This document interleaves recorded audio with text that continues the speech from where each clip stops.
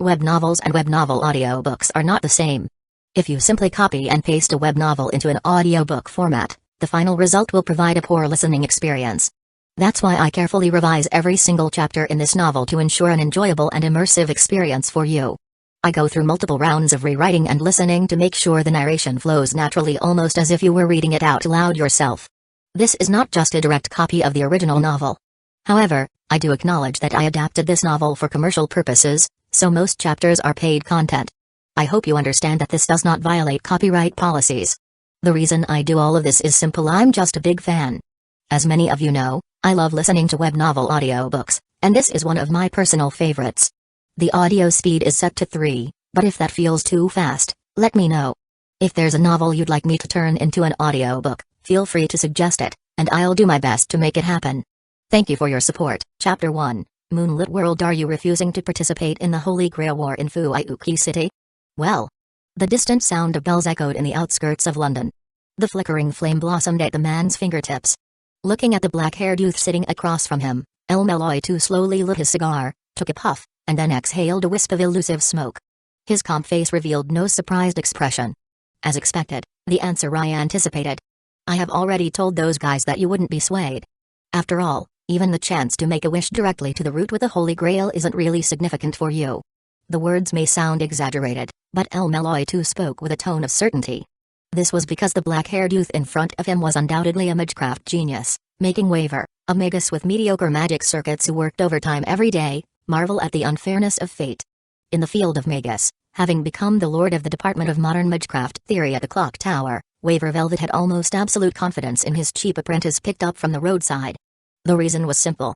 He witnessed Reinhard, in just a short year, rise from an ignorant muggle to a dignified position in the Clock Tower. Brand, pride, cause, count, frame. These were the ranks of magus passed down by the Mages Association. Waver himself, as the lord of the Department of Modern Magecraft Theory, was currently only at the level of S. In high emotional intelligence terms, he held the title of honorary Fs thanks to his outstanding achievements in teaching his disciple. In reality, Waver's magical aptitude was quite poor, barely reaching the level of cause, struggling even with hypnosis on old ladies. His magic circuits were bluntly evaluated by his foster sister, Rains, as non-flammable garbage. It could be said that he was practically a placeholder. So much so that the long hair he now had was to conserve a bit more magical energy, and even the cigars he smoked were a form of mystic code, a special cigar he makes to relieve his panic and something to make him seem more lord-like. To put it bluntly, despite holding the position of one of the 12 lords at the Clock Tower, Waver's value as a magus was not very high. The sensation, the magical energy, felt less than good a go. This is also the reason why every time he receives guests, he has to bring along Grey as a personal bodyguard to prevent the assassins from killing him. And, compared to Waver's pathetic magical aptitude, Reinhard's magic circuits underwent a qualitative and quantitative mutation in his brain, seemingly outstanding in both quality and quantity. This made Waver envy to the point of almost having a heart attack. Not to mention, his astonishing promotion to the rank of Pride within a year, even legendary magician like Zelrach, and that. Scardred seemed to have never shown such an exaggerated performance in their magus careers. The Clock Tower's ranking bestowed considerable importance on a magus's magical achievements. In simple terms, being able to fight was a crucial factor. However, the more important evaluation criteria were aimed at assessing the magician's broad and innovative understanding of magic, their understanding and construction of spells, and the magus's casting ability. Of course, if you were a second-generation magus, everything was different. The Clock Tower had very flexible criteria.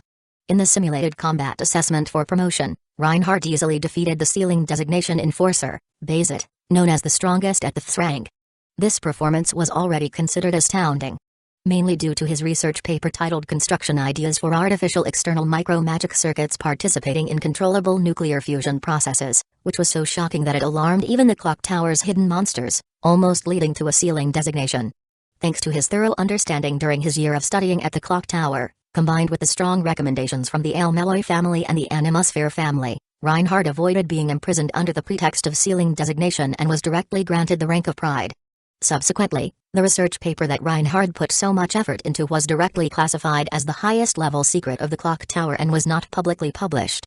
This result made him lose the last bit of patience for the Clock Tower's outdated customs. Ridiculous. Pitiful.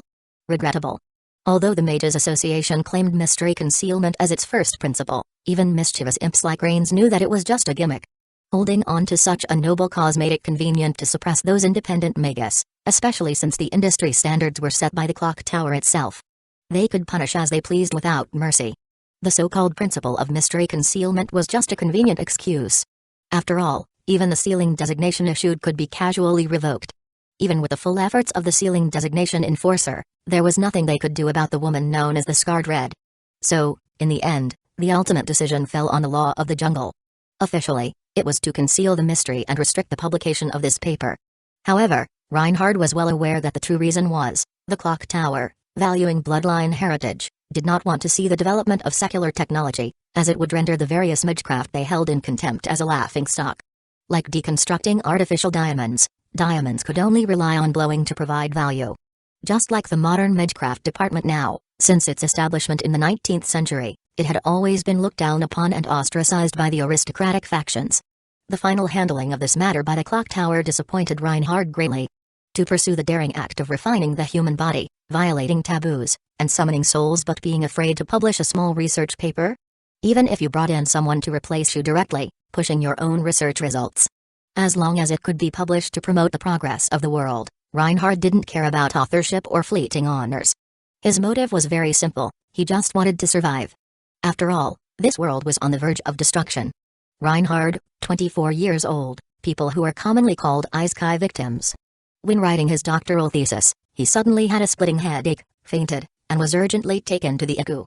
After a court scan, a blurry shadow was found in his brain, suspected of a malignant tumor, and various clinical manifestations matched the symptoms. At the most ambitious age, he was diagnosed with an incurable disease. After the initial shock, disbelief, and indignation, Reinhard emotionally accepted reality and gave up torturous chemotherapy. He decided to finish his thesis seriously and spend the last moments of his life peacefully. However, when he walked out of the hospital, Reinhard was not met with the dull and gloomy city sky but the drizzling streets of London. He had directly Isekai'd into London 2002 in moonlit world. His oriental face attracted the attention of the people on the street, and even chat and bank applications on his phones nearly became paralyzed. Fortunately, Reinhard's spoken English was fluent, and he was brought home by Gray, who was out buying bread. Finally, through Waver Velvet's recommendation letter, he entered the clock tower and became an international student. It was a good thing that the Londoners didn't speak Japanese, otherwise he would have been homeless because he couldn't communicate. After Isekai'd into the moonlit world, Reinhard found that he had awakened the ability called clairvoyance. In the early stages of stabilizing the control of clairvoyance, accompanied by severe headaches, he could occasionally foresee vague images of the future of this world in his dreams. All were scenes that would give people high blood pressure.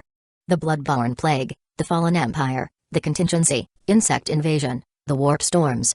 Tell me, is this really the moonlit world? Let me go home. In the not-so-distant future, various strange and dangerous disasters would ravage this world, ultimately plunging this land into a complete hell on earth. What's more, Reinhard discovered that his clairvoyance had never observed the future beyond 2016. This likely meant that humanity in this world would be extinct by 2016. Order collapse, life withering, civilization disappearing. Human history was on the brink of extinction. The images of the collapse of human reason foretold to Reinhard the tragic ending this world was about to face. Seeing such a future, Reinhard was somewhat numb. Even though he had become an Isekai victim, he should have led a life of glorious life, fight the Demon King, and build a harem like the protagonists in those Japanese novels. He should have welcomed the supposedly happy time like a dream. But why did it turn out like this? Isekai'd into the moonlit world, the original incurable disease had the possibility of being cured in the moonlit world view. However, before he could be happy, he suddenly learned that the world would be chaotic in just over a decade. It was as if he had suddenly Isekai'd into a fantasy world and was enthusiastically preparing to start a grand bestiared harem, only to find out that this was an NTR-type fantasy world. Chapter 2. No one understands the Holy Grail War better than me, foreseeing the impending doom of humanity. Reinhard had tried repeatedly to find a hospital gate to go back through, attempting to return to his original world, but unfortunately, it was to no avail. He had no choice but to accept reality once again. The silver lining in his misfortune was that, as an Isekai victim, despite not awakening any system despite his countless calls, Reinhard possessed extraordinary innate talent. After diligently mastering the preliminary use of clairvoyance, he finally realized, when conducting introspection, that the peculiar shadow in his brain was not a tumor but the dormant magic circuits awaiting awakening. Due to his exceptional quality and quantity, The magical energy spontaneously absorbed and overflowing from Reinhardt's body caused intense headaches. If he didn't quickly activate and control it, it would be as fatal as a malignant brain tumor. He might not have more than a few months left to live. Under the recommendation of Waver Velvet taking the back door, Reinhardt embarked on his journey as an international student at the clock tower. After some time of theoretical studies, he gradually understood that the future observed by clairvoyance only represented a possibility. This explained the variations in the forms of disasters he foresaw, as world lines often held infinite possibilities. In other words, the future could be changed. If humanity could progress and develop faster, perhaps the bleak destruction ahead could be avoided. Thus, in addition to improving his survival abilities, Reinhardt dedicated himself to advancing the world's foundational research, hoping to integrate science and magecraft.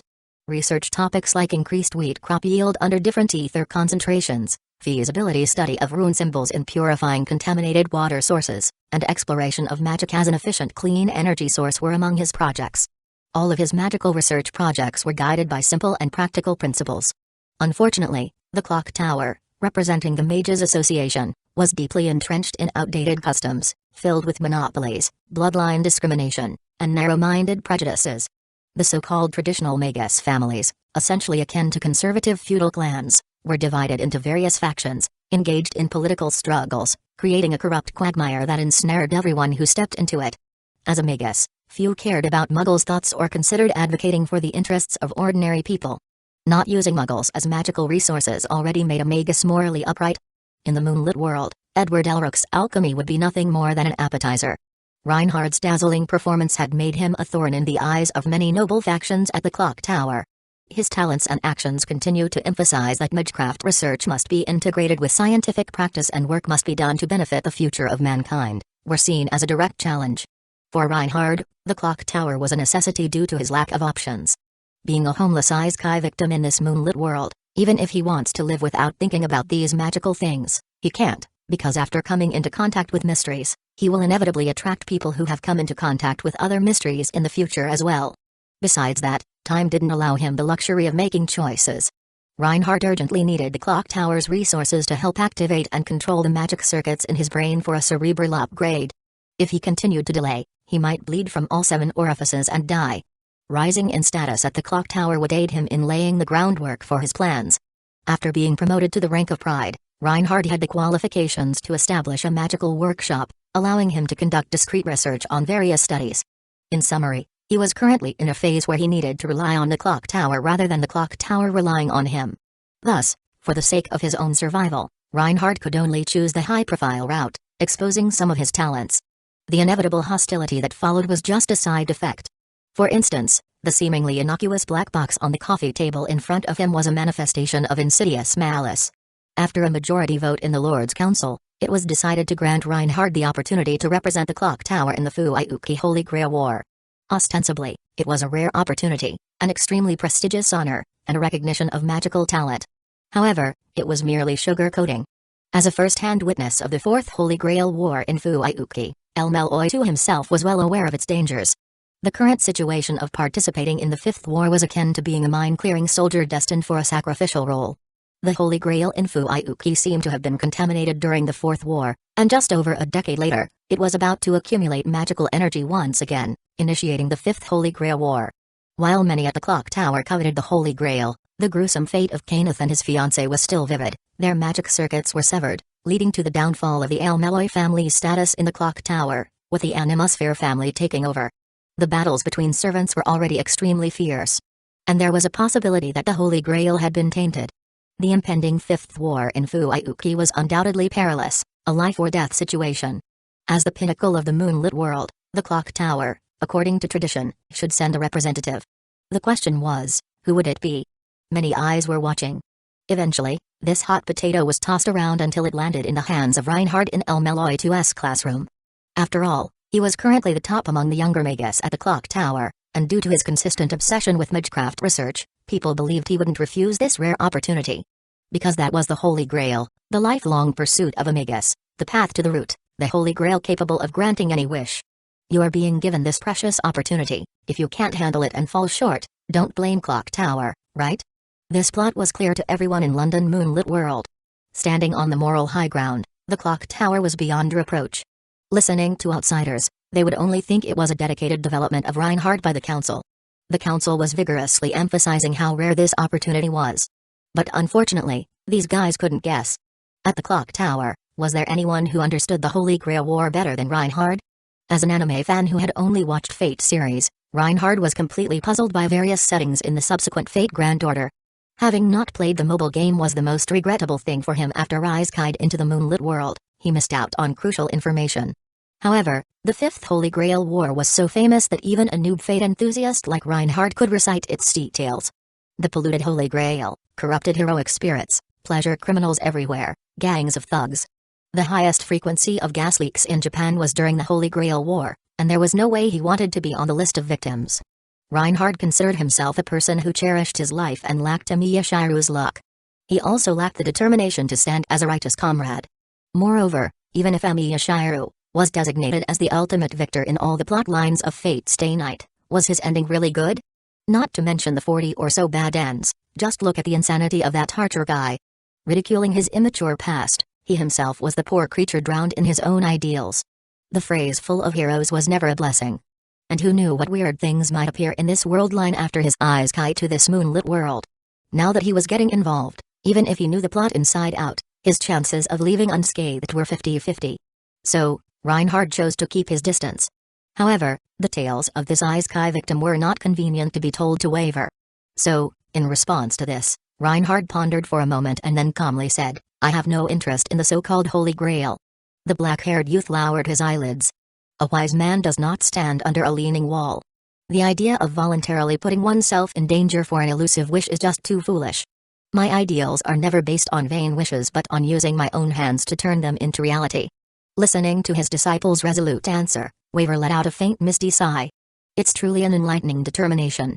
Yes, with your talent and abilities, you don't need the wish of the Holy Grail. I personally strongly agree with your decision. You are just too normal, Rain. But most mages are a bunch of people with issues in their heads. So, a normal person like you seems like an alien among them. Staying in the quagmire of the clock tower is like a pearl covered in dust. The puzzled Reinhardt couldn't help but smile wryly. I will take this as your praise, Professor. Dealing with disciples with normal minds is more comfortable than mediating between those annoying old folks. Waver took a puff of his cigar. I will explain the situation to the council, you don't need to worry. Even the grand position at the clock tower should not be your final destination. Looking at his cheap disciple. In just 1 year, Reinhardt, who had been promoted to Pride, Made Waver had become the most sought-after special lecturer at the clock tower. The threshold of El Meloy2's classroom was almost trampled by students, leading to an increase in class hours, and the tuition fees were substantial. He taught classes every day with both pain and joy. However, Waver himself knew best. He didn't teach Reinhardt much, at most, he guided him to get started. In the past year, muttering strange things like foundation and runes are similar to writing programs in language, Reinhardt's progress was so rapid that it seemed like he was cheating. According to his own words, because he had worked in a profession similar to Magus, a barcode farmer or something like that, learning Magus was like a walk in the park. Waver didn't quite understand this. But there was no doubt that Reinhardt might have already surpassed his professor in the field of magecraft. Above magecraft, there is a realm that transcends magecraft, Waver said. That is the goal you should climb towards.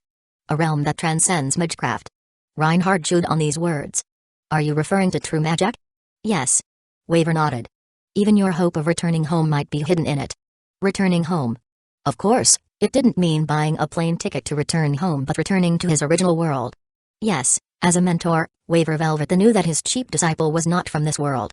After all, Reinhardt suddenly appeared in London, without even a passport, and his strange ID card stated he was born in '99. When Reinhardt showed Waver his phone. Faced with this ingenious technological marvel, Waver immediately understood the origin of the person in front of him. Although surprised, Waver was more fortunate to have encountered the real thing. Because, traveling to another dimension in the moonlit world had long been a precedent. That was the second magic, operation of parallel worlds. Reinhardt slowly uttered this term. Chapter 3, You Will Be the Antagonist. The second magic. A legendary true magic mastered by the wizard marshal, Kisser Zelrech Schwenorg. It allows the caster to freely travel between parallel worlds while maintaining the same identity. Reinhardt's Isekai phenomenon is highly likely to be related to it. However, this old jewel has been never seen for a long time now, and no one knows which corner of the world he is currently touring or what grand plans he is hatching. Therefore, Rather than placing hope in such elusive legendary figures, Reinhardt is more inclined to rely on himself to uncover the true nature of the second magic. If humanity is truly beyond salvation, at least he can create an additional escape route for himself. Yes, it is indeed the second magic. Waver exhaled a misty cloud of smoke. If it's you, Rain, you might really have a chance to step into that vortex, the root. Different from tricks like magecraft, true magic is a genuine miracle that connects to the root. Throughout history, countless mages have pursued the root, engaging in various magical studies, human experiments, violating taboos, and even abandoning the baseline of humanity. However, very few have been fortunate enough to catch a glimpse of the root. A genius capable of surpassing the grand, with a chance to touch the root. Waver had such a high evaluation of Reinhardt. His disciple Reinhardt has the potential for the root. On that day, Waver could already imagine that if it happened, he would become a magician's mentor living in legends, right? Then, there would be no need to work overtime every day. To clear the huge debts sooner, to live a luxurious life of smoking one cigarette after another. The master tried hard to paint a rosy picture for the disciple. There's no need to care about the envy of small-minded people, focusing on your own path is the most important. Immersed in his generous fantasies, Waver luxuriously extinguished the cigar after just a few puffs in the ashtray. People will envy those who are ahead of them, but when faced with towering mountains, they can only stand and look up. Those old bags from the clock tower are better off left alone, without causing trouble for oneself by trying to build relationships with those old bags. Reinhardt felt a bit disgusted at the thought. I never care about these boring malice, Reinhardt shook his head. But, Professor, don't you feel regretful? After all, this is an opportunity you have been diligently pursuing for a long time. As the words fell silent, the Lord of the Department of Modern Magecraft Theory fell into a wordless silence. Waver, in a daze, stared into the ashtray as the sparks on the remnants of the cigar gradually extinguished. After a while, he finally shook his head gently. The Holy Grail War should not be the time for me and him to reunite. That's right. Waver Velvet himself was originally the one planning to participate in the war. Not for any other reason. As a loyal subject, he wanted to meet his king again, even if it was just a glance. But Reinhardt's resonant words directly struck Waver's soul, who was contemplating. If the king ordered you to live as a loyal subject, would risking danger just for the chance to meet him again truly be the meeting he desires? That's right. Doing something like bringing oneself back into the Holy Grail War just to meet the king again was ultimately a selfish and wishful thinking. Although nearly a decade had passed, the young man named Waver Velvet still hadn't moved on from that night in 1994. Even though he was now the Lord in the clock tower. It's really no progress at all. Realizing his own immaturity, Waver, with a bitter smile, finally let go of his worries. He no longer busied himself for a spot in the Holy Grail War and, instead, kept the promise he made with the king, choosing to live well. There will be opportunities to meet again in the future. Waver touched his chest, and since then, he had kept the cloak fragment of the king by his side. In the profound journey of life, Rain, you are, in turn, my mentor. Recalling the heartfelt conversations he had with his disciple, Waver gazed at the black box on the coffee table with emotion. Something truly nostalgic. He had also taken such a relic from his teacher, Kenneth. Of course, it was taking, not stealing. How could you call it stealing in the world of Magus? The grand journey and the bonds forged between them also began with the Holy Grail War. Relic. How should I put it? Those old folks at the clock tower can only use their pathetic brain capacity in such a dark place. They claim to have carefully selected an extremely powerful relic for you. Waver emphasized those two very ironic words. However, they actually took out something almost insulting from the spiritual tomb of Albion. Are they trying to convey that my disciple is a heretical antagonist trying to subvert the rules of the clock tower? Hey, he knocked on the table with his knuckles. Waver's face revealed a meaningful smile. Rain, do you know what's inside this? What is it? Seeing the excitement on his disciple's face, Waver's slender fingers slowly turned the switch on the black box. With a crisp sound, the outer shell of the box opened, and the contents inside gradually came into Reinhardt's view. Is this a scale? Reinhardt squinted slightly, his eyes, as deep as an inkwell, observing the pure white scale with a black circular pattern embossed on it, resting on a crimson cushion inside the box. The ill-fated son of the white dragon, Waver said each word. It is said to be an inverse scale from its body. Never heard of it.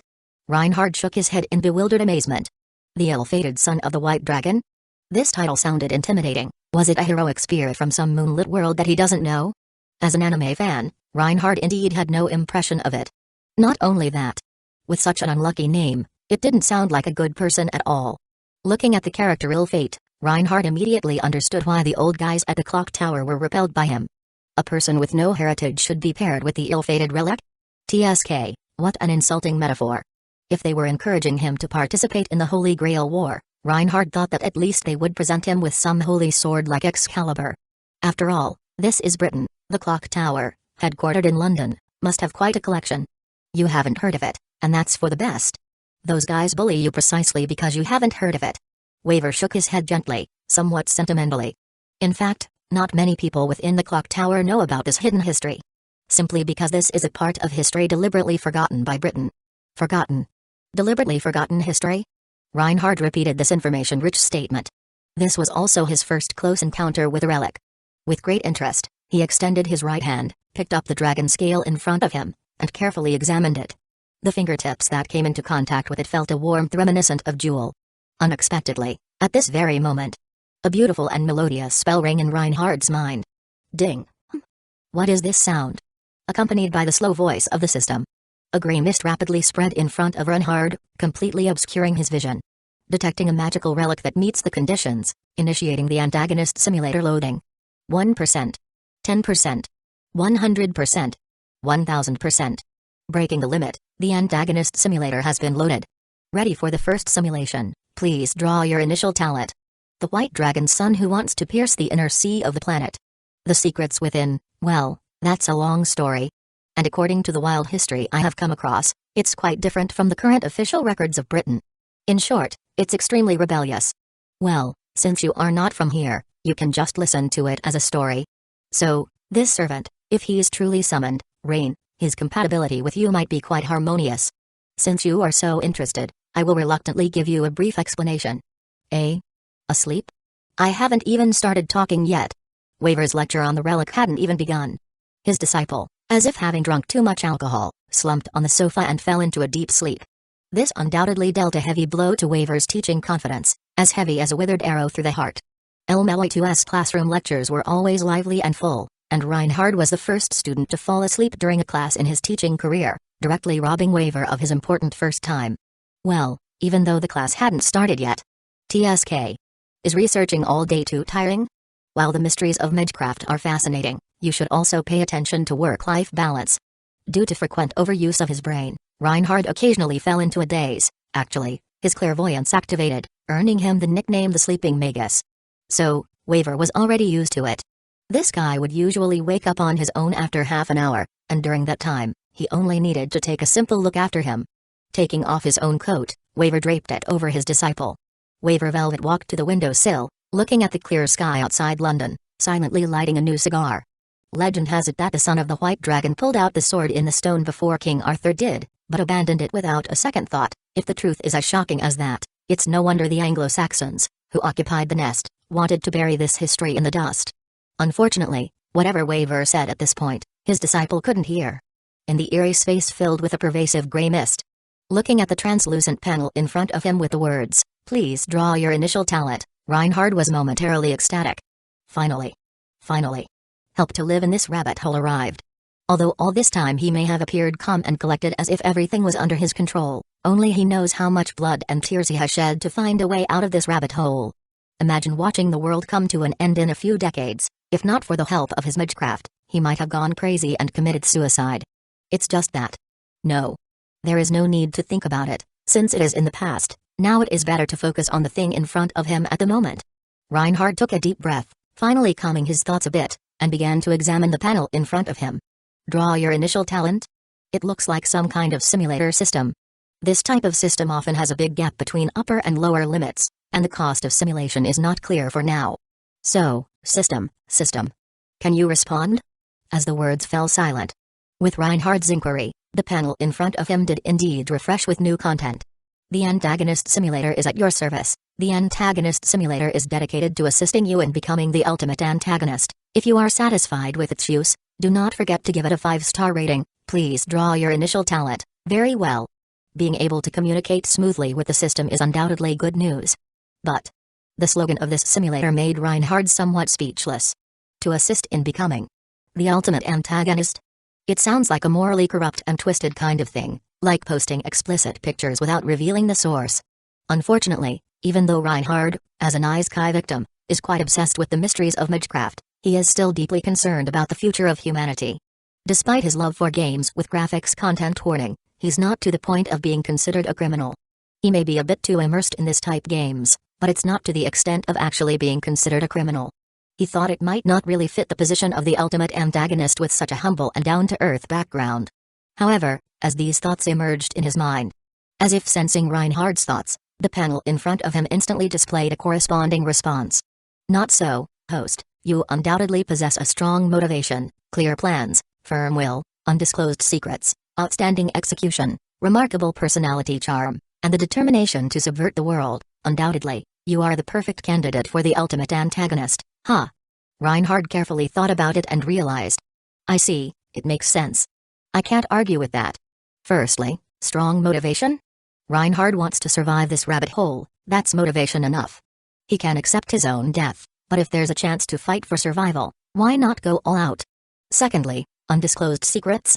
How can he tell the clock tower, a bunch of eccentric magus, that the world is about to end? Should he write a report and drop it in the dean's mailbox? Reinhard is well aware that if he publicly propagates the theory of the end of the world on a large scale, some people in the council may unexpectedly be overjoyed. Having an excuse to send him to the ceiling designated would be their prerogative. This is indeed a secret that cannot be disclosed. Lastly, determination to subvert the world? Damn, this moonlit world line is about to be stirred into chaos by warp storms. Rather than being trampled by those four shit and their desecrated things, it's better to overturn it himself. Leading humanity to directly ascend the technological tree of psychic energy, breaking out of the earth and venturing into the universe. If one day he touches that route, maybe he can really do such a thing. In short, after saying so much, Reinhard actually realized. Yes, these are the excellent qualities often found in the villains of various works. It seems like he has become a complete set? Ah, this is. Whether it's the reputation of the clock tower or the system's statement, suddenly being designated as the ultimate antagonist, Reinhard didn't know whether to be happy or sigh. Although he was very curious about the origin of this simulator, he didn't think too much about things that were out of his control at the moment. It would only confuse him and hinder the immediate goal he could achieve. Since answering his own introduction, the system has been urging him to start the simulation, and asking about anything else just repeats, activation pending, seeming not very intelligent. Well, let's see what this simulation is about, everyone. This thing doesn't seem to have any other usable functions. Thinking like this, Reinhard, with a trial-and-error mentality, chose to draw his initial talent. If this system is useful, everyone is happy. But if it's this system and it's really not good, then he can only keep beating it until it becomes useful. Is the system such an inconvenient thing? It still needs the host himself to give it a good adjustment. Reinhard didn't know if the system could perceive these thoughts, but it seemed that its loading speed had increased. Initiating the extraction of initial talents. 1%, 10%, 100%, 1000%, breaking the limit. The extraction of initial talents is complete. Ready for the first simulation. Please draw your initial talent. First, Dark Will, a profound dark will, representing your unwavering determination and resolution. For the goals you want to achieve, you will face your desires candidly, without hesitation to pay any price. Even your own life can be used as a bargaining chip. In the raging waves, there is neither joy nor fear. You have near immunity to interference on the spiritual side, Dark Will. So the point is, immunity to mental interference. That's very useful here. Thinking like this, Reinhard soon saw the second talent refreshing on the panel. 2. Ultimate life form, born from the phantasmal species blood. You, who grows steadily every day, are advancing steadily into the realm of the ultimate life form. Your various basic attributes, the quality of your magic circuits, and your magical energy will continuously improve as you age, and all special attack effects will weaken against you, cars? But this seems different. But he must say, this talent is indeed very strong, obviously to the point of being abnormal. And wouldn't he unlock an ending like being thrown into space and finally giving up thinking? 3. Peaceful life. You long for a peaceful life, not clinging to victory or defeat, nor entangled in troubles. Your nature is chaotic and evil, but the humble and gentle shell has become the perfect disguise for your daily life. When the moment comes to break this peaceful time, you will burst out an unprecedented terrifying execution power. In intense conflicts, your growth rate will greatly increase, making it easier to achieve breakthroughs in skills. With the third talent displayed, Reinhard was already too tired to complain. Dark Will, ultimate life form, peaceful life. These attributes stacked together made Reinhard's mind short-circuit briefly to bring up strange images that he didn't know whether to say or not. TSK. What kind of strange antagonist character is this? Bad news, this is a stitched-up monster. Good news, it's all stitched up. Just as this thought emerged in his mind, Reinhard's vision suddenly went black. Only the cold voice of the system slowly echoed in his ears. Talent import complete, beginning module loading, Remnants of the Age of Gods, Chapter 4, Afraid of Domestic Violence, you are born, as ultimate life form, it seems you were born into a prestigious noble family, a non-human creation born from the divine phantasmal species blood. Instead of the warm cradle and parental care, what greeted your birth was the cold ground and a gaze filled with complex emotions. It actually succeeded. The flickering candlelight cast a dim light. The inverted iron thorn chandelier swayed slightly above. In the hidden underground chamber of the castle, a glamorous woman with blue lipstick looked at the newborn in the magic circle. Under the black veil, her expression seemed a bit complicated. I can't believe it really worked. Born. And then what? She had never taken care of a child before. So quiet. Is it because it's an artificial being and doesn't know how to cry? The glamorous woman approached with some restraint.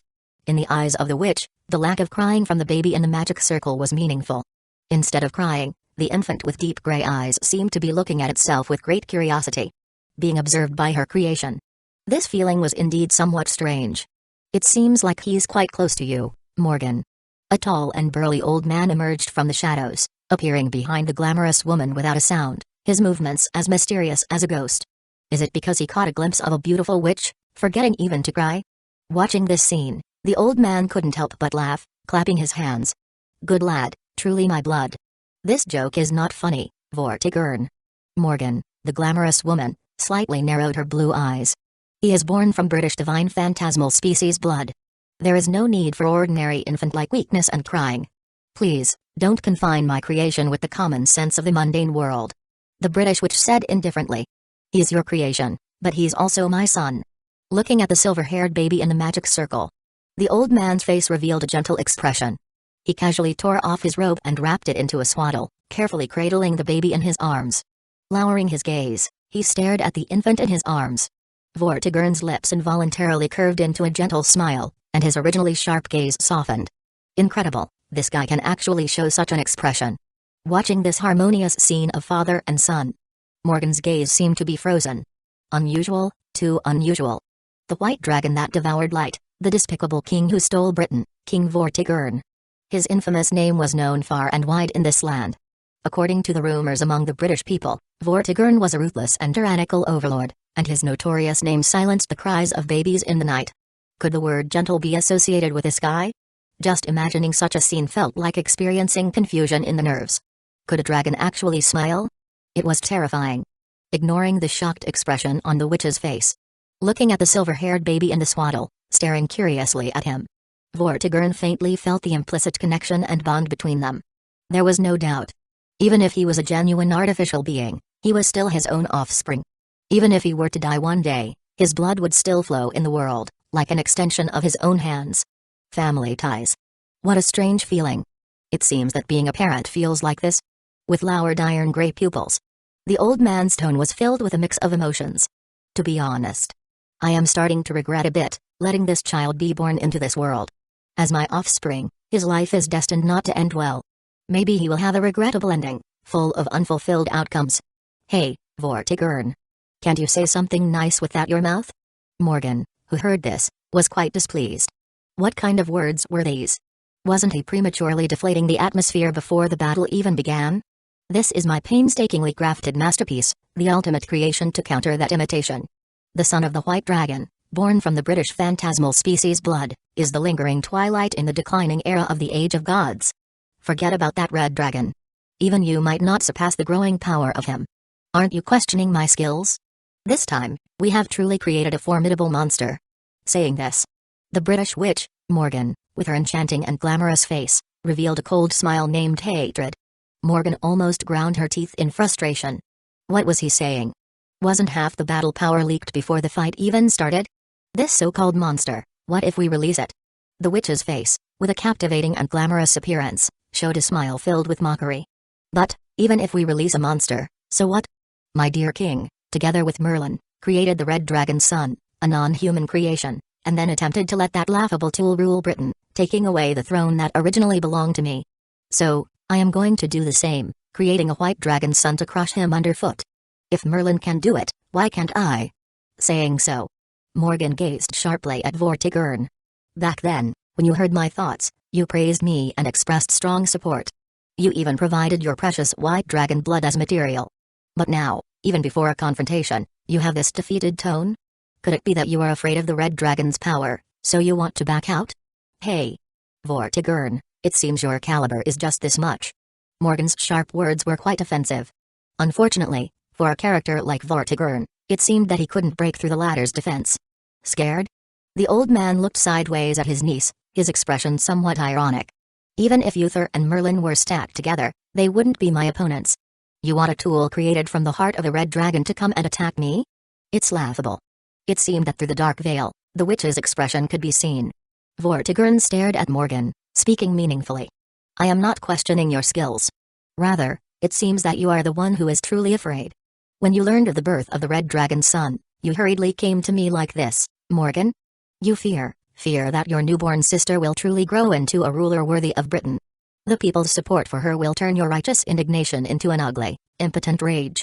So, you want to prove it to Uther, don't you? To make him understand how absurd his decision is. Morgan, you may also be betraying your own country. You. Morgan's thin lips trembled for a moment. Ugh. There's no way to refute Vortigern at all. Every word was like a pearl, each sentence cutting straight to the heart. It felt like her defenses were about to be completely shattered.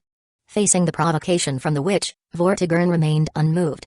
Instead, his words, designed to pierce her heart, struck directly at Morgan, leaving her defenseless. Watching his niece's almost broken expression, the elderly king shook his head, not bothering to argue with this young witch. Lowering his iron-gray eyes, he looked at the silver-haired baby in his arms. Vortigern's expression seemed somewhat trance-like.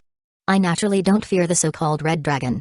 However, is my only enemy a trivial red dragon? On the candlestick, the flames flickered. The fire swayed in the dimness, struggling to burn but unable to dispel the vast twilight. The night was still very long. But the lamp oil seemed to be running out soon. Standing amidst this swaying and uncertain residual fire, the old man spoke softly. My enemy, Vortigern, is the entire era of Britain. Time and space are the same power, heroes are not free from fate. The decline of the Age of Gods is the trend, and thus, the fortunes of the entire era will be aligned with the red dragon in this torrent. If he is to inherit my path, the child's future will undoubtedly be extremely difficult. And the end point of this path is only a steep cliff. Now, facing the fading Britain of true ether, there is no vast land for him to roam.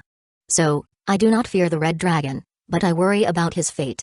Perhaps it's because of this concern that my heart cannot become hard enough. Undoubtedly, I have added a weakness. Another gentle smile, accompanied by sighs and emotions. In the 6 months they had spent together, Morgan was seeing this side of the elderly king for the first time, so full of sorrows and sensitivities. The devourer of light, white dragon? He was almost turning into a holy dragon. It seemed like he had become 10 times darker and 3 times wider. It looked like one should never have children, it would make a person unfortunate. Looking at the complex emotions in the eyes of the old king, Morgan came to a very reasonable conclusion. Perhaps this was the unique sensitivity of the old man, she couldn't understand it at all. So, for the former's concerns, the witch just shook her head with a mocking expression. It's a pity that, as the son of the white dragon from the lingering twilight age of gods, he is destined to contend with the red dragon. Are you afraid, by any chance, of losing him? After a moment of silence, Vortigern remained non-committal. Perhaps? TSK. This ambiguous answer made Morgan couldn't help but sneer. The so-called King Vortigern, known as the White Dragon, would actually care about the life and death of a tool? Incredible. Once. Vortigern gently shook his head. I thought I wouldn't care. Unfortunately, living in this world means having weaknesses, Morgan. The old man smiled, pointing to his chest. All those indifferent words are just used to deceive one's own heart. I didn't expect you, uncle, to still be someone who values family so much. The witch sneered and mocked. You are the one who fits the saying brothers and siblings are respectful. Vortigern burst into laughter. Thanks to you for still being willing to call me uncle, good niece. Watching the bickering between the old and the young. At this moment, Reinhard was thinking. This old man and witch, could they be his parents from the simulation this time? Stop quarreling, how about you guys have a fight? Chapter 5, The Witch and the Monster. Speaking of which, Reinhard suddenly remembered the simulation. It seems that he has the setting of being an artificial human or maybe a homunculus if using the moonlit world interpretation. So, these two should be his foster parents? Is the age gap a bit too big? And moreover, it's even an uncle and niece relationship. Reinhard understood, the noble relationships in feudal times were often chaotic, and chaos was considered normal. Especially in Great Britain, it historically produced a lot of family dramas, right? Hemophilia was spread by these nobles, and they even called it the noble disease. It was really quite ridiculous. After listening for so long, Reinhard basically understood. After touching that piece of dragon scale, he seemed to be simulated as the ill-fated son of the white dragon? Shouldn't it be said that it truly lives up to the title of an antagonist simulator? Am I really the antagonist?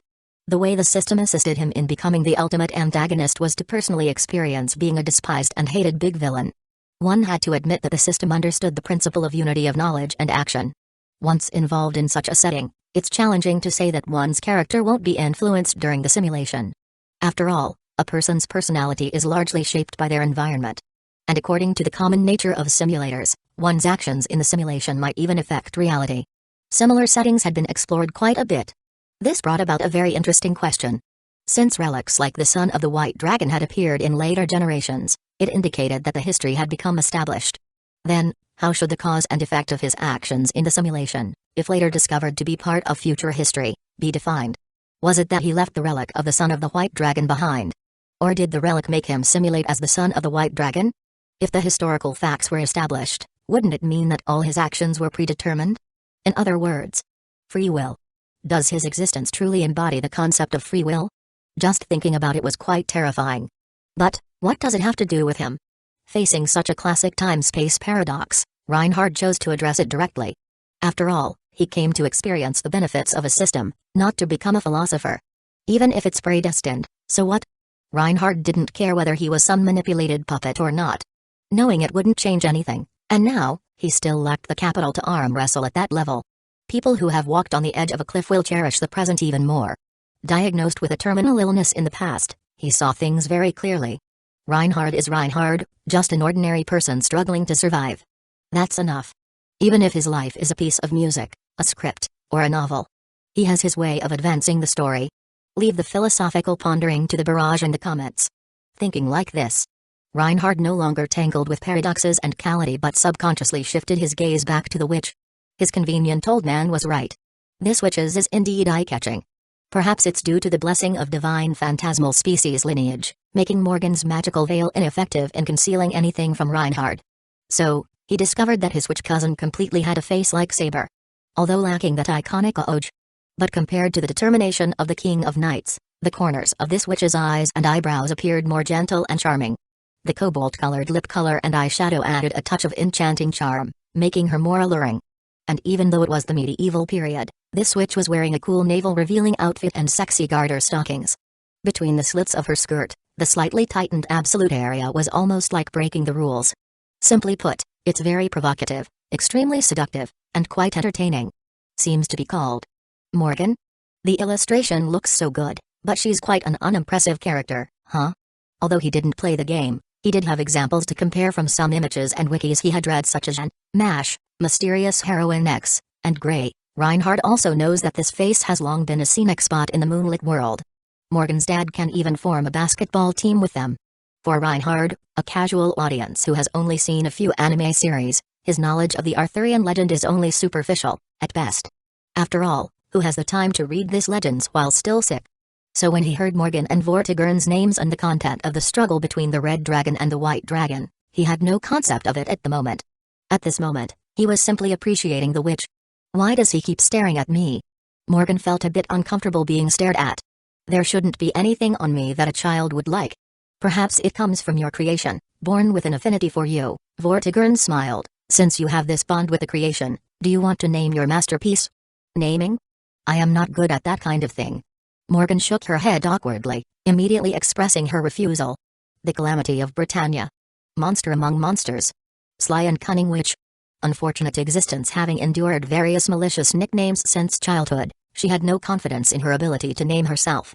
But let me do it, after all, he is my son. Vortigern lowered his gaze, looking at the silver-haired baby in the cradle.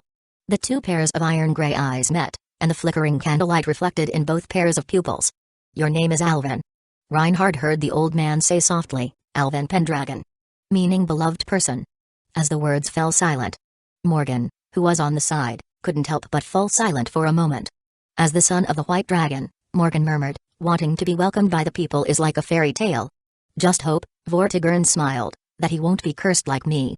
Although he said that, both of them knew that the phrase beloved person was almost ironic for the son of the White Dragon. The scene fell into a silent silence. It seemed to foresee the thorny path ahead for this child. Morgan couldn't help but think of her gloomy past. Yes, just like the cursed King Vortigern, she, who was cast as a witch, was never a beloved person. As the noble daughter of King Uther, the mystery that should have been cut off in the previous generation unexpectedly reappeared in Morgan. The extraordinary talent seemed like a gift from the gods, giving her powerful magecraft. But in Morgan's eyes, this was more like a curse that was completely opposite to King Uther's glory. From then on, she embarked on an unfortunate life that was feared by others. In her childhood, uncontrollable dark magecraft inadvertently caused crops to wither and vegetation to dry up. The overflowing magic energy enveloped Morgan in a mysterious shadow, making her existence like a plague, quickly drawing people's hatred. So Morgan put on a black veil to cover her face, closed herself off in her room, and tried to master her powers, hoping to be welcomed by everyone someday. Unfortunately, the girl named Morgan Le Fay later realized, it wasn't because she did something wrong that she was hated. It was because she was hated that everything she did was wrong. As a stepdaughter, she was initially not trusted by her father. So when she awakened such dark magical talent, King Uther's aversion became even more apparent. The girl named Morgan Le Fay had never been loved. Because she was unloved, everything she did was wrong. Wanting to gain King Uther's approval, she was ruthlessly abandoned as a spare tire. Wanting to be welcomed by the people, she was shunned as a witch to be avoided. Clearly not understanding herself, merely through hearsay, one could know how scheming and cunning Morgan Le Fay was. Perhaps the reason why King Uther lost to that king is because Morgan, that cunning witch, played a role in it? Ha ha ha ha. If that's the case, then he will comply with their expectations and truly become a mysterious and ominous existence like a witch, and go to assist Vortigern. But is someone born to be a mysterious witch? Will his innocent creation have to endure the same fate as herself? Why? Looking at the silver-haired baby curiously examining her, the iron-gray translucent eyes seemed to be filled with the joy unique to children. He really feels very close to her. In a daze, Morgan seemed to understand Vortigern's feelings a bit. Anger surged within her heart in an instant, followed by questioning. Finally, unwillingness. There's no way to accept it. Even less tolerable to endure the repetition of the same misfortune. So, let me teach him. The cold voice sounded like a flickering candle in the twilight. In this dim underground chamber, Morgan spoke softly. As the son of divine phantasmal species, his talent is undoubtedly monstrous. In the realm of magecraft, perhaps I can offer some guidance. Good. Vortigern nodded. Thank you for your trouble. Do you trust me so easily? Vortigern's unhesitating attitude made Morgan feel uncomfortable instead. Aren't you worried that I will corrupt your good son? Corrupt? He. The burly old man raised his hand, pointing to his own face, looking somewhat amused. Within this Britannia, is there anyone more corrupt than King Vortigern? You have a point. The Blue Witch chuckled self-mockingly, shaking her head. Slowly, she walked forward and received her creation from Vortigern's hands. The silver-haired baby in the cradle continued to gaze at her. In those iron-gray pupils, Morgan saw her own slightly nervous face.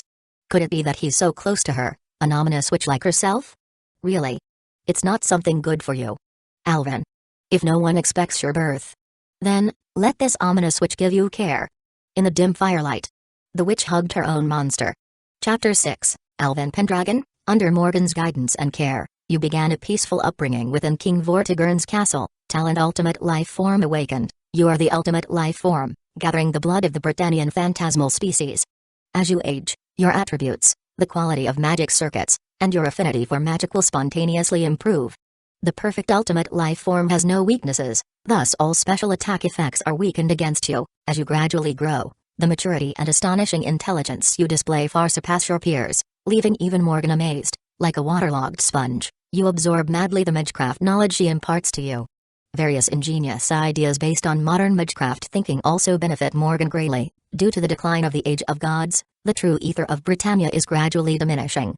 Therefore, future magecraft construction must focus on the efficient use of magical energy and seek miniaturization, refinement, and engraving of magecraft.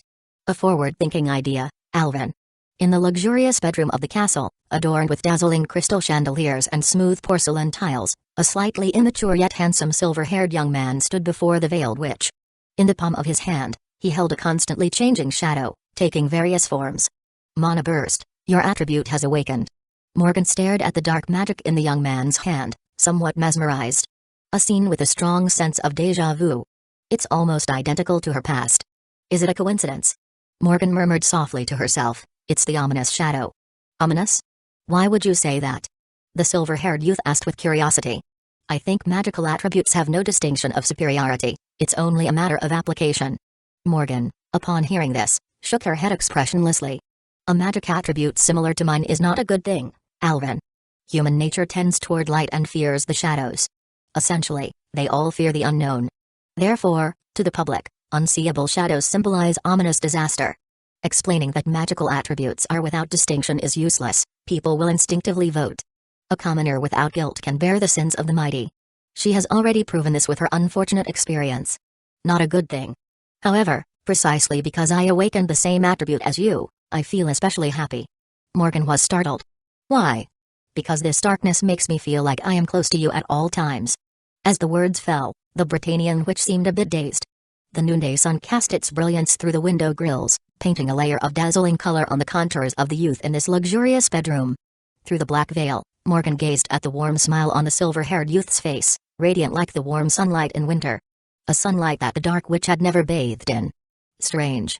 So strange. Why would someone be so gentle to an ominous witch? She should distance herself, communicate in the coldest tone. Dislike, resentment, avoidance, disdain. That would be appropriate. Incomprehensible. Incomprehensible. The witch named Morgan Le Fay has never experienced someone being so close to her in her life. In those clear eyes, there is no trace of disgust, disdain, or mockery, only unreserved, sincere warmth from the heart. The sincerity that the dark witch finds difficult to face. Heartbeat is so fast. Don't know how to respond to this palpitation. It feels as if a strange, sticky liquid is flowing out of her body, making her chest feel uncomfortable. Morgan looked away in confusion, not daring to look at the young silver-haired man's face again. Today's lesson ends here, Alvin. I need to study the magical miniaturization concept you proposed. From now on, you should practice on your own, remember not to be lazy. Almost as if fleeing for her life. The witch, with a blush on her face, hurriedly walked out of the bedroom, unable to face her disciple. Watching Morgan's disheveled steps disappear behind the palace door. Reinhard clicked his tongue and slowly withdrew his gaze. Cute when being tsundere. Really can't resist the charm of a tsundere witch. It appears even more adorable. Although the attribute of tsundere has already faded in the modern era. But now is the medieval period, and it still belongs to the ultimate version of tsundere. So, Morgan is the number one. Unfortunately, despite the relationship and the fact of teaching, Morgan does not allow Reinhard to address her as a sister or a teacher, emphasizing that calling her by her name is enough. Perhaps this is a unique reserve of witches, attempting to achieve alienation through this method. Her tsundere nature is evident. But Reinhard insists on using honorifics, and Morgan, unable to resist, allows him to do so.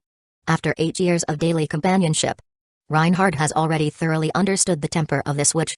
In summary, tsundere and lacking love. Through the fragments between the lines of their usual conversations, one can glimpse her heart-wrenching past, which is known as beautiful and strong but miserable, right? Not to mention, the veil, crop top, suspenders. The witch's epoch-making aesthetics hit Reinhard's preferences head-on. Black stockings are a good civilization. Although it is tempting to complain about where suspenders came from in the medieval period, Morgan's thighs peeking out from under the skirt often distract Reinhard's attention.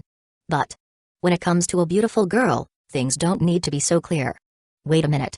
Is this witch really a girl? Although it's not convenient to ask a witch's age, judging from the age of his cheap old man Vortigern, Morgan should be in her 40s at least. Isn't this just a pure big age pure and innocent beautiful woman? With this in mind, it suddenly feels more alluring. To go big, go all the way. Facing the temptation from Ashoda, it's easy to be at a loss, so cute. Reinhard can naturally see the turmoil in Morgan's heart. Like the way her thighs touched upon Reinhard's preferences, the younger is also the ultimate good ball zone for the older beautiful woman. Perhaps because his face has provided some assist bonus? Thinking like this, Reinhard couldn't help but look at the full-length mirror placed in the bedroom. In the mirror, the slightly immature but already handsome silver-haired young man tilted his gaze, facing each other. The skin is delicate and fair, almost comparable to that of a newborn baby. Feather-like eyelashes half cover the ash-gray eyes, and the dazzling irises seem to have continuous patterns radiating within them. If someone were to gaze directly into the youth's pupils under sunlight, they would discover that there seemed to be exotic feathered flowers slowly blooming within. In simple terms, he looks very handsome and is highly relatable. If Reinhard himself were a fan of younger individuals, he would undoubtedly find it challenging to resist such a beautiful and youthful face.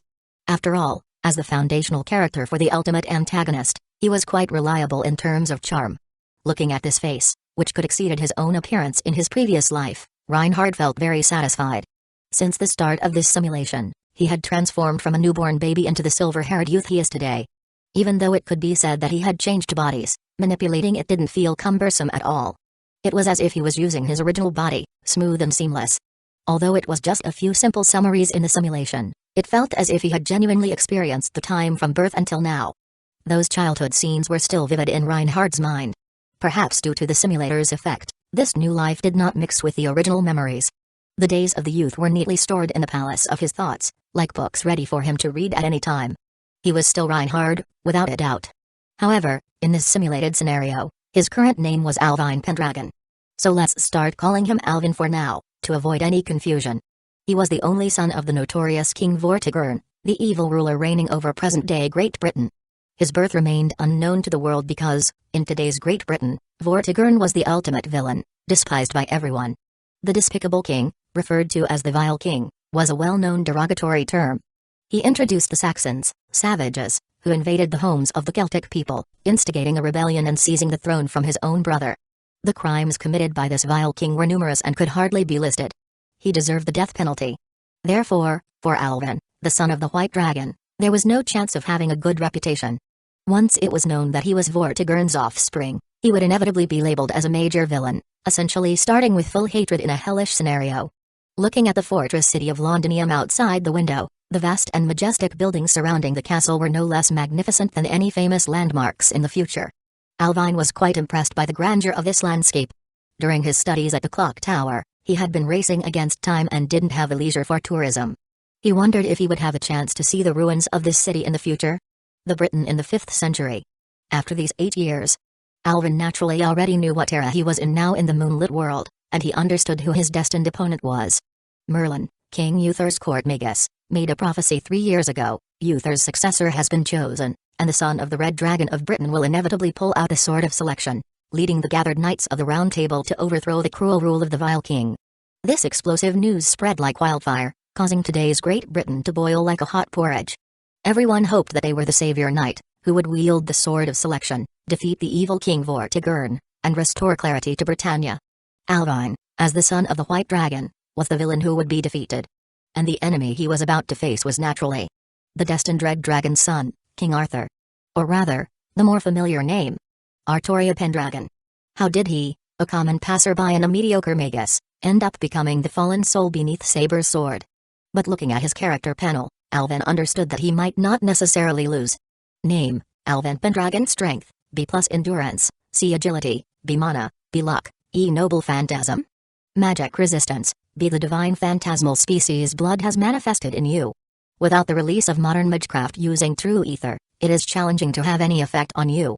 Writing, a learned exceptional writing skills through a combination of modern knowledge and the divine phantasmal species blood. Whether it's modern vehicles, magical beasts, or phantasmal species, you can easily control them. Mana burst, shadow, be a skill that strengthens weapons and the body by releasing mana. Due to its nature, you can easily manipulate shadows. Using this skill during the day will increase consumption, making nighttime battles more advantageous for you. Attacks made through flowing shadows, as a medium, are not only silent but also pervasive. Brute strength, the basic ability of possessing the phantasmal species blood, a skill that enhances one's strength. Even in the juvenile stage, you already possess considerable brute strength. Beautiful youth, a lovable, beautiful youth. This face naturally evokes goodwill from both men and women, bordering on the realm of charm. Unfortunately, if people know your true identity as the son of the White Dragon, even the most handsome face won't counteract the inherent aversion. This skill may undergo a transformation after you reach adulthood. Darkwill, not awakened upon this pitch-black, desolate wilderness, you seem to have not found your path yet. Ultimate life form, B. The juvenile ultimate life form has already shown its formidable appearance. As you age, all your attributes will continue to improve. Peaceful life. You fully enjoy the current peaceful life, but your true potential can only be unlocked when in the midst of turmoil. Chapter 7. This vast land facade of the ultimate antagonist is quite impressive. Alvin browsed through his attributes, and Alvin's current panel was no less impressive than a slightly weaker servant in the Holy Grail War. Although he knew that in the moonlit world, the panel was basically just for show, the noble phantasms were the key to determining victory. In actual battles, everyone would release chaotic magical attacks, creating explosions of gas. However, this panel was already extremely exaggerated. It's worth noting that Alvin is just an 8-year-old Shota. He could be described as a young dragon man, capable of carrying weights and punching through stones. Even those long-established knights would exclaim upon seeing him, "This kid is only 8?" With the ultimate life form talent, his phantasmal species blood granted Alvin literal strength of bears, eagle eyes, leopard speed, wolf ears. Not referencing ordinary animals, but using phantasmal species from the Age of Gods as a standard. All the superior characteristics of various species converged into one, and he could even develop a pair of wings if he wanted. No need for any rigorous training, practice, or study. As long as he kept breathing, he would continually become stronger. This was the superiority of being the ultimate life form. Every moment was a continuous step towards the realm called perfection. With age, Alvin still had vast room for improvement, truly embodying a promising future. When he reached adulthood, he would undoubtedly grow into a monster with strength and agility both at A, or maybe even 4A+. However, compared to the luxurious terms around him on the panel, one line on the panel seemed a bit out of place. Luck, E.T.S.K. Alvin looked at that glaring item. It's actually E rank. Is this implying I should become a Lancer? It had to be said, his system truly understood the antagonist. If luck were good, then he wouldn't be an antagonist but the protagonist. Thinking this way, the silver-haired youth couldn't help lowering his gaze and looking at the vast training ground at the base of the castle. Although swordsmanship was more in line with Alvin's aesthetic. But it seemed like the system was hinting for him to learn the spear. In this dilemma, a tall figure appeared behind Alvin, accompanied by the warm voice of an old man. A rough hand, covered in scars and calluses, gently pressed on the young man's shoulder. "Alvin, you seem distracted." "Father."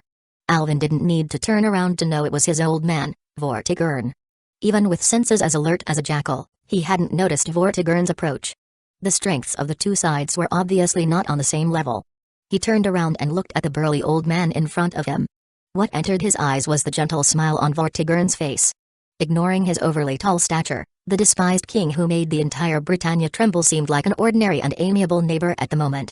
If an outsider saw this scene, no one would believe that the seemingly friendly old man in front of the youth was the terrifying vile king who made the entire Britain tremble. Only in front of his own son. This king, who was pointed at by thousands, concealed all his sharpness. Facing his silver-haired old man, Alvin nodded slightly in greeting. "I was looking at the scenery outside the window. Something on your mind?" "I have encountered a little bottleneck in my magical studies," Alvin said straightforwardly, "and Lady Morgan seems to be distancing herself from me." "Your cousin has that kind of personality, you should be more tolerant of her." Vortigern smiled. "Tomorrow is your 8th birthday, do you have any gifts you want? As long as it exists on this Britannia, feel free to ask. Even the stars in the sky, I will pluck them for you." The old man said exaggerated words with a gentle tone that contradicted them. The idea of plucking stars sounded extravagant. But Alvin knew that Vortigern could really do it. The despised King Vortigern had ruled over the central city of Londinium for nearly a decade. The brightest jewel of Britannia had fallen into the hands of Vortigern, and the capital had succumbed to the barbarian rebels, a great shame for the Celtic people.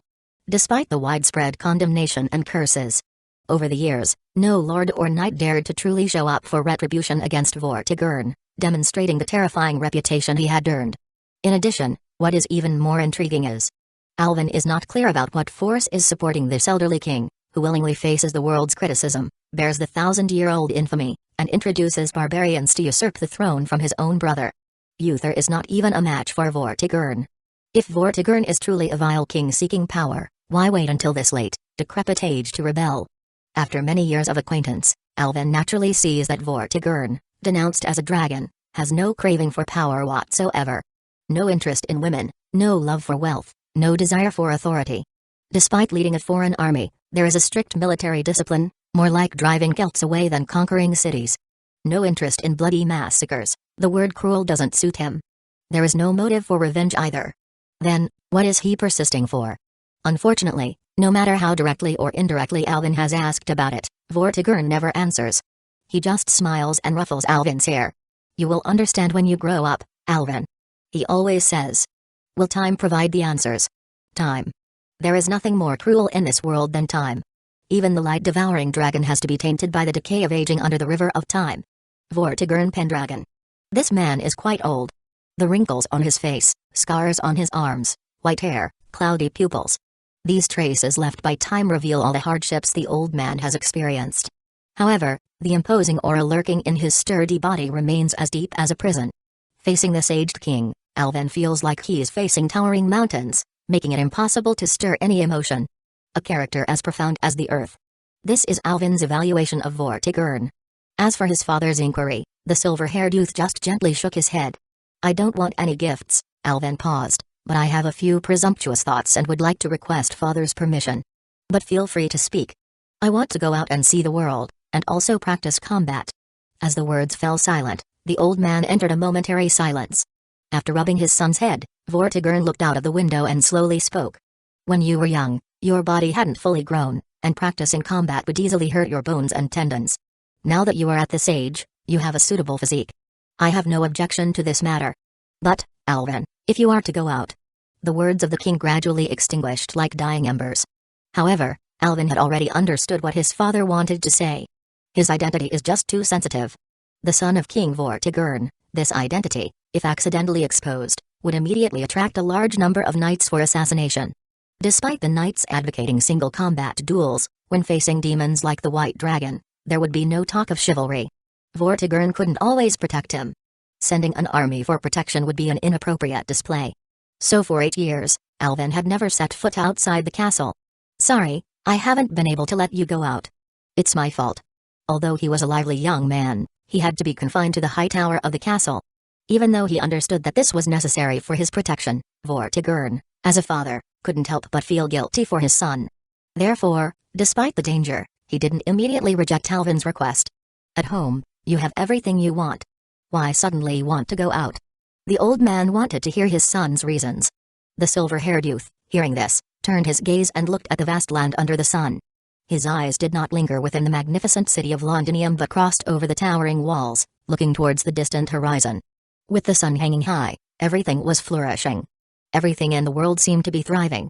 Just like this cloudless and clear sky, the youth's heart could not be bound by anything. Without measuring this vast land with my own feet, I won't truly understand this country, right? Alvin spoke softly. I want to travel because I want to see the appearance of Britannia with my own eyes. Beloved by the age of gods, Britannia.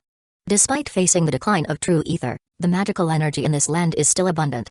Like a mouse stealing into an oil drum, the high concentration of magic in the air is almost extravagant for Alvin, a modern magus relying on a small source for spells.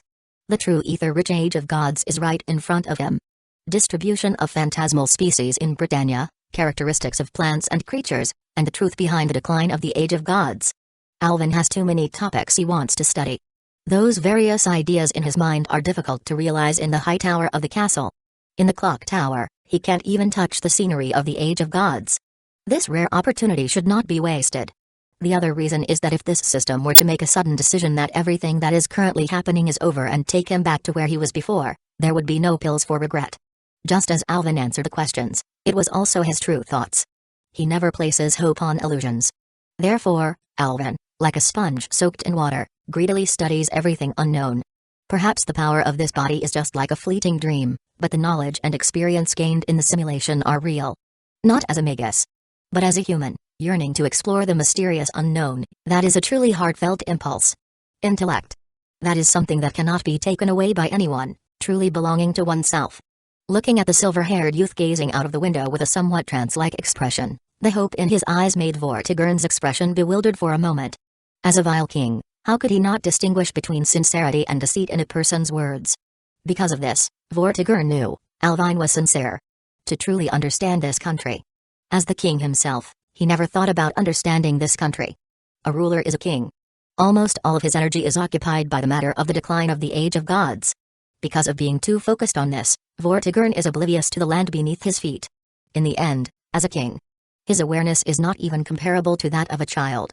How embarrassing. Faced with the silver-haired youth's resounding answer, Vortigern couldn't help but be a little stunned. Alvin's excellence far exceeded his expectations. But if his son is to embark on the treacherous path of protecting Britannia, what should he, as a father, do? The old man with one foot in the coffin shouldn't block the way. Leave it to the young people to decide. If you want to go out, go, Alvin. I believe you will handle it with discretion. The old man closed his iron gray cloudy pupils. But before that, you need to earnestly learn means of self-defense. Remember, once the body dies, everything ends. As long as you are alive, anything is possible. Only by understanding the value of life can you have the determination to give up everything. Go and learn how to do your best to survive. This is the first lesson your father gives you. Chapter 8, You Can't Be This Cute. Your request to go out has finally received Vortigern's approval. For safety considerations, you quickly began learning various self-defense under Morgan's guidance. Theoretical knowledge and practical skills complement each other, and as shadow attribute mages of the same type, Morgan's adept use of shadow magecraft and exquisite skills have truly opened your eyes. Due to the affinity of magecraft for darkness, you often choose to learn magecraft in the garden under the night sky. Morgan's careful guidance leaves no reservation for you. Where there is light, there is also shadow. Where there is brightness, there is the birth of darkness. In the mysticism of magecraft, shadow usually symbolizes adversity, secrecy, and the concept of sleep. Therefore, Alvin, our attributes are naturally suited for stealth, but the specific application depends on each person's understanding.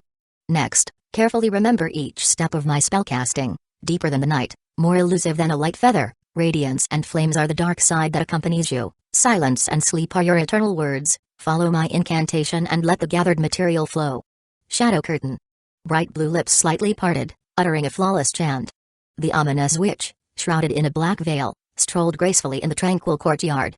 The magic energy she released danced like butterflies weaving through a flower bed, and the shadows around her silently flowed and converged. The pristine moon in the high sky seemed dimmer compared to her chanting.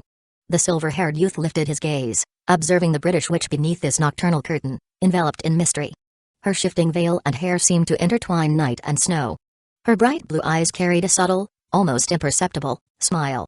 Every inch of her voluptuous figure displayed exquisite curves, and the faintly moist skin beneath the deep black dress was like the moonlight adorning the night sky. A cloudless night with sparkling stars, the most marvelous mystery and darkness converged within her grace and gaze. Interwoven into a bewitching witch's visage, a beauty not seen in the bright daylight. Unable to chase after the flames, she concealed herself in the shadows. So, she always hid her face. Only in Alvin's presence did Morgan Le Fay, the witch, remove her veil, revealing a beauty akin to radiant moonlight. She blossomed within the shadows, much like a flower in the twilight. Alvin had never seen a witch teach magecraft so alluringly. Sensing Alvin's unwavering gaze, Morgan blushed beneath her sheer veil. But now, teaching magecraft was a matter of life and death, and she couldn't afford to maintain distance from her disciple. Focus on feeling the flow of my magic, Alvin. Under the scrutiny of the night and the moon, the witch held the young man's hand. As their inspiration communicated and linked, the flow of magic throughout Morgan's body was displayed in front of Alvin without reservation. The ether sang joyfully, shadows gathered, and the witch's soft incantation seemed like a melancholic melody. However, the so-called magic lesson had lost its significance to the young man. Just like her imposing aura, the witch's hand was as cold as he had imagined. So, Alvin gently held her palm. Lady Morgan, your hand is quite cold. Alvin's subtle gesture made Morgan's body tremble as if touched by an electric current. A faint panic emerged in her bright blue pupils, accompanied by a blush that fluttered like intoxication. Alvin, you! Look at me! The youth's resounding voice caught Morgan off guard. She looked up, gazing at the disciple's face in front of her. So close. The silver-haired youth's delicate face was right before her, and his eyelashes, like light feathers, seemed almost tangible. He smiled, and his ash-gray eyes seemed to shine brightly under the moonlight. Clearly the cool moonlight, yet it burned like the sun. The previously cold hand now emitted a warm glow involuntarily. The skin-to-skin contact conveyed mutual feelings and warmth. Thus, Morgan realized. Alvin's hand felt so warm. She didn't want to let go. She didn't want to let go. She didn't want to let go for the rest of her life. A surge of thoughts flooded her mind. Facing each other, their eyes locked. Morgan finally, somewhat dazedly, realized she had never been so close to Alvin. Just like her appearance. A veil of distance also shrouded the witch's heart. In many days past, she would hide in the shadows, secretly observing her disciple's profile when he was focused. This despicable act, akin to spying, brought intense guilt to Morgan, yet she couldn't stop it. Being hurt so much, maintaining distant relationships became a subconscious self-protection mechanism. Out of fear that Alvin would detest her, secretly observing from a distance brought Morgan a strangely comforting sense of security. But why not just look openly? This thought echoed in the witch's mind. Yes, Morgan realized only at this moment, she had never cared so much about someone. Alvin Pendragon. A masterpiece she meticulously crafted. He filled her chest, occupied her heart. Every concern, every thought, day and night, all revolved around him. Even though he was her creation. So, why not just openly gaze at him? Almost face to face. Those eyes of iron gray, so captivating, were right in front of her. Beautiful things always attract attention. So, I want to gaze at you more clearly. The roses in the courtyard swayed, and overlapping shadows flowed around them. Alvin raised his left hand, as if wanting to gently brush away Morgan's veil.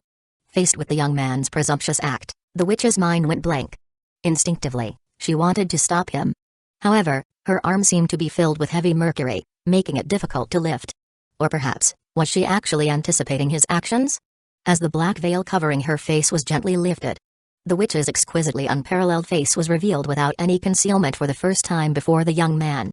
Although their appearances were similar, yet, the unique charm was entirely different from Artoria's determination. Her brows and eyes were enchanting, like the blooming orchids in a secluded valley, with a hint of shyness in her restraint. The intoxicating blush between the orchids made the beautiful figure under the moonlight seem like a dream. Summer's bright blue waves, eyes of such a color. Mature, vigorous, gentle, yet also like a serpent, forbidden, tempting, and deadly. The slightly raised fair neck, the elegant curve extending to the collarbone, then gently flowing to the full mountains. Those lines, those contours. Noble and untouchable. Like a black swan. Facing such divine beauty. A sincere admiration escaped from Alvin's heart. You are truly beautiful. Accompanied by this almost dreamy praise. The hand the young man extended continued to move forward, about to touch the witch's face. The fingertips with warmth. As if wanting to pull her from the distant clouds, dragging her down to the mundane and decadent world. Then, at the moment when his hand touched the witch's skin, shadows flooded the space between his fingers. A gentle breeze stirred, Morgan's figure collapsed like a flowing water, turning into a pitch-black and thin shadow, melting into the ground, disappearing. Only a faint lingering fragrance remained on the fingertips, and the witch's deliberately calm and trembling voice lingered in the courtyard, like the rose petals swaying in the wind. Why you train well, Alvin. I suddenly feel tired and want to rest first. The witch's trembling voice gradually extinguished like a fading firework. The young man slightly bowed, smiling towards the moonlit courtyard. Good night, Lady Morgan. His sincere wishes received no response. As usual, the witch who couldn't withstand teasing seemed to have fled awkwardly. The night breeze was cool, bathing in the falling rose petals. The silver-haired youth extended his hand, allowing a petal to fall into his palm. The shadow magic surging from within him instantly formed a vivid rose in his fingers. A thorny black rose. Just like the shy witch who shunned closeness, it resisted being approached but exuded a captivating fragrance. Unfortunately, haven't seen enough yet. Alvin sighed faintly. It was unclear whether he referred to magic or the witch. The bouquet of roses formed by the convergence of shadows scattered in his palm. Alvin shook his head gently and began to focus on tonight's training, pretending not to notice those wandering gazes lurking in the shadows. Yes. The young man might not have had enough of the witch, but it didn't prevent the witch from appreciating the young man. Since the age of 5. The gradually developing keen senses of the ultimate life form made Alvin aware of Morgan's elusive scrutiny. Both being unparalleled geniuses magus from the age of gods, the witch's hidden magecraft was not something the young him could easily penetrate. Unfortunately, there was no other reason. This cousin spent too much time peeping every day. Almost several hours of high-intensity peeping every day. Even a witch couldn't always maintain perfect concealment of her magecraft. If Alvin didn't notice, the value of the ultimate life form would become a joke. But, despite having noticed this, Alvin tactfully did not expose it. He naturally understood that with Morgan's proud personality, if she were exposed, she would probably be embarrassed enough to hide in Gaia's mantle. And Alvin always knew that whenever he started changing before taking a bath, the peeping from the shadows would linger for a while on his symmetrical upper body, then shyly move away. If he wasn't peeped at one day, he would feel a bit uncomfortable. However, what made Alvin particularly curious was, what was Morgan doing when peeping? Very concerned. In the shadows swaying with the wind. The witch, maintaining her hidden state, blushed, gazing at the young man's clear face. Slightly heavy breaths maintained a rhythmic pace, and the fair and full curves rose and fell incessantly. Alvin. Alvin. Alvin. Accompanied by the faint murmurs as if whispering. A tingling sensation like convulsions and electric shocks surged up the witch's nerves along the spine. His breast swayed, and the tidal waves surged. 42 years finally broken, a white dragon encountered, a lifetime misled. Feeling the infinite aftertaste as the resonance tide receded. A vague and ambiguous hot mist sighed out of Morgan's bright blue lips. She raised a hand that had been tightly held by Alvin before, and then gently pressed it against her own cheek. It seemed to still retain his warmth. Dewdrops slid down the moist and sticky fingertips, and a few transparent threads reflected the crystal-clear moonlight in the night. As well as the intoxicating blush on the witch's face, like rose petals moistened by dew, charming and enchanting. My body feels so strange. I really want to get closer to you. If you find out, you must hate me, right? Hate this dark and despicable witch. But I can't leave you anymore. Alvin. Unable to resist, she reached out to touch his face. But the fingertips quickly and timidly retreated, not daring to get any closer. Morgan finally fled from here like escaping. Just in her shyness, she did not notice that a few drops of wet and sticky water stains from the treetop were inadvertently shaken off. Patter. While Alvin, who was casting magecraft under the moonlight, glanced up at the cloudless night sky. Did it rain? Between the swaying shadows of the canopy. Only the bright moon was immaculate, and the stars were sparkling. Chapter 9, Archives of the Oldest High in Humanity. The peculiar liquid that has touched you makes you somewhat curious. You wonder if it's the dewdrops falling from the trees. However, it doesn't seem to have rained recently. After thinking about it, unable to draw any reliable conclusions, you quickly dismiss such trivial matters from your mind. As you notice Morgan's departure, your focus on practicing magecraft can finally enter a state of true concentration. However, inexplicably, returning to your room for rest after concluding your magical exercises, you dreamt of increasingly enigmatic content that night, all centered around the theme of the witch. The next morning, looking at the damp marks pervading your close-fitting clothes, you realize that the physique of the ultimate life form is gradually maturing and developing, TSK, hitting puberty at just 8 years old. Reflecting on this, you systematically change into new clothes and stack the indecent ones that need washing neatly for the maid to take care of. Unless you simulate being a female body at some point, the arrival of puberty is not something to be nervous about for someone who has lived 2 lives. Last night's little episode doesn't seem to have affected your teaching progress with Morgan. As usual, you continue various exercises of shadow magic under her guidance. However, gradually, she no longer wears that dark veil in your presence, instead boldly revealing that attention-grabbing, enchanting, and charming face of the witch. During the breakfast, noticing the almost trance-like gaze of the young man, the witch's delicate cheeks appear slightly flushed. What's wrong? Is there something strange on my face? Morgan touches her own makeup, her fair fingertips nervously playing with the ends of her silver hair. The slightly trembling and soothing tone of her voice inadvertently leaves Alvin somewhat stunned. He then carefully, from top to bottom, thoroughly admires the witch, before speaking word by word. No. It's just that catching a glimpse of your countenance can be heart-stealing. The morning rose touched by dew is nowhere near 1,000th as beautiful as you. Not a mere flattery. It's an indisputable fact. Faced with such sincere praise, Alvin notices a slight upturn at the corners of Morgan's mouth. The eyes, like orchids, express joy, and her carefully adorned face is adorned with a hint of intoxicating blush.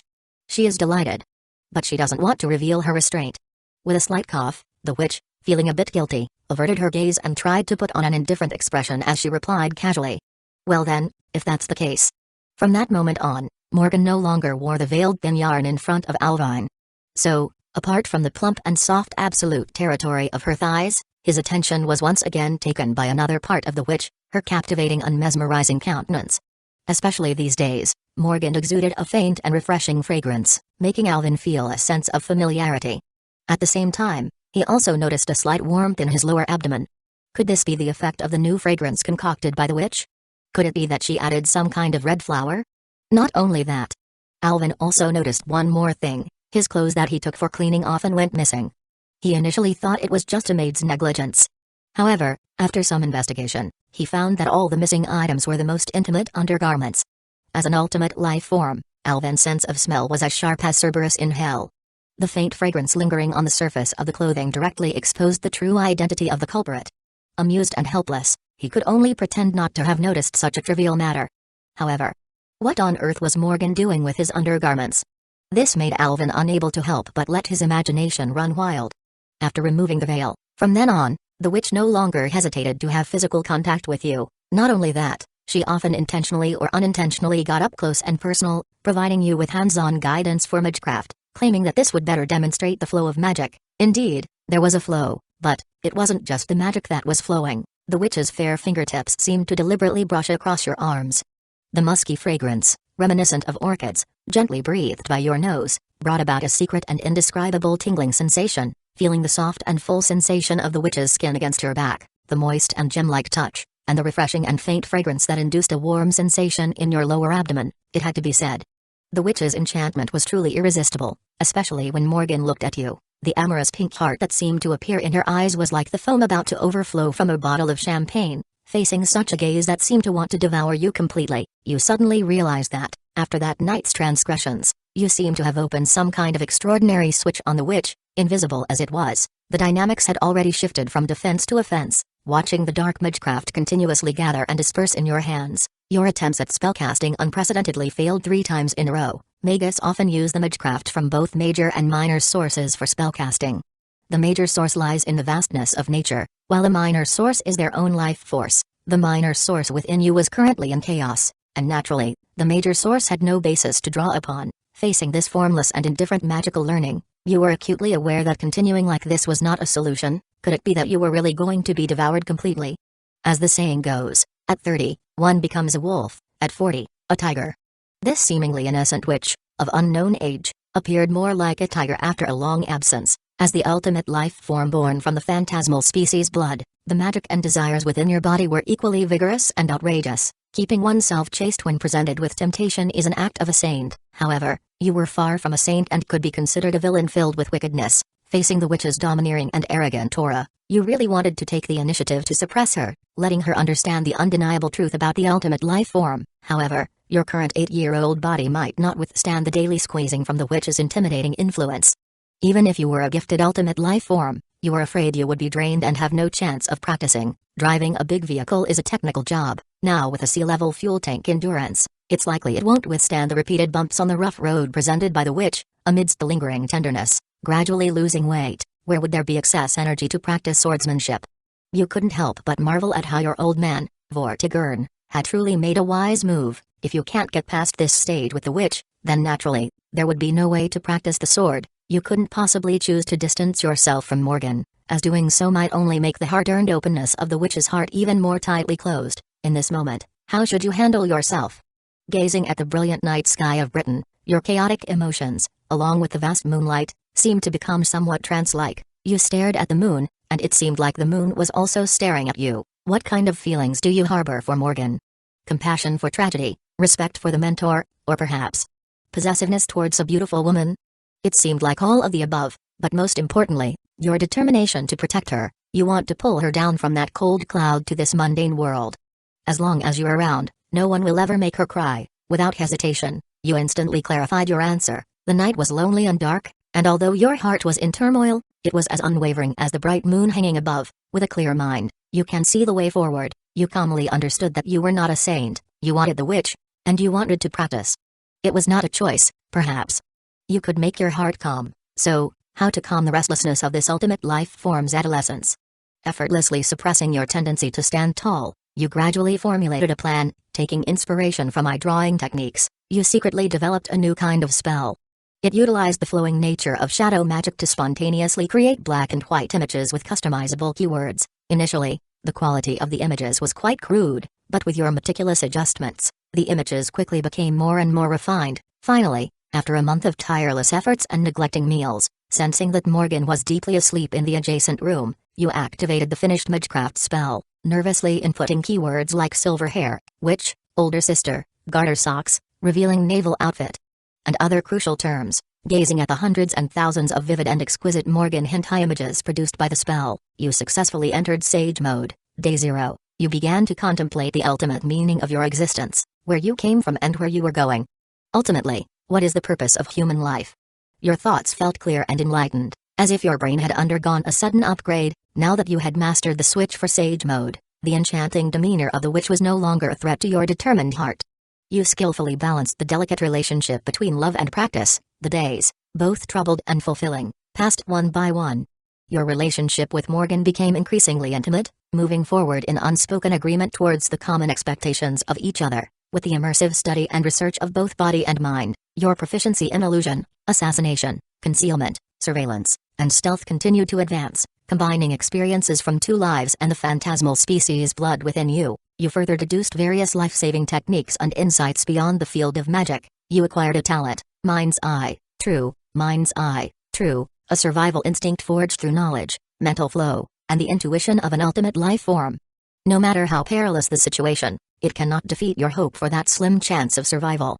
Faced with insurmountable danger or multiple attackers, you will subconsciously exhibit the most efficient and self-preserving combat style. Chapter 10, A Knight not proficient in assassination isn't a good soldier. While delving into the study of magecraft, you also began training in combat. You still chose the sword as your weapon of choice, but keeping in mind the system's thoughtful hint, you didn't forget to practice the spear in your spare time. Unfortunately, in this era, rapid-fire revolving breech-loading firearms have not been developed yet. Otherwise, your swordsmanship would have reached the pinnacle of the Ashina arts. The Ashina arts is okay. But is this system implying I am trash? But everyone is randomly shooting magical beams. Who the hell fights in melee combat? Pouring the power of shadow magic into the fragile wooden sword in his hand, a seemingly casual strike effortlessly sliced through the skeleton summoned by Morgan, akin to cutting butter. He was almost immersed in the exhilaration of this battle arts improvement. The combat instincts of an ultimate life form were truly extraordinary. With just a short training session each day, his body quickly grasped the muscle memory formed over years by seasoned soldiers.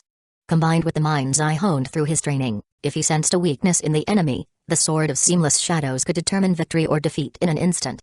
His old man, Vortigern, occasionally joined in for practice. In such times, it had nothing to do with victory or defeat. Alvin could only say that lasting a few more seconds was considered a win. Under the torrential Vortigern's swordsmanship, his sword in hand seemed precarious, like a floating duckweed in the rain, about to be overturned in an instant. But with each new sparring session, the time he could endure would become longer. Vortigern does not deliberately urge you to practice combat skill, yet your skills continue to advance rapidly. 3 years passed quickly, and in Vortigern's castle gaze, he, who sparring with only 30% of his strength, still couldn't break your defense after 10 rounds. Dropping the broken wooden sword, you could feel a significant improvement in your combat skill. However, when you looked at Vortigern, you couldn't see any joy in his eyes. Silent, the old man eventually let out a faint sigh. Alvin, in terms of swordsmanship, there's nothing more I can teach you. In the future, explore the path you want to take on your own. Watching Vortigern's figure gradually fade into the night, the vast twilight of this night did not make the old man's departure seem lonely. You had never seen Vortigern so desolate. Why would the great king, carrying the name of rebellion and tyranny, sigh at his son's rapid growth? You realize that the answer behind might be extremely cruel. Even so, this couldn't stop the steps of your practice. You didn't know when the next simulation trigger would be, and opportunities were rare. You would grasp every possibility favoring survival, disguise, stealth, assassination, counter-surveillance, breath concealment. Rather than a knight, you were becoming more like a rogue assassin in terms of skills, and you had no qualms about it. As Vortigern said, surviving made everything possible. Your ability to survive was improving at an exaggerated speed, and soon even Morgan couldn't criticize your skills. She had to admit that now, even as a great magus, it would take some effort to take you down. For an 11-year-old child, this was truly incredible. Today, you already had the capital to protect yourself. Alvin Pendragon, the birth of the son of the White Dragon remained unknown to the world. Therefore, you didn't need to disguise yourself and could stand proudly in the sunlight. The time was ripe. It was time to measure this vast land with your own 2 feet, under the shining moon and brilliant stars. Facing the moonlight, you pushed open the bedroom lattice, leaped from the high tower of the castle, and your agile figure dissolved into the boundless night, like water melting into water. Vortigern strengthened the patrol of the city guards as a test for you, but soon even the tightest defense became meaningless. Using the cover of night, the massive castle city became as familiar as your living room. With your adept use of shadow stealth, you moved freely through the streets of Londinium, setting out before dawn and returning at dusk. The changing times of day were the moments you entered and exited. With the advancement of your various skills, your range of travel during your outings expanded. Initially, just strolling in the forests near the fortress, gradually your footsteps extended to towns and villages 100 miles away from Londinium. For you, as an ultimate life form, covering long distances like a galloping horse was not a difficult task. During your travels, you encountered bandits more than once, including marauders from the Anglo-Saxons and faces of the Celts. You sighed, but it was not surprising. In such chaotic times, the law of the jungle where the strong preyed on the weak naturally became a universal survival creed. Everyone said that these bandits were Vortigern's minions. The reason why the once Great Britannia fell into its current state of turmoil and chaos was the catastrophic disaster caused by the dragon filled with evil deeds. Is that so? These rumors, contradicting what you have seen, plunged you into increasing confusion. What does your old man really want to do? Despite carrying the rebellious and unjust name of the king, Vortigern strictly prohibited his army from engaging in plunder, and violators were severely punished. To address the issue of these foreigners, he rewarded them with land for cultivation, exchanged war merits for exemption from taxes, and built houses. Since then, they no longer wandered. Land issues were often the root cause of turmoil, and you couldn't help but marvel. Vortigern undoubtedly had a visionary strategic vision, combined with the iron-fisted methods of the dragon. The large army of foreigners, though initially a potential threat, was now under the command and loyalty of this king. While there might be deserters and bandits, encountering so many robbers seemed a bit too much. More strangely, after Vortigern captured a city, he never launched looting or massacres. Instead, after searching the city, he allowed the Celts to flee with their families and belongings, rather than capturing cities. It seemed more like driving these people away. Vortigern often led the army around, not seeking wealth or power. Then, what was he really after? If he truly wanted to command the foreigners to plunder his own people, why take such a roundabout approach? Unfortunately, Vortigern never answered your questions. That old man is indeed a mysterious person who leaves people with endless thoughts. Without a doubt, these roaming foreign peoples were not Vortigern's army. However, faced with bandits engaged in robbery, you had no mercy. Scoffed the nearly imperceptible dim sword light, like shadows, cut through bones and flesh, emitting an irritating scraping sound. Blooming blood splattered like raindrops on the small path between the woods, slowly seeping into the soil. Wiping the bloodstains off the sword with his fingertips, Alvin, even though it was his first time killing, felt no fluctuation in his emotions. No pleasure, no fear. Watching a person's body being severed before his eyes, it was no different from swinging a sword at a wooden stake, with the cuts consistently clean and neat. After all, Alvin couldn't invest any emotions in killing. Perhaps, he thought, he really possessed the cold-blooded traits akin to a villain. Watching the head of a fallen comrade in front of him, the shocking scene made the legs of the mountain bandits start to tremble. Walking out slowly from the spreading pool of blood, the clean and new blade reflected their terrified faces. "Since you have drawn your swords, I assume you have prepared to die?" Along with the words of the silver-haired youth, the stacked shadows began to flow quietly between the trees. The thin and intangible dim sword light silently passed through the necks, as if the Grim Reaper was swinging its scythe to reap souls. But it was just an instant shadow. PFFT, all the bandits who dared to draw their swords had their heads severed by Alvin in the horrified gazes. The wind is tight, scatter. The group of mountain bandits dispersed like birds and beasts. However, for those smart enough to choose to run away, Alvin had no excellent qualities of forgiveness like a saint. Crack, the thin shadow accurately passed through the gaps between the fingers. Almost simultaneously, the escaping bandits suddenly emitted a series of continuous painful cries. They gasped in pain and fell to the ground, looking at their severed fingers in the mud, subconsciously trying to pick them up but horrified to find that they couldn't. Because everyone's hands were left with bare palms, acquiring a Doberman-like action figure for the rest of their lives. "I spared your lives since you didn't draw your swords." Squatting in front of the mountain bandit leader, Alvin's iron-gray eyes were calm. "Remember my face. If there are any remnants seeking revenge, feel free to come find me." Bathing in the fearful and resentful gazes of the crowd, the silver-haired youth left with these words without looking back. Walking through the vast forests of Britannia, you indulged in the study of various flora from the Age of Gods. In the forest, towering giant trees, so immense that several people would need to embrace them to measure their girth, stood densely. Lush foliage covered them, and their trunks were straight and robust. The emerald green canopy almost completely blocked the sunlight, making your originally tall figure appear extremely small. "So, this is the favor of the Age of Gods." The silver-haired youth extended his hand, caressing the towering ancient tree in front of him. Between the palm and the rough bark, a subtle sound was produced, spreading gently in this quiet forest. The stark contrast between the towering and the tiny created a palpable sense of the silent awe brought by nature. He leaped suddenly, using agile movements to jump among the intricate branches. A swift, silver figure quickly disappeared within the lush green canopy.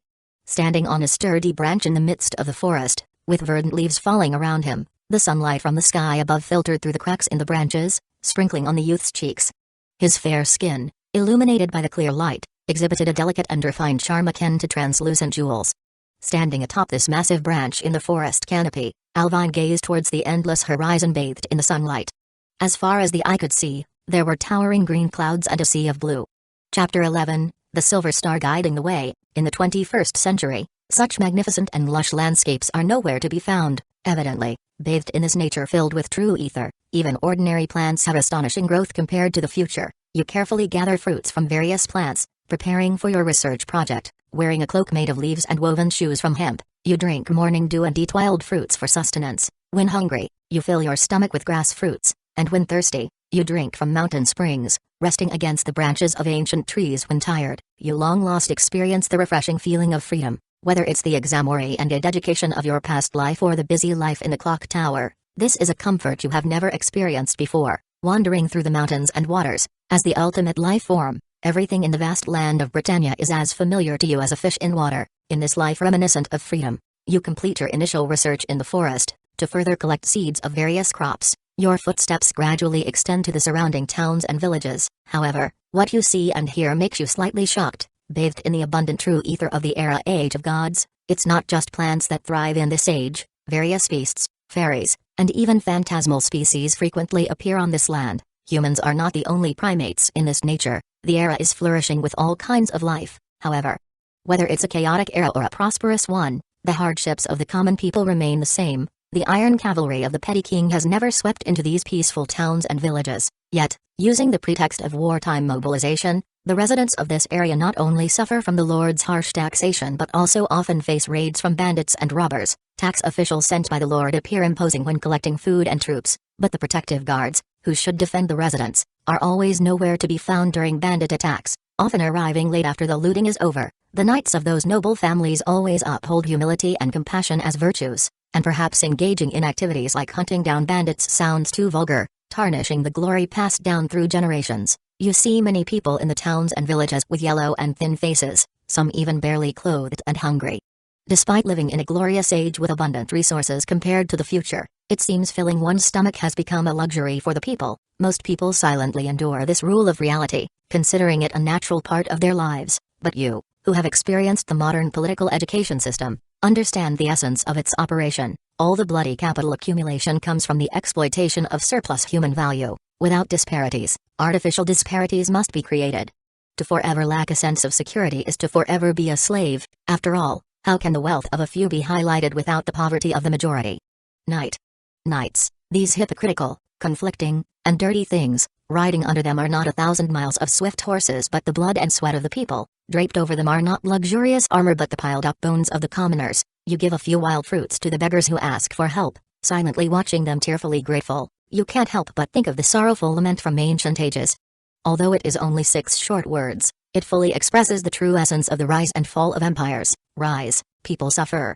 Fall, people suffer. Suffering, as expected. All these tragedies are blamed on the faults of Vortigern. For the lords in high positions, the despicable dragon is an extremely useful excuse.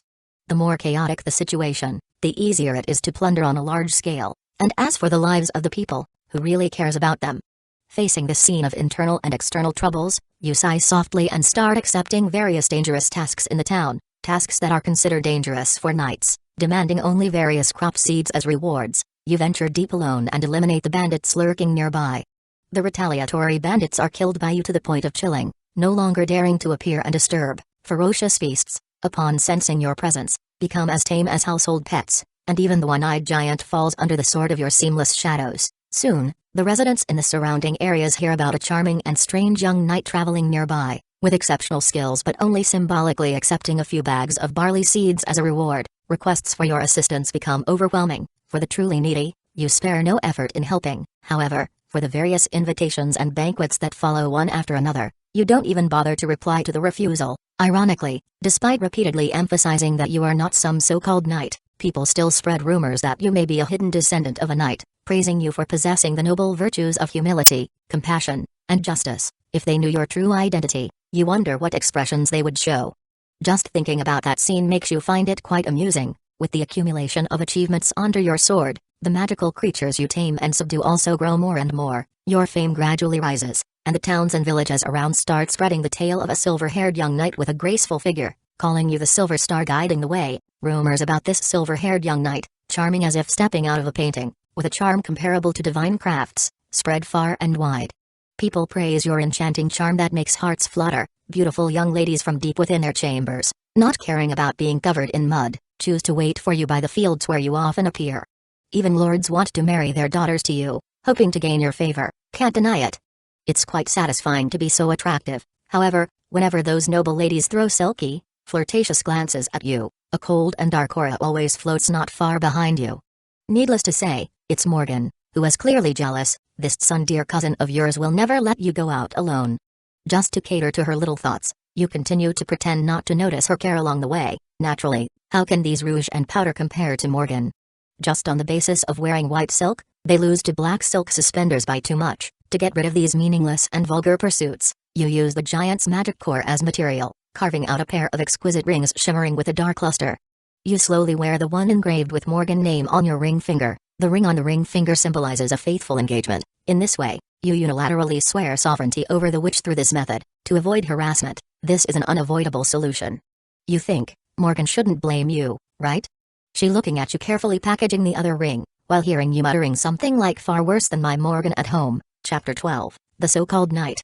As the days passed, your research on this vast land delved deeper, gradually becoming well-versed in the habits of various plants and magical creatures. You found yourself enriched, realizing that the intellectual knowledge etched in your mind was the true treasure compared to the abundant combat virtues of this ultimate life form. With your current knowledge, returning to the clock tower might allow you to conduct a small lecture series on identifying popular creatures of the Age of Gods. After all, despite being a mentor, this vast magical knowledge comes solely from various materials and texts. Unlike your ability to interact with vivid real entities, the first-hand experience of the Age of Gods is indeed a dimensional blow. Feeling adequately prepared, you began to plan the initiation of your research project on crop improvement, which would require a piece of experimental land for agriculture. When you inquired about the most fertile farmland nearby, the townspeople unanimously pointed to the same answer. If you talk about fertile land, that would be Sir Ector's wheat field. Similar to the righteous you, Sir Ector is a genuine good person, often providing relief to the town's poor with food. He will surely welcome your visit. Following the townspeople's guidance, you set off toward the purported wheat field on the outskirts of town. The sky was clear, cloudless, and today's Britain was bathed in the brilliant sunshine of autumn. Not yet fully traversing the dense forest beyond the town, the unique fragrance of barley and wheat wafted up to your face with the gentle breeze of this autumn day. Standing on a giant tree, you gazed into the distance, and at the horizon's edge, a dazzling golden light faintly appeared. Listening to the wind's guidance, you slowly made your way toward the wheat field. Clang clang clang, the rhythmic and cadenced sounds reached your ears, something very familiar from your training in the combat field. It was the sound of chopping practice dummies. Approaching the source of the sound, you noticed the young man practicing swordplay in the grassy field, his flowing blonde hair swaying in the wind like the radiant wheat field itself. Marching forward, sword swinging diagonally, as steady as a rock, swift as thunder. Clang! A crisp breaking sound echoed. The golden-haired youth, holding a wooden sword in a mid-level stance, was diligently chopping at the training dummy before him. His fair and clean neck glistened slightly with sweat, and each swing of the sword was flawless, exhibiting precision, elegance, and a sense of beauty in swordsmanship, strength, and skill. Seemingly aware of the presence of an outsider, his sword movements hesitated slightly. The golden-haired youth paused, raised his gaze, and their eyes met as if by fate. In that moment of seeing each other's faces, Alvin couldn't help but be stunned. It wasn't just him, the other party seemed equally surprised. The reason was simple. This golden-haired youth was exceptionally good-looking. The level of handsomeness on this face seemed to outshine even Alvin in his ultimate life form. And it wasn't just about the looks. There was an unassuming charm that the simple peasant attire couldn't conceal, an otherworldly aura as if he stood alone against the world. With flowing golden hair, deep green eyes as clear as a jewel, and that eye-catching stray strand of hair, he was indeed a top tier among handsome young men. Moreover, it felt familiar. For some reason, the face gave Alvin a sense of déjà vu, but no matter how hard he tried, he couldn't recall where he had seen this man's face. A faint sense of unease lingered in his mind, refusing to leave. However, for certain special reasons, Alvin quickly ignored the familiarity of the face. His attention subtly shifted, and his gaze instinctively began to scrutinize the young man, a natural scrutiny after experiencing various ill-intentioned encounters. A well-proportioned physique. Muscle lines that were full and firm without being excessive. And the stance he held while wielding the sword, seemingly effortless. Alvin's enhanced senses quickly picked up on this. Undeniably, the guy was skilled in swordsmanship too. "May I ask who you are?" A gender-neutral voice resonated across the wheat field. comfortable like a gentle breeze brushing against the face. The golden-haired youth sheathed his wooden sword, and with a bit of awkwardness, asked, keeping his gaze fixated on Alvin's face for an extended period. Alvin nodded in acknowledgement and replied, Alvin. Silver Star guiding the way? Upon hearing this name, the youth's originally excited expression froze for a moment. Seeing your appearance, I had a guess. And it seems my guess was right. Recently, your deeds have been frequently talked about in Essex County. Slaying bandits, taming magical creatures, defeating giants, refusing the recruitment of the lords, and helping the weak without expecting anything in return. Despite being of the same age, you uphold such noble justice. Undoubtedly, you possess the virtues of humility and compassion, a knight senior worthy of our admiration and learning. As if meeting an idol they admired. The golden-haired youth spoke with excitement, his eyes shining with admiration. Undeniably, being admired felt refreshing. However, the title of Silver Star guiding the way always carried a sense of embarrassment. But it sounded nice. Actually, Alvin was well aware that in the eyes of the people, he was considered a big shot. Despite that, Silver Star guiding the way made him feel like he was labeled as a leader of manual labor. Moreover, he felt a strange sense of familiarity with the face, and he tried hard to remember but couldn't recall where he had seen that man's face. Feeling a slight discomfort, Alvin quickly ignored the familiarity due to certain special reasons. However, he felt the need to correct the misunderstanding in the face of the youth's admiration. Sorry, but I am not a knight, and I don't like being called one. Eh? Hearing such a response, the originally excited expression of the golden-haired youth faltered for a moment. What do you mean? I don't have a title, and my ancestors don't have any commendable glory. Alvin honestly replied, and that was indeed an accurate statement. After all, the glory of a knight? His old man was the vile King Vortigern. Not being drowned in spit was already good enough. Clearly positioned as a villain full of evil deeds. How did he become the Silver Star guiding the way in the eyes of people? Maybe that's just another alias for a labor foreman. Besides, the so-called knights in Britannia, I despise associating with them. Being called a knight together with them makes me feel ashamed. Shame. Ashamed. The golden-haired youth repeated the word in disbelief. Why would you say that? As a non-productive, competitive, violently armed class created through exploiting labor, aiming to maintain noble rule, the so-called chivalry, despite sounding grand, cannot change the ugly nature of representing exploitation. Alvin pointed out the essence of the knight class without mincing words but thought of explaining it in simpler terms since the other party might not understand these terms. In simple terms, knight games and such are very hypocritical. Hypocritical. Never expected to receive such an answer from the admired person. The golden-haired youth bit his lip, seemingly wanting to argue. But your noble conduct undoubtedly fits the knight's code of conduct, so, is this noble conduct something brought about by the title of a knight? Alvin asked with interest. Is it that having virtues makes one a knight, or is it the title of a knight that makes people possess these virtues? This. Chapter 13, just wanted to see your expression in the face of Alvin's inquiry. The golden-haired youth revealed a bewildered expression. He had never engaged in such complex contemplation nor considered these profound questions before.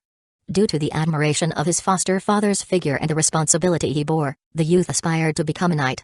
The title of a knight represented justice, represented the hope of saving Britain. This was ingrained in him since childhood. However, it was merely an aspiration. Aspiration was the farthest distance from understanding. The stark reality is, praising those who harbor virtues as knights allows the discordant and sordid individuals to also share in the crown of justice. Alvin's gaze seemed to scorch the youth. If it were you, would you be pleased with such acknowledgement? The golden-haired youth fell silent. He was truly intelligent. So even though he couldn't fully grasp some vocabulary, he could still understand Alvin's expression. And precisely because he understood, it became challenging to respond. The other party was right. If knights were all virtuous do-gooders, marauding bandits wouldn't persist for so long. They wouldn't have to wait for the so-called Silver Star guiding the way to single-handedly seek retribution. Witnessing the chaos in the town caused by bandits, he had also thought about contributing to easing everyone's troubles. However, this notion was discouraged by his foster father, who advised him that, with his esteemed status, he shouldn't attract attention. The spread of his name would draw the attention of Vortigern. Furthermore, he was pointed out that he currently lacked the determination to kill. Trying to face bandits with a heart of persuasion was naive and pointless. Always expecting goodness from people. To become a king, you are far from ruthless enough. Being criticized so unreservedly by his foster father, the golden-haired youth had to give up. Ruthless. This word deeply pierced into his heart. To become a king, did he have to learn to be ruthless? The youth found it hard to accept such a cruel truth. Until He heard about the name Silver Star guiding the way in the town. Peers of similar age were undertaking benevolent deeds he aspired to, temporarily freeing the young man from his hardship and igniting a deep yearning. Silver Star guiding the way, this coveted title, was subsequently etched into his heart. However, at this moment, upon hearing Alvin's straightforward words, the youth finally realized the malice concealed within the praises. Yes, why? Why should one's virtuous deeds, acknowledged as the righteous actions of a knight, be reasonable? Clearly, he was of the same age, yet he was adorned with the shackles of righteousness. To be acclaimed as a knight who slays villains at the age of 11 would surely bring shame to every self-proclaimed knight in the region. Sorry. Realizing the actions of the knights, he became more aware of his immaturity in thinking. I don't know how to answer your question. But at least. The golden-haired youth spoke with bitterness. You are a good person. Good person. Alvin fell silent for a moment. It's truly a heavy term. People can tolerate the looting of bandits, endure the exploitation of lords, and gradually consider these laws of the jungle as natural. However, when it comes to good people, various demanding requirements often follow. If there's even a slight moral flaw, their motives are subject to widespread questioning. As a good person, one becomes a target. The world works in such a way that being called a good person is not a pleasant blessing. Alvin shook his head gently, looking out over the golden wheat fields swaying in the wind. Amidst the brilliance of gold, the silver symbolizing the son of the white dragon appeared singular and lonely. Unfortunately, I am going to disappoint you again. I am not a good person at all. I do these things merely to satisfy my own desires. I need seeds for crops. Today, I came to borrow your fields for a while. To be honest, these rumors have caused me quite some distress. But unfortunately, people tend to mythologize those they worship. I tried to explain, but it didn't work. I am sorry. If he were a knight, he wouldn't joke about such an honorable topic. Listening to Alvin's extremely candid tone, the golden-haired youth's expression seemed somewhat dazed. Faced with these harsh but real truths that he rarely contemplated in the past, he lowered his eyes, revealing a sense of melancholy called disillusionment. Sorry, Sir Alvin. This is quite sudden. Ha ha ha. He felt so disappointed, so disheartened. It was like the shattering of a beautiful dream. After saying so much, he just wanted to see this expression. Unexplainably. Seeing the gray and dim expression on the other's face, a secret and excited thrill suddenly rose in Alvin's heart. It was so exhilarating. Yes. He just wanted to see this guy's expression, this kind of heartbroken and disillusioned expression, as if it were as intoxicating as fine wine. Ah. A little more disappointment. A little more sadness. Just like that, revealing confusion and sorrow. Wait a minute. What is this? The curve that unconsciously appeared at the corner of his mouth as he brushed his fingertips over it. For a moment, Alvin was slightly stunned. He raised his gaze, looking at the golden-haired youth's delicate face, feeling the surging and intense pleasure in his heart. The hand holding the sword handle couldn't help but tremble. He wanted to. He wanted to bully him, defeat him. Even defile him, insult him. To make him fall into corruption, sink into debauchery, and unable to extricate himself. Just imagining such scenes. A profound and thrilling pleasure seemed to surge in his heart, subconsciously refuting the ugliness of the knights, envisioning the vision of crushing the other, was also for this unbearable pleasure. What is happening? Alvin tried to control the sword handle, took a deep breath, and exhaled gently. He couldn't help but question himself in this numbness. Eat him. Corrupt him. Defile him. Insult him. Violate him. In his mind, there seemed to be such overlapping voices roaring. What the hell is this? Why did he suddenly go crazy and change his preferences? Indeed, this guy, who could be described as the best among beautiful youths, had a body full of sturdy muscles. But the attractiveness shouldn't be that different from his own, right? When he looked in the mirror, there was no reaction at all. This. Although it's embarrassing, but WTF. Why would he want to corrupt a man? Oh no, he have too much male hormone. Feeling the surge of emotion in his heart, Alvin was somewhat numb and horrified, and he was on the verge of losing control. Yes, his previous self had never encountered such an irresistible impulse, even when facing the absolute zone of the witch with her black silk suspenders. Having tasted hundreds and thousands of Morgan's explicit pictures, he was very sure that there was nothing wrong with his preference. You can question his character, but you can't insult his preference. Or rather, who was this guy in front of me? Trying to suppress the surging waves of emotion in his heart, Alvin calmly held the trembling sword handle and then smiled, asking, I haven't asked for your name? The golden-haired youth hesitated for a moment. After a little consideration, he cautiously revealed his name. Artorius. Chapter 14, as antagonist, making protagonist fall is basic, right? What did you say? Artorias. The sequence of quite familiar syllables caused Alvin's brain to be suddenly flooded with a sensation akin to an electric shock. Details that were subconsciously ignored by his thoughts resurfaced, and a golden strand of hair, swaying in the wind, suddenly became remarkably conspicuous. The magic resistance of an ultimate life form lifted the subtle veil that had clouded Alvin's awareness. Artorias. Artoria.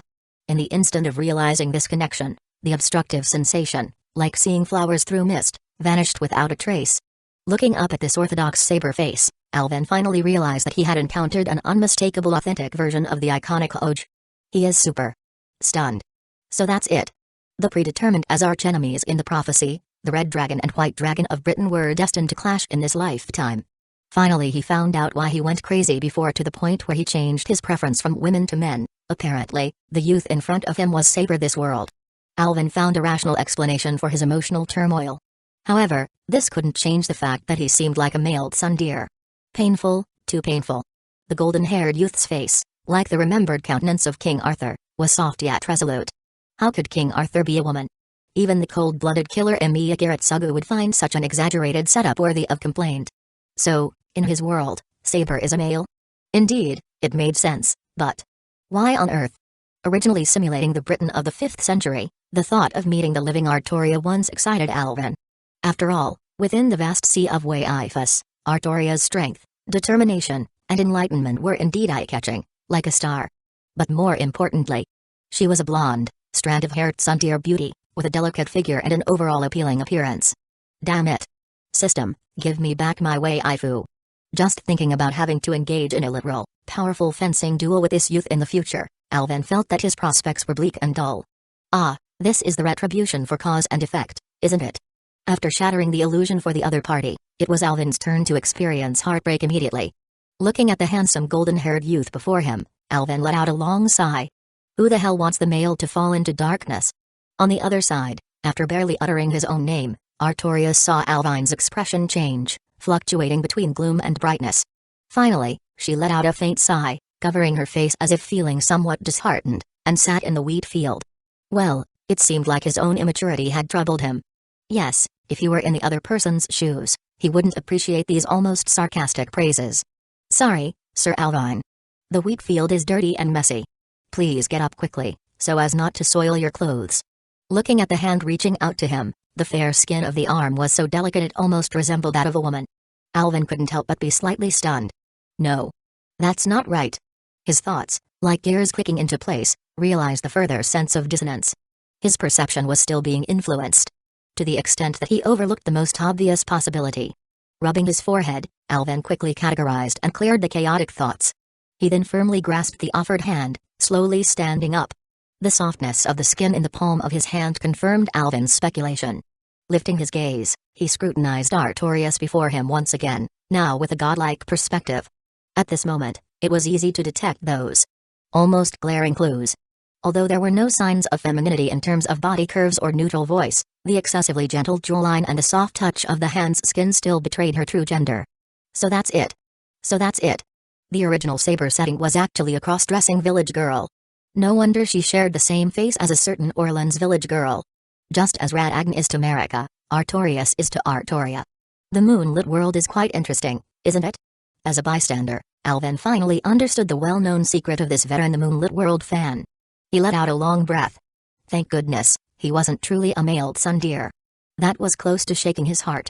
Rather, after discovering such a truth, the impulse to make her fall into darkness became even stronger. How should he put it? He was designated as the ultimate antagonist with full of evil deeds. As King Arthur, Artoria was undoubtedly the protagonist of Britannia. As an antagonist, making the protagonist fall, isn't that a basic operation? Alvin's mind sparked with interesting thoughts. Yes. To prove that the simulation wasn't a predetermined loop, the simplest way was to break the established historical facts and stir the trajectory of the era into chaos. For example, corrupting the pure and innocent Artoria. Perhaps adding a lifelong regret? Although, it might be more effective to kill her immediately here, making fate deviate even more. But, could he really kill her? Alvin had doubts about that. Putting aside the absolute defense of Avalon, the future King Arthur was an artificial son of the Red Dragon, a non-human being of the same level as himself. Even if he were to shatter her heart, it didn't necessarily mean she would die. Moreover, just like his witch elder sister, serving under Uther, that legendary magus of flowers Merlin, it was hard to believe that she wasn't guarding her.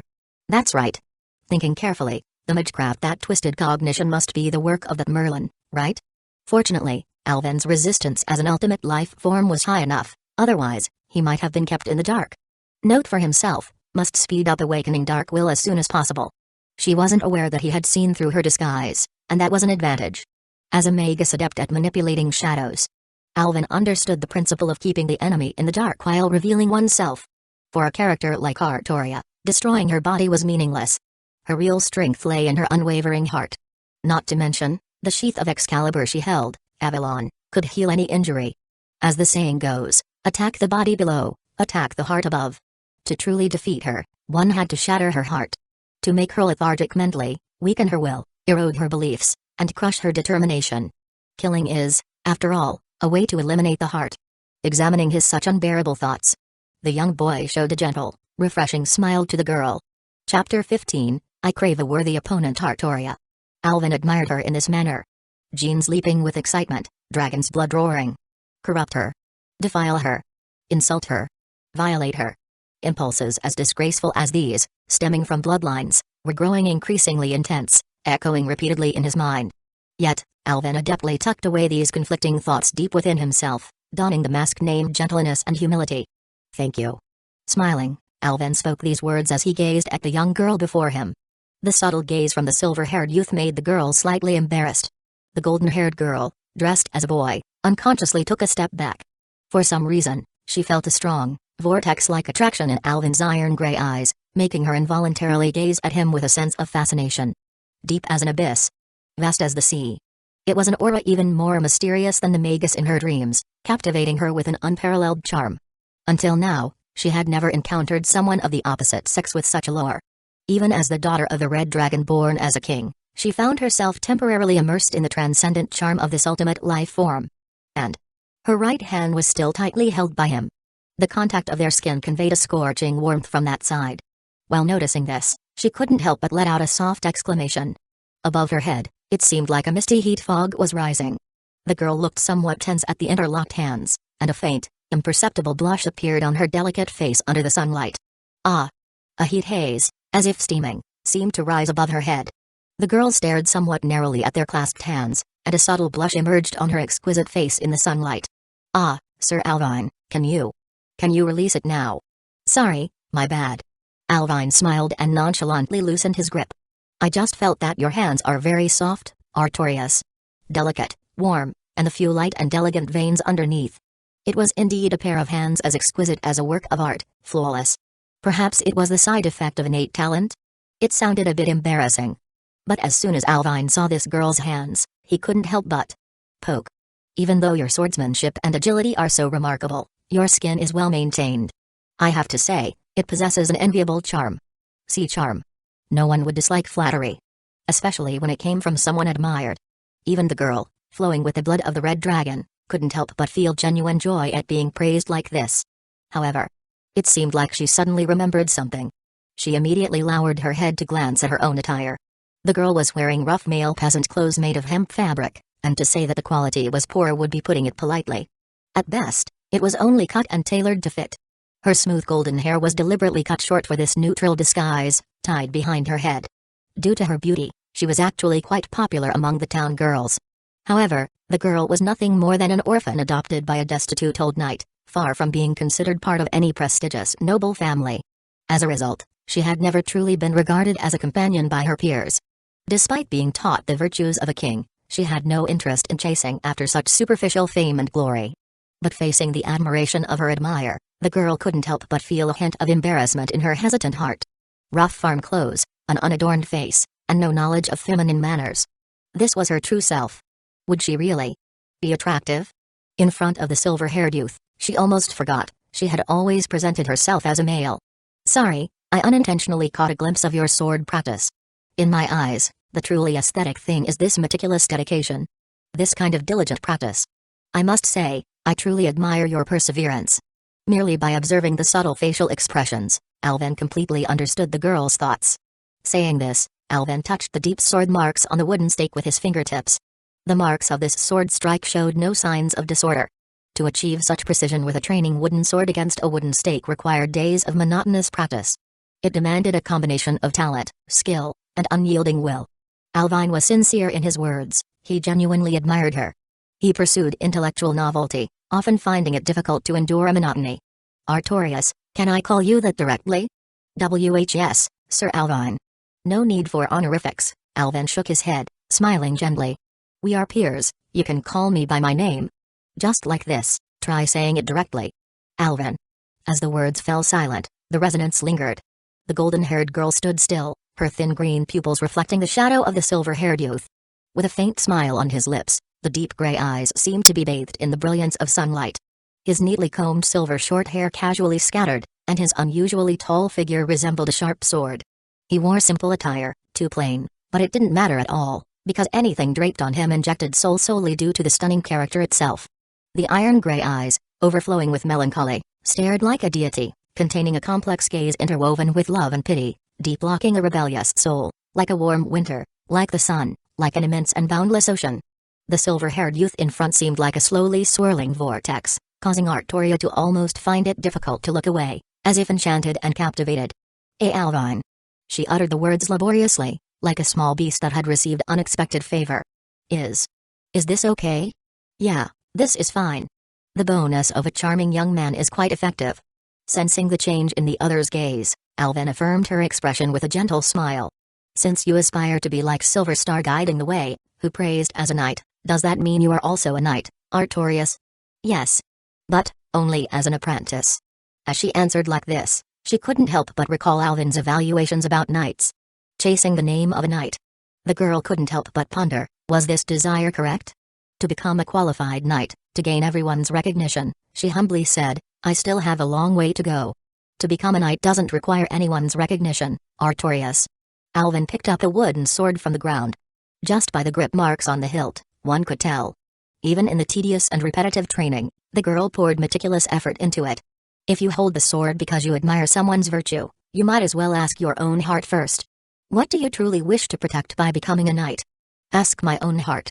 She lowered her head to look at the sword in her hand. The golden-haired girl appeared somewhat absent-minded. Between self-examination. Another rough blade had already reached her front. Let's fight. If you still can't come to a conclusion, then use the sword to find the answer. The sword isn't just held in the hand, it's held in the heart. Alvin's thoughts were simple. Through this battle of wills, he wanted to strike her, penetrate her, and ultimately corrupt her. Artoria was unaware. At that moment, longing for the figure before her, she had already taken the first step. Towards the abyss. Chapter 16, You and Your Sword Make Me Laugh. The tip of the sword trembled. Alvin could no longer contain himself. At this moment, he was quite literally experiencing the awakening of his DNA. It was as if a blonde vampire had spotted a deliciously tender little pastry and couldn't wait to indulge. The bloodline from the white dragon made it difficult for Alvin to restrain the urge to humiliate the red dragon. Even if it was just sparring, just training. The pleasure that victory brought, the ultimate ecstasy that made his entire being tremble, was something he wanted to savor. In short, tormenting someone like Artoria was incredibly exhilarating, aside from such base intentions. Alvine also aimed to use this battle to crush the girl's confidence. Abandoned by the Round Table, betrayed by her lineage, close friends going their separate ways, and the nation she valued inching towards collapse. As someone who had witnessed the entire Holy Grail War, Alvine was well aware of the fate that awaited the girl. Born from the distorted desire to be chosen as a king, this pure and innocent girl named Artoria, did she not commit grave sins that warranted enduring such tragic outcomes? Although in one of the alternate endings, she might have eventually found peace. But pain is pain, no matter how you dress it up, it's genuine suffering. Some people go through life without experiencing hardship, while others spend a lifetime trying to heal pain. Why? Yes, why should he bear a terminal illness? Why should he rush against time after crossing dimensions? And who would care about so-called cheat abilities if one can lead a happy and stable life? All the comforting words about enduring hardships and being given great responsibilities are lies. They are sweet-talking phrases that numb the heart like bitter medicine. If you feel burdened on your journey, undoubtedly, someone else is ensuring that your years pass peacefully. Whether burdened by the weight of survival or driven by the expectations of many, people struggle on the thorny path. In a sense, he and she shared a common plight. Therefore, with this opportunity for a heart-to-heart confrontation, Alvin didn't want her to fall into the same pitfalls. If she were to waver in her conviction to become a king, lost in this decay. For the girl, perhaps it would be a fortunate turn of events. Clang, the blades clashed, producing a resounding impact. Although bearing the bloodline of the Red Dragon, Alvine was acutely aware that Artoria was not his match at this moment. This wasn't due to differences in aptitude, talent, or attributes. As the artificially created king with dragon's blood, Artoria's stats were monstrous as well, especially with the dragon factor, allowing her to continuously generate magical power just by breathing in this age of gods. She was strong, very strong, stronger than most of the reputed figures in Britannia. Her exaggerated physical strength was similar to his. Even if she were fully developed, she could be considered a genuine humanoid dragon. However, unfortunately, the outcome was decided offstage long ago. Smack, the wooden sword in his hand was abruptly knocked away, and the girl's attempt to maintain her sword stance collapsed suddenly. She was even sent flying by this heavy blow, falling into a haystack, looking thoroughly disheveled. In less than a minute, the victory and defeat were clear. His sparring partner was none other than vile King Vortigern. Although Alvin didn't know who taught Artoria swordsmanship, surveying all of Britannia now, no one could surpass the descendants of the White Dragon in swordsmanship. Under Vortigern's guidance, Alvin had truly mastered a third of the essence of Vortigern's swordsmanship. However, the gap in swordsmanship alone wouldn't lead to such a stark contrast. The more important reason was too fearful. In combat, you only defend and never dare to exploit weaknesses. Is this the sword technique of a virtuous saint? The girl panted in silence. Alvin frowned, and his words continued to ruthlessly prick at her heart. You aspire to the figure of the Silver Star guiding the way, right? Wanting to protect the townspeople, defeat bandits and monsters, and bring clarity to the chaotic era of Britannia. But when facing plundering bandits and the demonic dragon Vortigern, do you expect them to kindly put down their weapons, submit to execution, and attain enlightenment? Referring to his father as a demonic dragon was a bit over the top in filial piety. But this thoroughly evil title was quite effective, and since his dad couldn't hear it anyway, Alvin used it as material for his writing. Do you still hope that your enemies will have a sudden change of heart and show mercy when facing you? Carrying such a weak mindset, you might as well go home and raise pigs instead of being a knight. The sword conveyed his sentiments more effectively than words. Through this brief clash, Alvin had already discerned the issues that Artoria, who had not yet become a king, was facing at this moment. Longing for the goodness of people, she was too noble, almost to a pathological extent. Because she carried the bloodline of the Red Dragon, even when injured, she could easily recover. Thus, she hesitated to use her full strength against the idol she admired. Always considering others, she overlooked her own position in that bleeding dragon heart. This inevitably reminded Alvin of Emiya Shiru's similarly pathological sense of justice. Of course. If not for harboring such generous determination, she wouldn't be the dazzling king that she was. However, the idea of protecting others through self-harm was undeniably twisted. Alvin wanted to correct all of it. You and your sword make me laugh. The silver-haired youth lifted the sword point expressionlessly, pointing it at the disheveled face of the golden-haired girl. His articulate words rang out like the teachings of a wise man. Are you insulting me? Thinking that I will show mercy if it's just practice? If you truly want to show respect, then give it your all against me. Thank you for your guidance. Her outstretched hand tremblingly picked up the fallen wooden sword. The girl, panting heavily, slowly rose from the ground and once again assumed a sword stance. Yes, she was well aware of the tremendous power contained within her own body. The swordsmanship taught by her foster father was already familiar to her. In the vast land of Britannia, few could instruct her in combat arts. But, as her foster father accurately pointed out, expecting someone with a kind nature like her to lack the determination to kill. Even the crude wooden sword, reinforced by magical power, would become as hard as iron, sharp enough to cut a person in two. Therefore, in past training, the girl had never dared to exert her full strength. Now, a defeat without suspense made her realize, she finally had an opponent strong enough to break free from those constraints. Sorry for offending you, Sir Alvine. Both hands holding the sword in a dignified mid-level stance, the girl exuded a majestic aura that swayed the wheat fields like a gust of wind. However, Alvin stood firm in the midst of this aura, holding the sword high with one hand, facing sideways, looking as if he was full of openings. She gave it her all, but so what? It wasn't enough, far from it. A protective sword meant carrying a burden, far from the carefree and exhilarating swordplay. Alvin could ruthlessly attack her weakest points, but due to the concern for harming others, Artoria's strikes seemed hesitant and indecisive. Bang! Bang! Bang! The sword blades constantly collided with each other. The girl's wrist holding the sword trembled slightly due to the immense force, and it seemed like her heart was unstable as well. With the disruption of magical power output, The fragile wooden sword could no longer withstand the violent slashes between the dragonkin. Faint cracks faintly spread on the sword blade, then click with a resounding sound. The wooden sword in the girl's hand suddenly snapped, and the powerless sword tip fell to the ground, breaking apart inch by inch. The sword broke. It was an even more insulting defeat than being disarmed and losing the sword. Standing in the arena, the girl stared blankly at the broken sword in her hand, looking somewhat dazed. A sword that cannot kill, cannot protect anyone either. Alvin lowered his eyelids. Like the name of the knights that you admire, Artorias, your sword is equally boring. Boring. It was truly a piercing critique. These words must have hurt her deeply. Hoping that she would discard the broken sword and reveal a more lost, confused, and disillusioned. That extremely gratifying expression. However, the girl's resilience far exceeded Alvin's expectations. Ignoring the faint traces of blood in the gaps between her fingers, her fair and delicate wrist trembled slightly, and the girl picked up a new wooden sword from the ground. Again. It's my honor to spar and learn from a strong opponent, please. Please guide me, Sir Alvin. Don't call me sir. Okay, Sir Alvin. If the path is wrong, persisting in it 10,000 times is a futile act. Today, I will make you understand this truth. Was it anger at her stubbornness? No, it was a feeling of self-disgust for being so despicable, wanting her to give up. Just like the girl finally being able to exert her full strength. Facing Artoria, his destined rival, besides Vortigern, she was the strongest opponent Alvin had encountered so far. What followed was the most exhilarating display of effort. The pressure from each other's momentum almost made the wheat field collapse. However, the girl's figure swayed like resilient reeds, but she remained steadfast. Resilient and steadfast, huh? Then, with even greater force, he will completely crush her. If 10,000 are not enough, then 100,000, if 100,000 are not enough, then 1,000,000. The battle intent surged, blood pulsated. The shockwaves around them spread like ripples.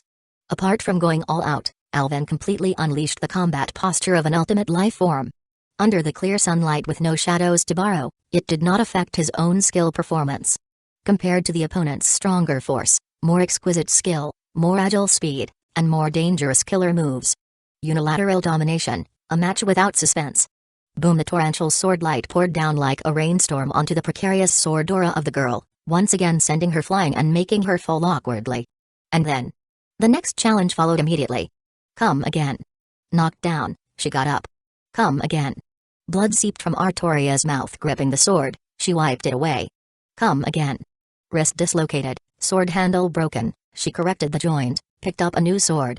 Come again. Her silky golden hair lost its luster, and her delicate face was covered in dirt.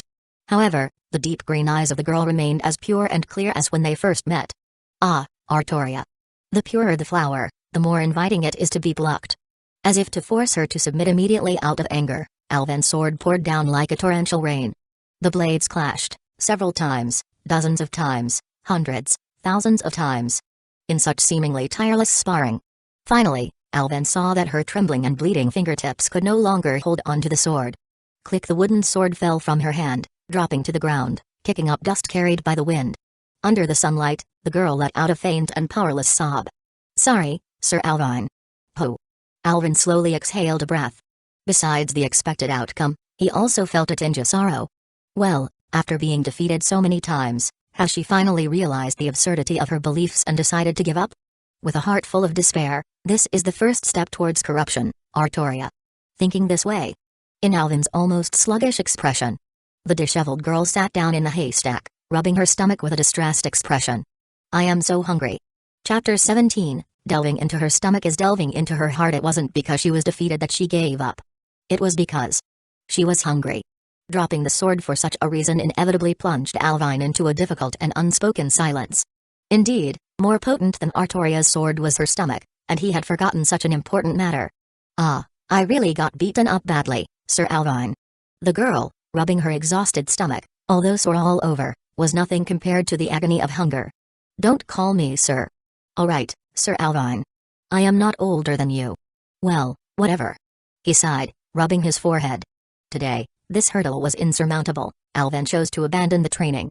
Soon after, both of them heard the loud and prolonged moaning emanating from the girl's abdomen. Gurgla, ha ha ha. Hungry. Being hungry is unavoidable. You need strength to practice after all. If you don't mind, would you like to come back with me? The golden-haired girl, somewhat embarrassed, hugged her arms. Then, her gaze froze suddenly, as if frozen, as she saw Alvin bend down and reach into his own shadow, groping around. Soon mushrooms, bird eggs, vegetables, chestnuts, bay leaves. All meticulously preserved by Alvin's shadow magic, a whole bag of fresh ingredients was thrown directly in front of the girl. "Tidy up, I will start a fire." In Artoria's surprised expression, Alvin pulled out an iron pot from the shadow, skillfully set up a makeshift stove. He ignited the straw, blanched the ingredients in water, stir-fried them with melted animal fat, and finally simmered them in clear spring water. Although the handling was simple, the natural wild game quickly emitted a richer aroma. Cooking smoke is the best way to attract bandits. Alvin had used this method to catch several big fish. The nearby bandits were almost wiped out by him. Now, whenever they saw smoke, they would run for their lives. TSK, all the fish were gone. He grabbed a handful of coarse salt and sprinkled it into the soup, creating a burst of fragrant aroma. The girl's esophagus began to unconsciously swallow saliva. "Eat, there's nothing better on such short notice."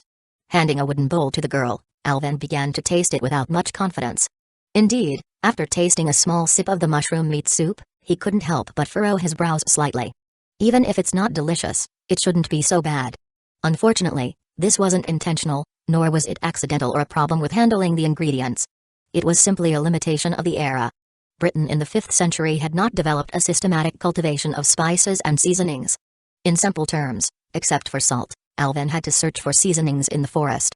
The makeshift stove was also hard to compare with professional cookware. Therefore, insufficient heat, bland taste, and only the seasoning of coarse salt. This dish tastes a bit monotonous.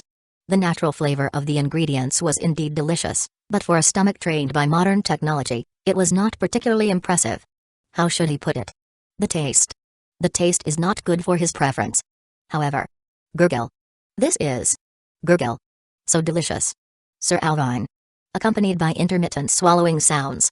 The girl's sincere admiration echoed from her side. The rich flavor of the meat juice combined with the deliciousness of the mushrooms melted in her mouth. The fragrance of salt and spices blended with a hint of nutty sweetness, repeatedly stimulating the undeveloped taste buds, until it went down. The infinite aftertaste still filled her mouth. In this world, there can still be such delicious food. The golden-haired girl, who usually filled her stomach with coarse grains, took small bites of the mushroom meat soup, and the overly wonderful taste made her pupils seem to shine. Already too busy to care about her dining etiquette, she quickly finished the entire bowl, licking her lips as if she was not satisfied. This child, who had never had a full meal since childhood, made Alvin feel a sense of pity.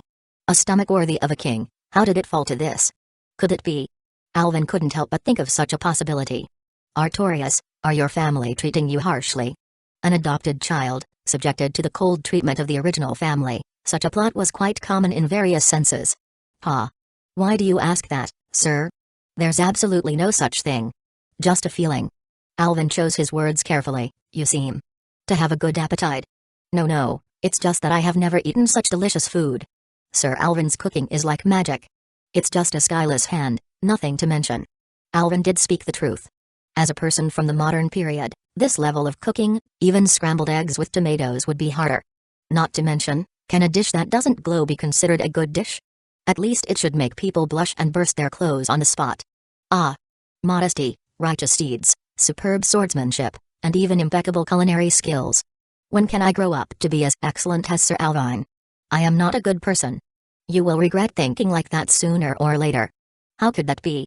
I will do my best to try to catch up with your figure. Yes, how could that be? He hopes that when the time comes, she can still think like this.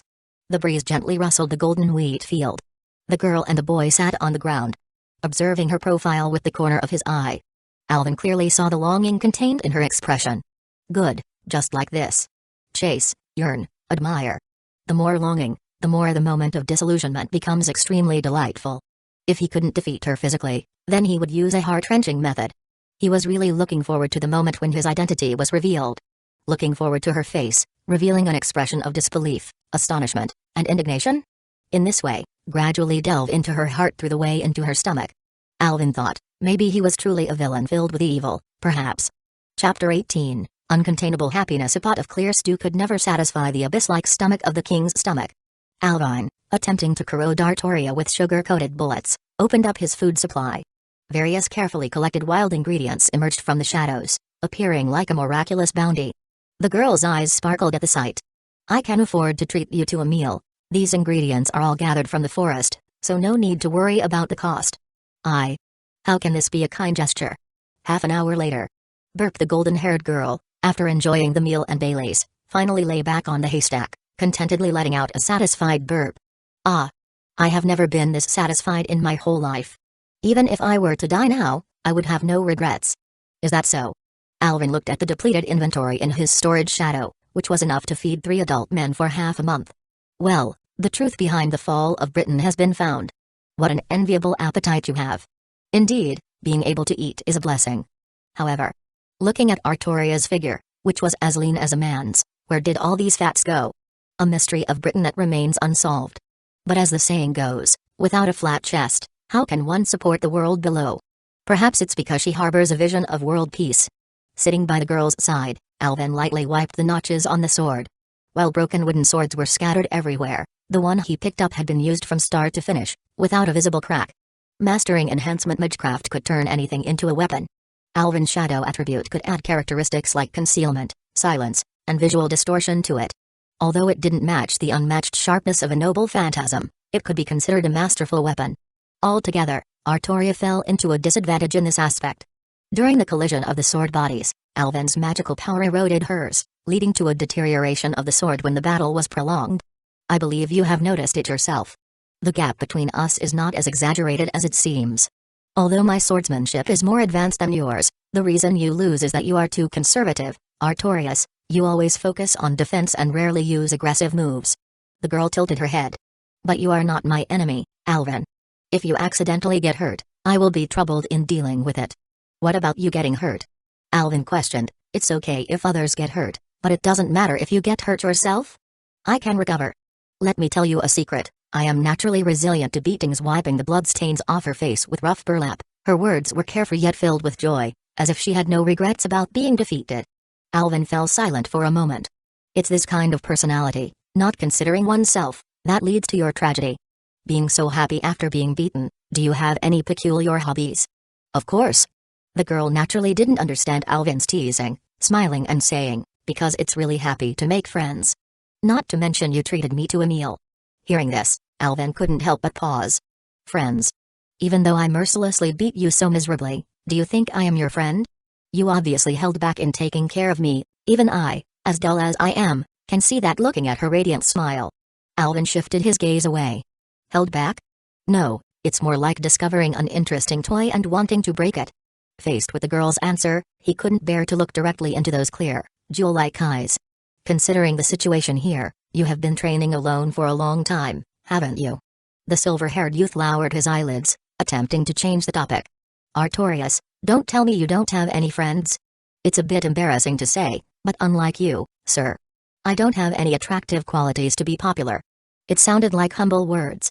To some extent, it was the truth. Excessive beauty only brought about jealousy among peers. Moreover, because of her special status, she was well aware that she couldn't flaunt it. As she described herself, I don't have any attractive qualities. Plain and low-key, these were the qualities that allowed the girl to live each day peacefully. Her origin is both complex and unique. Why did she live her life disguised as a man? Why did she start practicing swordsmanship, learning state affairs, and being advised to abandon human emotions since childhood? Because the girl was expected to become Britain's ideal king. Weak humans have limits. Uther, defeated by Vortigern, understood this.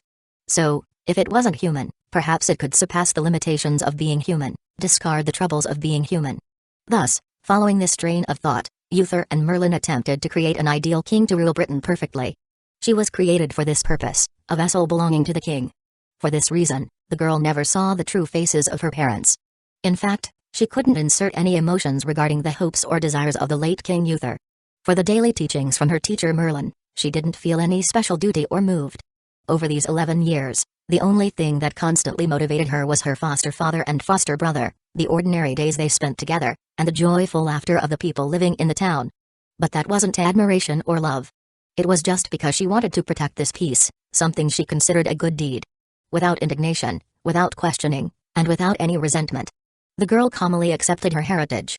Sometimes, she would think that if she became a member of the town, spending her life in peace with her family, how nice it would be, but she didn't dare to have such a luxurious wish. Even if she occasionally imagined such a happy scene in her mind, she immediately sobered up and dispelled those thoughts. Because the girl knew from the bottom of her heart that if she made such a choice, she would only lose everything. The girl named Artoria exists to become a king. The vast Britain cannot contain the happiness of this lone existence. But at least, friend. She would occasionally fantasize about having a close friend to talk to. Chapter 19, completely tainting this divinity at this moment.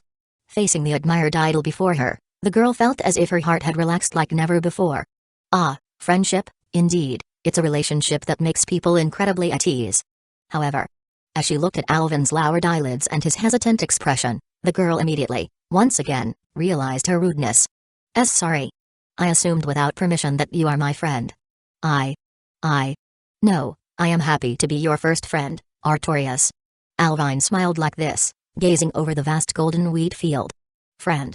This was a great opportunity to get closer and corrupt her. Not only that, you will have more and more friends in the future. Don't underestimate yourself. Thank you, Sir Alvin. Surprisingly, she got so excited about having a friend that her face turned red. No, it seemed like blood was seeping from her forehead. Looking at the excited expression on the girl's face. Unknowingly, Alvin felt a slight tremor in his heart, a feeling he didn't want to dwell on. Pity and sadness. It might be a bit presumptuous, but if you have time, can you come and practice with me more in the future? The girl looked at the broken wooden swords on the ground, deciding that she needed to make a new batch in the future. However, she seemed a bit troubled, after having your land. Making such an unreasonable request, I feel like I don't have anything to repay you. Gulp, thinking about these things made her feel more and more ashamed. The girl seemed like she wanted to bury herself in the ground. I always wanted to ask, is this sweet field owned by Sir Ector? Is that your? It's mine. My father's. Originally, Sir Ector didn't allow her to address him with these words. But now, he couldn't hear it anyway, so calling him that shouldn't be a problem, right? Although it was forbidden to speak. In her heart, the girl had long acknowledged this fact. That's great, then. I would like to borrow your land to see the prosperous growth of this wheat field. If you can lease or sell it to me, it would be a great help. Actually, Alvin didn't necessarily need the land here. If he asked, his old man would naturally allocate a large piece of fertile land in Londinium to him, and he might even send a few batches of people to pick cotton or something. But, if he did that, there would be no reason to frequently approach Artoria. The feeling of being needed is an advanced emotional need. Even if it's a trivial request, like helping peel an apple. Expressing an attitude of needing each other is the best way to close the relationship. It could be considered a philosophy of life that Alvin had developed in his previous life, where he mingled. Oh. If my father hears about your request, he will definitely agree happily. But Sir Alvin, are you planning to farm? The girl looked at Alvin somewhat incredulously. Someone with such strong combat skills actually stooping to work in the field seemed so contrasting, just like King Arthur being a woman. I have topics I want to research. Saying that, Alvin couldn't help but recall the disdainful faces of those people at the clock tower when he was researching wheat production. Saying something like mudfooters only deserve to farm, but Alvin was very foresighted and applied for a patent in advance. So, even though the price was exorbitant, now the noble families are fighting to buy his genuine brand flour, rich in ether. It is said to be more magical than ordinary food. Magicians also need the essentials of life. One can only say that old folks don't understand the saying food is life, they just like to suck their blood and watch their painful expressions. As for sword practice, sparring with you is also a way for me to hone myself. I am naturally happy to do so. However, Artorias, your swordsmanship. Such pointless persistence will only make your path more and more thorny.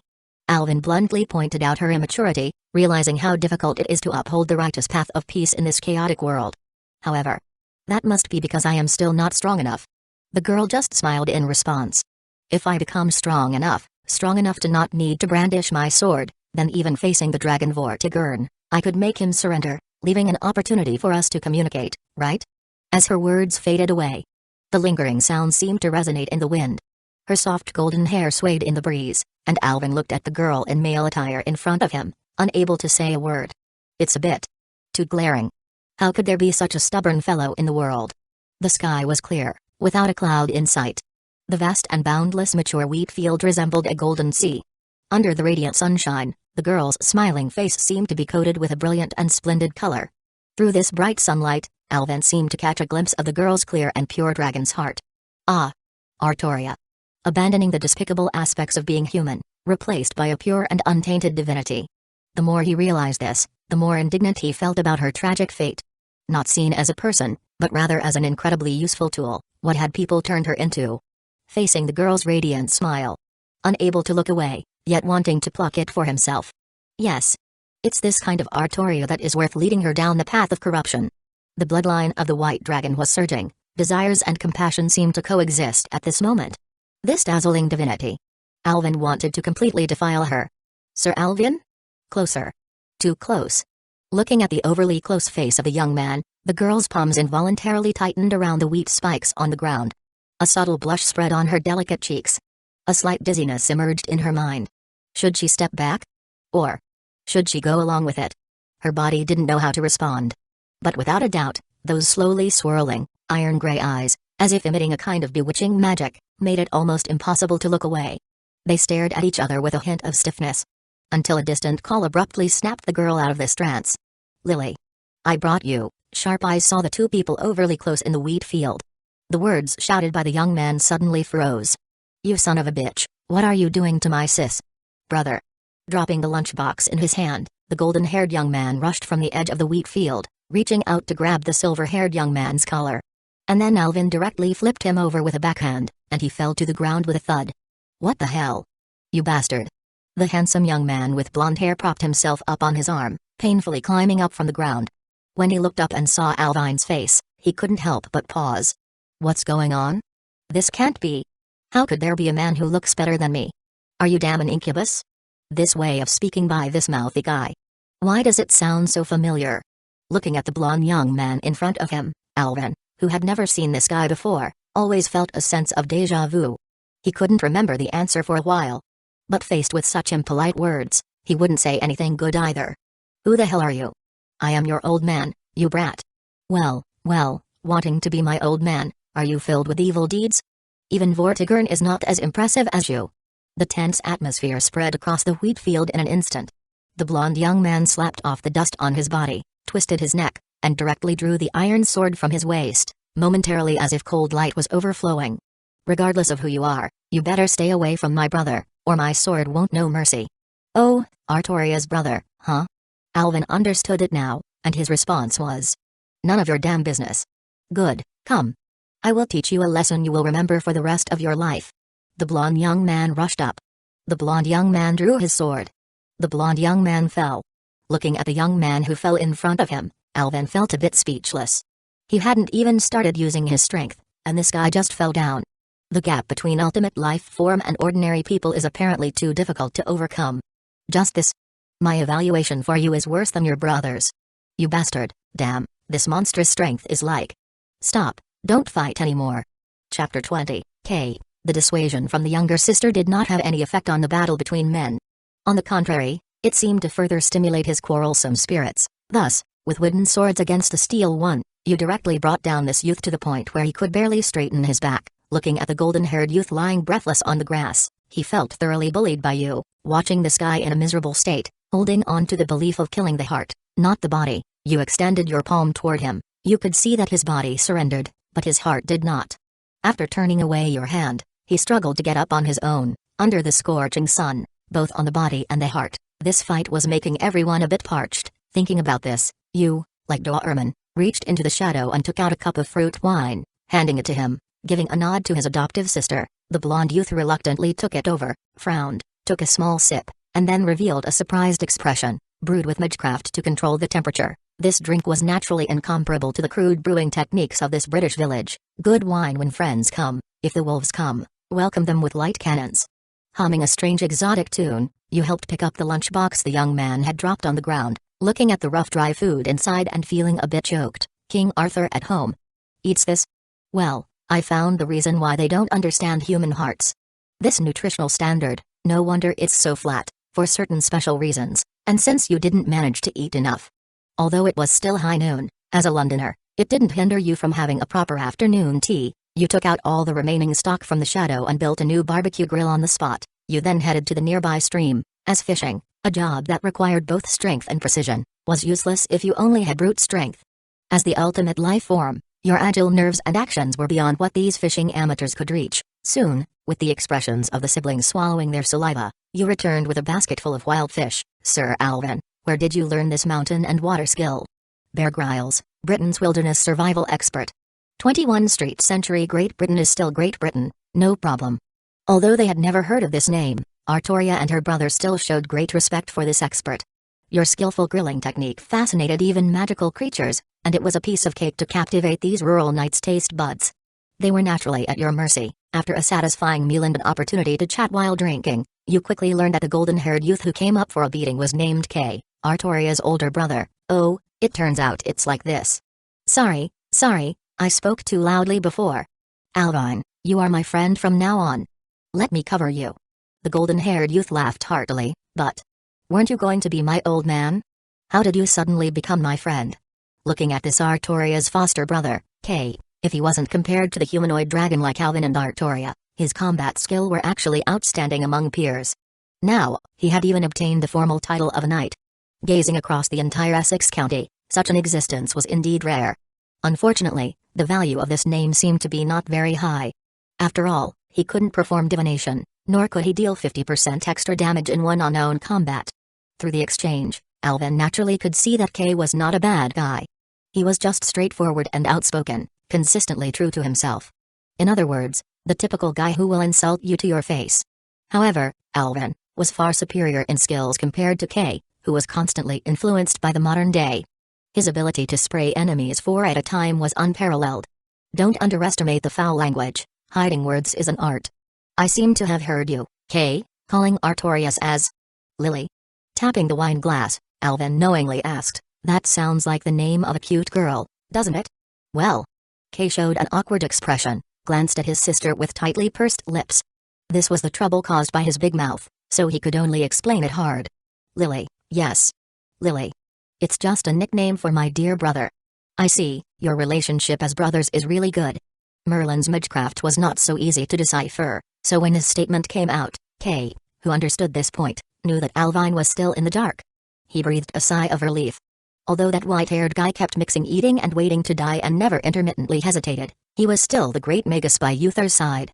This illusion skill had an outstanding effect. However, upon closer inspection, the silver-haired Alvin indeed looked so charming. How could there be such a guy with a face that broke all the rules? Could it be that he really half-incubus like Merlin?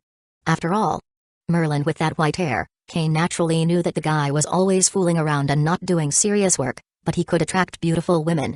It was all thanks to his half-incubus face. Thinking of Merlin, Kay couldn't help but feel envious and jealous. Not to mention Lily.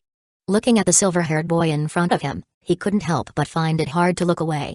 Kay considered himself normal in orientation. He undoubtedly liked women, preferably those very hot ones. Anyway, Lily's disguise couldn't be exposed, and having a sparring partner who was skilled with a sword was undoubtedly a good thing. Thinking like this, Kay couldn't help but feel a bit ashamed. As the older brother, he couldn't beat his own sister and could only say that he was willing but unable to perform the role of a sparring partner. There was no way. After all, humans couldn't compare with dragons. So, how did this guy, who could beat Lily so badly, even more monstrous than monsters, appear out of nowhere? Asking in this way might be a bit presumptuous, but I wonder about Alvin's family background. As the words fell silent, the scene suddenly became somewhat stagnant. After a while, the silver-haired boy spoke in a low voice. Now, Britain is my home.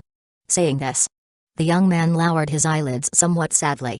Although he had learned to instinctively conceal his race aura, Alvin couldn't be sure if Merlin had taught him the magecraft to detect lies. Therefore, he didn't give a direct answer to this question. Even so, these profound words were already enough. An exceptionally stunning appearance could often overshadow all other shortcomings, and even a simple dress could inject soul into it. Because everyone was looking at the face, no one would usually care about what Alvin was wearing. However, if you observed carefully, you could find that the silver-haired youth's clothes were very simple, with the usual style of civilians, light and practical, with quite a few sewn patches. This was by no means something a nobleman could tolerate. Even if he was a nobleman, he could only be a destitute and fallen only son. Yes. If there were still family members to take care of him, who would let an 11-year-old boy go alone to crusade against truthless mountain bandits and monsters? This kind of talented teenager, which aristocratic family wouldn't cherish him like a treasure? Not to mention his face, just this combat talent was a natural genius. If he died prematurely, it would be a huge loss. Those exquisite survival skills in the wild, how did the boy master them? Were self-evident. Looking at Alvin's dim, ashy eyes. Although he was still eating someone else's grilled fish and drinking someone else's fine wine, he still initially wanted to discipline this young man. Kay couldn't help but feel that he really wasn't a decent person. Chapter 21, Merlin. Touching upon such a sorrowful topic, you and your companions consciously chose to quickly move past it. Apologies, I might have overstepped, Alvin. If you don't mind, consider our home as your own in the future. Thank you for your kindness, but I am used to a wandering life. Being without a fixed abode is the norm for me now. Facing Kay's kindness, you shook your head to politely refuse, then paused before smiling again. But in the future, I am afraid I might become a frequent visitor. With superb culinary skills and the charm of a handsome youth, you quickly closed the gap between you and Kay. Soon, you became like brothers. After understanding your needs, he patted his chest, saying that such trivial matters were on him and not worth mentioning. You then set out for the small courtyard that the siblings built outside the town, where you met their father, Sir Ector. The old knight, with white hair at his temples, was sweeping autumn leaves in the backyard. His well-trained figure remained upright, showing no signs of aging fatigue. Old soldiers never die, nor do they even wither away. Looking at his back, you couldn't help but think of your own old man, Vortigern.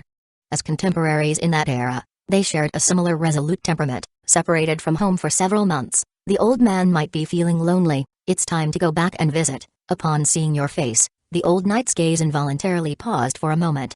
However, with the introduction from the siblings, he quickly understood your intentions. So that's how it is. If you fancy any plot of land, feel free to use it. Ranting seems a bit formal. The contributions you have made to the town have made us old folks feel ashamed. This wheat field at home, let my son, Artorius, show you around. He's more familiar with the nearby terrain as he works on the farm daily. Sir Ector smiled, and his words were kind and graceful. However, his gaze kept scanning the silver-haired youth. Like, really like. The more he looked, the more it felt alike. Recalling the past days when he served under Uther, Ector's expression seemed slightly trance-like. Yes, as such an important figure serving as Artoria's foster father, he couldn't be a fallen old knight, but rather the most trusted Uther's personal guard. In fact, Ector didn't have any eccentric, reclusive personality. The reason for living in such a remote suburb, far from the town, was to raise Artoria. Since his youth, he had served in the royal court as Uther's personal guard. At that time, the relationship between the royal brothers was very harmonious. Therefore, Ector was one of the few who had seen the young face of Vortigern. Maybe it was just his illusion? The silver-haired young man in front of him. Whether it was his appearance or temperament, he was so similar to that highness. No, now he should be called Vile King, right? Although Ector didn't really like to use this title. As Uther's personal guard, he had witnessed the harmonious relationship between the royal brothers. To say that Vortigern had been disguising himself for many years in concealment was too sensational. Unfortunately, he couldn't interfere in the hidden secrets. Moreover, that highness couldn't have any offspring. No matter how powerful the woman was, she was still just a human. Therefore, it was impossible for her to conceive the bloodline of a dragon. So, maybe it really was just his illusion. His gaze stayed on Alvin's face, and the old knight's expression was a bit trance-like until his well-behaved daughter waved her hand, bringing Ector back to reality. Father? Seizing the opportunity of having guests, she finally dared to call out. The golden-haired girl smiled. Addressing oneself as a father with the noble status of a red dragon, how could he bear the title? Helplessly glaring at the girl, Ector smiled gently at Alvin. I am sorry. Seeing you reminds me of an old friend. As one gets older, it's easy to get lost in thought. Well, sweeping is a bit tiresome now. If you have any business, just tell my unruly sons. Take a break, father. Following the old knight as he pushed open the wooden door to the backyard, Alvin maintained a flawless smile on his face. Now, if he fully restrained his breath and head, even the concealing magecraft from someone like Morgan would be challenging. In other words, he didn't think Ector could recognize the white dragon's bloodline on him. However, the old knight's trance-like expression. Was he recognized? No, listening to his words, could it be that he resembled his father when he was young? Well, that is to say, just speculation. Even so, Alvin had already prepared for the moment his identity was not exposed. He wouldn't give up this chance to subtly influence Artoria, even if he had to infiltrate the enemy's camp. Beyond the northern Orkney Islands, a land known for its beautiful women. Traversing the islands with the consciousness of a nightmare, the distance of thousands of miles poses no obstacle to communication. As if in a trance, there seems to be a premonition. The Magus of flowers, surrounded by the teasing laughter of beautiful women, suddenly opened his transparent and gem-like deep purple eyes. His profound gaze seemed to penetrate the dome of this noisy tavern and, with a slightly furrowed brow, looked towards the distant southeast. These clairvoyants, capable of observing everything in the mortal world, akin to a miracle, instantly glimpsed the scene in that courtyard. Hector, Lily, K. Seems like nothing unusual. Then, why has my right eyelid been twitching? I see, it must be some women thinking of me. The miraculous clairvoyants did not observe the figure of the white dragon's son. Therefore, the always unrestrained Merlin quickly dismissed such meaningless omens. Oh dear, nothing seems to be happening. Let's continue drinking served with fragrant fruit wine. The Magus smiled and comfortably rested his head between the bosoms of the beautiful women. After drinking, there was still a phase of deeper communication. Tasting the flavor of women is something one can never get enough of. A day of leisure, hook and enclosure for music. There's still a long night ahead to give a lesson to his adorable disciple. Chapter 22, Anchor of the Planet. The anticipated revelation of your identity has yet to arrive, and your life remains as tranquil and stable as ever. As you exhale a sigh of relief, curiosity about the enigmatic Merlin intensifies within you. This grand magus, scorned by Morgan and labeled as the scum of humanity, leaves you wondering whether he has failed to recognize your true self or is simply keeping his knowledge concealed. Could he possibly be engaged in trivial pursuits while neglecting significant matters? For each additional day spent by Artoria's side, the influence from the son of the White Dragon deepens subtly. If Merlin remains indifferent, allowing his disciple to be taken away would be an irreversible mistake. Nevertheless, whatever schemes he may be plotting, the Magus's absence aligns more closely with your intentions. Choosing a fertile plot from Sir Ector's fields in the outskirts, you embark on the preparations for your botanical research. With thoughts of your own elderly and lonely father back home, your visits to Londinium become more frequent. Often, you bring carefully crafted gifts for Morgan. However, before each encounter, you discreetly remove the ring from your left hand. The ring engraved with your name, intended as a gift for the witch, is meticulously packaged and concealed in the shadows. Following British customs, reaching adulthood occurs at the age of 15. It seems the time for that has not yet arrived. Pretending to be oblivious to Morgan's caring gestures during your journeys, the witch also feigns ignorance about the pledge ring you have carved for her. In this unspoken ambiguity, the distance between you and Morgan draws closer. However, your father, Vortigern. Every time you make a deliberate effort to visit him, he rarely stays within the castle. Recently, the frequency of the Vile King's military campaigns has been escalating, yet they are not aimed at conquest. It appears he is urgently searching for something. Upon inquiring Morgan, she seems to have vague suspicions. I guess. Morgan furrowed her brows slightly. He wants to find the coordinates to the anchor of the planet. Anchor of the planet.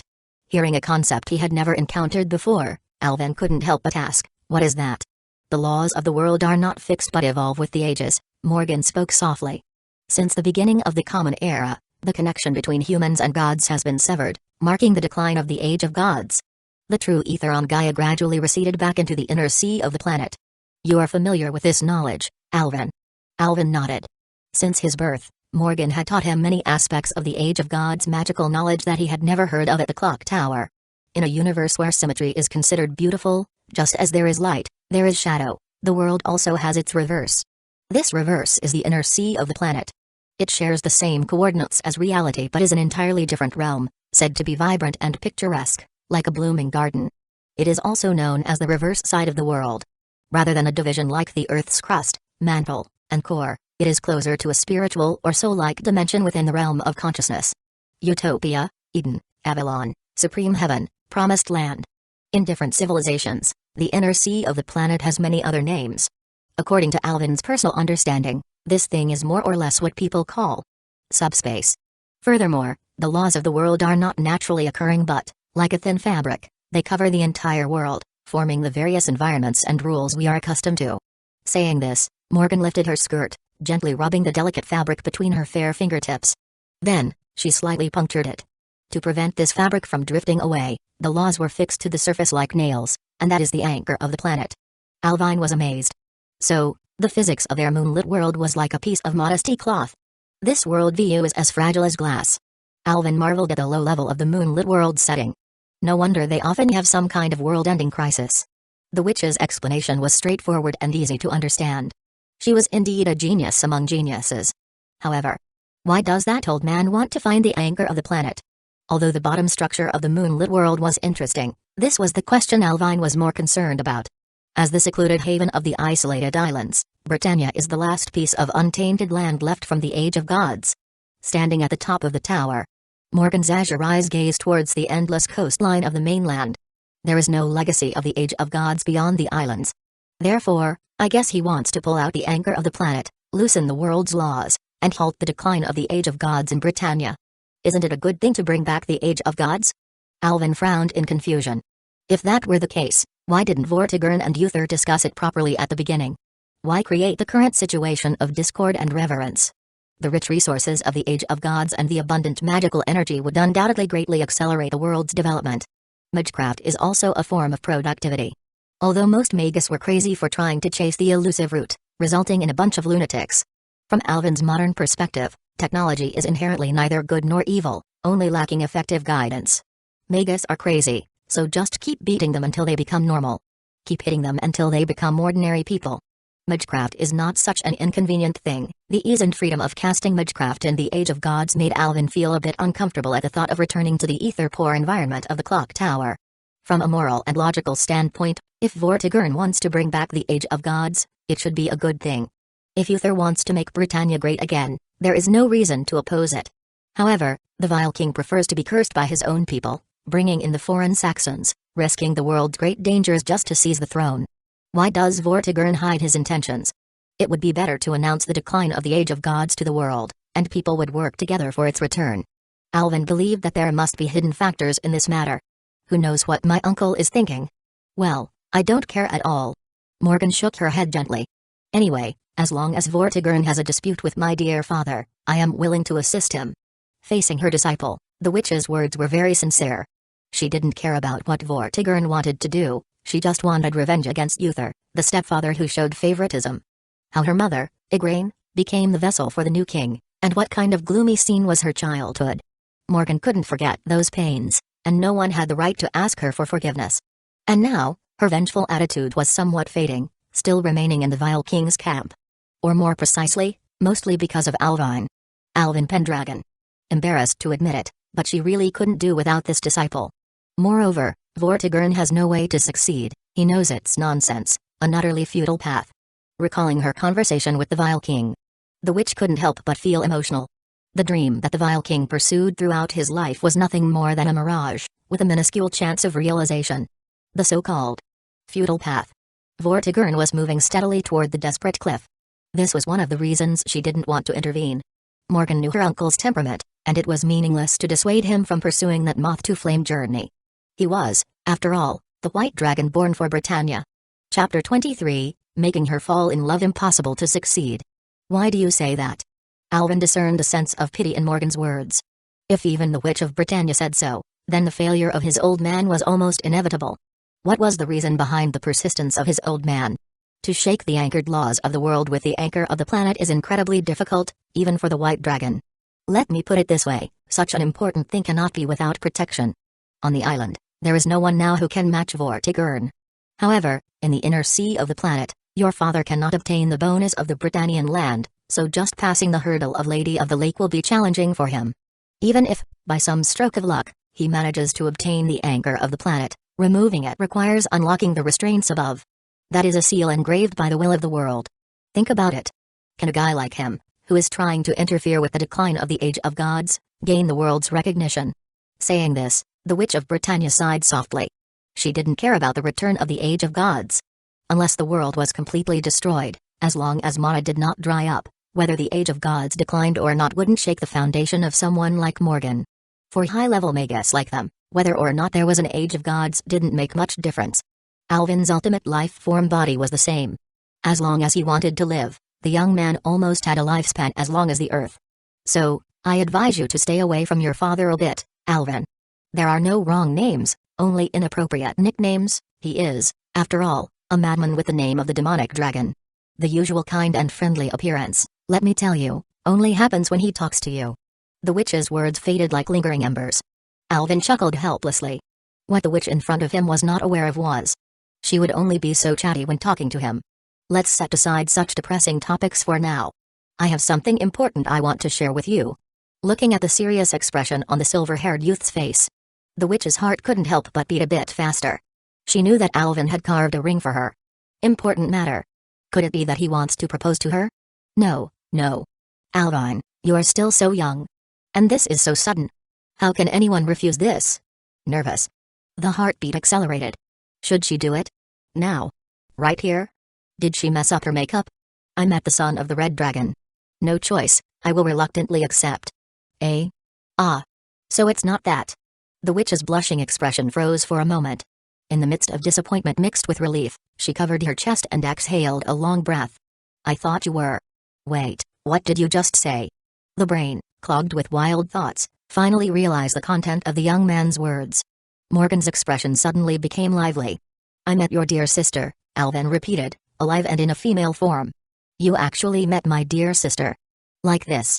As her gaze became somewhat trance-like with memories, Morgan's tone also appeared to be somewhat mixed. Because of that Merlin's interference, I tried searching for a long time and got no results. It's no coincidence. It's probably because the dragon's blood in conflict attracts each other. His dragon's blood feels like a substitute envoy. Yes, her current name is Artorias. I met her disguised as a man in the Essex region to the east. Disguised as a man. Well, I understand. It's Merlin's style, always playing tricks. When it came to this scum of Britannia, Morgan's expression was somewhat gnashing of teeth.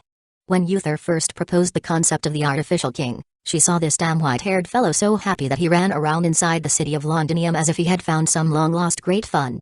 Damn it, what did Uther and this guy take her mother for? However, looking at the silver-haired youth in front of her, the witch's clenched palms eased slightly. This revenge would be repaid sooner or later. Without a doubt, she had already proven through her actions that her magecraft was more advanced than Merlin's, producing more outstanding works. No. Alvine was not a work. He was a living, breathing life. A child created by pouring in love. However, thinking of that sister, who had taken away her throne, her unknown younger sister. Due to resentment towards Uther's favoritism, Morgan had once harbored hatred.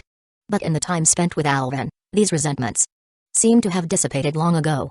From understanding how to give love to receiving it. At this moment, Morgan, towards the feelings Artoria held, was not so much hatred. It was more like pity. Just like herself. She, too, had never received Uther's love and was only treated as a useful tool. Thinking about it, Morgan couldn't help but ask with a somewhat complex expression. How is she now?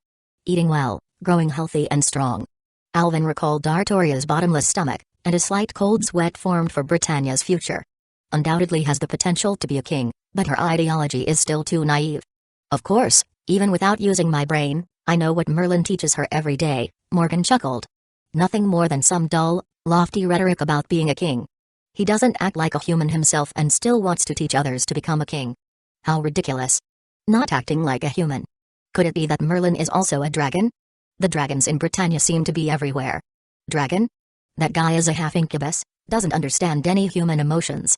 It's more accurate to say that he has no interest in anything except having fun. Got it, so he's a forgetful pleasure seeker. Realizing this, Alvin heard the witch add with a sneer.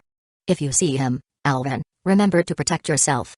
Don't think there's a chance to kill him, what magus of flowers. That waste has first-class abilities when it comes to running away. It's a coincidence. His best skill is also escaping, so it seems they are evenly matched. With such a candid evaluation of Merlin from Morgan, Alvin engraved it in his heart. As for my sister. What do you think, Alvin? Artoria. Alvin pondered for a moment.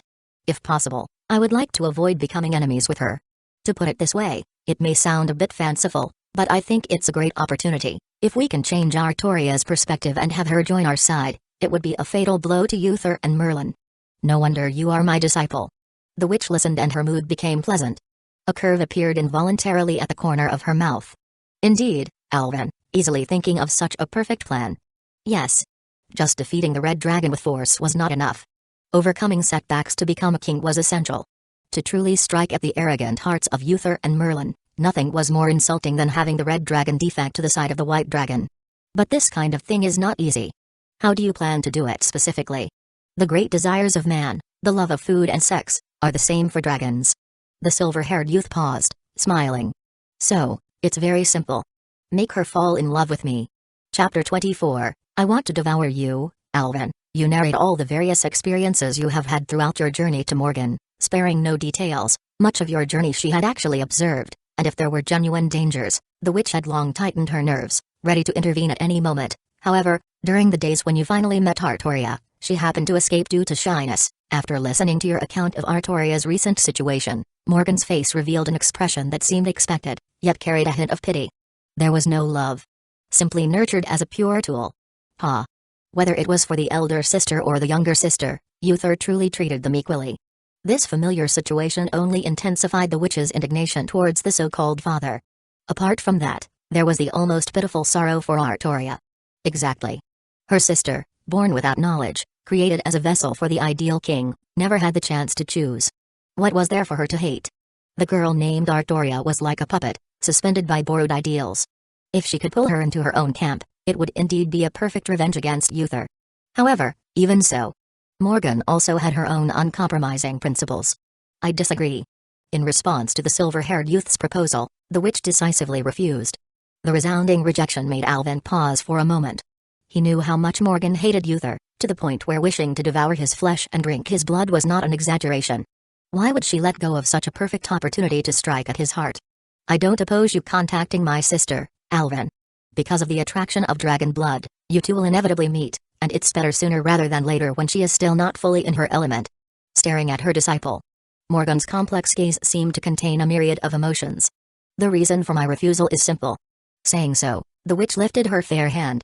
Then, she slowly and gently stroked the youth's face. The thin and deep blue lips slightly pursed. Through the contact with the skin, Alvin could feel her delicate fingertips trembling slightly. But soon, this inexplicable tension subsided with her breath. The witch looked directly at her dream, at her heart, without any hesitation. In such moments, she would never retreat again. However, the first time expressing it so unreservedly. It was somewhat embarrassing. The sky was clear, not a cloud in sight. The pleasant, warm autumn sunlight filtered through the window grates, caressing the shoulders. The radiant light illuminated the mountains and rivers with a dawn glow, and the blue and red autumn leaves reflected in Morgan's pale and translucent skin, spreading to her smooth neck. This autumn atmosphere, like the surging emotions, had matured into the sweet fruit that tempted people in this maple-colored autumn day. At some point, the witch no longer felt that she would be burned by this warm light. Even if it's just acting, I won't allow you to treat yourself as a pawn. I won't allow such a thing because you are something that belongs to me, Alvin. The witch raised her fair cheek, pressing it against the youth's forehead. The silver hair, flowing down, caught a few strands between her lips. Her lowered deep blue eyes. Almost face to face, she and the deep iron gray eyes stared at each other. Sorry. Do you hate me for this? Not at all. Rather, he quite liked it. The feeling of being needed. That was what intoxicated people. Looking at Morgan's eyes, looking at the witch's face, rosy like a ripe fruit. Yes, Alvin thought, she might have become one of the few things he would feel reluctant to part with in this life called Alvin. Vibrant, mature, tempting, deadly. And in his heart, the overwhelming possessiveness that surged, ready to overflow. Faced with the witch's unrestrained expression, Alvin lifted his hand, gently squeezing her palm. Understood, I will maintain a distance as friends with her. Also, your hand. As always, it's very cold. As the words fell, the witch with azure eyes gently guided the young man's hand, slowly placing it on her cheek. Elasticity. And then softness. That moist warmth, like flawless white gem, formed a perfect arc from bone to flesh, extending from the collarbone down a profound curve, like a staircase leading to heaven, tempting one to climb. So, warm me up a bit more for me. Staring at the enchanting witch. The gaze, frozen, couldn't be diverted, and the sluggish nerves couldn't speak. At such times, any word seemed redundant. So, the young man leaned in and gently kissed the witch's lips. This is my answer, which I have never wavered from, Lady Morgan.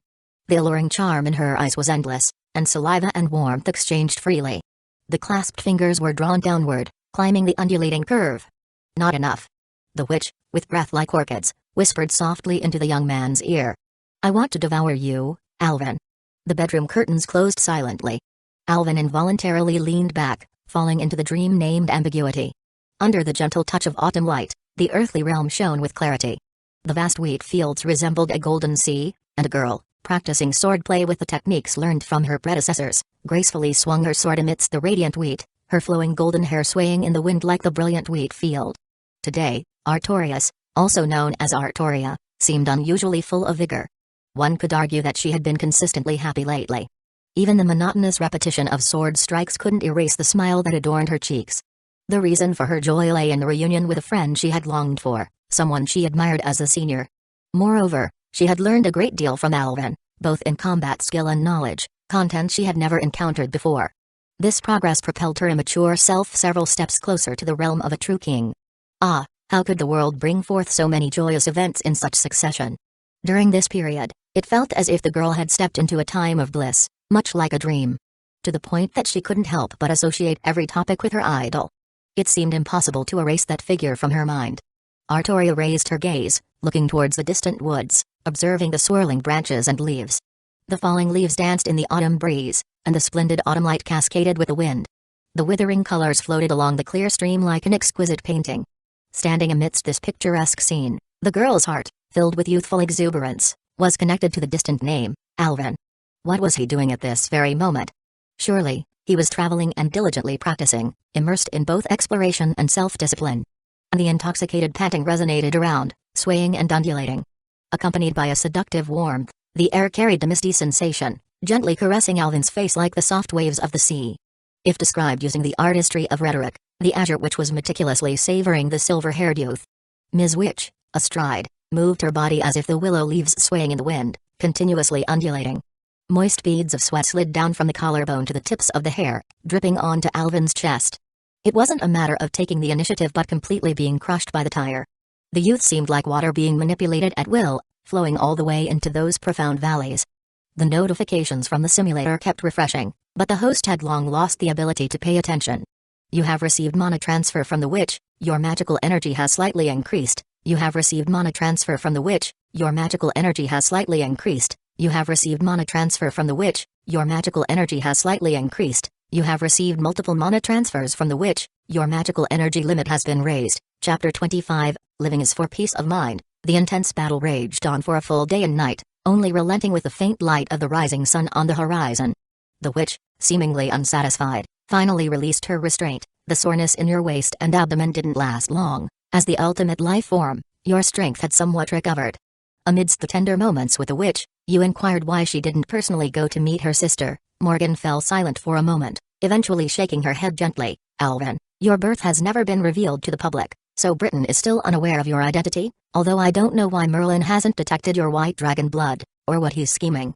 If I get close, that guy will surely become alert. Based on these considerations, Morgan decided it would be better for you to approach Artoria alone. Having personally experienced the endurance of your body, Morgan believed that few in Britain could pose a threat to your life, not even Merlin. So, before you leave, hold me a little longer. You embraced Morgan's usually cool body tightly, and soon, the tremors of the bed became even more intense than before. Without any romantic words, you responded to the witch's unrestrained demands with rough actions. As the long and fleeting moments passed, the witch finally lay satisfied and languid on the bed, her silky silver hair scattered on the damp sheets. After kissing her lips, you left the castle, never forgetting to come back and nourish the land-named witch with your presence. Time passed swiftly, and the weather in the Age of Gods was always favorable. Britain's winter was exceptionally short, quickly transitioning into this bright spring day. In the fertile fields already fertilized, you sowed carefully crafted crop seeds engraved with ethereal absorption runes and constructed an array to gather the ley lines of this land. In your view, the issue of food was often the foundation of a country. With the Magecraft, you aimed to cultivate improved crop varieties during this Age of Gods, achieving a significant increase in yield. Feeding the people was the most crucial state affair. During the leisure of the farming season, it was the time for you and Artoria to engage in sword training. Practicing with such an excellent instructor as you seemed to stimulate the instinctual struggle within her dragon blood. She was rapidly becoming stronger at a pace of almost one step per day. Every passing day, the muscular strength contained in her red dragon body became more substantial. However, as the ultimate life form, your progress would only be higher, stronger, and more exaggerated than hers. Through the continuous battles between you, Artoria's sword skills were almost entirely seen through and mastered by you. In these months, she had never once gained even a slight advantage in your hands. The broken wooden swords on the ground became more and more. However, despite the predictable and overwhelming defeats each time, it seemed not to have affected her optimistic and positive mindset in the slightest. But, you were not in a hurry to succeed. After all, birds of a feather flock together. To let this pure dragon heart fall into darkness, you knew it required a long and profound influence. Days passed smoothly, and under your subtle influence, Artoria's swordsmanship gradually carried an edge that was not present before. With the lengthening of time, the friendship between you two became deeper and more profound. Apart from the topic of lineage, which you both tacitly avoided, you almost formed a relationship where nothing was off limits. Your knowledge from 2 lifetimes surpassed even the great Magus Merlin, who was a half-incubus. Due to the limitations of this era, if we were to talk about teaching prowess, Merlin wouldn't hold a candle to you. Therefore, the questions that Artoria had been unable to understand for a long time, you could easily enlighten her with just a bit of guidance. You could significantly perceive that she was becoming more and more dependent on you. Spring's warm breeze brushed over the snow-capped mountains of the northern frozen plains, caressing the outskirts of towns with budding green grass.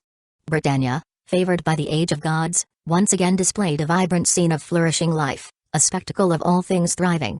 On the wheat fields, the perplexed voice of the young girl echoed in the wind. Alvine, why do the lords hoard so many knights and horses but are unwilling to clear out bandits and magical beasts?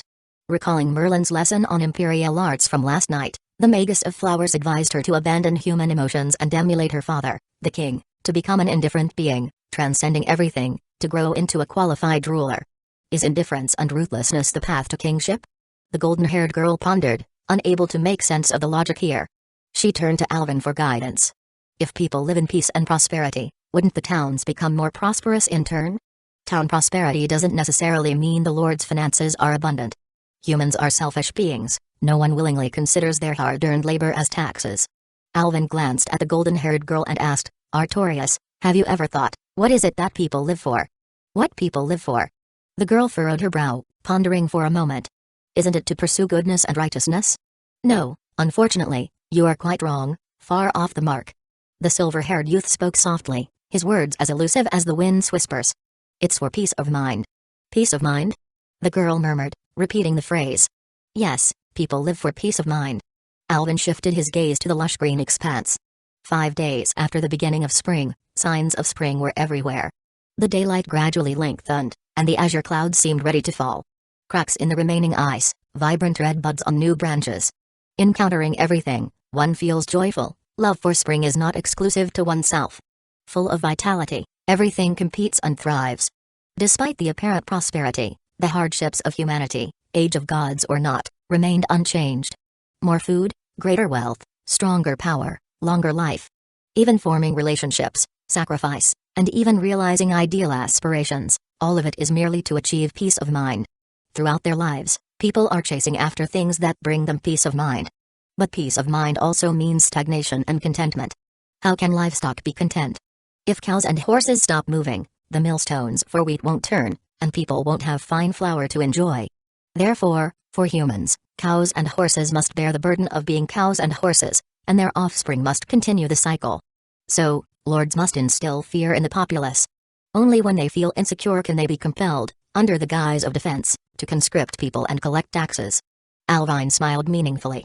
Artorias, if you were a lord, would you bother to expend effort to eradicate bandits and beasts? As the words faded away, even the sound of the wind seemed to dissipate. In this silent stillness, the girl remained in a daze for a long time. Alvine, the way you put it. She hesitated. Lords and bandits, aren't they essentially the same? Exactly, exploiting the fruits of others' labor is one of the nobility's essential traits.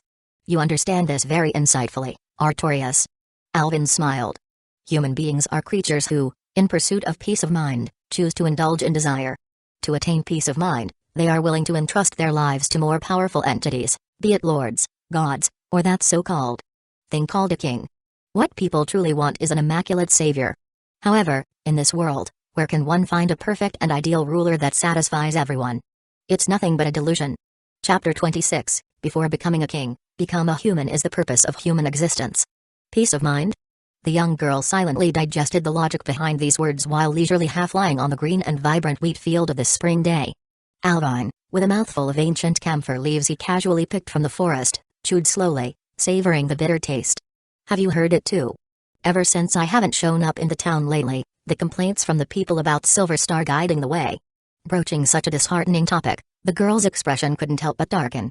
Alvin's collection of crop seeds had already reached completion, and so, Silver Star guiding the way disappeared from the people's view.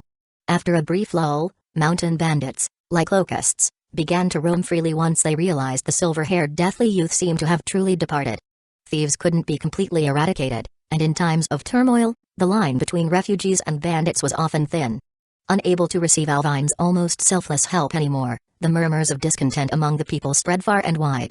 They didn't dare to curse the Lord's private soldiers who neglected their duties because they would indeed retaliate. For good people, however, accusations could be freely made without fearing consequences. Even though Alvin had never made any promises and emphasized multiple times that he was not a knight. Nevertheless, accusations like, Silver Star guiding the way is a fraud, it's actually in cahoots with the bandits. Ignoring evil without fulfilling duties, no knightly spirit at all. That guy just wants to take away the loot from the bandits, it's obvious that it was taken from us. And even more unpleasant words than these. The girl had experienced enough during this period. Alvin didn't need to look to know how she wore such a dim expression now. Ha ha ha. Artoria, do you really like Britannia so much? Then, I will let you witness whether this king is worth your commitment. Feeling the twisted satisfaction surging within his heart. The gentle and persuasive voice of the young man slowly echoed in the girl's ears. Unfortunately, but this is the truth, Artorias. Gratitude for small favors may bring tears of appreciation, and repaying great kindness might make one uneasy. Unrepayable favors might even lead to animosity between parties, because the beneficiary, unable to find peace of mind, can only escape or belittle the other's motives. Man is inherently selfish. Without selfishness, one cannot be called human. You seem to be unable to understand such things. Because, you never considered yourself as a human, so noble, so kind, always thinking for others. In your heart, there has never been a place for yourself. Alvin lifted his gaze and looked toward the elusive clouds. If you don't understand human thoughts, how can you talk about ruling? Sages can console the people, but they cannot lead them. If you discard the selfishness of being human, then how can you become a qualified ruler? Artorias. You don't understand the human heart. The soft words struck like a heavy hammer, landing in the most confused inch of her heart. The human heart. She doesn't understand the human heart? A judgment akin to a heart-wrenching critique. The girl stared blankly at her own palm. Rumors of the people, the Lord's harsh rule, the marauding bandits. Despite being a good person, she couldn't receive good in return. These undeniable facts were right in front of her. Ideas are more powerful than a sword. During this time, Alvin had taught her many concepts she had never heard of in her life.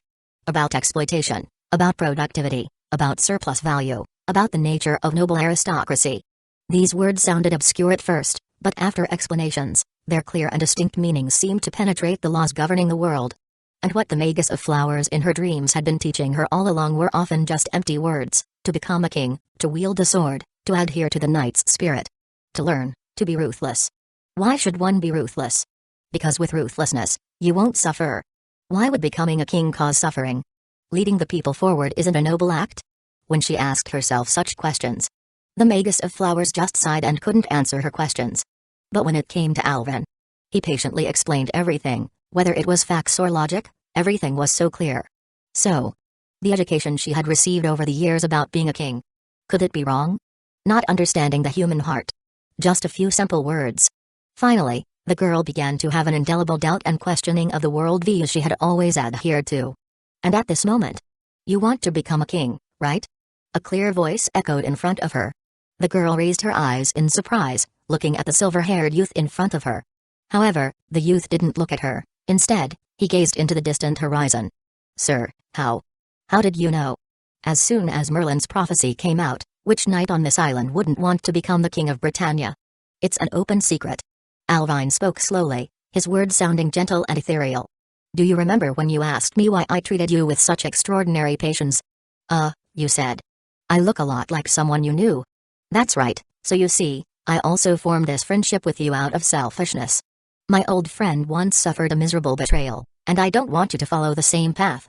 To become a king, do you know what you lack the most? As his words fell silent. In the girl's dim and obscure vision, it seemed like a beam of light suddenly projected. Alvin's words seemed to carry a kind of magic, like a life-saving straw, making people unconsciously want to grasp that dazzling light. She suddenly lifted her head. Please. Please guide me, Sir Alvin. What should I do? In that case. Alvin smiled. The curvature of his mouth, so delightfully pleasing, seemed like a deep and endless rift that cracked open in front of the girl. Try being a bit more selfish first, how about that? Selfish? Lower virtue from those elusive clouds, think about problems from a human perspective, politely refuse things you don't like, express your desires confidently when you want to try something, practice your own selfishness, only then can you understand the emotions of being human. No one is born with a specific purpose, no one is born to become a king, Artorias. In other words, to pull her down from the divine seat formed by the multitude. Escape from such a tragic fate. As an innocent being, there's no need to bear such responsibilities. embracing these thoughts that would lead her to evil. Under the bright sunlight, the silver-haired youth smiled at the girl word by word. Before becoming a king, first become a human. Chapter 27, I don't want to learn anymore, Merlin. Shedding the old and embracing the new, the courtyard witnessed the arrival of spring without a single fallen leaf to sweep. In the evening glow, an elderly knight sat in the backyard, pouring a cup of homemade fruit wine for the silver-haired Magus in front of him. Magus, you have always been busy with affairs. Why did you personally came to visit today? Remarked the elderly knight, Hector. Traveling in this direction, I took the opportunity to visit Lily. Replied the gentleman with a smile, a man known as Merlin, the Magus of flowers. His waist-length silver hair seemed to shimmer with a rainbow-like brilliance in the sunlight, complemented by an elegant robe that exuded an aristocratic air. With a face carved like a work of art, adorned with enchanting amethyst eyes, the combination presented a beauty seemingly beyond the realm of humanity. In truth, he was not human but a half-incubus, possessing world-defying beauty. This man, with his unparalleled beauty, was Merlin, the renowned Magus of Britannia. Facing Sir Hector, Merlin's words sounded gentle and sincere, but they concealed a hidden truth. In reality, he was just getting tired of the Northlands and decided to visit this area while seeking flowers and gossip. Merlin, the great sage, with his extraordinary magical prowess, was a well-known figure throughout Britannia. However, what people didn't know was that he couldn't survive without women. With his charming demeanor and the allure of incubus, he could captivate the hearts and minds of almost any woman with just a glance. If he grew weary, wiping away those picturesque memories, he could move on like a traceless dream. In other words, he was Britannia's greatest scoundrel and a master of time management. Originally, he was busy in the Orkney Isles, engaging in profound conversations with the Duchess. However, recently, Merlin's right eyelid kept twitching incessantly, as if indicating some uneasy omen. Yet, despite using his miraculous clairvoyance to observe the present world multiple times, he couldn't discern any clues. Using this miracle-like clairvoyance was quite draining. He might as well snuggle up in a woman's embrace. After a few tries, Merlin became lazy about looking behind him. However, the ominous foreboding seemed to linger around his mind, refusing to dissipate. As an incubus, there was hardly anything in Britannia that could threaten his life. So, was the problem really with Lily? Communication of consciousness wasn't as restricted as the limitations of the physical body. Leveraging dreams, Merlin could easily communicate with people even from afar. So, during the day, he would lie on a woman's bed, giving profound advice, and at night, he would find time to teach Lily various aspects of kingship through dreams. It must be said that his time management was impeccable. During these days, Lily remained diligent and eager to learn, showing no signs of peculiar behavior. At most, it seemed like she had more questions, which was normal for a young girl. But Merlin couldn't shake the feeling that he should visit her in person. Sipping the fruit wine, he became somewhat intoxicated by its exceptionally crisp and sweet taste. The Magus let out a contented sigh. Ah, very refreshing. Your brewing skills are becoming more refined. Spring, indeed, was suitable for drinking. Sir Hector, how has Lily been lately? Her Excellency Artoria? She's growing well, always feeling the presence of the king. She will undoubtedly become an outstanding ruler in the future. Although I say that. Despite his words, there was no joy on the old knight's face. Instead, it displayed a kind of compassion, weariness, and a complex expression. She has recently made friends. To be honest, as an old man, there's not much in swordsmanship that I can teach Her Excellency Artoria anymore. Her combat skill have progressed by leaps and bounds, thanks in large part to the patient training provided by Sir Alvin. Alvin? Hearing a novel name, Merlin couldn't help but show a keen interest. Lily has made friends, and she didn't inform me, her teacher. What kind of person is he? She didn't inform you. Well, maybe it's just a shy gesture from a young girl. Sir Hector gazed at the ripples in his wine cup. As for what kind of person, Sir Alvin is undoubtedly a very outstanding young man. With his talents and promising future, looking at him can't help but remind people of. As he spoke, Sir Hector's voice paused slightly. Reminds people of the past me. Oh? Your praise is unexpectedly high. Even the technique of brewing this wine is not my creation, it's a craft bestowed upon my son Kay by Sir Alvin. Even Sir Hector says so. It seems he's truly remarkable. I must meet him if the opportunity arises. Merlin silently noted down the name Alvin. But he didn't pay too much attention to it. The so-called outstanding knight, having served 2 reigns, he had seen countless of them. Stripping away the glamorous armor, it was difficult to say what remained inside. Perhaps another descendant of some noble family? Although this person's combat skills were indeed exceptional in sparring with Lily, The growth potential of a dragon kind was something beyond human comparison. By the way, Magus, Sir Alvine. As if suddenly troubled by something. Sir Ector wore a troubled expression. Her Excellency Artoria, her appetite has been growing, and the girl's figure is developing rapidly. I want to ask, does she intend to keep dressing as a boy forever? The truth will inevitably be revealed sooner or later. No, it's perfectly fine to switch back to her female form normally. Merlin smiled. Dressing as a boy is just a temporary measure. Do you mean? After the king's selection ceremony, I plan to travel with her in the counties. Switching back to her female form at that time will have a great effect in concealing her identity. Speaking of this, Merlin couldn't help but start to boast. The red dragon was born a girl. When I discovered this result, both Uther and I were quite distressed. After all, inherent biases persist. Becoming the king of this country won't gain recognition if you are not male. So, I came up with an idea on the spot, exerting great effort to create a two-layer concept confusing illusion for her. I am not bragging, its power is even enough to deceive the world. The first layer is, when she appears as Artoria, no one will see her as a man. The second layer is, when she appears as Artorias, no one will see her as a woman. Even if one understands one layer, they will be lost in this nested logic. Without magical perception comparable to that of a dragon, there is no possibility of unraveling it. Upon hearing this, Sir Ector's expression slightly stiffened for a moment. But considering that the Magus had come this far, he must have a method of judgment. The truth would soon become apparent, wouldn't it? Embracing a mindset of both anticipating the truth and fearing the outcome, the old knight's emotions were unexpectedly uneasy. If, indeed, she was the heir of that highness, then Lily. It seems Lily is about to return. The white-haired Magus stood up with a smile, his gaze seemingly penetrating the gate, staring into the wilderness beyond the courtyard. In the evening, the lingering twilight between the clouds, the rippling sunset accompanying the continuous mountains, in the transparent purple eyes of the incubus, it seemed to reflect the magnificent crimson of the entire island.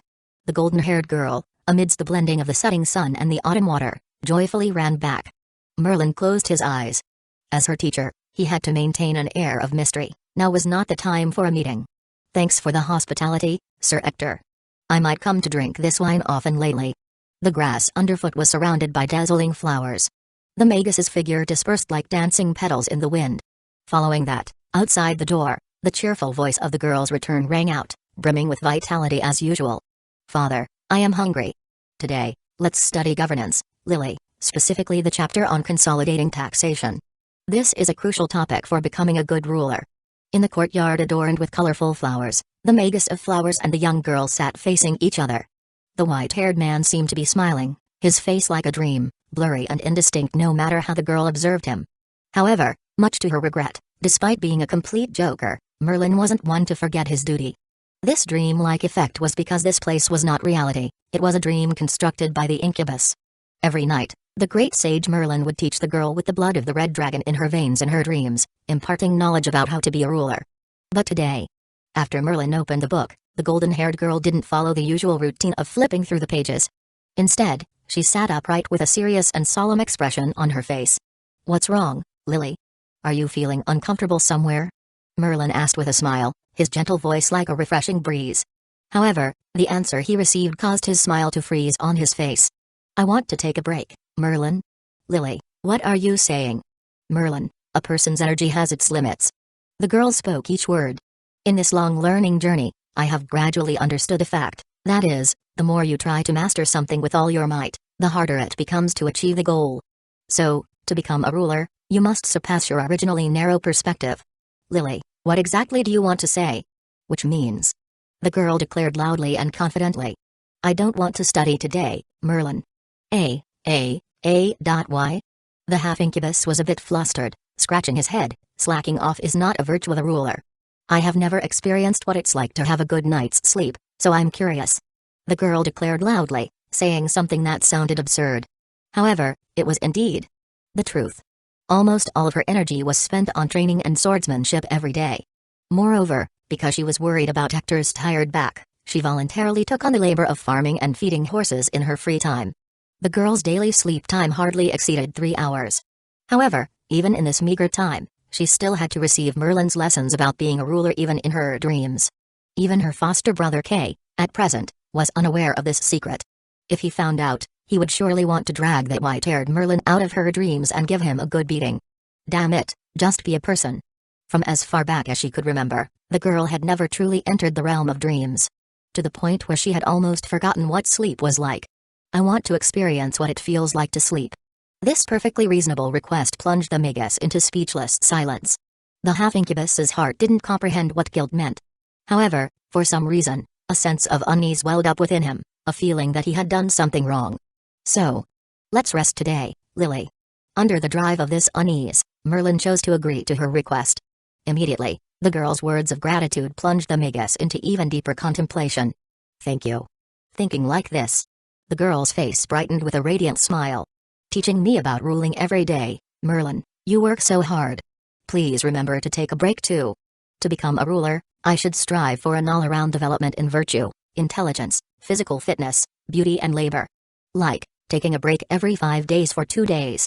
It's said that combining work and rest like this can lead to a better state. What are you saying? A sense of discord. Merlin felt a strong sense of discord. The girl's words were simply too unexpected.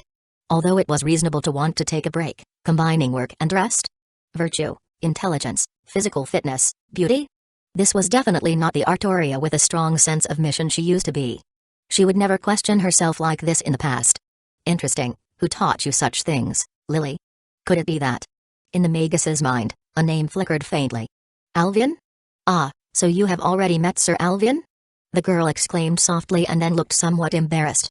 Yes, that's right. Teacher Merlin, I think what Sir Alvian said makes a lot of sense. As soon as this topic came up, her voice became even more lively. Merlin's expression, in turn, became more solemn.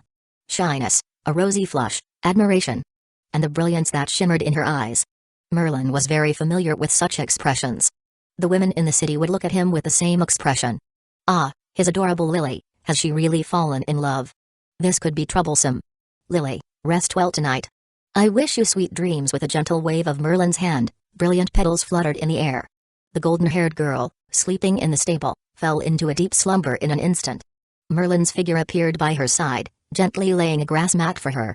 Quietly pushing open the door, he stepped out of the courtyard. Merlin lifted his head, contemplating the starry night sky as if lost in thought. Alvin. The half-incubus smiled gently. The subtle curvature of his lips seemed quite meaningful. You little thief. Chapter 28, You, White-haired one. As you sprint through the lush forest towards the direction of Londinium, you move like a silent and elusive shadow. The mere thought of the witch awaiting your return for nurturing at home has already transported your heart into the depths of that castle. With the imminent departure from this wooded realm, suddenly, you catch a whiff of a rich fragrance. Is it the scent of flowers? Realizing this, you abruptly halt your steps, gazing ahead with a solemn expression. Hello, Alvin. Moonlight gently caresses, and shadows sway amid the trees. In this deep forest, a tender male voice suddenly echoes. Along with it, crimson petals unpredictably shower down. A man adorned in a silver robe slowly emerges from the midst of the falling flowers. Bathed in the radiant moonlight, his white hair seems to exhibit a dazzling array of colors. Court Magus Merlin. As the prompt on the system appears, Alvin, who had already heard Morgan's description, immediately recognizes this contemptible figure from Britain. The palms of the young man's hands quietly press onto the hilt of his sword. Finally found out, huh? Or rather, spending several months by Artoria's side, Alvin is surprised it took Merlin this long. Finally, Merlin has found him. Yet, he doesn't believe this Magus is here just to discuss educational policies. Oh dear, since you know me, that makes things easier. I was worried about how to introduce myself. You can call me Merlin, a face adorned with a gentle smile. The Magus looks at the silver-haired youth in front of him with a serious expression. In those purplish eyes, a subtle mist begins to diffuse silently. Then, an expression of extreme surprise appears on Merlin's face. Why? Oh. My clairvoyance couldn't detect your presence? Interesting. Fascinating. Let me think. So, Alvin. You are someone who shouldn't exist in this world. Uttering such inexplicable words, Merlin's voice gradually becomes louder and more excited. Ah. No wonder. The occasional heart palpitations and premonitions I felt. They actually signified this. Variables. Like a butterfly flapping its wings, the tiny disturbances eventually stir up a massive storm. Everything in this world has been swept away by this variable. Unreliable observations, inaccurate predictions, the course of fate has become chaotic. Ah, this unpredictability in the future is marvelous. Simply too wonderful. Interesting. How interesting. Rather than that, Alvin, your appearance is simply too intriguing. Like a mischievous child opening a door and suddenly discovering an abundance of exquisite anime figures filling the room. Merlin, who lives by the creed of finding amusement, experiences a rare sense of delight. These eyes, capable of witnessing everything in this world, a miraculous clairvoyance he possesses since birth. Because as long as he wishes, he can see everything. Therefore, this island, a remnant of the Age of Gods, often leaves Merlin feeling bored. Playing with women is just a pastime. It's just to satisfy a carnal desire. However, at this moment, this clairvoyance is utterly unable to detect the figure of the youth in front of him. At this face-to-face distance, it was impossible for this person to hide his presence, especially in front of his clairvoyance who could see everything that happened in his time. Something like that could only possibly happen as this man was the king assassin. But obviously this person is not that old man. So, the answer is only one. The person in front of him does not belong to this world. Not belonging to this world means that the clairvoyance, which observes everything in this world, naturally cannot perceive his presence. Spiritual transference? Or is it that true magic capable of traversing time and space? What is your identity? What methods have you used to arrive in this era? One question after another is thrown out. The Magus walks around in excitement, his thrilled expression now plainly visible. Unfortunately, such enthusiasm only receives a cold response from the young man. None of your damn business. Of course, Alvin would not reply. Through these fragmentary words, he has already understood what the other party is going on about. Is this clairvoyance just some common thing? Merlin unexpectedly has a similar type of talent. However, his eyes cannot see him. Although he doesn't know the specific reason, based on such details, this Magus of flowers immediately discerns his identity. This guy is even more tricky than imagined. If you can call out my name, it means you already know. You didn't come here just to blabber, did you, Merlin? TSK, don't be so distant. Alvin the Magus smiles and walks towards this side. Immediately, his steps come to a perfect halt just outside the young man's shadow. Seeing this scene, Alvin's pupils involuntarily contract. If the other person takes one step forward, his shadow sword will unleash slashes. However, even such imperceptible magical energy fluctuations are detected by Merlin. Indeed, it is true. Examining Alvin from head to toe, and those exaggerated magic circuits. In front of this grand Magus, the immature ultimate life form, there are no secrets to be had. TSK, this exaggerated physique, this attribute magical power, and this intoxicating appearance. Merlin gazes up and down at the young man in front of him, immediately grasping the truth. He says with a smile, "So, you are actually the child of Vortigern." As the words fade away, Alvin slightly squints his eyes. The Magus continues talking to himself. Vortigern doesn't have any magical talent, and no woman can withstand his dragon's blood. Understand, this is Morgan's doing, right? Wow. The more I look, the more pleasantly surprised I become. What an astonishing masterpiece. Your performance is even on par with Lily's. No, it might even surpass hers. Looks like I have really angered the witch. Facing this creation called the ultimate life form, Merlin lets out a sincere admiration, and the smile on his face is consistently refreshing. However, Alvin feels no emotion within that smile. It contains no feelings but rather seems like a mask, because people like smiles, so it's something fabricated and pieced together. Filled with a strong, non-human sense of dissonance. Morgan was right. This guy is not human at all. The moonlight is lonely, and the shadows of the trees sway. At this moment, even though almost all secrets have been exposed, Alvin's emotions show no signs of panic. Slashing the flesh, severing the soul, he, who has trained his insight, will pursue that glimmer of hope even in the most dangerous situations. In moments that become even more perilous, his heart becomes even more calm. The lurking, unrevealed shadows become more silent and sharper. You have seen through everything, so are you satisfied now? No panic even when all secrets are exposed. The tone of the silver-haired youth is indifferent and unwavering. If you are satisfied, can you scram? You white-haired, he calls the Magus white-haired upon their first meeting. However, the guy called white-haired continues to wear a gentle and warm smile. Ah, even the way you address me is so harmonious, Alvin. Chapter 29, Screw Your Fate. Facing the legendary Magus of Flowers, a sage revered by everyone in Britannia, Reinhard, now named Alvin, had no flattering thoughts. Instead, his attitude appeared unusually indifferent. After all, his time with Artoria had made Alvin acutely aware of the girl's tumultuous background. The twisted moral perspective was undoubtedly the result of someone's misguided teachings.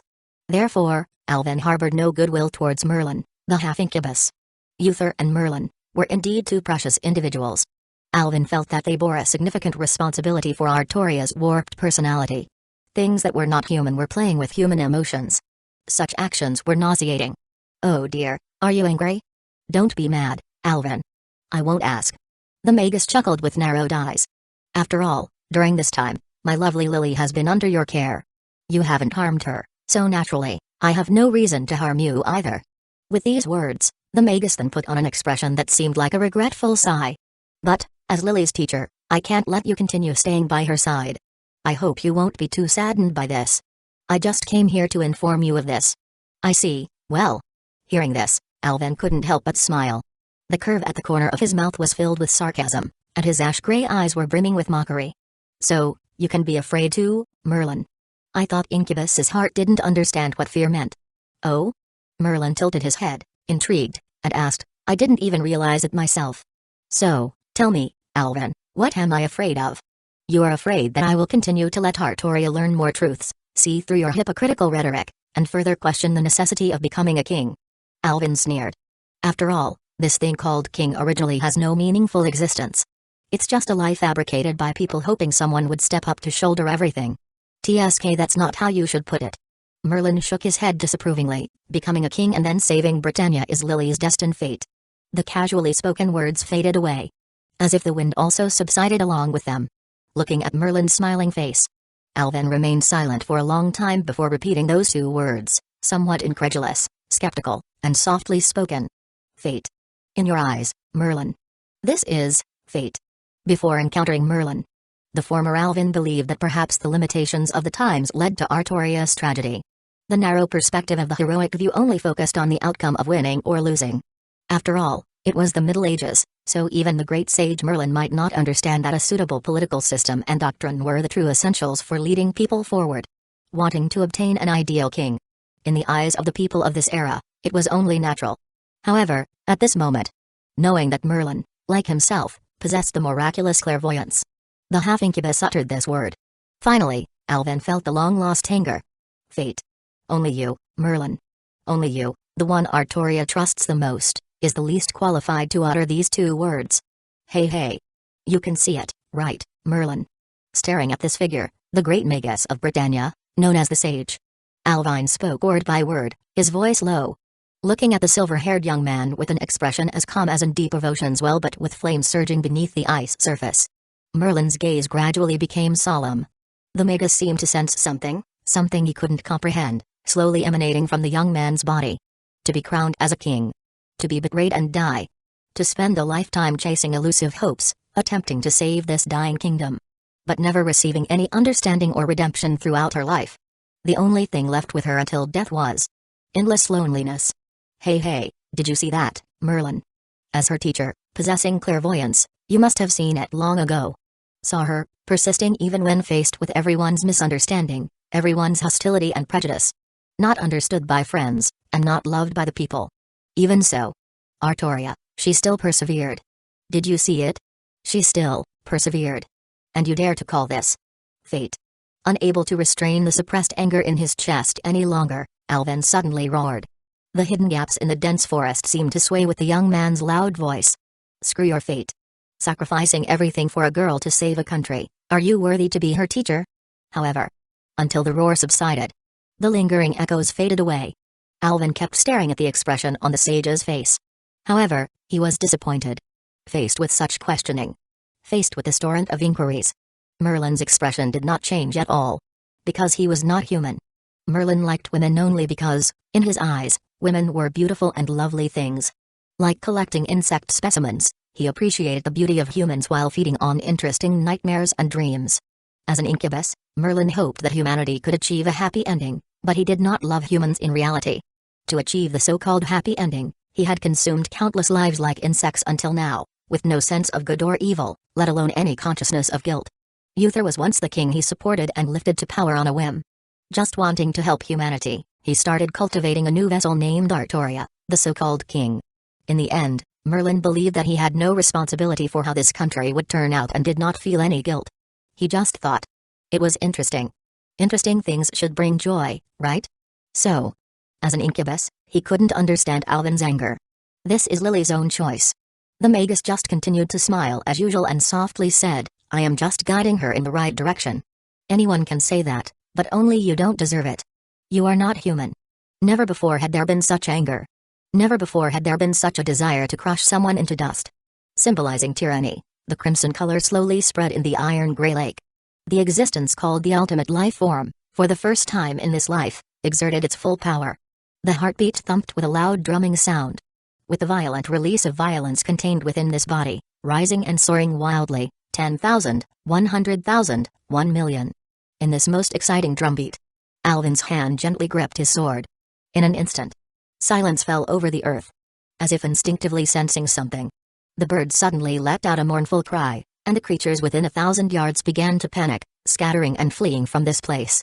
The silent darkness gathered, swallowing even the moonlight. Thick shadows almost solidified around the silver-haired youth, flowing slowly like mercury. The thin and almost invisible dark sword light spread inch by inch on the edge of Alvin's blade. With his icy and penetrating voice, it slowly rippled through this deep forest. Artoria, I am going to see her. If you want to stop me, you can die. Chapter 30, Merlin. Although his demeanor may appear gentle and amiable, Merlin will not let you leave peacefully. A confrontation with him is inevitable. The opponent is a half-incubus, a sage, a great magus, and every title since birth echoes gloriously in Britannia. He is Merlin, but, so what? You are the ultimate life form. Beneath this vast moonlight, it is your absolute home ground. He wears human skin but is something inhuman. You possess a dragon's body yet harbor a clear human heart. In this most dangerous pass, your heart, on the contrary, becomes extremely relaxed. Where there is light, there is also accompanying shadow. If that light represents the thriving vitality of all things, then the shadow represents death. The shadows accompanying the night are quiet, extinguished, and murderous. You, manipulating the shadows, attempt to gift the other a present named death, an eternal tranquility. In the ethereal thoughts, your murderous intent gradually quiets, your nature gradually converges. You feel as if your body is constantly sinking, and in a trance, you seem to reach a certain extreme of dormancy. If there is light, it will be swallowed by that light. If there is no shadow, you yourself are the embodiment of shadow. You don't like to argue about victory or defeat, nor do you get entangled in the troubles of conflict, but you also cannot allow anyone to disrupt this peaceful life. The excess magical power absorbed during this period, combined with your enlightenment, has further pushed you beyond your limits in skills. Mana burst, shadow, mana burst, light devour, mana burst, light devour, A+, as the name implies, it is the ability to devour light. Vortigern is called the demonic dragon that devours light, and as one with the bloodline of a vile king, you inherit his shadow attribute. Understanding the unity of light and shadow, you can now take away the ubiquitous light on this vast land and convert it into your own magical power. With the blessing of the night, even the radiance emitted by noble phantasms can be easily devoured by you.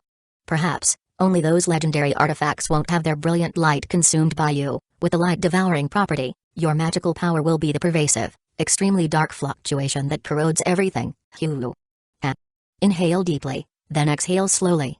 Alvin adjusted his breathing, and with the chilling cold spreading in the air, the light around him seemed to distort slightly. His 5 fingers pressed down, slowly gripping the sword hilt. Click from extreme motion to extreme stillness. In this fleeting moment, all the concentrated power poured out, erupted. Buzz in Merlin's eyes, the young man slowly swung the sword. It was not the sharp slashing he imagined, nor the swift agility pushed to the extreme. He swung the sword as if freely depicting with meticulous brush strokes. Slow, too slow. It couldn't even be called a slash at all. However, it was precisely this slow, almost stagnant movement that made the heart of the magus suddenly surge. No, it's just an illusion. Interesting. Rather, it's fascinating, truly fascinating. This guy, Alvin, actually cast an illusion on him, a master of the illusion. In an instant, Merlin comprehended the method Alvin used to release the illusion. This spell did not affect himself but influenced everything visible to the outside world, making it impossible to counter. Light is the essence of color. Thanks to his previous experience with imagecraft, Alvin had already reached the pinnacle in manipulating light and shadow. Under his meticulous control, this ultimate life form not only absorbed the light but also completely covered the incubus's vision with flowing shadows. The invisible blade is the deadliest. What the magus witnessed at this moment was no longer real. It was an illusion created by Alvin. A mirage. Before realizing it, the attack had already hit. Come, enumerate your sins, Merlin. This momentary beautiful thing is the funeral bloom for you. In the silent obliteration, hundreds and thousands of dark sword lights symbolizing death suddenly burst forth, like a beautiful rose quietly blooming in the twilight.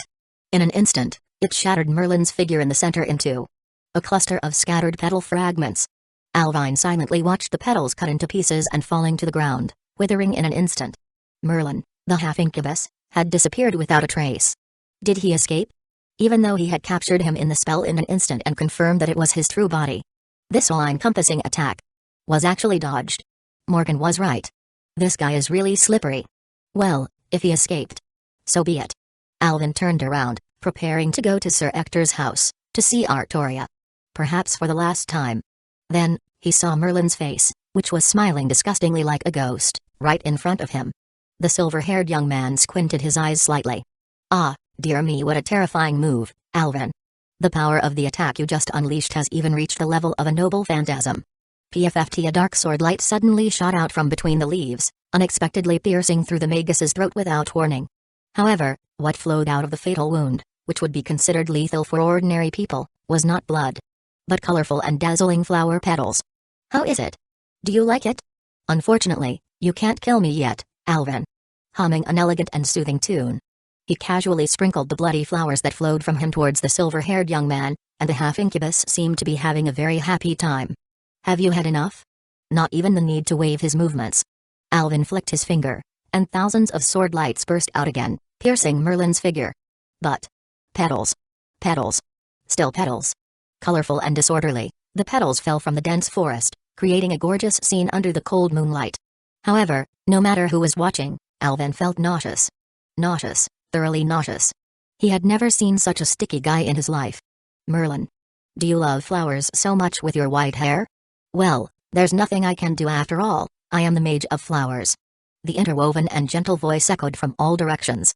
From some unknown point in time, this forest was already filled with countless Merlins. Tearing him apart would summon another. Even if cut in half or beheaded, 2 new Merlins would grow under the clustering petals. The shadows surged like tides. Alvin held onto the sword hilt, breathing slightly heavier. The magical power of the ultimate life form could be described as vast and deep, but it wasn't something to be wasted. Yes. He had fallen into the illusion. When? From which step?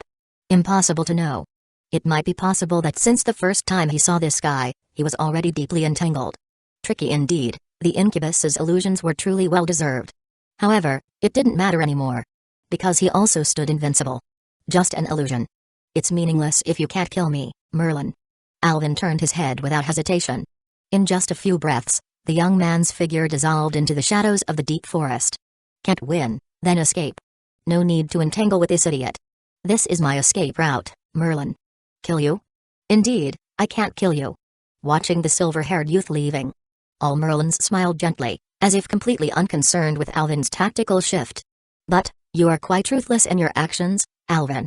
Saying so, a deep wound slowly cracked open on the cheeks of all the Merlins, oozing dark purple blood.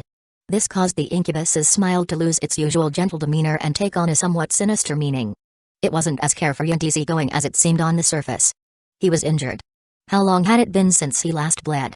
Merlin had already almost forgotten those distant days. Interesting, you are really interesting, Alvin. You are the most interesting person I have ever met. But unfortunately, you are right, I really can't let Lily continue to be in contact with you. This is also for the sake of humanity's future. And, yes, I won't use any violence, that's too crude. But it's okay. As long as I can stop you. With muttered soliloquies, all the Merlins raised their wands. To show his respect, he decided to exert his full strength. This was the first time he cast this spell on a person. The name of the noble phantasm engraved in Merlin's fate had long been known to him, although the time was not ripe yet, and the full power had not been unleashed. However, dealing with the immature son of the White Dragon was more than enough. All the Merlins chanted softly. From the inner sea of the planet, from the Tower of Insight, from the 4 corners of paradise, let them know. Their story is filled with blessings. Only those free of sin may pass. Garden of Avalon with the Merlins rising and falling chants. Crimson petals fell from the sky. In an instant, the world seemed to become completely different, yet at the same time, nothing had changed. Goodbye, Alvin. The Magus smiled and his figure quietly dispersed in the wind-blown flowers. The night dyed the moon, the beauty slowly groomed. Between the vermilion lips, a faint and gentle smile appeared. Morgan lazily lay on her side in front of the full-length mirror in the bedroom, examining her reflection. The toes, as moist as gem, slightly flexed in the black fabric. Above the witch's long and well-proportioned legs, The black stockings shone with a tempting luster. She even deliberately chose a pair of fluorescent high heels, gently swaying on the tips of her feet. The delicate high heels, adorned with a faint glow, twinkled like stars. The round and moist toes, wrapped in black fabric, lifted slightly, and the witch blushed, extending her arm to teasingly take off the shoes. This attire. It's really embarrassing. But, Alvin seems to really like this style. Surprised by her disciples' outstanding creativity in clothing and attire, all these exquisite dresses were gifts personally woven and tailored by Alvin during these days. Their sizes naturally went through meticulous measurements by the hands of the young man, ensuring that every piece of fabric fit snugly. Thinking about how tonight would be another passionate and thrilling battle. A faint rosy hue appeared on Morgan's cheeks. Comparing her slender and well-proportioned body curves, the sapphire blue witch, full of anticipation, boldly selected various styles of daring lingerie from the wardrobe. But, without any warning, as if in a trance, a premonition seemed to emerge. The thin fabric, as if non-existent, quietly slipped from Morgan's hands. Alvin's presence disappeared. Morgan abruptly turned her head, looking towards the distant horizon under the night curtain. The bright candlelight in the room flickered and suddenly extinguished. The surrounding shadows silently flowed and gathered, inch by inch climbing onto her body, solidifying into substance. The witch was once again covered in that black veil that repelled people 1,000 miles away. Behind the curtain, the witch's voice, as deep as the eternal night, echoed bone-chillingly, desolate and silent. If there's any mishap with Alvin, I will hunt you to the ends of the earth, tearing your body into pieces. Merlin. Chapter 31, He is the son of the White Dragon, Vortigern.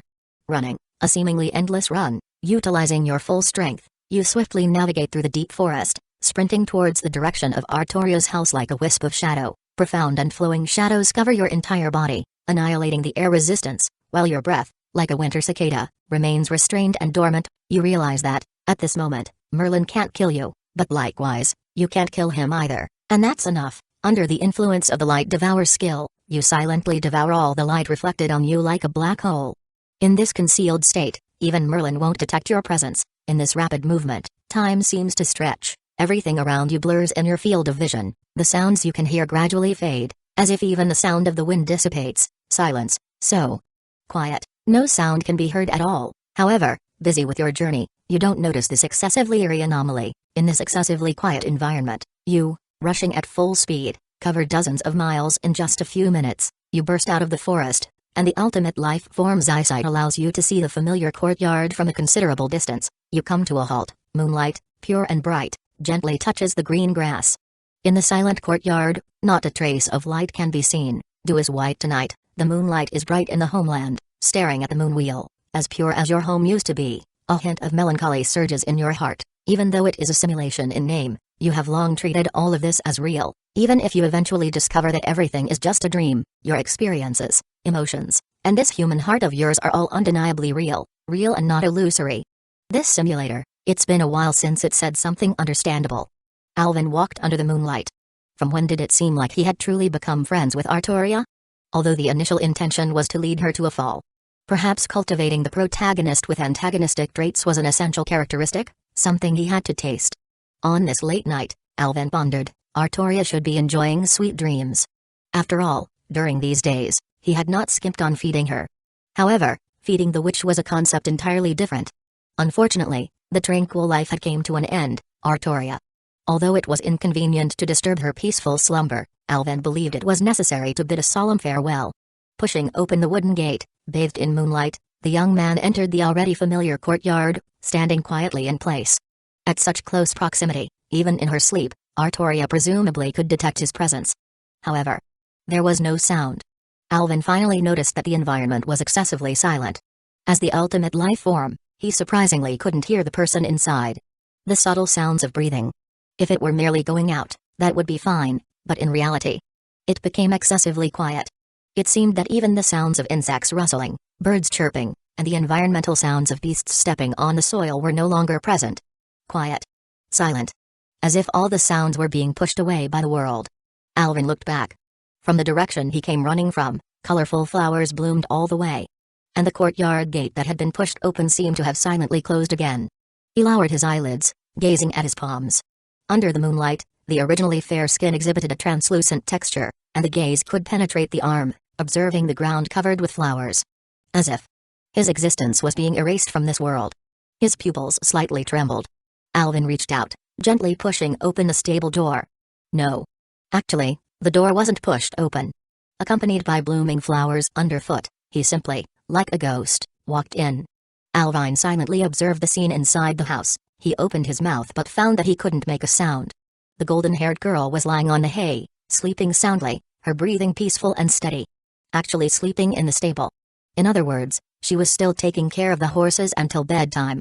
Ah, just that tired, she fell asleep like that, Artoria. Although she was covered only with a thin blanket, and beneath her was a rough grass mat, it was evident that the girl was sleeping soundly. A faint and happy smile adorned her face, and her delicate features still looked flawless even with the added touch of wheat spikes. Van. Hee. From her lip movements, it could be seen that she seemed to be murmuring a sweet dream. Alvin felt a slight touch in his heart. He bent down, subconsciously wanting to tuck the blanket in tighter for her. And then, the young man's hand just passed through. The fingertips stagnated in the air.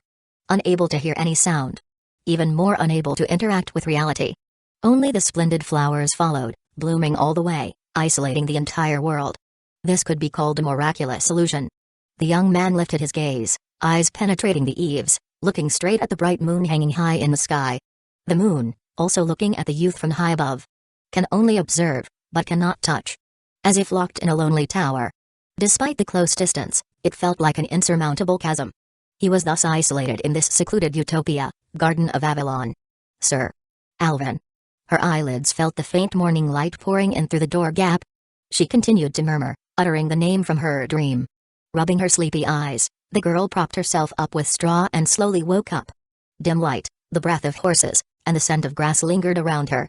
There was also a blanket covering her to prevent her from getting cold. This scene made her quickly realize that she had slept in the stable last night. Ah, you are awake, Lily.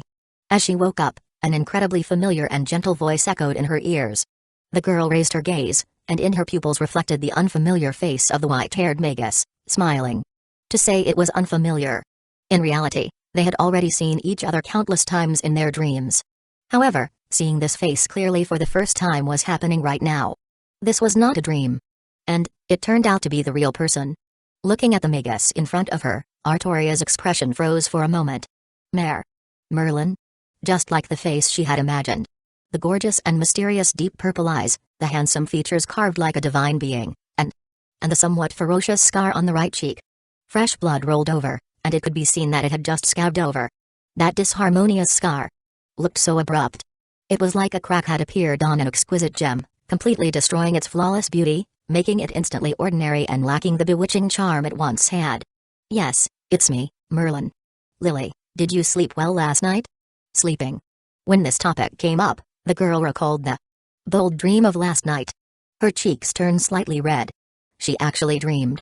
She absent-mindedly touched her lips, and Artoria looked down with a dazed expression. The blanket, she remembered not covering herself with it last night. She even dreamed that Alvin came to cover her at night. Ah, it should be Merlin or Kay who did it, right? After all, it was just a dream. The girl sighed somewhat sadly, then suddenly remembered.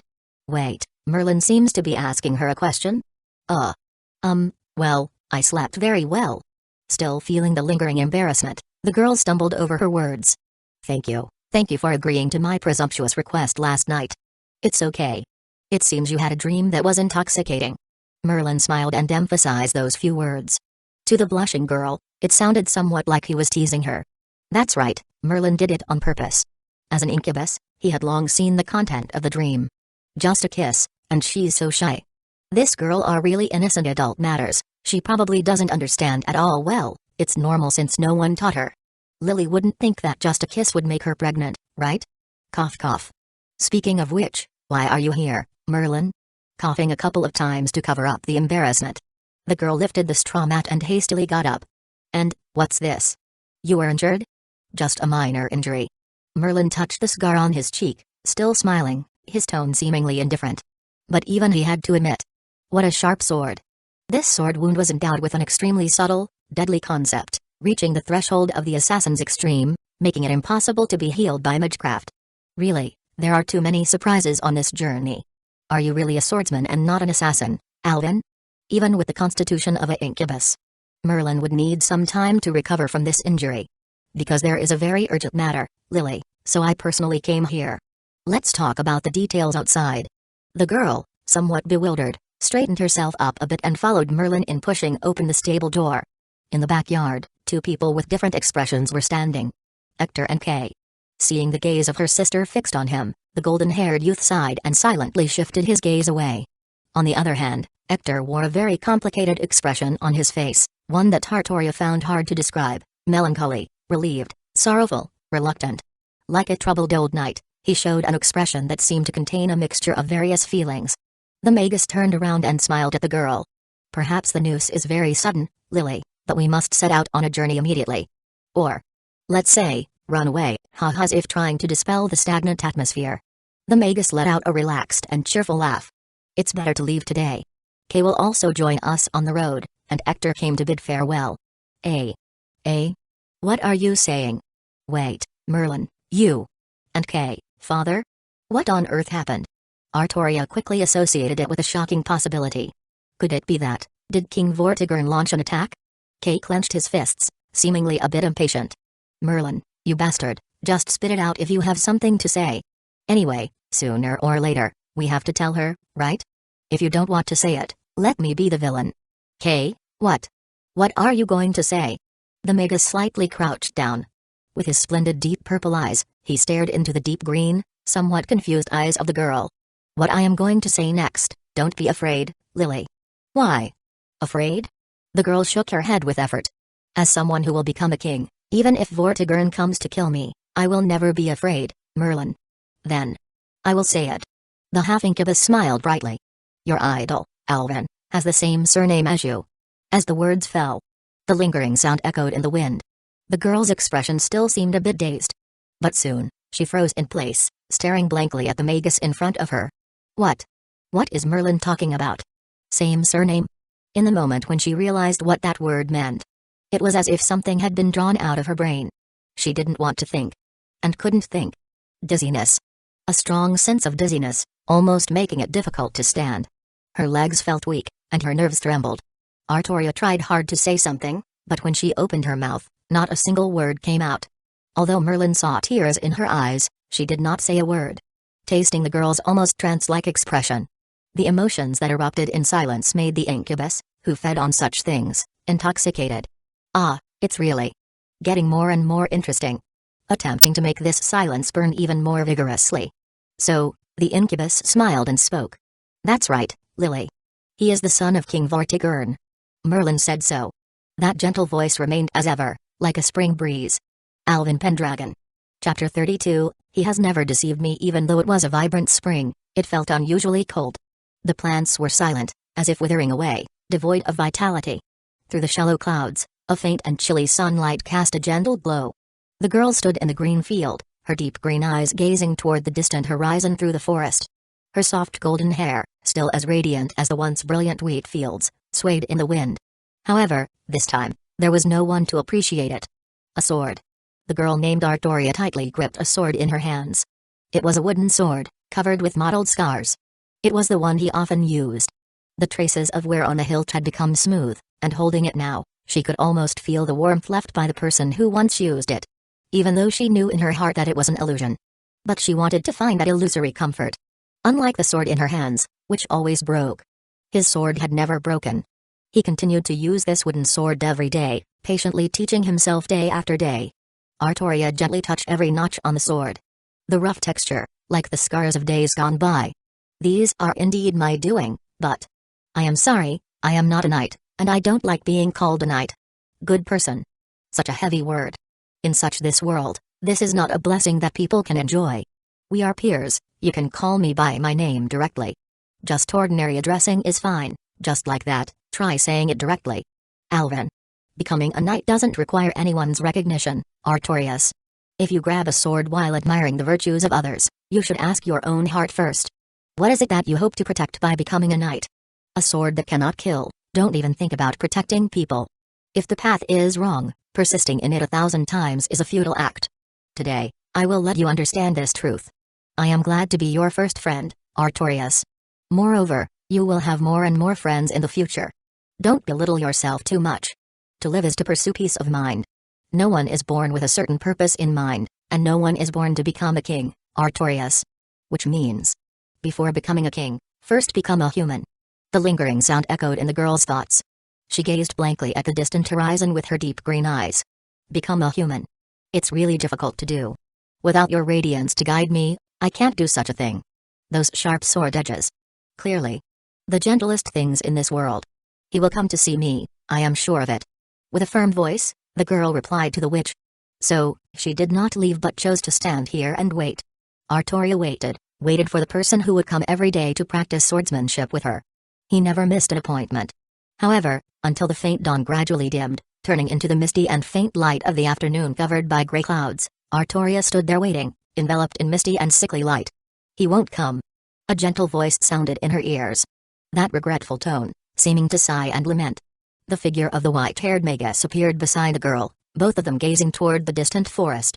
The warm smile on his face was as familiar and comforting as ever. Who do you think you are expecting feelings from, Lily? It's the heart of Vortigern's son. He is not human. The incubus's words floated lightly.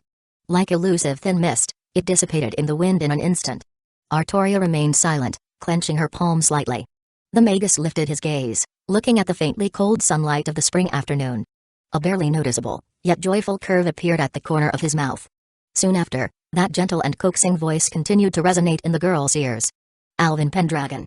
Last night, I tracked him, watched as he rushed westward. You understand what that direction means, right? Lily. Indeed. The girl understood it better than anyone. The central fortress city of the island, once the glorious capital of Britain, had now fallen into the hands of King Vortigern. Was that place his home? Your idol is quite surprising. He sensed my observation and chose to confront me. That sword technique. Truly astonishing. The girl remained silent, the only sound being the creaking of the sword handle being gripped tightly. After so many days of sparring with Alvin, she could easily identify the sharp sword wound on Merlin's face. Dark, desolate, like a profound shadow. Undoubtedly, it was his style. Well, it's just a small injury. Don't worry about me, Lily. The Magus smiled gently. The curve at the corner of his mouth became even more pleasant in response. He just wanted to be seen by her. Therefore, the incubus intentionally chose not to use illusions to conceal his wounds. Unfortunately, I wanted to keep him back then, ask him some questions, but he escaped. It's close to Londinium, and I couldn't pursue further. At this moment, he already knows he's exposed. With King Vortigern causing such chaos in Britain, if news spreads of the birth of the White Dragon's son, all the knights on the island will join forces to hunt him down. Alvin Pendragon. If you were him, Lily, would you come back to fall into the trap just to meet your archenemy? No. Do you really think your idol, the Silver Star guiding the way, doesn't understand the stakes in such a foolish move? He might have already started gathering troops and is rushing towards us. Give up the illusion, Lily. The girl continued to be silent. The hesitation, the sorrow, the resentment, and the emotions rushing like tidal waves, wanting to question. All of it brewed in this silence. Like sour water, slowly seeping from the depths of her heart. She slowly, very slowly, closed her deep green eyes. Alvin, his goal. From beginning to end, it's always been you, Lily. To make her the ideal king. This harmless lie should be okay, right? Moreover, what he said was mostly true. Thinking this happily. On the surface, the incubus let out a soft sigh. The tone also correspondingly turned into a bitter and regretful lament. Do you think your meeting was a coincidence? Do you think anyone can spar with you, the daughter of the Red Dragon? Do you think why he was so patient with you? Do you think the words he instilled in you were for what purpose? With each questioning from Merlin, the words became more and more intense, and the content became sharper. Alvin Pendragon, that cunning guy, he wants to erode your will, make your spirit lazy, and crush your determination to become king, Lily. He wants to pull you into King Vortigern's camp. Can you recall? Recall how he deceived your feelings in those fragmented words. Recall. Suddenly looking back, the girl vaguely thought. Indeed, she should have noticed it long ago. I am not a good person. You will regret thinking that way sooner or later. Regret. The implications in those words. Those almost self-evident details. His swordsmanship, his origins, his appearance, those soothing words. But, she was unwilling to think about it. Deep down, avoiding such possibilities. Alvin. Her idol. That kind of smile. Is it all a disguise? The hand holding the sword trembled. Lily, face reality. The incubus sighed softly. In his deep purple eyes, there flowed a mist. Alvin Pendragon. Tasting the girl's rich despair and sorrow, like savoring the beauty of a flower. The incubus sighed with great joy and intoxication. He deceived you, he is a liar. Crack. The wooden sword held in her hand fell suddenly. The silver-haired youth reached out his hand, subconsciously trying to catch it. Then, the sword passed through his transparent wrist, gently falling to the ground, raising a cloud of dust. Merlin, do you know? The girl gently opened her eyes. Those translucent, gem-like eyes, as always, remained pure and clear. Her heart rippled slightly, as if it was about to overflow. But she diligently suppressed those hard-to-utter sorrows, like an approaching tide. Artoria just smiled. She wiped the corner of her eye and smiled gently. When I close my eyes, I have a kind of illusion. It's like my idol, just like before, standing in front of me. As her words faded away, that barely perceptible, joyful smile. Suddenly, it froze on the incubus's lips. The wind softly sang. Replacing the youth's hand, it gently caressed the girl's cheek. I have this kind of feeling, though it might sound a bit cheesy, Merlin. I feel that my idol, Sir Alvin, is watching me. Finally, it was the incubus's turn to fall silent. He smiled bitterly. Merlin couldn't accurately describe the sense of loss he felt at this moment. No longer joyful, no longer sweet. Only a shameful, indescribable bitterness, like making a mistake for the first time. The first time. The incubus felt his own foolishness. This ideal utopia called Avalon, which stood alone in the world. It also had something it couldn't isolate. He will come, Sir Alvin will definitely come. Until now, I still firmly believe. He has never deceived me, I don't believe he would deceive me. Because, he said. The dim clouds meandered. A clear breeze suddenly swept in from the distance, gently dispersing the accumulated clouds like a fluffy cotton candy. Suddenly revealing the early spring of Britain, the originally soft and azure sky. Bathing in this clear sunlight. The girl named Artoria, with a smile that bloomed like a flower. She said with such a smile. He said he would watch me grow up with his own eyes. Please witness it, Merlin. I will prove it to you. Chapter 33, The Pitch-Black Flower, blooming in this dark wilderness. As you gaze at the standing Artoria waiting before you, you reach out your hand to her. However, the illusory fingertips once again pass through the girl's body, whether it's gathering and releasing magical energy or wildly rotating the magnetic field as the ultimate life form. You have tried this countless times, and also attempted to disturb Merlin next to you countless times, but cannot touch, you still cannot reach, cannot touch her reality. Damn it, Merlin, you can use the Golden Experience Requiem.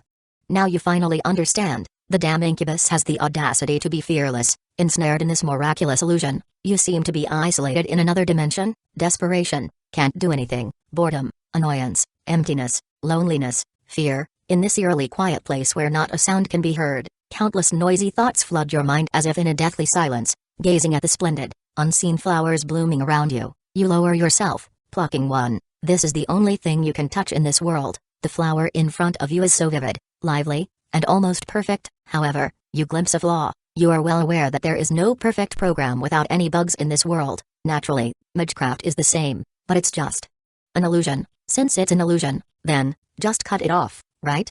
Thinking like this, you slowly sit down and reach for your sword hilt. However, when you draw the sword from its sheath, you realize the sword has completely shattered. It seemed like releasing a sword technique that contained the concept of deadly was extremely excessive right now. Even this fine iron sword couldn't withstand such a majestic Magecraft. After losing magical energy support, it immediately disintegrated. You fall silent for a moment. You don't care. No sword means you can't cut? Is a sword such an inconvenient thing? Thinking like this, you slowly reach for the fallen wooden sword. The fingertips pierce through. Undoubtedly, you certainly cannot lift this sword in reality. If you can't touch reality, what about imagination? You close your eyes and, in your mind, imagine. Imagine yourself slowly gripping this wooden sword, cutting flesh, cutting souls. No sword in hand, but a sword in the heart. The moment you grip the sword of the heart, it's as if all distractions are instantly cut off by you. With a clear and empty mind, there is no longer Artoria in your eyes, nor Merlin. This is a trial. A person can only grow by overcoming their weak past self. If you can't even break through this frail illusion, how can you have the qualification, the determination to defeat Artoria's fate? You close your eyes, sit upright, hands slightly clasped as if holding a sword, downward slash. You swing the first sword. The world is silent, nothing happens, you can't see, and you can't even feel the existence of this sword, but you know, you are still holding it, and so, you devotedly swing the sword, one slash, to another. The faint light of dawn, the lingering glow of sunset. The girl's deep green pupils reflect the splendid crimson hues on the horizon. Immobile. She stands here, from morning till evening. The incubus, with a bitter smile, stands by her side, waiting as well. Today marks the third day. It seems. He won't come today, Lily. Gazing at the remaining glow of the setting sun, the Magus speaks softly. His tone is excessively gentle, almost tender, mixed with an imperceptible sense of guilt, as if afraid to disturb the girl's dreamy expression. Ah. Sir Alvin must be very busy. Artoria turns her head, smiling like a flower. Upon that bright smile, there is no trace of disappointment. Let's go back, Merlin. We can come again tomorrow. You won't wait like this, Lily. Then I will keep waiting. Do you think what you are waiting for is Alvin? Merlin laughs bitterly. Even if you wait another year, you won't get what you are waiting for. He dare not say such words.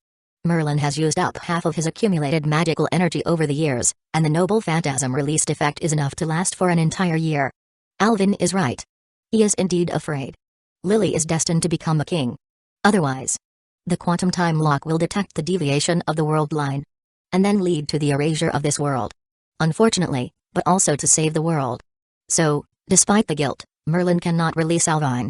If Vortigern comes, what will you do? It doesn't matter. The girl smiles faintly, her calm voice devoid of fluctuations. If Vortigern comes, I will question him about where Sir Alvin is. You can think like that, after all, you are the Red Dragon, favored by world, and can find opportunities in any chaotic world. His tone becomes slow and solemn. But Kay, Hector, and those townspeople, what about them? Merlin knows better than anyone where Artoria's weakness lies. She is most vulnerable to this. Moral coercion. The girl fell into silence. Along with the smile on her face, it slowly dissipated.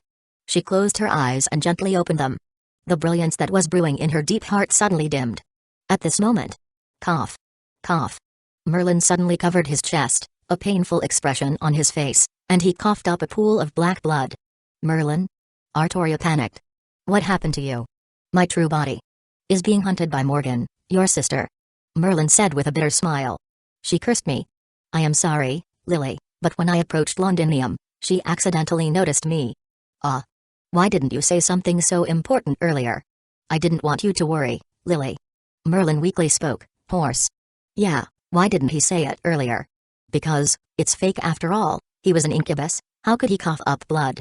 But, oh, being hunted is true. That crazy woman has already turned the land of fairies upside down. Ah, it's really terrifying, but finding oneself is not that easy. Merlin is very proficient in his illusion skills. Right now, he is running just as fast with his mind split in two. The incubus is exquisite acting.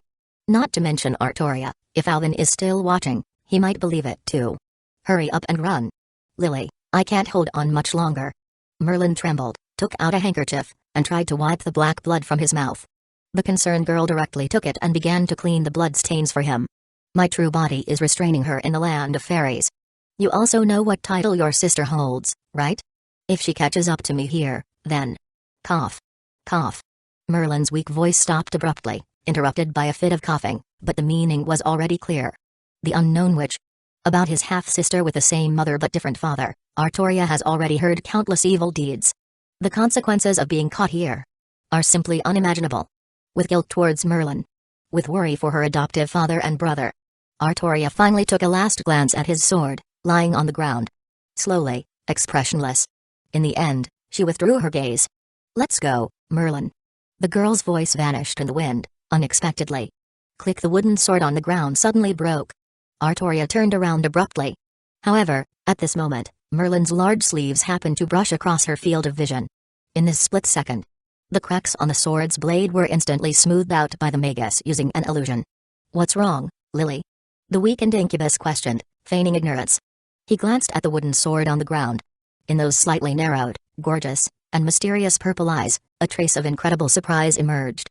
Even though it was just a brief moment, he actually broke free from the constraints of Avalon. How much more surprise can you bring me, Alvin? Too bad. Whether it's Vortigern or you, it won't change the ending of this story. Looking at the sword on the ground, showing no signs of damage, the golden-haired girl lowered her eyelids dimly. No, nothing. Maybe it's just my illusion. Artoria has left. You gaze at the girl riding a horse, accompanied by Kay and Merlin, Embarking on that journey of asceticism, their figures quickly disappear at the edge of the horizon. You did not follow her. You know that with Merlin, the magus of flowers, you cannot possibly keep up with her footsteps. Her departure did not cause even the slightest ripple in your emotions. You only regret not bidding her a proper farewell, but, since there was no goodbye, it doesn't count as farewell. You are very clear that you will meet again. You still sit on the wild field of the wheat farm, seemingly swinging the sword endlessly. In this space, you have no food to consume, surviving solely on breathing magical energy. If you do nothing, the constitution of the ultimate life form can keep you alive for more than 10 years without dying. However, you continue to swing the sword with a clear mind. This is a burdensome task for both the mind and body. 1 day, 2 days, 1 week, 2 weeks. In this endless sword swinging, your body gradually weakens. In this silent and desolate tranquility, a chaotic noise faintly hums in your ears. It is not from the outside but from your heavily burdened mind. You have collapsed on the ground more than once, bleeding from your 7 orifices, and then, relying on the constitution of the ultimate life form, tremblingly climbed back up. You continue to swing the sword. Not enough, it's still not enough, to shatter that thing called fate. Even as the ultimate life form, you are far from qualified. Your vision gradually turns pitch black. Extreme fatigue prevents you from seeing anything, but you still swing the sword, tremblingly. Swinging the sword that seems to not exist. How long have you been swinging it? 10,000 times? 100,000 times? Or 1,000,000 times? You have almost lost count, so, you start counting. 41, 43, 47, 53, you count prime numbers in your mind, trying hard to maintain your already precarious sanity. Just like your determination, prime numbers are something that cannot be split or shaken by anyone. In this endless counting, although your body is already unbearable, you gradually calm down. Your heart has never been so calm. In this empty and pitch-black wilderness, you seem to have found a sanctuary called void. The so-called void is also peace of mind. Living in this world, one relies on things called happiness and peace of mind to sustain life. So, what is happiness? What is peace of mind?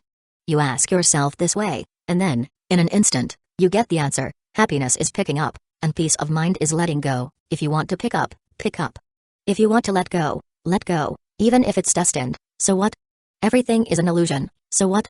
If it's fate, shatter it. If it's a delusion, turn it into reality. Those who are awakened are always happy. Use anything useful, pierce through anything obstructive.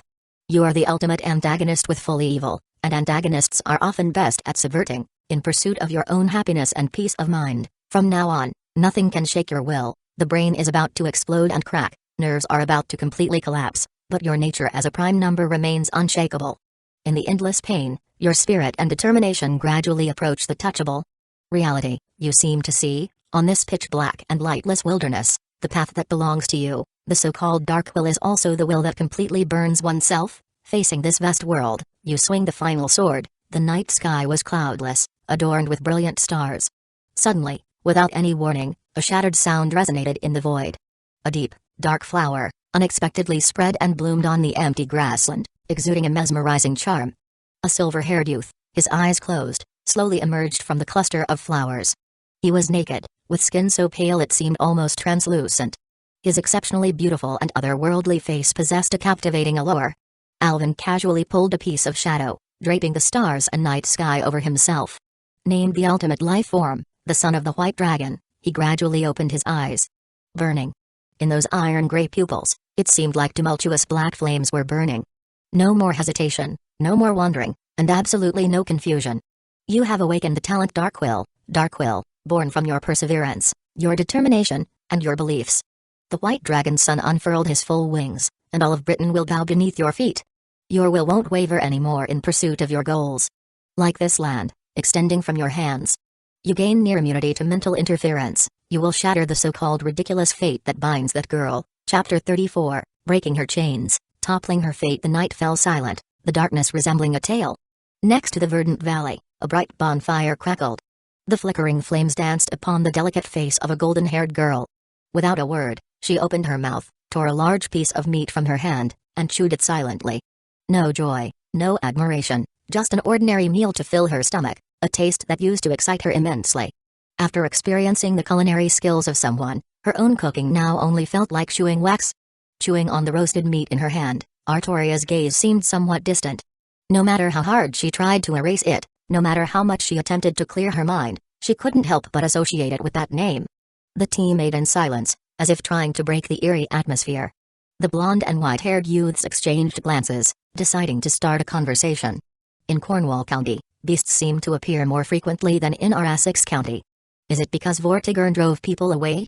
But he doesn't use it. Could it be some major illness? As the saying goes, the most dangerous place is the safest place. Adhering to this philosophy, the three-person team advanced southwest into Cornwall County, now the southwest of Britain, a territory once tread by Vortigern. The Celts here were driven away, but Vortigern didn't occupy it, quickly turning it into a paradise for beasts and fairies. The golden-haired youth counted the days on his fingers. It had been almost a month since they left home and went on this journey. During this time, they learned various survival skills from that person who couldn't be named. Now, they could recognize strange mushrooms and were not afraid of poisoning. However, that person, their guide, still had a strong presence even though they had run away. Kay remembered those days with mixed feelings. Thinking back, he had also fought against Vortigern's son. Perhaps he could brag about it in the future. Although this was Vortigern's territory, with Merlin covering them, Kay thought it was unlikely their whereabouts would be exposed. Moreover, looking at Lily now, dressed in pure white knightly armor, her flawless beauty was emphasized. This outfit, while a result of Merlin's strange taste, showcased Lily's immaculate charm. Although Kay couldn't help but want to see it too. Well, Lily, you are getting stronger and more exaggerated. You knocked down that beast with just one strike. The blonde youth glanced at the headless corpse of the giant wolf next to them, which they were currently roasting its thigh. This foolish creature attacked them, aiming to leave no one alive, but Lily beheaded it with a single sword strike, severing its spine. Kay thought that if he were to fight, it would take at least a dozen rounds to bring it down. In other words, one Lily was equivalent to 10 Ks. Damn, thinking about it makes him lose confidence. Well, Kay, eat more. The girl managed to force a smile, casually responding. As an older brother, Kay could naturally see the distracted state she was in. In this past month, Lily had changed so much. Not only was her swordsmanship sharper than ever before, but her once radiant smile was nowhere to be seen. Every day, besides eating and fighting beasts, she tirelessly practiced swordsmanship. It seemed like she was attempting to empty her mind through endless training. The tremendous violence now contained in her body. Kay shuddered at the thought of how they got the firewood for today. Damn it, Lily broke a tree with a single punch. What kind of knight is she? But, as a brother, he couldn't bear to see his sister's gloomy expression. Whenever she looked down, Kay's heart couldn't help but tighten, and couldn't help but curse. Alvin. You deceitful scoundrel. You made me and Lily miserable.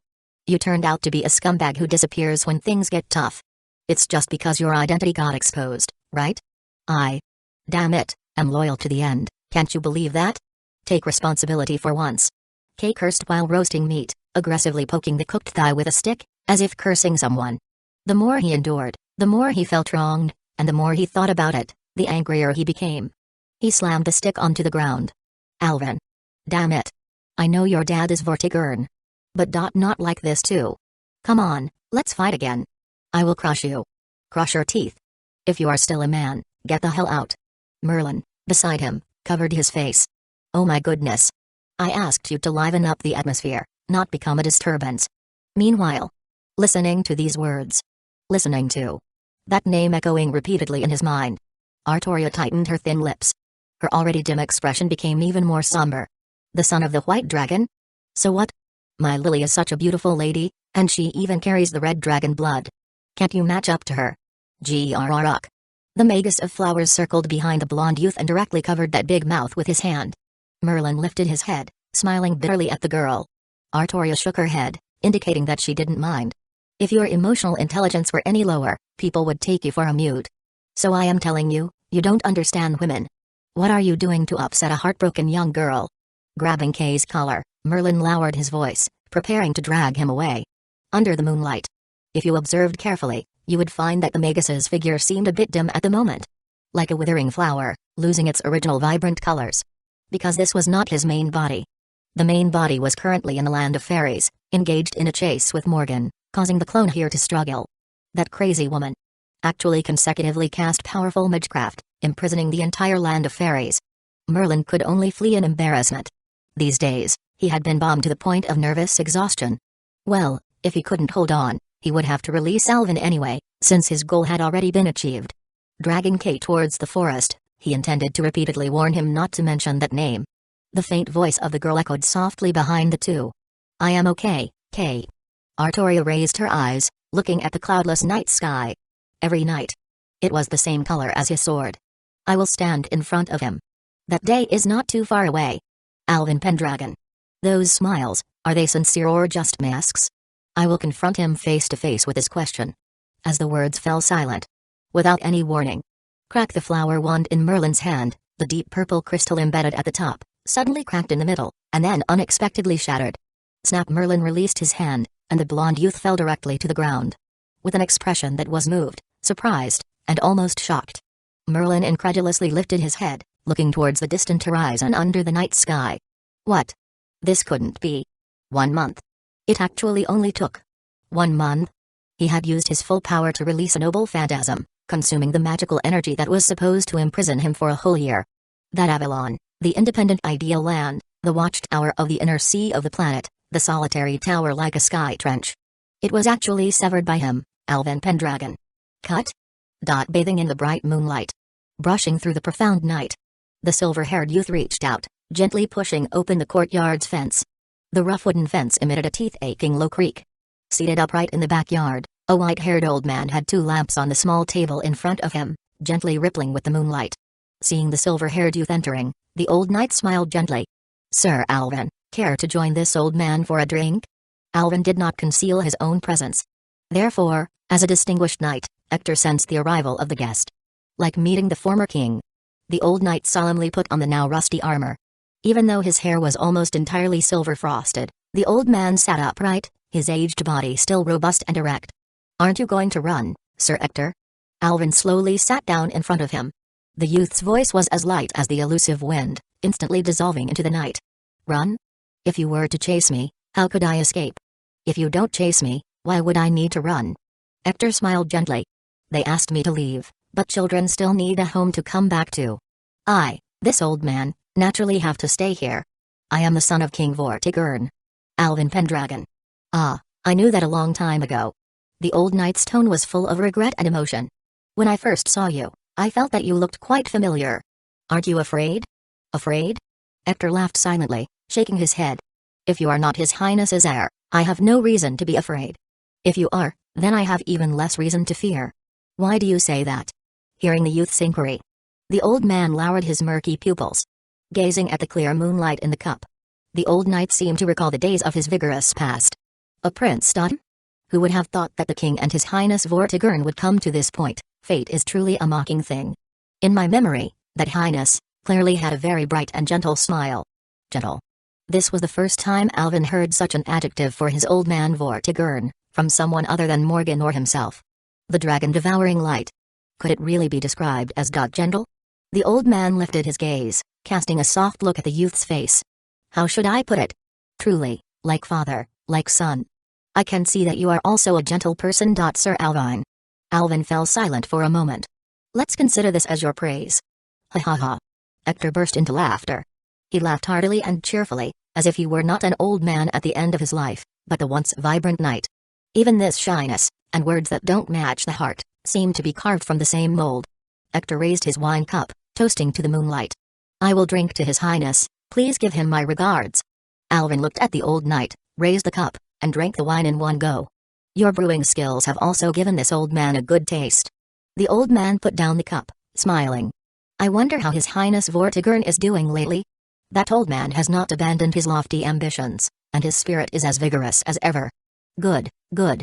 Hearing that, I can be at ease. The old knight turned his gaze to the young tree sprouting in the courtyard.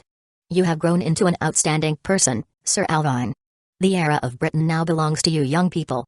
But, even though you carry the white dragon blood, the road ahead is still full of thorns. Such a request might sound presumptuous, but this old man might not be able to accompany Lily in the future. I hope you can take good care of that child. The shadows swayed. The bright moonlight falling down was blocked by the branches and leaves of the old tree planted in the courtyard, dividing into 2 bunches. The old man sat in the shadow, and the youth sat in the moonlight. In the old knight's eyes, there was the gentleness he had described. I just hope that Lily can live a peaceful and happy life. Oh, so. The son of the white dragon, entrusted to take care of the daughter of the red dragon by her father? Alvin twirled his fingertips, gently picking up the cup. Thank you for your care during these days. It is my great honor that you trust me. Lily is a good child. Facing the moonlight. I cannot guarantee, but I will do my best. Breaking free from the chain, and tearing apart the fate. Today he knows, he is truly himself. The silver-haired youth finished the wine in one go and stood up to leave. I will do my best, to break her chains and topple her fate. Chapter 35, Marry Me Now. You entrusted Hector to take care of his health and promised to visit him often in the future. You then walked towards home, your figure seemingly melting into the night. In less than 10 minutes, you swiftly covered hundreds of miles, returning to Londinium, looking at the chaos in your bedroom, various styles of bold and shy lingerie scattered everywhere, as if experiencing a storm of washing and plundering. You felt a sense of worry. You were gone for a whole month, trapped in that utopia, cut off from everything in this world. You could imagine how Morgan would be in a panic. After contemplating for a moment, you changed into clean clothes and walked to the top of the castle. Facing the high-hanging bright moon, you slowly raised your palm. You clenched your 5 fingers, as if a dog closing its sharp teeth. In an instant, that bright moonlight seemed to be devoured by you. The entire fortress city suddenly plunged into a profound darkness. Even the illumination flames dimmed to the extreme. You activated the light devourer of the ultimate life form, swallowing the light of the entire Londinium, even if it was just for a moment. The dormant army in the city had no perception whatsoever, and the few soldiers on patrol only felt their vision turn black for a moment, then instantly return to normal. They looked at each other in confusion, unable to comprehend what had just happened. Such a drastic magical fluctuation in the city should surely attract Morgan's attention, right? Thinking so, behind you, a dark door suddenly opened, a shadowy figure of a blue witch suddenly condensed, flying to you like a bird. She immediately grabbed your collar, as if checking its authenticity by feeling it. After confirming it was indeed you, the witch buried her head in your chest, her trembling voice almost hoarse, as if sobbing. Alvin, you felt cold liquid dripping onto your chest, soaking your clothes. Lifted the witch's tear-stained cheek with your fingertips. Sorry, I came home late, you said with a smile. The witch couldn't hold back her tears any longer. The blue lake overflowed, and those crystal-clear tears fell like broken pearl curtain strings. During these days, she almost turned the entire land of fairies upside down, but still couldn't find a trace of you. You disappeared suddenly. She almost thought she had lost you. If you didn't come back, she didn't know what crazy things Morgan would do. Comforting the witch in your arms, your eyes gradually became cold. Merlin prevented you from bidding farewell to Artoria, but he didn't arouse this level of anger in you, even though you pitied Saber's ending. How could Artoria compare to Morgan in your heart? Daring to make your own witch cry again, you buried this unforgettable hatred deep in your heart. No amount of torture would be enough to quell the fury of the ultimate life form, and you were about to inflict the ultimate insult and pain upon him. You have never seen the witch in such a disheveled state. Puffy eyes, disheveled hair, the delicate face covered in dust. Even the once vivid blue lip color was no longer so vibrant. Her crying appearance was truly not that pleasant to look at. Like a pitiful, abandoned puppy, pinching her cheek, you gently adjusted her sobbing face, turning it towards yourself. Those teardrops on her cheeks turned into dry tear streaks in the cold night wind, appearing pitiful and lamentable. You took the witch's hand, smiling, and pressed her fair fingers against your own face. Your hands are still so cold, Lady Morgan. Then you should not warm me up more, Alvin. You lowered your gaze, kissing her lips. Tasting the salty bitterness on her soft skin. No need for any extra words, no need for any excess sentiment. With rough actions, you responded to her rough demands. All the restraints of reverence and forbidden feelings were silently broken, and all the accumulated or suppressed emotions began to silently release. On the top of the castle in the moonlight, clothes scattered on the ground.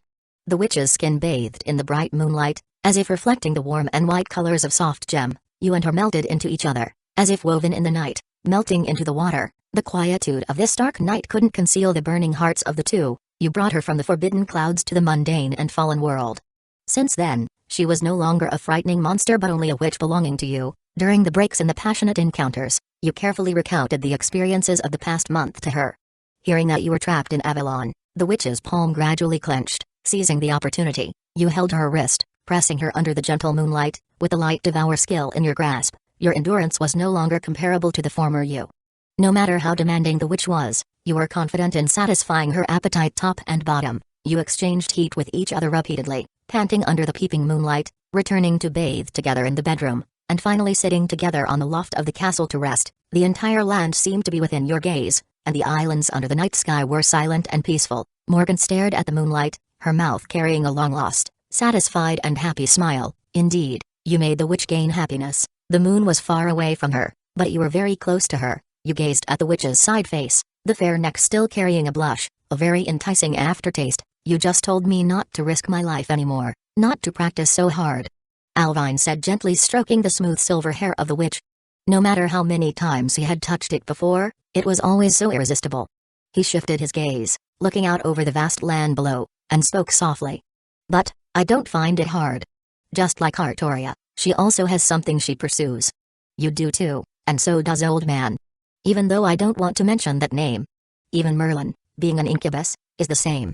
Everyone has their own happiness to protect, their own peace to pursue. And I, like them, am not exempt. I can sever the bonds of this land, unrelated to Artoria and even less to Merlin. It's just because within those rippling thoughts, there's a name that I have remembered from beginning to end. It is Morgan Le Fay. I think this significantly proves something. The silver-haired youth smiled and said, perhaps what truly makes people powerful is not the desire for conflict, nor conspiracies and bloodshed, but the determination to protect beautiful things.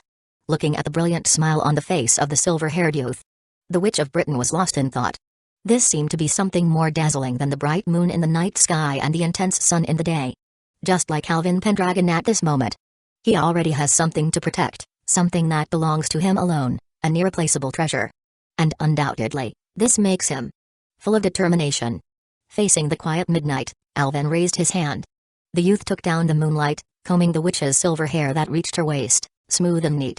The youth pulled down the night, draping the witch in a dazzling skirt and veil like a galaxy. From the deepest part of his heart, the youth took out the ring that had been prepared for a long time, carefully carved. On the ring, the names of the youth and the witch were engraved. Facing the pure moonlight that covered the earth. Facing the stars in the deep night sky. Facing her surprised expression and the tears in her eyes. Magic gathered and released, and Alvin seemed to conjure a large bunch of black roses from his hand, embracing the thorny flowers that symbolize the witch in his arms. On the day of adulthood, I want to invite you as the leading lady to the wedding, Lady Morgan. In the embrace of these dark flowers, the silver-haired youth said with a smile. I want to have you, worn in my heart. No response. The rose suddenly lost its strength and scattered dark petals all over the sky. The youth was directly pushed onto the bed by the witch. I don't care at all about having a wedding, Alvin. Firmly. Domineeringly. Without allowing any doubt. The azure witch pressed directly on him. Leaning over to the young man's ear, teasing and panting. Marry me, now. Chapter 36. This world is not worthy of my submission. The two children at home went on a journey together, and the fields at home were gradually abandoned. The old knight generously handed over the management to you. In your own experimental field and back at home, you now effortlessly traverse hundreds of miles as if it were as easy as putting on clothes or drinking water. However, the witch in the honeymoon period still cannot tolerate even a moment of separation from you. Since your sister has softened, there is no more battlefield of separation. So she joined your research, contributing ideas for your plan to produce grain in Britain, work on the fields when there's something to do, and feed the witch when there's nothing. Morgan's unrestrained demands show no signs of abating. Rather, after you freed her switch, her needs are becoming increasingly fervent and daring, whether it's in the bedroom, the bath, the forest, or the fields, whether it's daytime, noon, dusk, or night, you spread moisture everywhere, causing the grass and trees in the deep forest to flourish, blending together as if glued together. Ambiguous and charming days pass by, and you seem to have entered into the calm and happy life once again. Spring turns to autumn, and soon it's the golden harvest season. You excitedly show Morgan the nearly mature and plump wheat. A few days later, it all withers and decays. Looking at the wheat fields that almost withered overnight, bathed in the bright autumn light, the fields present a bleak and decayed-gray color. Your planting has failed. Why is this happening? You and Morgan carefully examine the root system of the crops and find that due to absorbing excessive magic, they have accelerated their growth madly, skipped the mature stage, and directly entered the stage of decline. No. This is unreasonable. During the clock tower period, your research had already become very mature. Now in the age of gods, your magical abilities have made a qualitative leap. There is no reason to regress instead of progress. This is not a crude mistake you would make, and you visit your experimental field every day. The perception of the ultimate life form would not allow external disturbances. This kind of failure. You can't find any reasonable explanation, but you are not discouraged, nor do you feel disheartened. In the coming spring, you further expand the scale of your experimental field, carefully select more resilient varieties of crops, and sow them in batches. Time flies, and as you pick flowers in the morning and evening, you gradually hear about Artoria's deeds, spreading throughout the island of Britain, slaying fierce giants, subduing tyrannical lords, annihilating the army. The pure and undefiled Night Princess gradually gains fame and stands out. It seems that her journey is progressing very smoothly. Suddenly, you are looking forward to the next meeting with her. What interesting scene will it be? Although the position of the Red Dragon's daughter in your heart cannot be compared with the witch, who is plowed by you every day, is most aware of this fact. On your clear determination, the name of Morgan Le Fay is engraved, and for Artoria, you have nothing more than pity. You can feel her feelings for you, but your intention to shoot down her fate comes from sympathy for someone in the same situation, not that thing called love. Just hope that in the next battle, she can withstand a few more swords. Autumn of the second year, before the crops mature, they still all wither. You continue to improve your skills, even developing an all-weather temperature and humidity control system through the construction of shadow magecraft, making it impossible to have such superior farming conditions even in the 21st century. Autumn of the third year, the outcome remains unchanged. You silently gaze at the bodies of the fallen wheat spikes on the field, not uttering a word. The inexplicable failure of farming, the illogical phenomenon that attempts to create more fertile and productive age of God's varieties but inevitably decays before maturation, is something that cannot be explained by magic alone, but rather, do not need to try anymore. Alvin. Autumn light strokes, and the earthly scenery is clear. A babbling brook flows gently, red maple leaves flutter and fall. The autumn of the Isle of Britain remains as beautiful and enchanting as ever, like a timeless and magnificent painting. However, before Alvin, lies a scene of decay and demise. The British witch stands beside the increasingly tall silver-haired young man, her azure eyes gazing at the lifeless and ashen landscape before her. No need to blame yourself, you have done your best. This is not your fault. It's the existence of these crops that has been rejected. Rejected. Murmuring this word, the young man's voice is very soft. In the iron-gray eyes, there is no ripple. Rejected by what? Rejected by the will of this world, Gaia. Morgan lowers her eyelids, looking down at the earth beneath her feet. I have guessed the reason, Alvin. You should know too. Britain is currently undergoing the decline of the Age of Gods. Since the beginning of the Common Era, the connection between humans and gods has been severed. This is the inevitable trend. In the coming decades, the true ether on this island will gradually recede back into the inner sea of the planet. This planet will not allow the appearance of crops that can continue the Age of Gods, defying fate. If your research succeeds, it will save countless lives on this island, predictably delaying the decline of the Age of Gods. So, by the will of the world itself, your research has been rejected by it. I see. After the final gaze at the withering death before him, the young man holds the witch's hand, turns without looking back, and leaves. Let's go, Morgan, and see Actor. Next spring, we will come again. I won't give up this research. The will of the world? Gaia. It is not worthy of my submission. You did not abandon your research but instead began seeking ways to break free from these fateful constraints. Similar to Merlin's seemingly perfect utopia, even the will of the world can never be a flawless entity. Proficient in debugging, you aim to find the world's loopholes and inject the virus called the ultimate life form into it. As time passed, unlike you, the son of the white dragon hidden in the wild, Artoria's reputation was gradually becoming more and more prominent. Her various deeds kept reaching your ears. Rumors had it that she single-handedly repelled a surging tide of beasts and distributed the spoils to the suffering people. The pure and immaculate Night Princess traveled across the islands and counties of Britannia, warmly welcomed at every stop. Her noble virtues and outstanding achievements spread far and wide on this island, much like the infamous and wicked King Vortigern.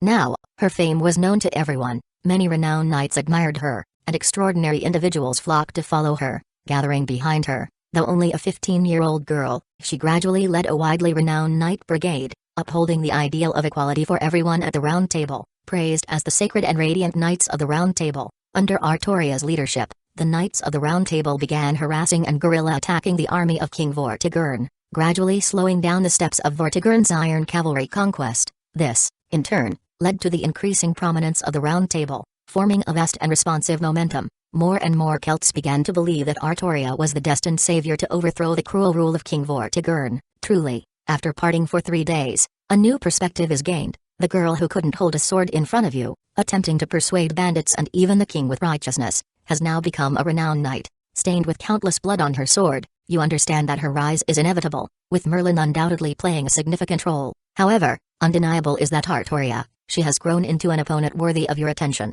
facing the arch-nemesis, the daughter of the Red Dragon, who gathered the rolling tides of this era. What has your old man, King Vortigern, been busy with lately? He's been busy celebrating his son's birthday. Chapter 37. Have you ever disciplined me, Knights of the Round Table? Just a bunch of greenhorns. They dare to come, and I will make sure they won't leave alive. As the devourer of light, how could Vortigern, the vile king, hold knights in high regard, especially those seeking fame and glory? A dead knight is a good knight. With the appearance of the Round Table Knights, local lords and vassals gradually formed an alliance, and recent battle losses didn't look good. But, what does the army's casualties matter to Vortigern? He didn't care about the life or death of the Saxons people. Losses were losses. It's like cutting chives, new shoots will grow. On the other side of the sea, the Germanic tribes coveted the fertile land of Britannia. The incoming Saxons people would continuously replenish the king's army. In the end, these plunder-loving barbarians were just useful tools in Vortigern's hands, livestock not worth cherishing. If they came to Londinium, I might consider them. Those disturbances are just mosquito bites, not worth mentioning. Vortigern sneered. Because your coming-of-age ceremony is approaching, I return to give you a gift. I retracted the army's defensive line for your sake, but they really think it's their achievement. Only in front of his son would the king speak so softly. Never mind, what's there to talk about with these small fries? The tall and straight silver-haired old man sat at the table, smiling gently, waving to the young man. Come, Alvin. It's been a while. Let your father have a look at you. A helpless smile appeared on his face. Alvin walked up, bowed, and his father rubbed his son's head. You have grown taller, Alvin. I am almost an adult, old man. As a dragonkind, reaching 1 meter 80 is pretty normal, right? Vortigern's sturdy figure already exceeded 2 meters. Alvin, inheriting the blood of the white dragon, reached 1 meter 6 when he was 8. People and artificial beings couldn't be compared in physique. Vortigern assessed the young man in front of him. Now, sitting down, he even had to look up. How time flies. Time waits for no one. Father still remembers when you looked like a baby in swaddling clothes. 15 years have passed in the blink of an eye. The old man's gray eyes lowered slightly. In a few days, it will be your coming-of-age birthday. Is there any gift you want? In these years, Father is sorry. I haven't had much time to accompany you. Rubbing his son's head, Vortigern smiled gently. Could it be that you want me, this old bone, to accompany you in sword practice? Long time no see your swordsmanship. I am a bit eager. In Britannia, who could still surpass Alvin in swordsmanship now? Perhaps only his old man, the king, could do it. Is it 10 rounds now? Or is it evenly matched? Alvin felt the outcome was uncertain. However, let's talk about these entertaining matters later. I have 2 somewhat unpleasant requests. But feel free to say. Do you still need to be polite for your adult ceremony gift? Alvin smiled. I want to marry Lady Morgan. As the words fell, Vortigern was visibly stunned. The old man's expression froze for a moment. Then, with a somewhat ambiguous smile, he glanced at the witch sitting on the side. Good niece, you. Morgan tightened her thin lips, glancing away, somewhat guilty. Alvin, I asked you to inquire subtly, not to be so straightforward. But then she thought, what's wrong with herself? No, why should she feel guilty? The witch stared back at him intensely. What's wrong with me? Morgan emphasized that word. Do you have any objections, old man? For her good uncle, Morgan had no respect. The full of vices King Vortigern, she didn't spare him any curses. The 2 of them were old adversaries, constantly bickering without stopping. Now, Morgan didn't bother acting, directly calling him an old man. With 1 foot in the grave, there shouldn't be any problem. The witch still harbored resentment. How did this old guy break her strong defense back then? She was still pondering. How could she not remember? Her mind was preoccupied with figuring out how to squeeze Alvin dry in various ways. But, on the contrary, her armor seemed to be getting looser. How to put it, Alvin might be lacking parental love, so he liked to suck her. No, can't continue thinking about this. Once a year, I can't return home a few times. My son doesn't care anymore. Thinking about this, Morgan said without good temper, firstly, you are a father, and then you are a king, right? Vortigern, you are quite shameless. Truly, my good uncle.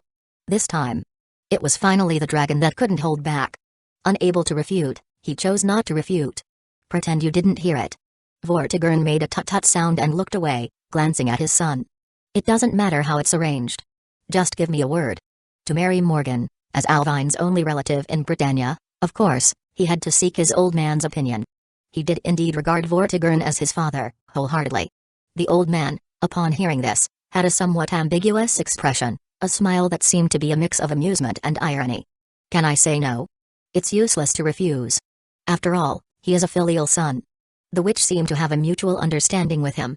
It's useless to disagree. Alvin is an adult now, you old man can't control him anymore. Morgan walked up, pulled the silver-haired youth away from Vortigern, and embraced him. Indeed. Even though she touched him everywhere every day, unconsciously, The little guy she once pinched had grown so tall. He's a head taller than Alvin. It's a bit difficult to hold him. Sensing her struggling to close her arms, Alvin reached back and embraced the witch. Being affectionate in front of Vortigern, Morgan, as a niece, felt a bit embarrassed. However, the witch attempted to struggle but couldn't break free, so she let the young man hold her, blushing, and turned her gaze away. In terms of physical strength, those who could surpass Alvin in Britannia were few. The witch experienced this every night. Well, speaking doesn't work on this old man. Vortigern smiled, stood up, walked over, and patted Alvin's shoulder. You chose it, and I can't do anything about it. Choose well and treat her well. Okay. Alvin nodded. Didn't we talk about two somewhat unpleasant requests? What's the other one? I have a question for you, old man. You said that when I grew up, you would answer me. As the words fell, a lingering echo filled the air. The smile disappeared from Vortigern's face. The atmosphere in the hall seemed to suddenly become cold and silent. The candlelight flickered but couldn't dispel the intense gaze of the young man. What exactly is the decline of the Age of Gods, father? He didn't call him old man, but father, because he was serious this time. No answer. The old man closed his eyes and fell into silence. Alvin just looked at him, quietly waiting. The witch clenched the young man's hand. The young man touched her smooth silver hair. The firelight flickered. But Alvin's determination never wavered. After a while, the old man slowly opened his hazy eyes, revealing a tired gaze. Not like the dragon. Just a father. Suddenly, the majestic aura of the so-called King Vortigern seemed to drain from his body. Do you really want to know, Alvin? You don't have to, actually. If I don't need to, I would be unworthy of being the son of the White Dragon. The young man stared directly into his father's eyes. Without understanding your perspective, I cannot truly understand your heart. The pain and responsibilities that King Vortigern has experienced, if born alone, don't you think it's a bit too much, father? Too much. The dragon that devoured light lowered his heavy and dim eyes. Originally, I indeed am Vortigern, the king known for his vices. People call me cruel and tyrannical, but so what? But you are different, you are still young, and you don't have to choose this path. What I am now is the future you can see. Even so, do you still want to hear the answer from me, this father of yours? Alvin. You don't care, and when have I ever cared? Alvin said softly, whether you want to tell me or not is your business, but I want to hear it. A second round of silence. The rough hands with scars opened and closed, clenched and loosened. Vortigern slowly opened his eyes, staring at his son. You are an adult now, and your wings are strong. I can't teach you anymore, Alvin. Alvin smiled, a genuinely happy smile. You have never taught me anyway.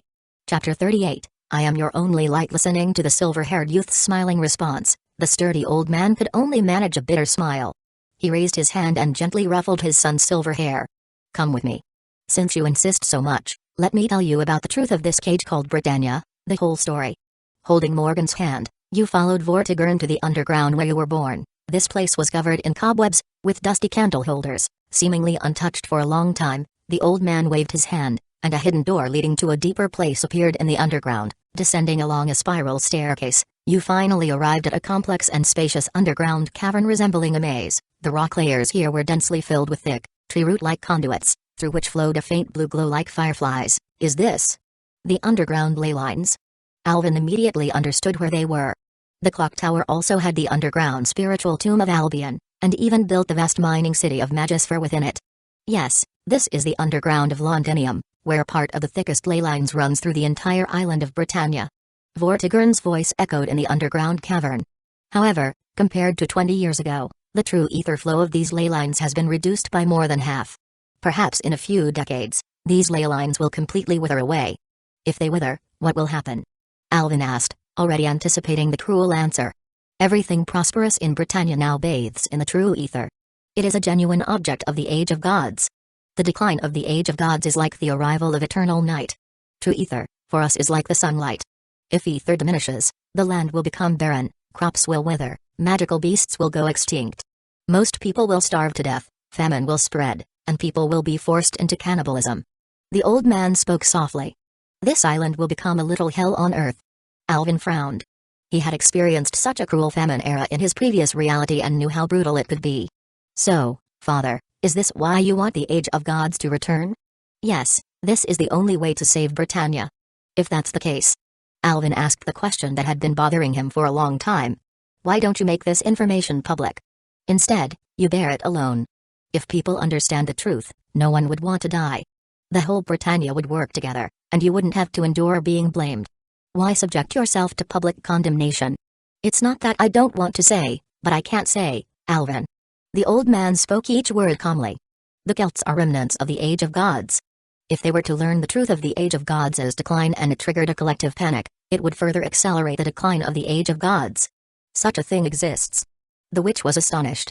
She knew that the decline of the Age of Gods was inevitable, a rule of the planet's rotation, but she had no idea of such secrets. Deadlock. This was undoubtedly a deadlock. Realizing this, Alvin fell into an unspeakable silence. Now he finally understood why his dad Vortigern had to shoulder everything alone, risking the wrath of the world, even willing to bring in the barbarians to usurp the throne. Yes, it was an unspeakable deadlock. At that time, Vortigern had no choice but to bear this cruel truth alone, because if he revealed it, all efforts would be in vain. Bury the secret, die a slow death, and perhaps seek a turning point. Revealing the truth, everyone dies together. It was a dilemma reminiscent of the trolley problem. Vortigern Pendragon. This man bore the weight of the entire era, enduring the cruel truth, bitterness, loneliness, growing in the shadows, honing fangs and claws. Misunderstanding. Resentment. Hatred. Prejudice. Even if he was pointed at by thousands, cursed by tens of thousands. Even if he was called the Vile King, the dragon that devoured light. The infamous name spread throughout the island, destined to stink for thousands of years, an indescribable infamy. Vortigern, he didn't care. He was the White Dragon of Britannia, possessing an unshakable will. You drove away the Celts for this reason too. Alvin said quietly. This is the central part of the island, where the decline of the Age of Gods is most intense.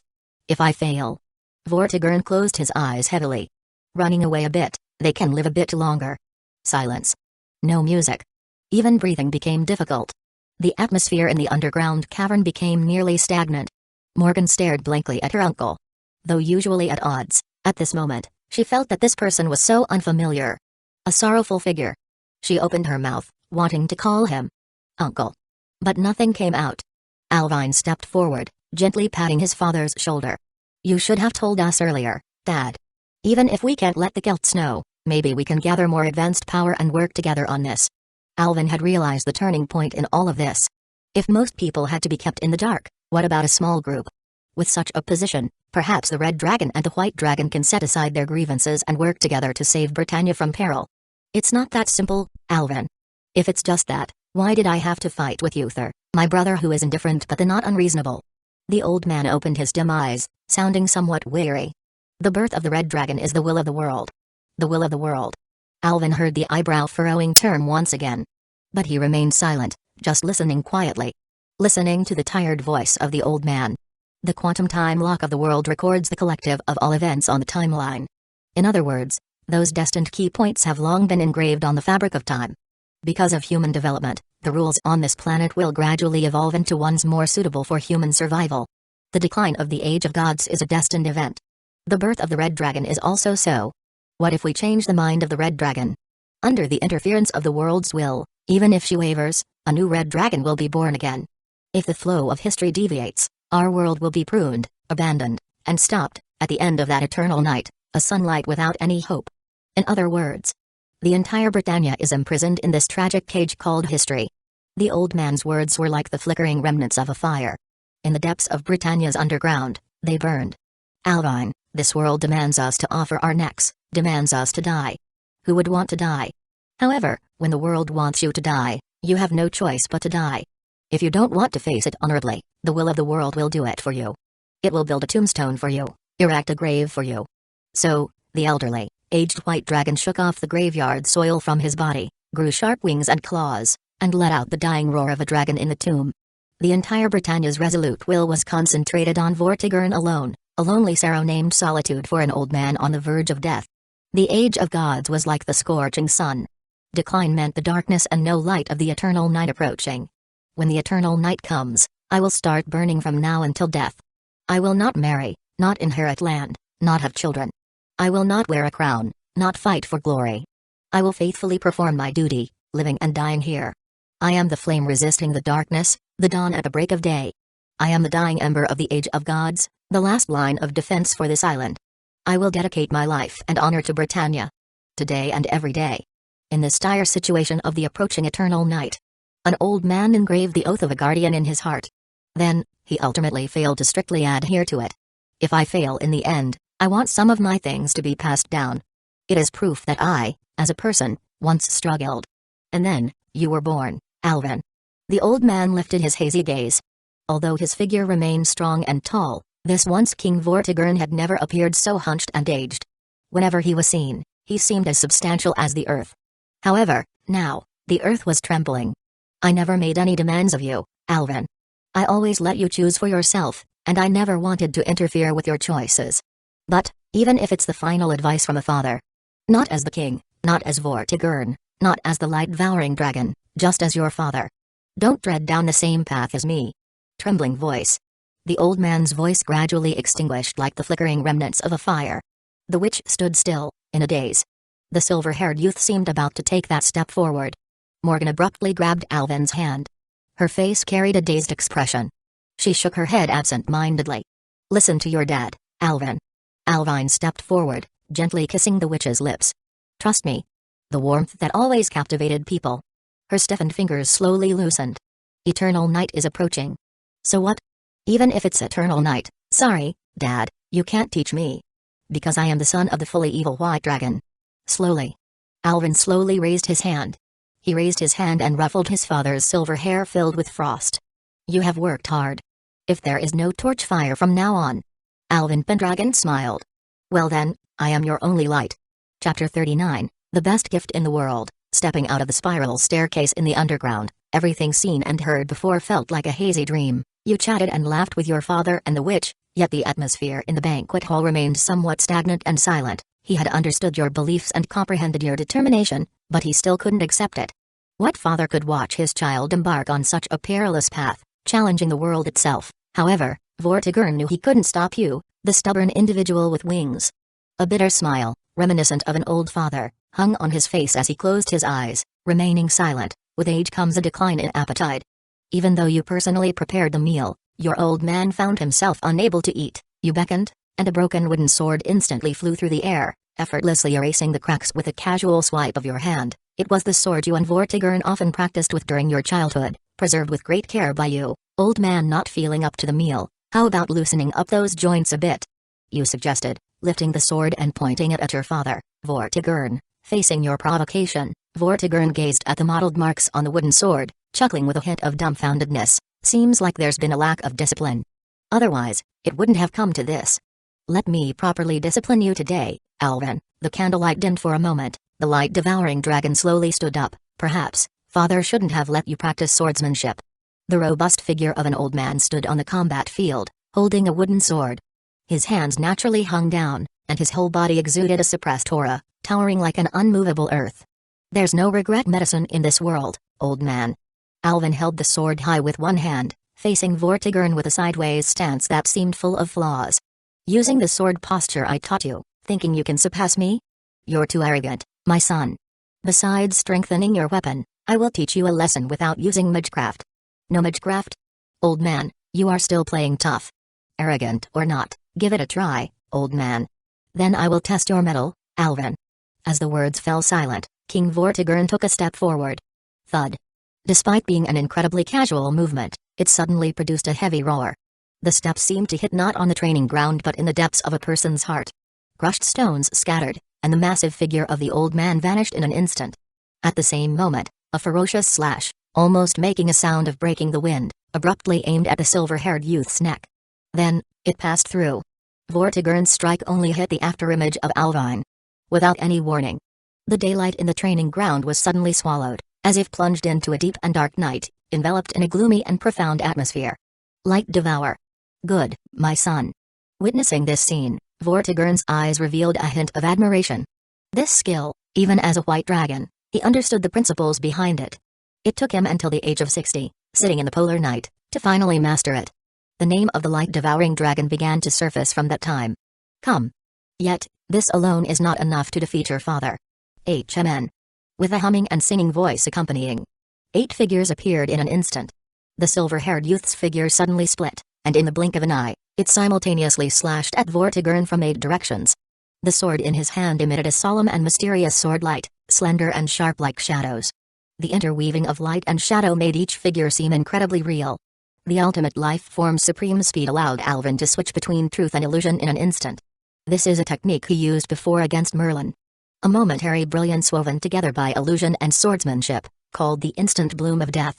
However, this kind of petty trick was far from enough to deceive the light-devouring dragon, also known as the White Dragon of Britain. In an instant, he recognized the true body, and Vortigern abruptly raised his sword, slashing at the figure he was certain of. A sharp sound erupted again.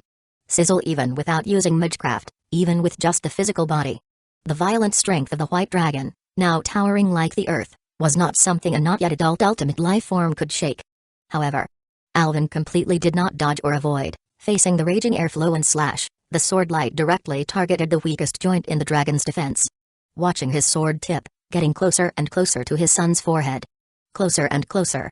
With Alvin's speed, he could undoubtedly form a prolonged stalemate, yet he still had no intention of avoiding. He wanted to exchange injury for injury. A slight tremor in Vortigern's heart, he suddenly tilted the blade, the sinking sword directly hitting Alvin's sword. This was a flaw.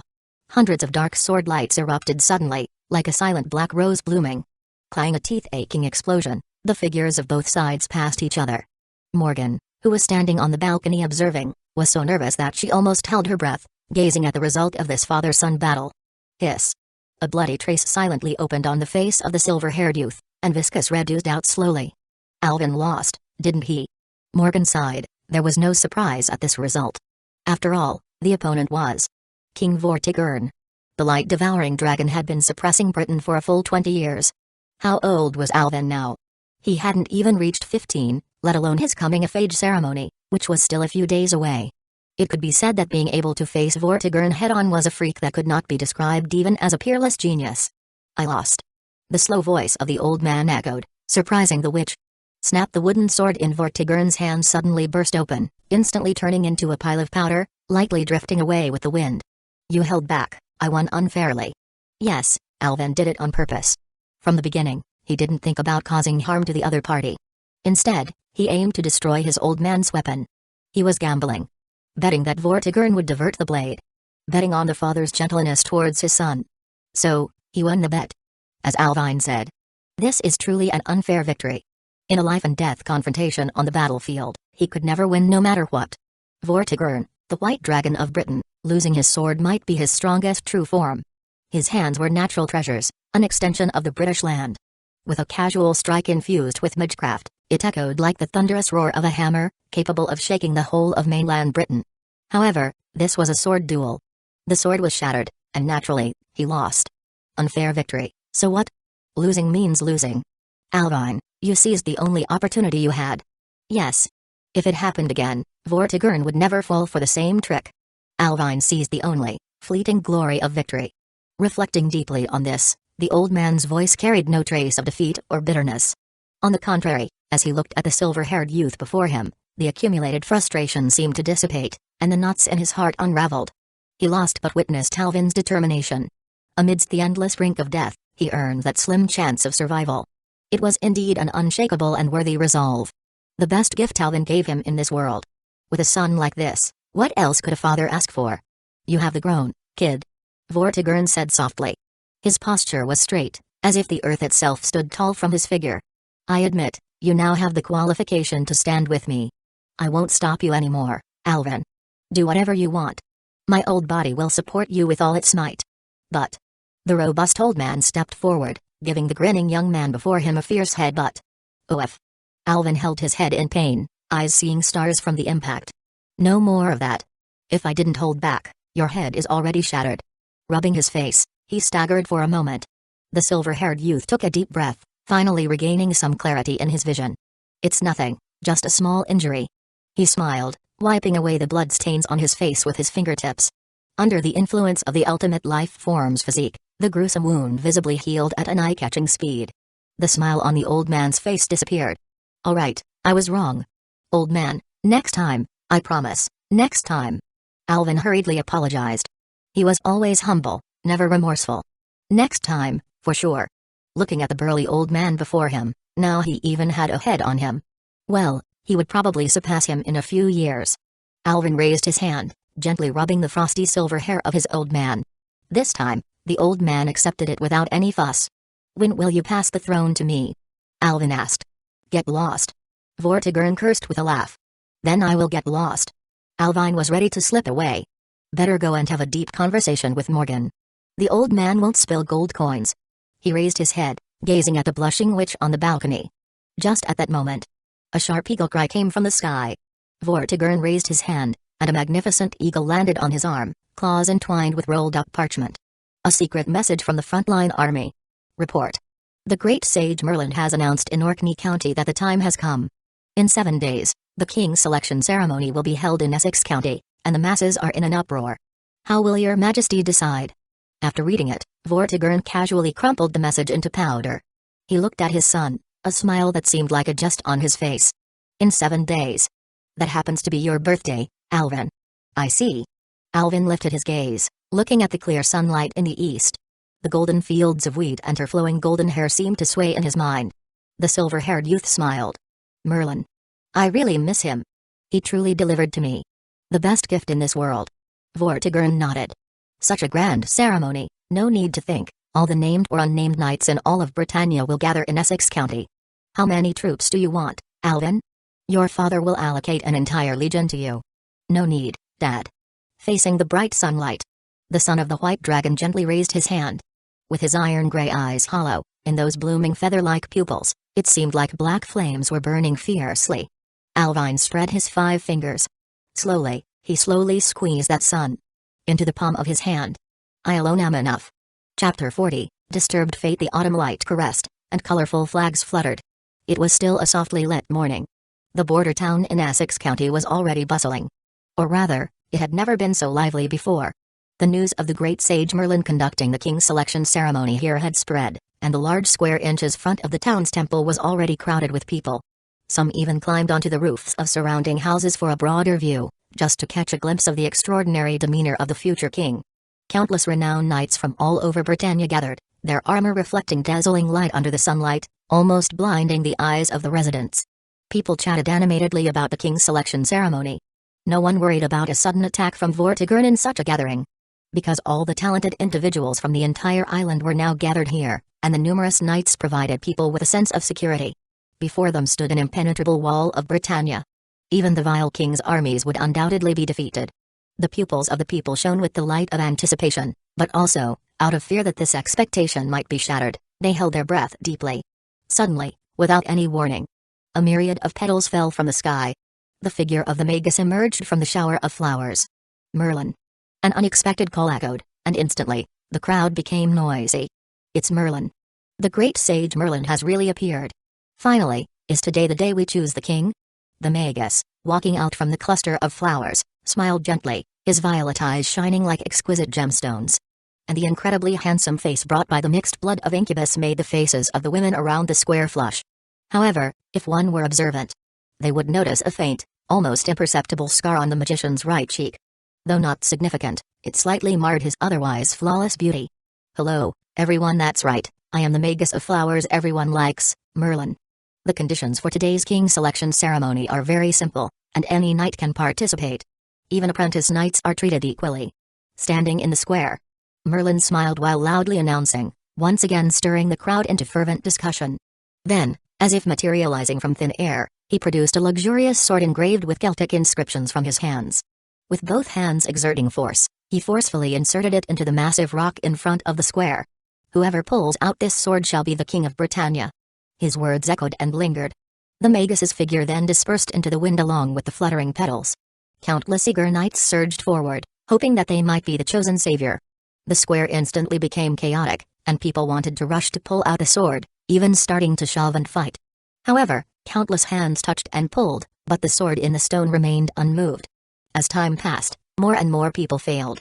Witnessing those who failed with hands and feet, gritting their teeth, and flushed faces while pulling the sword. It did not budge even a bit. Disheartened faces appeared one after another. I know you are anxious, but don't be hasty, pulling the sword from the stone is not that easy. The remaining knights seemed to finally realize this truth, willing to follow basic order and form a long queue on the town's streets.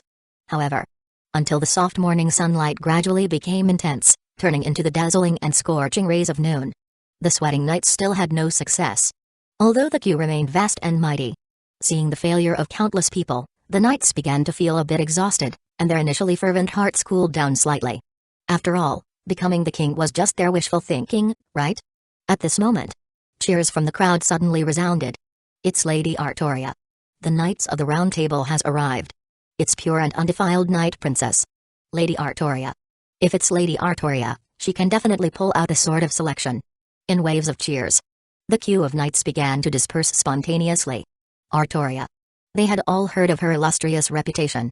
Whether they liked it or not, they had to admit that if Britannia had to choose one savior now, it could only be her. People gazed as, at the end of the town street, a group of knights bathed in sunlight began to slowly approach the square. The leading golden-haired girl rode a magnificent white horse, and her delicate face showed no expression. Her eyelids were lowered, and her deep green eyes seemed to be permeated with indifference to everything in the world. She was draped in a luxurious azure cape, complemented by a pure white shoulder wrap. The conspicuous golden hair strand fluttered in the wind. Behind her head, the high-hanging sun burst into a holy and brilliant glow, highlighting her majestic presence, as if she were the descent of a savior. Artoria. People cheered for this name.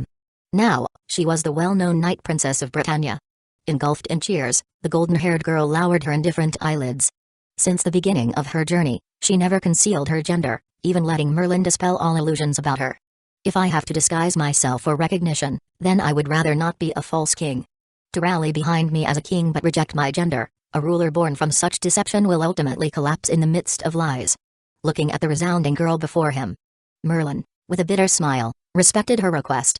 Yes, she was a woman, but so what?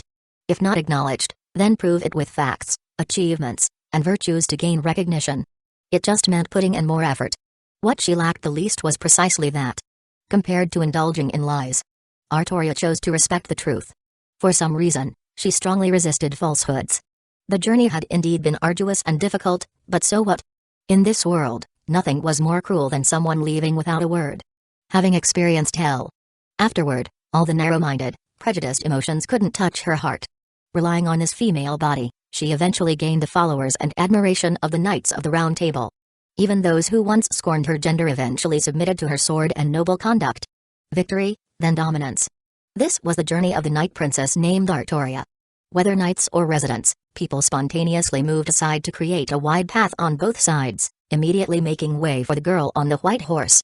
The golden-haired girl rode smoothly to the center of the square, followed by the knights behind her, each with a name that sparked waves of cheers from the crowd. The Holy Knight, Lord Percival.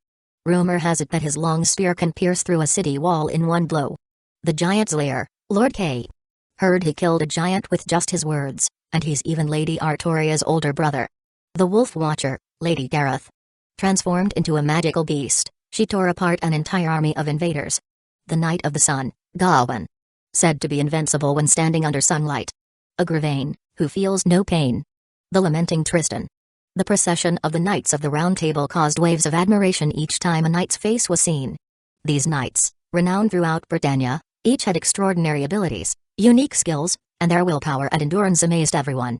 In these days, they provided the unexpected surprises to the invading forces of the Vortigern. However, at this moment, these legendary knights, each known far and wide, all followed behind Artoria. Concealed by illusions on the rooftop, the incubus gazed at the dazzling golden-haired girl, feeling deeply emotional for a moment. Lily has really grown up. And she had grown up somewhat too fast, far beyond his expectations. That's right. These Knights of the Round Table were not supposed to appear here originally. However, the fate of destiny had already been disturbed. Such things were truly interesting. Merlin thought with great pleasure. His clairvoyance could still observe everything in this world, but now he couldn't accurately predict the future. Because he couldn't see Elven Pendragon. Britannia had gained such a variable. The birth of the son of the White Dragon. It eventually led to a series of subsequent chain reactions. Merlin had already predicted the future many times. According to the past historical trajectory, these knights were supposed to gradually emerge and join the Round Table after Lily pulled out the sword, several years later. However, at this moment, before Lily had even pulled the sword, they had already gathered under her command. Knights like Gawain, Agravain, and Gareth were originally the children of that insane woman. Now they had become the children of the Duke and Duchess of Orkney, but their exceptional talents remained unchanged. During their travels in Orkney, They admired Lily's virtues and chose to follow her. Morgan was absent. Yet, knights like Gawain still appeared. Not only that, their strength had even become stronger compared to the historical trajectory. This was the correction from the world's will, Gaia. Merlin sighed. He did not allow the birth of a variable like the son of the White Dragon. Such a person, intruding like a virus, and the round table now gathered was the antivirus program of the world. Lily, too. Compared to the original historical trajectory, she had become even more powerful and would achieve greater feats in the future. The power gathered by these people would quietly drown out the inconspicuous son of the White Dragon. It seemed that his initial choice was correct. Merlin sighed and looked forward to the exciting scene when the girl pulled out the sword. The golden-haired girl rode on the steed. Facing the cheers of the people, her indifferent eyelids slightly lowered as she looked towards the sword embedded in the stone. Chapter 41, Long Time No See, Artoria the Sword of Selection. The so-called ceremony to select the king. Artoria knew very well in her heart that this was a grand performance meticulously orchestrated by Merlin for her. After pulling out this sword, she would inherit the throne of Uther Pendragon in the name of King Arthur. The magnificent momentum would resonate throughout the island. Gazing at the noble longsword embedded in the stone seat, Artoria remained silent. She no longer had the naive compassion and thoughts from the beginning, and the number of lives taken by her sword was countless.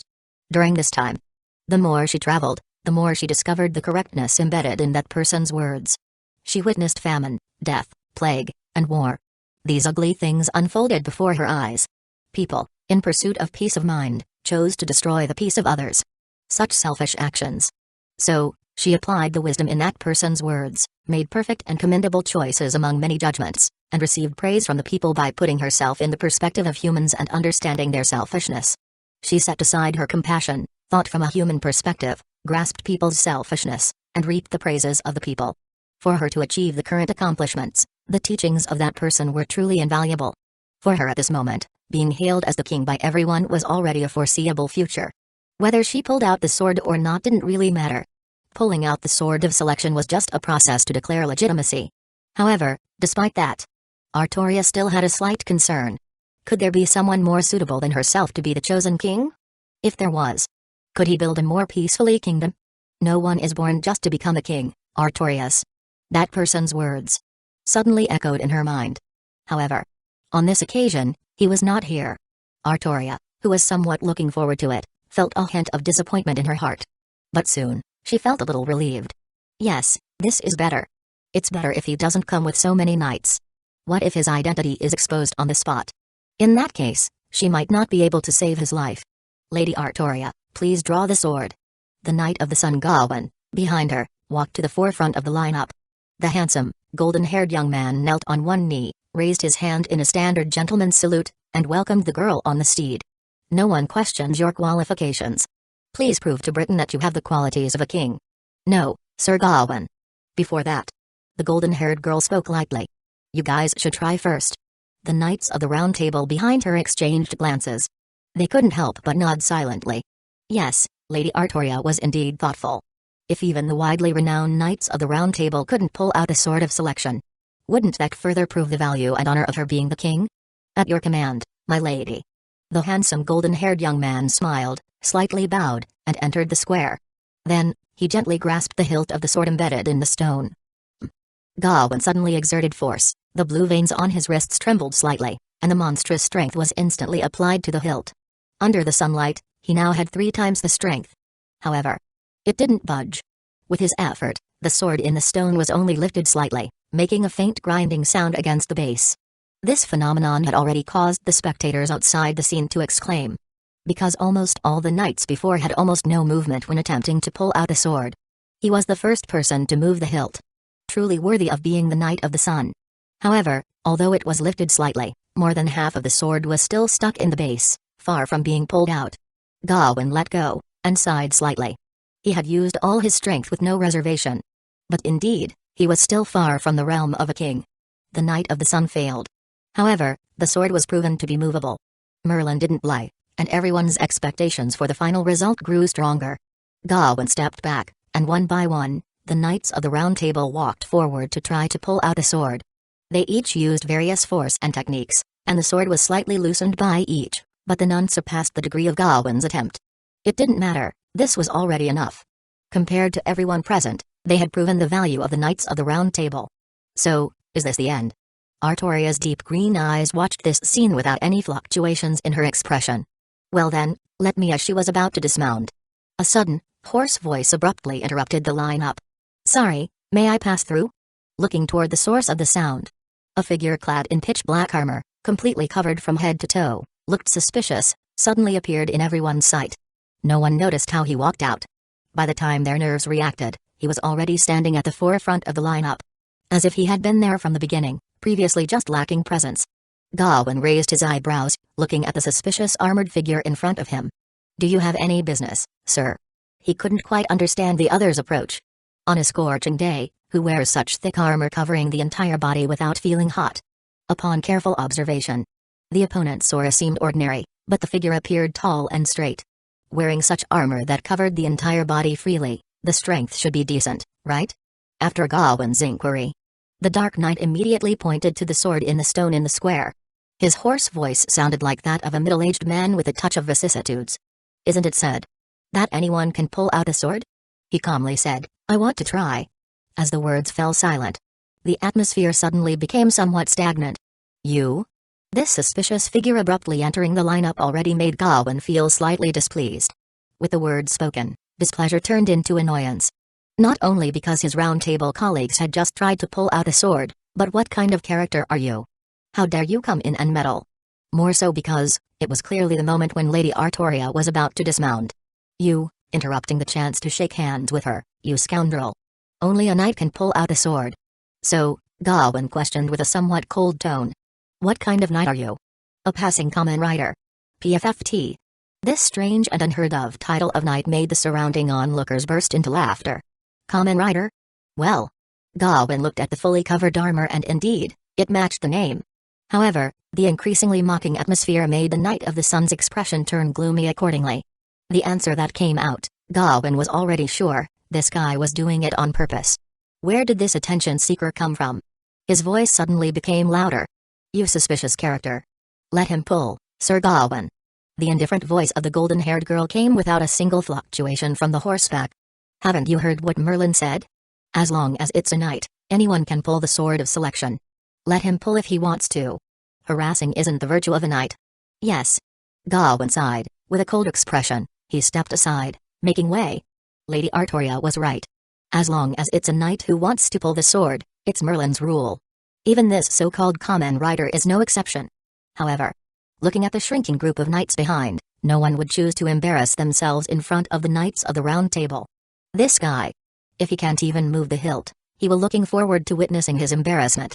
Ah, thank you for your generosity. The hoarse, echoing voice came from under the armor.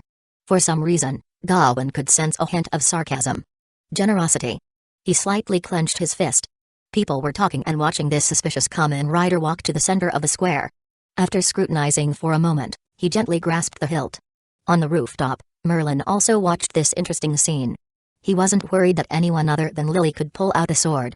Unconsciously, he had manipulated it. This sword was forged by the fairies. To pull out this sword, it was irrelevant to strength. The main requirements were, not only must one have dragon blood, but also possess the virtues worthy of ruling Britain, those of a king. This virtue referred to the knight's conduct, justice, mercy, humility, sacrifice, and the like. In other words, characters like the tyrant Vortigern, despite having dragon blood, were impossible to pull out a sword. As for Alvine, that guy, who was prone to killing and easily angered, no matter how skilled he was in swordsmanship, it was impossible for the sword of selection to recognize him. There was no doubt. If it were only the second condition, perhaps a few could be chosen from among these people.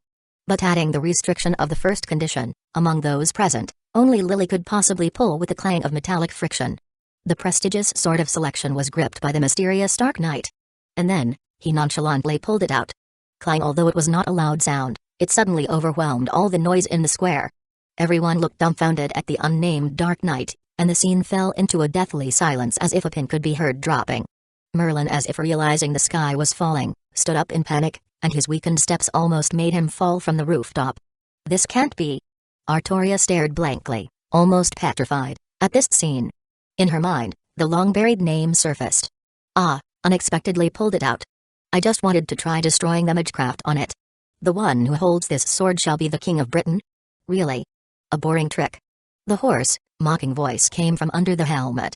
The Dark Knight raised his palm and slowly removed his helmet, revealing the face behind the mask. In an instant, everyone on the square was stunned.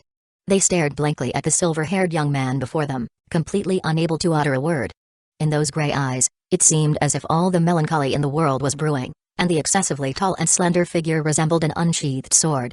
As well as that exquisitely carved charming face, as if possessing a bewitching magecraft that constantly invaded the consciousness of all onlookers. Those lines, those contours. Like a slow stirring, strange vortex, making it impossible for people to look away, as if enchanted, captivated. The soft silver hair scattered in the wind. He continued to smile as usual. Just like his previous smile. Equally warm, equally brilliant. Long time no see, Artoria. Chapter 42, Pledging Allegiance to the King named me. Long time no see, Artoria. His gentle words were like a breeze caressing the face.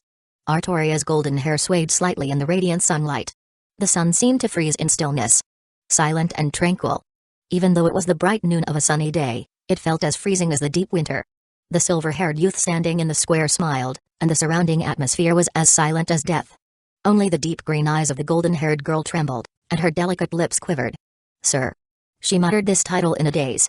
Anyone could hear the tremor in her voice. It was like a vibration of heartstrings, producing a dull hum. For a long time, the resonance lingered. Her thoughts struggled to the end. Artoria still couldn't bring herself to call that name. Was it still unbelievable? Or was she afraid that after shouting that name, just like the countless nights of shattered illusions in these days, it would awaken her again from the dream? So, this is not a dream. As if seeing through all her thoughts. "That person," he said with a smiling expression. "You have grown into a very outstanding person, Artoria. Your journey has been tough."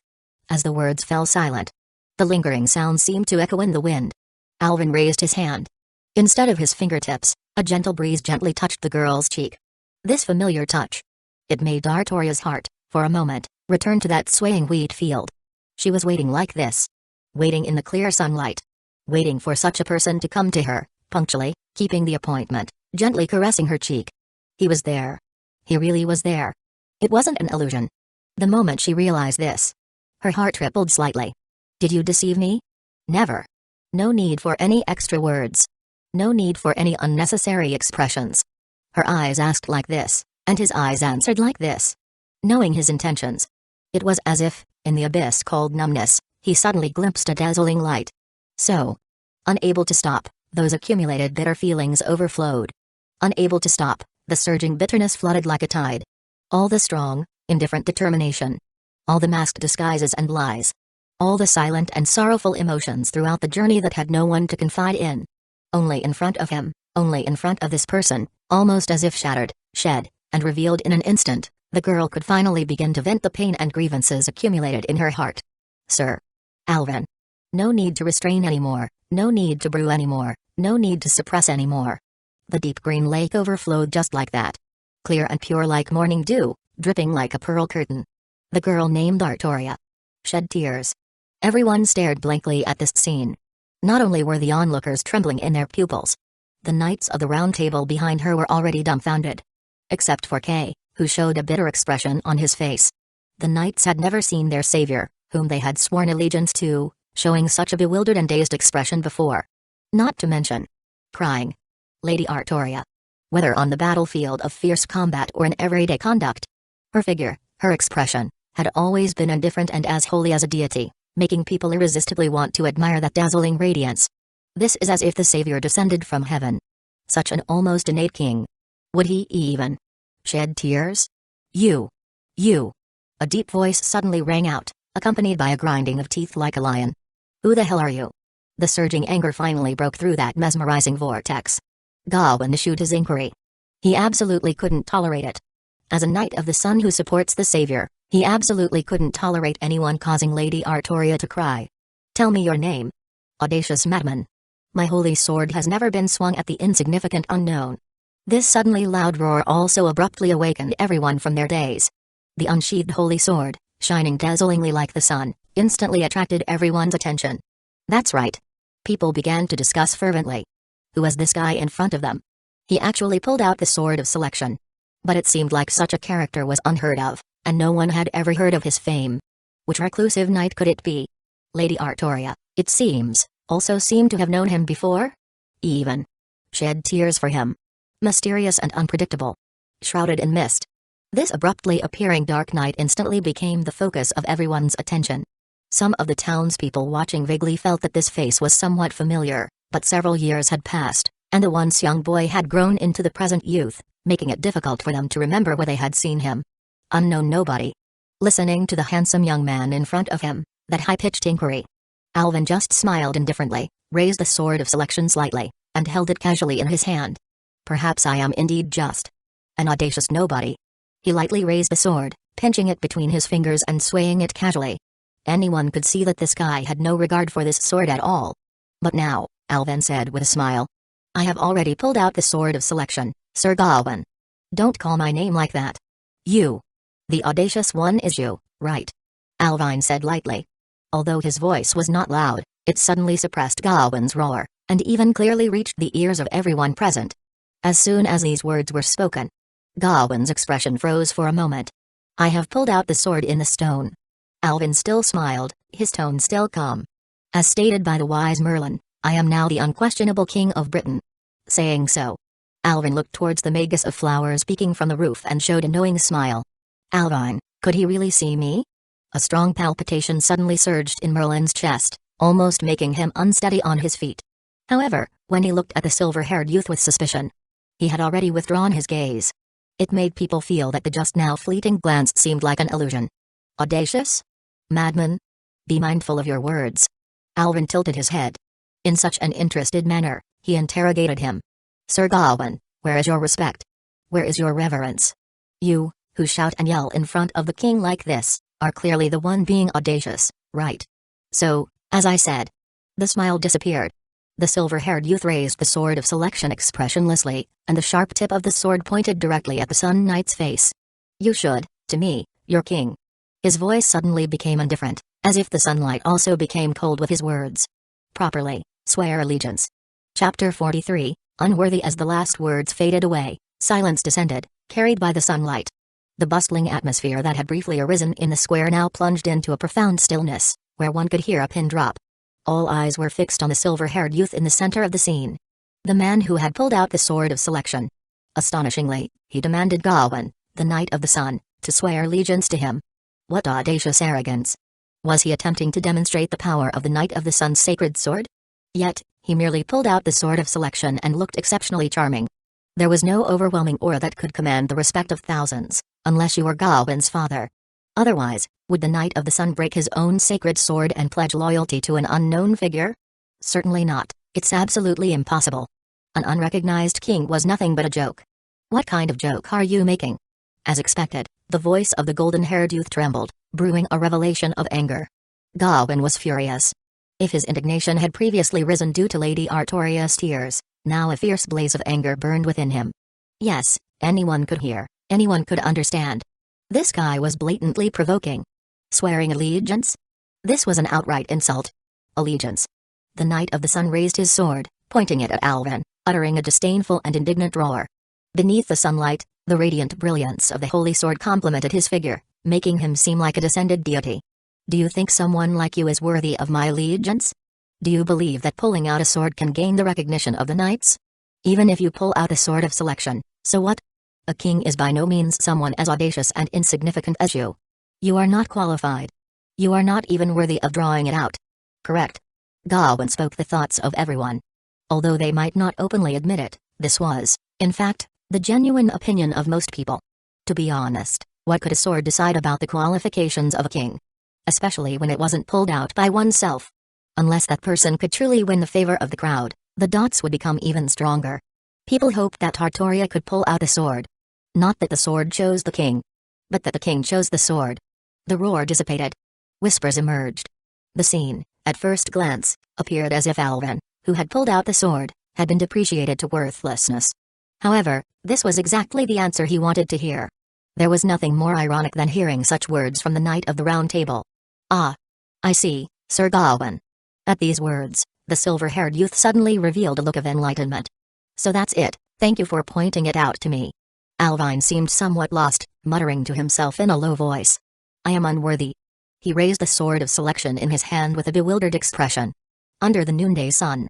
The knight's eyesight naturally allowed them to clearly distinguish the Celtic inscription engraved on the blade: "He who pulls out this sword shall be the King of Britain." At this moment, it had turned into a mockery. The silver-haired youth's body trembled slightly. "Hey! Ha ha! Ha ha ha!"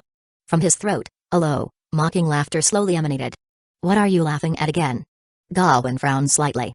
All eyes turned to the Dark Knight. He seemed to laugh uncontrollably, the laughter then transforming into a kind of exuberant and mad hysteria. "Ha! Ha ha ha!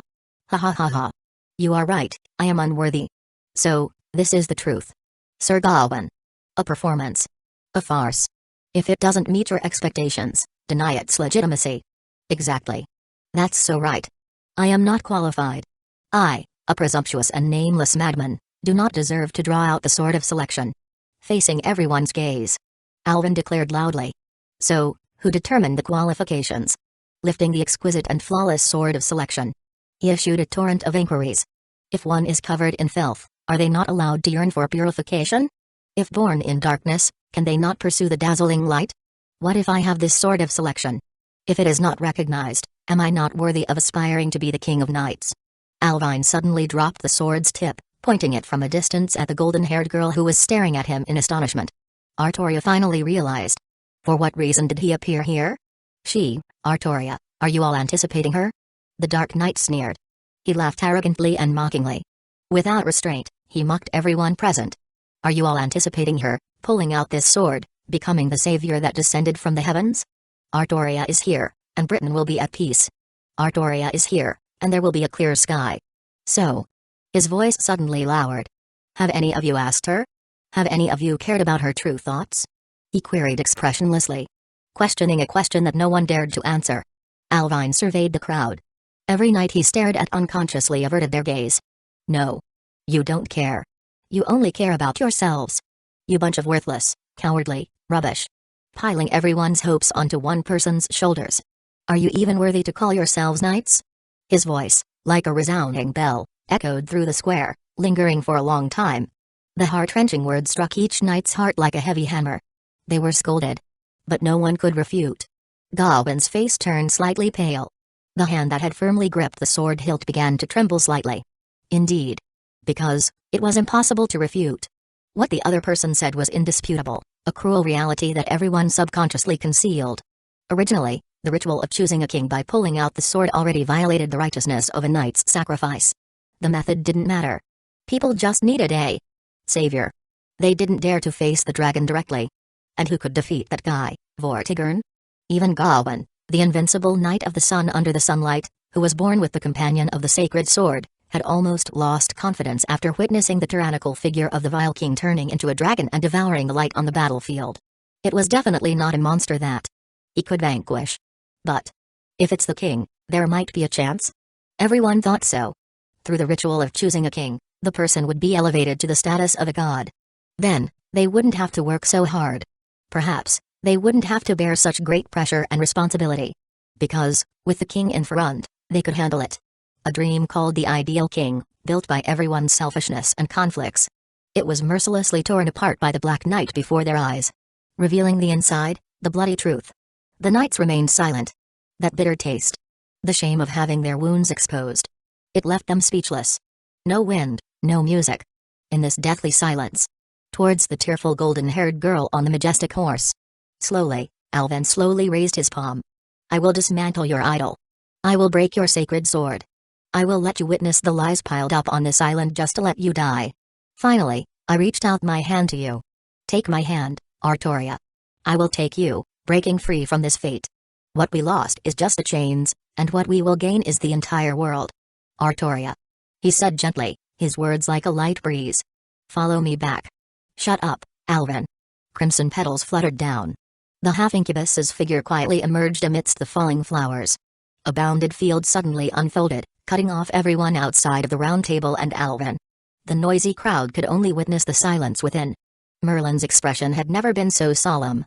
Even when he was enveloped in Alvin's sword technique, his face still bore a light and joyful smile.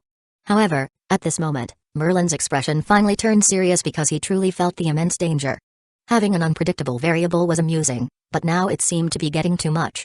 He could clearly see Artoria's trance-like state at this moment. If, in front of everyone's eyes, the red dragon betrayed and joined the white dragon's side, it would be an extremely heavy blow to the morale of all of Britain. And that was just a minor matter. The more important thing was that if the crucial moment of Artoria becoming king was disturbed, then, in the next century, the predetermined events would almost inevitably be triggered. It would lead to the destruction of the entire world. Alvine, you are causing endless trouble. Lily, don't believe this scammer. The half-incubus spoke coldly. Have you forgotten how he abandoned you in the first place? Merlin, only you, the trash among the trash, disgust me the most. It was just a little bit more, and she would have been pulled down from that throne. Although it was expected to be interrupted. However, those words made Alvin almost burst into laughter due to anger. When you tried to imprison me in your illusion for a whole year, I broke it with insight in just 1 month. I watched. As you traveled with Kay and Artoria, and you dare to call me a scammer? You really have a thick skin, Merlin.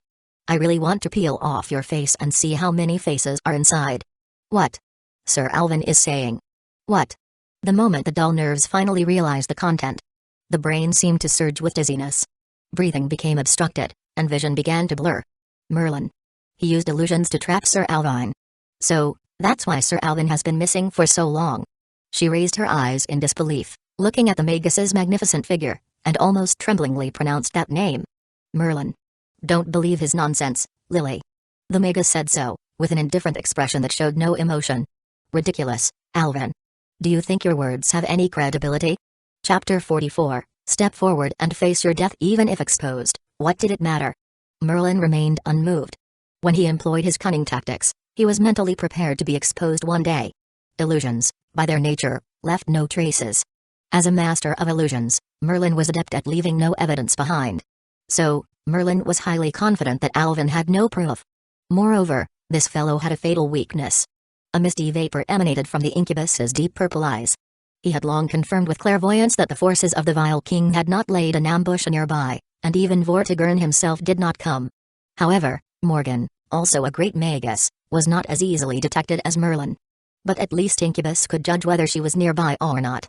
Merlin, upon receiving the results, couldn't help but be somewhat surprised. I originally thought you had some incredible reliance. But, to my amazement, Alvin, you actually dared to appear here alone. Could it be that the mad woman followed you here? Is she your trump card? However, she definitely isn't within a 20-mile radius, and it will take some time for her to arrive if she intends to come. If you leave now, return the chosen sword, I can pretend you never appeared, Alvin. The situation gradually fell into Merlin's control. Consequently, his words began to soften accordingly. On Incubus's face, that disdainful smile appeared, making Alvin feel disgusted. Otherwise, if I expose your identity here and now, do you think, within this circle of thousands of knights, you can walk out? Merlin. Don't. Artoria's anxious voice interrupted. The girl's gaze moved back and forth between the two, feeling as if her brain had turned into a twisted mess. Lies, truths. It was impossible to distinguish. Not to mention, both sides were people of great importance to her, and she was unwilling to doubt either party's honesty. How could she make a choice? Even if she made a choice, how could she be certain that her choice was right? Her thin lips trembled, her palms clenched into fists, nails deeply embedded in the flesh. Her breathing became rapid and oppressive, as if something heavy was pressing on her chest. Artoria didn't know what to do or how to proceed. In her entire life, she had never faced such a perplexing and helpless situation. Hesitation, uncertainty, dilemma, pain. The knights of the Round Table were silent and stagnant. Kay sighed faintly. Gawain even crunched the hilt of his sword until his knuckles made cracking sounds. He couldn't understand the relationship between Artoria and the guy in front of him, which could cause her such great distress. In the midst of this complicated brewing, Merlin's mood became increasingly gloomy. Ah! The state of everyone's hearts, everyone's tension, emitted a fragrant, richer aroma. Merlin felt that he already had the victory in his hands. Yes, the identity of the son of the White Dragon was Alvine's fatal weakness. As the son of the Vile King, he played such a despised and hated role. Even if Lily was willing to believe him, would his words have any credibility in the eyes of others? On one side was the Sage of Britain, and on the other side was the son of Vortigern. Whose words were more believable, whom people were willing to believe, was self-evident. There were so many knights here, Merlin certainly didn't want to conflict with Morgan. That would only result in a mutually destructive outcome. I will give you 10 minutes to consider, Alvin. If you don't leave, I will immediately lift the barrier and announce your identity. Have you finished your nonsense? There was no imagined hesitation or anxiety. Merlin's words were suddenly interrupted by the indifferent silver-haired youth. Alvin lowered his eyelids, and in the iron-gray pupils, a profound sense of desolation seemed to permeate. Staring at Merlin, he seemed to be looking at a dead man. Gazing into the silver-haired youth's pupils, such palpitations, such unease, seemed to surge out of Merlin's chest again. He suddenly shivered. You got one thing wrong, Merlin. Completely wrong. That is why I dared to come alone. Whether Lily believes me or not, I don't care. I just want to tell her the truth. As for my identity, there's no need for you to announce it. I will showcase my reputation myself. The silver-haired youth lifted his gaze. In those profound pupils, it seemed as if a dark flame was burning. Just before that. There's a debt to settle between you and me. You carefully planned the ritual to choose the king, right? If I hadn't appeared alone here, how would you, this trash, dare to appear in front of me? In enemy territory within arm's reach, what's behind you is the entire Knight of the Round Table, so what? Today, I will use your blood to open the way for this sword of selection. The tip of the sword trembled. Held effortlessly in Alvin's palm, controlled by the acknowledged king. The sword of selection, now acknowledged, emitted a bloodthirsty clang. A sword is a weapon. The enemy of the king is the enemy of the sword. Wielding the sword of selection, Alvin completely ignored the figure of Merlin in front of him. Alvin abruptly swung the sword, slashing into the empty sky. The dim sword light, for a moment, erupted like a solar eclipse, as if even the brilliance of the sun dimmed. In an instant, Merlin's expression changed dramatically. As a master of illusions, Merlin would never reveal his true self. This virtual and real body, he had long used it as an instinctive technique, almost reaching the level of perfection. However, clearly, no magical energy was cast. Clearly, no reconnaissance was done. Yet, Alvin locked onto his true self in an instant and unleashed a full force, brutal slash. No time to dodge. The body couldn't move in time. It's more like even the nerves were trembling. Death.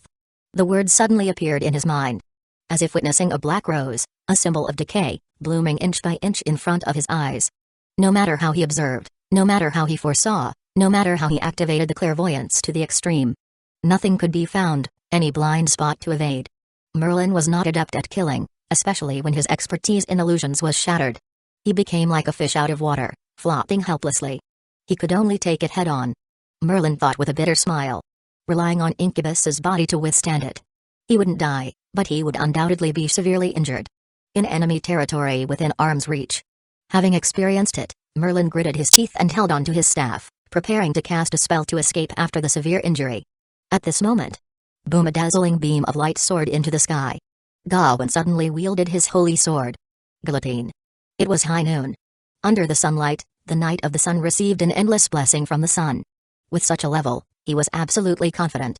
If facing a human, not a monster like Vortigern, he was undoubtedly invincible. Being in an instant collision of shadow and radiance, they intertwined and began to annihilate each other. What? In Gawain's shocked expression. The radiance emitted by his holy sword was actually suppressed and devoured by that shadow.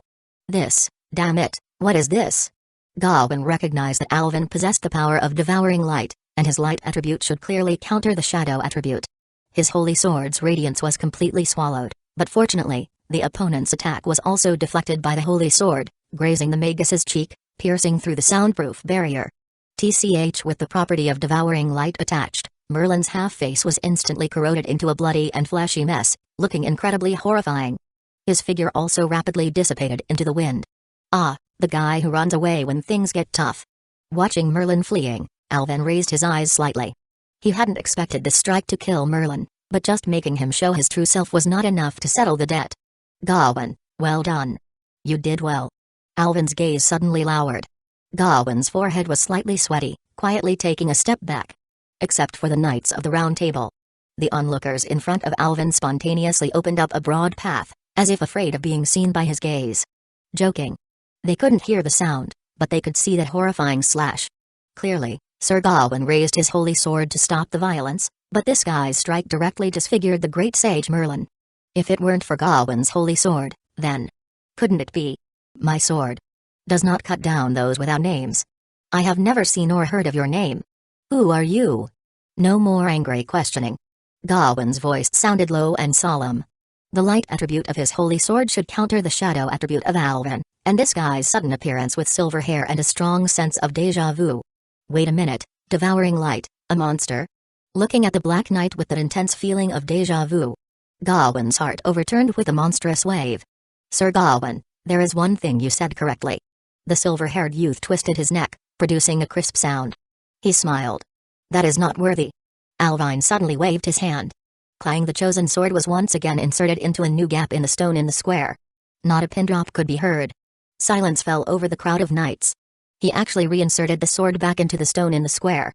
The sword buzzed and vibrated, sobbing. As if abandoned by the acknowledged master, it emitted a mournful clang. It's not that I am unworthy of this chosen sword. It's that it's not worthy of me. This ridiculous toy is not worthy to confer honors upon me. Because I am the son of the White Dragon, Alvin Pendragon. Chill. Chill spread under the sunlight. Though it was a bright and sunny day, it felt as if the coldness of winter had penetrated to the bone. Kay sighed, supporting his forehead. The Knights of the Round Table faced an imminent threat.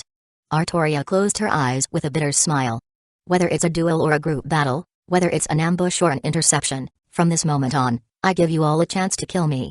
I, Alvin Pendragon, alone, will face the 2,867 knights present.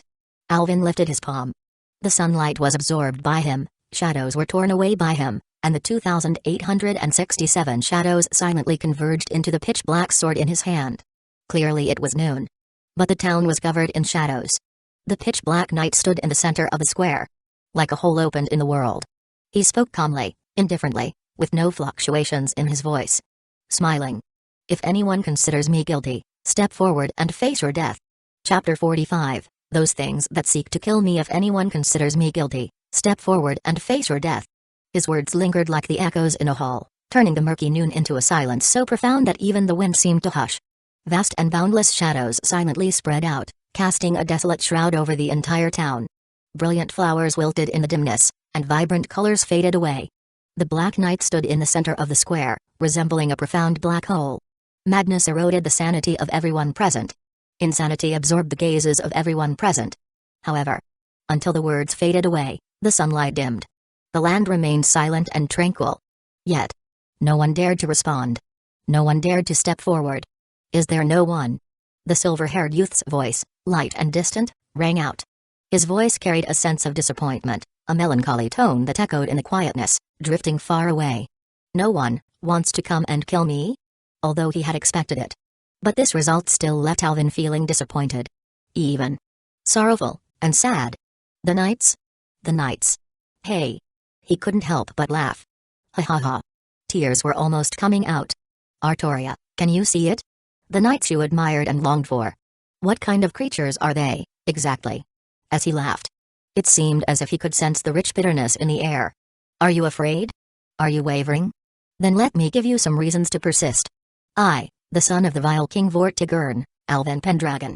Alvine spoke gently, word by word. His voice was excessively light, as if he was worried. Worried that these people in front of him would be scared away. The hilt dropped from his palm, the sword plunged straight into the ground, and the silver-haired youth opened his arms, as if embracing the world. Now, I stand here in front of you. I didn't bring any army, nor did I call for any reinforcements. My respected father, Vortigern Pendragon, is gazing at me from afar, standing at the pinnacle of Londinium, waiting for my triumphant return. In 10 minutes. That dreaded, demonic white dragon won't arrive in time. His words were like the morning bells and evening drums. A ripple gently stirred in the hearts of those present. So. Alvin's eyelids drooped, and his soft voice suddenly lowered, echoing profoundly in the hearts of every knight in attendance. This is your only and final chance. You advocate fairness. So, I will give you fairness. For your ridiculous chivalry and righteousness, I believe I have been more than fair. Kill me, even if it leaves me wounded, and the illustrious reputation of every knight here will resound across this island. This is your beautiful battle, the path you hope to tread, the code you should uphold. Kill me, and the righteous crown will be reserved for you. So. Come. Come. The Black Knight roared suddenly. You bunch of useless, trash, and failures. Exert all your means. Exert all your spirit. Pour out your sacrifice, your compassion, your righteousness, and draw your swords at me. Kill me. That kind of knight. I will give him the utmost respect. Even so. Alvin's roar gradually diminished. In the end, it turned into a sorrowful, laughable sentence. Artoria, She's here watching. Alvin's voice, like a flickering fireworks, gradually extinguished. Do you want to disappoint her? The last sentence finally stirred the dim sunlight. In this deathly silence, a low voice slowly sounded on the field, the voice of a blonde youth. Do not be too arrogant, son of the vile King Vortigern. We, the Knights of the Round Table, cannot allow you to run rampant here. The sword of revolving victory gleamed with a brilliant radiance. That dazzling light instantly dispelled the shifting shadows around Gawain. Gawain.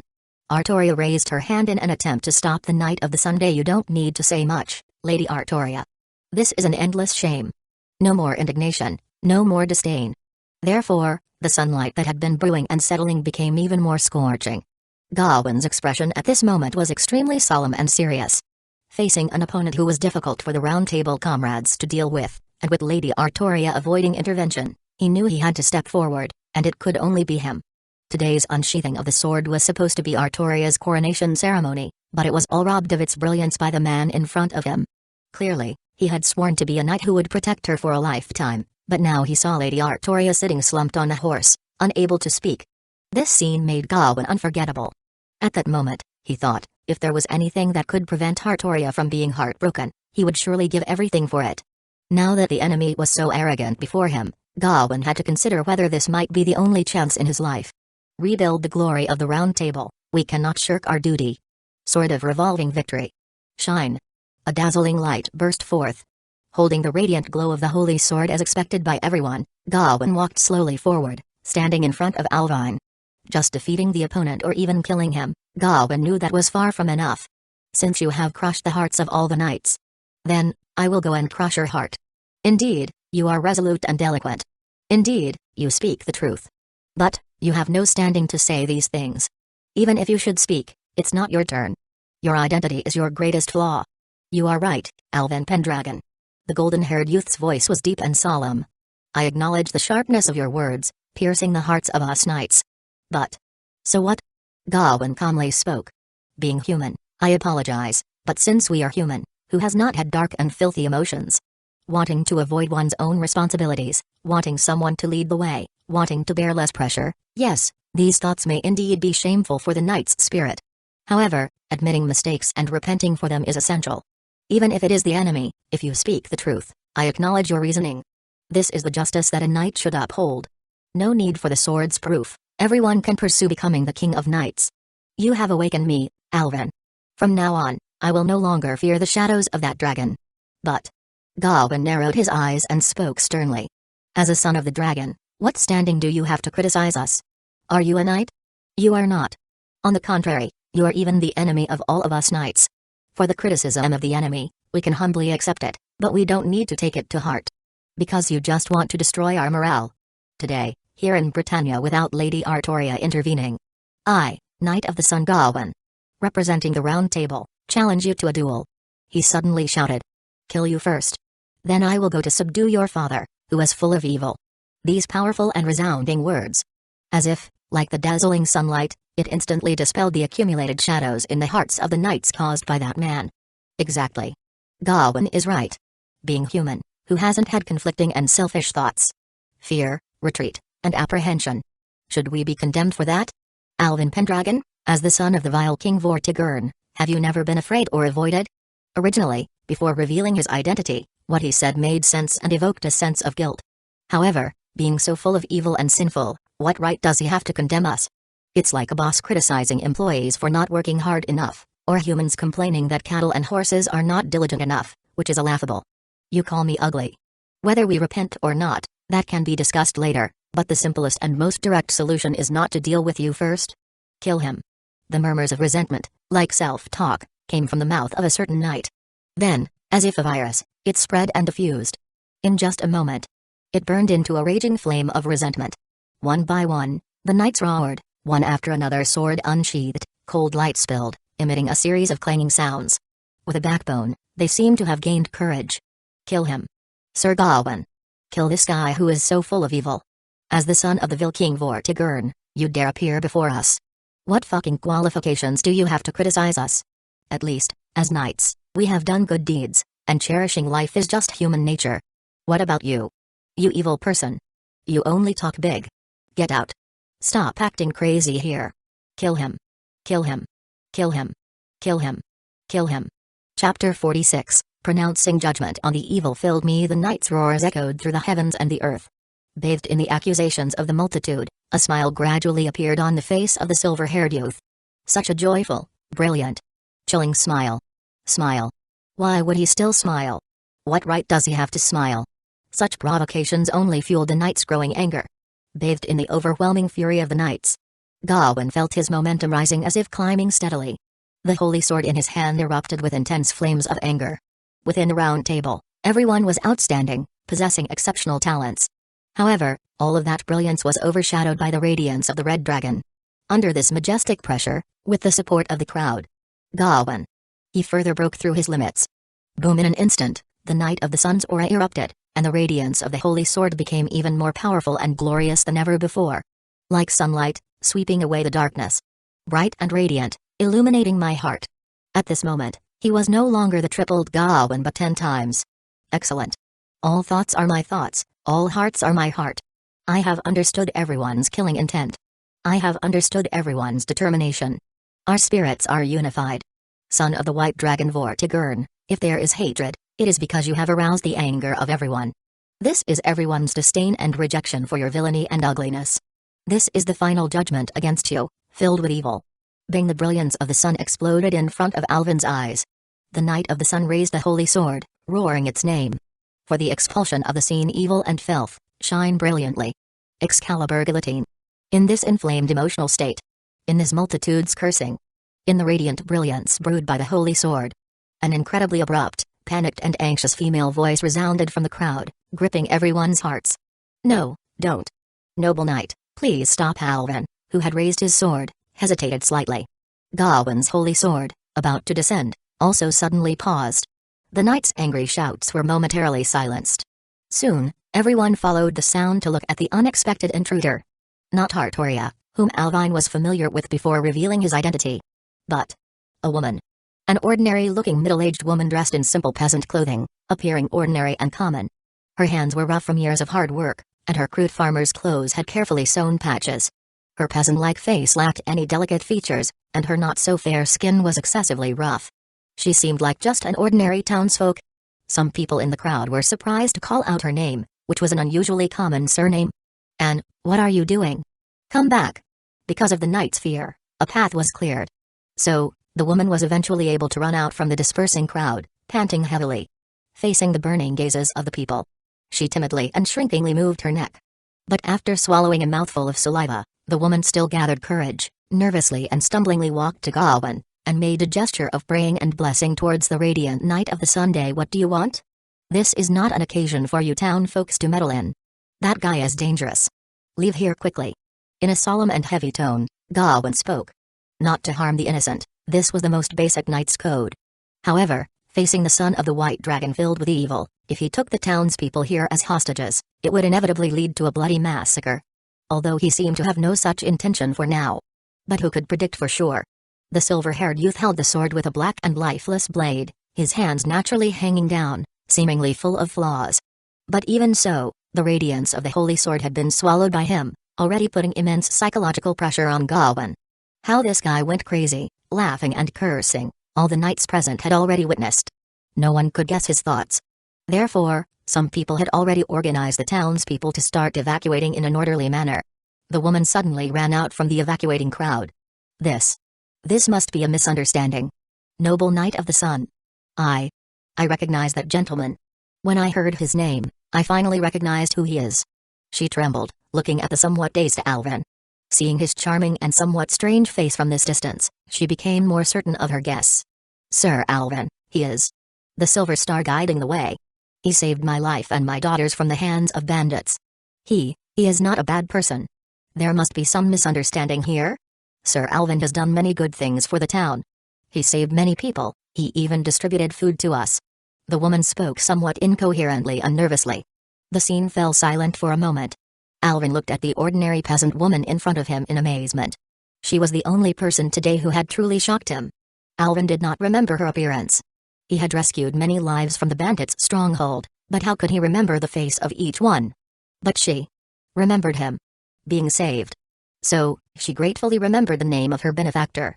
At this moment, when everyone pointed their fingers at him, risking their lives and facing the danger of being hostile by all the knights, this woman ran out, desperately pleading with the radiant light of the Sunday. Her slightly trembling words floated in the wind. Even the radiant sunlight emitted by the holy sword seemed to become silent and stagnant. Silver Star guiding the way.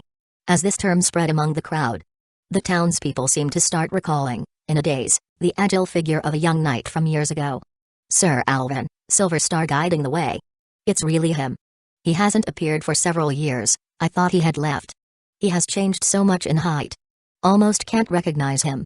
He is actually the son of Vortigern. No wonder I have never heard of his family background. He used to subdue many bandits and helped intercept the beast tide for the town.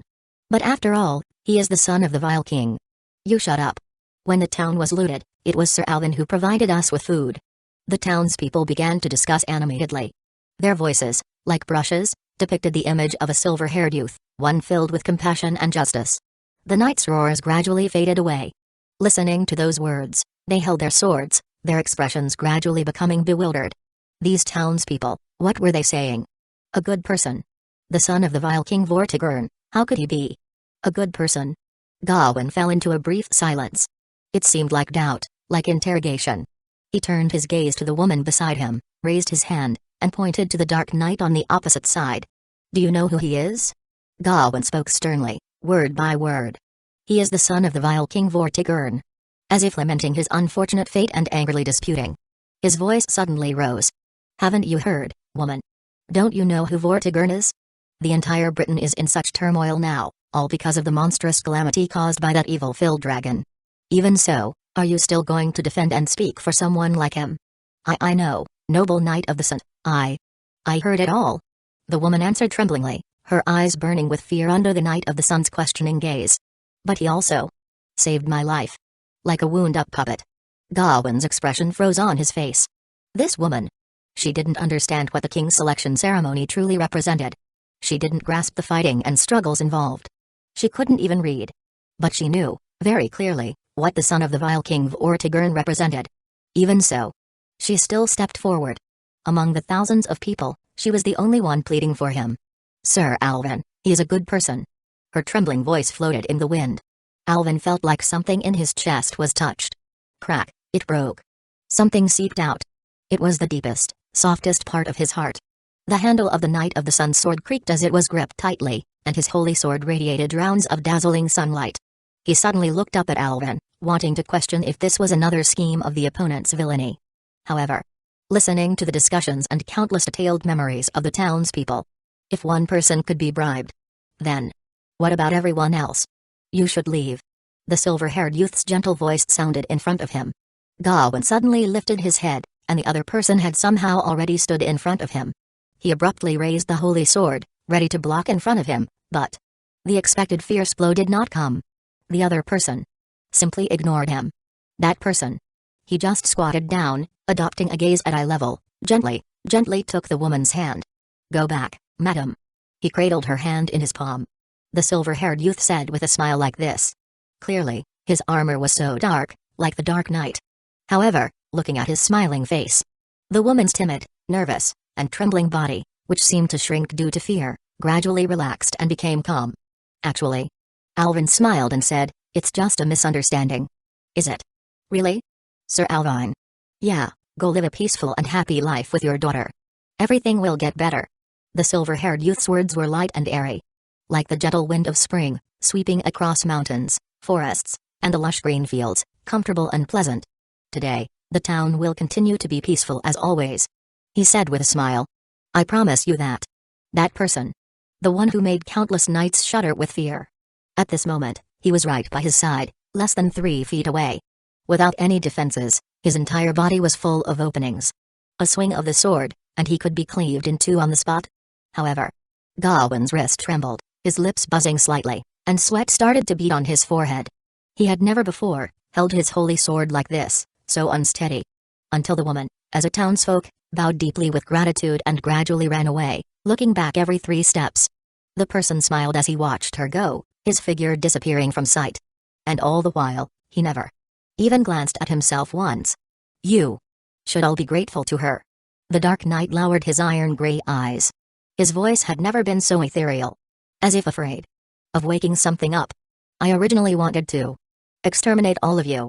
He said it so casually. Alvin raised his head, surveyed the surroundings. All the knights held their swords as if facing a formidable enemy, extremely tense. In the end, the silver-haired youth turned his gaze away and looked at the Knight of the Sun in front of him, whose expression was the most nervous and serious. Gawain held the dazzling holy sword, his taut nerves seemingly on the verge of snapping. But now, I have changed my mind. Alvin spoke calmly, word by word. Because I promised her. Today, nothing will happen here. His voice was gentle. Like the hand that had been holding the knights' hearts, clutching their throats, was finally released. Hulu. And the knights breathed heavily, their eyes filled with lingering fear. Gawain's hands, holding the raised holy sword, seemed to soften for a moment. But he still, trembling, held on. Do good deeds, and that will cover up your sins? It's just a perfect mask, just hypocrisy, just a heart of false virtue. The tip of the holy sword pointed at the emotionless silver-haired youth in front of him. The Knight of the Sun roared loudly as if using all his strength. Alvin Pendragon, you are just atoning for your own guilt. So. Alvin looked at him sideways. Looking at him with pity, with sympathy. Then, pass your judgment on me, the one filled with evil. As the words fell. As if the sun itself fell silent. The tip of the sword of revolving victory kept trembling. As if the knight's state of mind, shaken violently. The other party was the criminal who should be executed. When this self-convincing reason, finally lost. What was the purpose of picking up the sword again? Well then. Now, have you lost even the courage to aim the sword at me? You are indeed an admirable knight, Gawain. You deserve my respect because you still have principles, a conscience. Alvin looked up at the high-hanging sun. The sun was now covered by a layer of dark clouds, emitting a misty, sickly light. Look to the sky, O Knight of the Sun immersed in sunlight. Your sunlight has dimmed. Clang, even the sword could no longer be held. The dazzling holy sword fell to the ground, emitting a dim light. Chapter 47, Not to save the world, just to save you. Incomprehensible. Gawain couldn't comprehend why the person in front of him was so indifferent. Even though you are the notorious son of the vile King Vortigern, such an infamous character, deserving of being torn apart by 1,000 knives. Then, why? Why can't my holy sword strike you down? Staring at the sword of revolving victory that fell to the ground, its light nearly dim, no longer dazzling, no longer radiant. Even the bright sunlight, he could no longer feel the blessing from the sun. Oh sun, have you forsaken me? Gawain knelt down. But there was no one to answer the Knight of the Sun's question. Alvin just walked past. Walked past the disoriented Gawain. Walked past the stunned Artoria. Walked past the breathless knights of the Round Table. Alvin saw Kay's bitter smile, saw him raise his hand as if wanting to hold onto him. Alvin. Kay, thank you for accompanying Artoria all the way. In the future, maybe I will have to trouble you to take care of her. You have changed so much, Alvin. Yeah, sorry, can't treat you to grilled fish anymore. I have learned it myself, Alvin. It's delicious, do you want to eat? Such words, in the end, couldn't be said. That hand, in the end, couldn't be raised. He was too far away. Far away like the wind. The Dark Knight walked towards the wilderness outside the town amidst the knights crowding and silence. No one dared to ask, no one dared to stop. Standing under the dim sunlight. At the end of the street, he turned around. His elusive figure seemed to dissipate with the wind. Artoria, I have troubled you by coming uninvited. Alvin smiled. Although not loud, his words clearly reached her and the Knight of the Round Table. The golden-haired girl gazed at him. In her deep green eyes, reflected his dark shadow. I know you have many questions, right? I will answer them. I know you are confused right now, so before that, go take care of your own matters. By the way, didn't you get a chance to see Hector? I often visit him, his old man's body is still robust. Instead of his fingertips. The wind gently caressed her cheek. Remember, that wheat field where we practiced swordsmanship. Since it's a place of acquaintance. Perhaps, it's not a bad place to bid farewell. Alvin smiled. I will be waiting for you there. Today, I will be waiting for you there, Artoria. I am waiting for your questions and also waiting for your answers. I know what burdens you, Artoria. But, indiscriminately loving everyone and loving no one are the same, Artoria.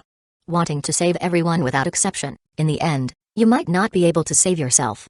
If you are scared, then come and hold my hand. If you are lost, then don't draw that sword. As the words faded away, his shadow seemed to melt in the sunlight. Facing the knight's myriad of complex gazes. The attention-grabbing golden-haired girl, She fell from the magnificent horse in a daze. With a bewildered expression. Slowly, step by step, she approached the sword of selection. She used to be extremely fearful of this thing before her. Because she was always told that to become a king, one must be ruthless. The so-called king is someone who, to protect the people, becomes the one who kills the most people. When she was a child, every night she would think about such things, her body trembling from extreme fear, unable to stop until dawn. Not a day went by that she wasn't afraid of becoming a king.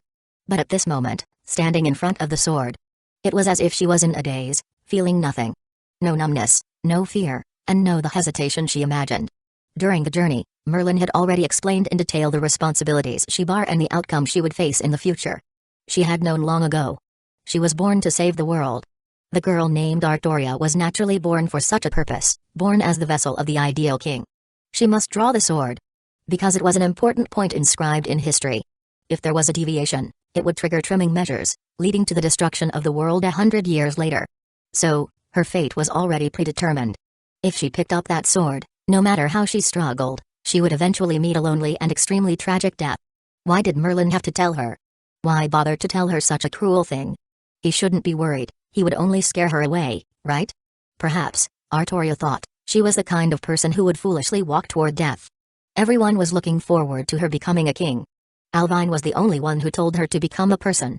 So, from that point on, she had her own selfishness, became a person, and began to think selfishly.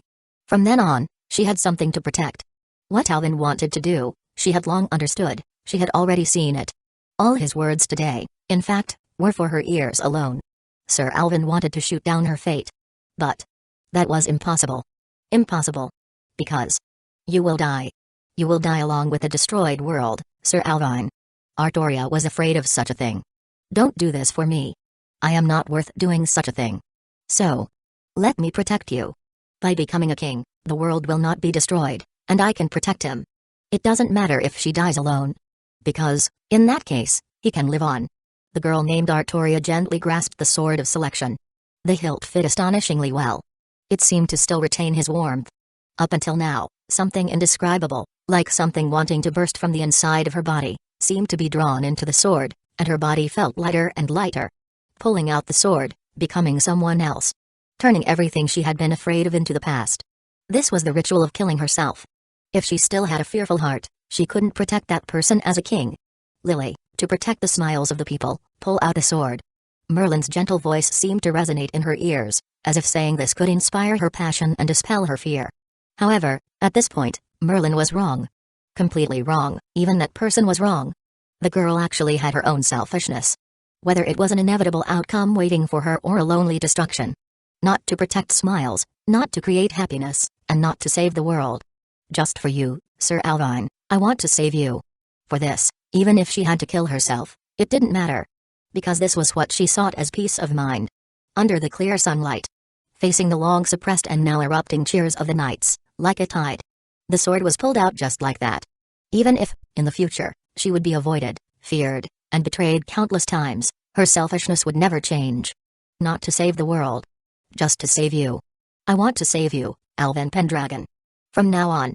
With that indifferent, emotionless, almost icy voice. The golden-haired girl raised high the proof that meant killing herself. I am King Arthur. Chapter 48, I am soloing him even though the sword of selection ceremony had concluded. The knights had not dispersed. As if to dispel the gloom brought by that person. In the town, a lively celebration was held. On the square, barbecue, bread, and fruit wine were all laid out. Under the sunlight, knights laughed and toasted, reveling in merriment. As if in tacit understanding. No one dared to mention that taboo name again. Why was the sword of selection ceremony held in such a remote town? The knights finally knew the answer now, because this was the small town where Lady Artoria grew up. In the future, it would surely become a place of scenic beauty. So, the knights eagerly engraved their names on the rock where the sword of selection stood. It was also a form of leaving an eternal mark. Although the most regrettable thing was, the heroine of the celebration was not present. I am going to find Merlin, Kay, and check on his injuries. Looking at his sister, who had now declared herself as the king, still smiling gently and speaking softly, just like before. Compared to the past, it seemed like there was no change. However, Kay, staring into her eyes, keenly sensed the sorrow and exhaustion rippling in the deep green lakes. Don't go, Lily, rest for a while. Kay couldn't help but advise. That idiot with white hair brought this upon himself. Thinking about how much trouble Merlin had caused in recent years and how many times he and Lily had covered for him, Kay felt the urge to swear. Damn, he dared to sleep with the Duchess, and not only did he sleep with her, he even used his name. Can't Merlin act like a human being? This guy really didn't seem human. So now that Merlin was disfigured, Kay was happy. As long as he didn't die, he wouldn't feel sorry for that idiot with white hair. Let him continue to flirt with women for another day and mock himself for not having any luck with women. In these years, not to mention Alvine, Kay himself had harbored the intention to kill many times. If Merlin's conscience was truly dead, Kay felt that he would mourn for about 3 seconds, not more. The golden-haired youth tore off a large piece of barbecue and chewed it fiercely, as if it were nightmare meat. Feelings. Not as good as Alvine's. I think what Alvine said is true. Looking at his sister, Kay's tone was very serious. He even voluntarily disclosed his own identity. I am telling you, he has no reason to lie to you, Lily. I still recognize my friend. Do your best to fight for it. Hearing Kay say this, Artoria didn't know how to respond, so she just smiled. The knights around them silently averted their gaze. Kay sighed. Hey, it's really true, scolding is a form of love. Kay thought that scolding Alvin every day had almost turned into affection. After traveling for a few years, he scolded Alvin for a few years. Originally thought it was a just execution of justice, now it seemed awkward. Fortunately, Alvin didn't know. But now that his identity has been exposed, he still wants to be friends. But this might not work. But, having been a friend of the son of Vortigern for a few months, damn it. Kay thought this title would last a lifetime. Well, let's talk about those undecided matters later, Kay. I just want Merlin to answer me in person. Artoria tightened her grip on her palms. The sword of selection was now held in her hands, perhaps stained with the blood of Incubus. If that truth is as Sir Alvin described, she didn't mind staining it again. I have some questions that must be asked of him. If those things are true, I won't forgive him in my entire life. Sir Alvin is still waiting for me. Without clarifying things with Merlin, I can't give Sir Alvin an answer. Leaving these words behind. Bathing in the noon sunlight, the golden-haired girl left without looking back. Now, only the Knights of the Round Table were left drinking in the square. Because of their identity, they naturally occupied the central position. Knights occasionally came up to introduce themselves, but they all left reluctantly under their anxious gaze. Just using alcohol to dispel sorrow. All the Knights of the Round Table were thinking about that person. Earlier, when that person walked through the crowd, the Knights of the Round Table, who held their breath, heard the conversation between Kay and that person.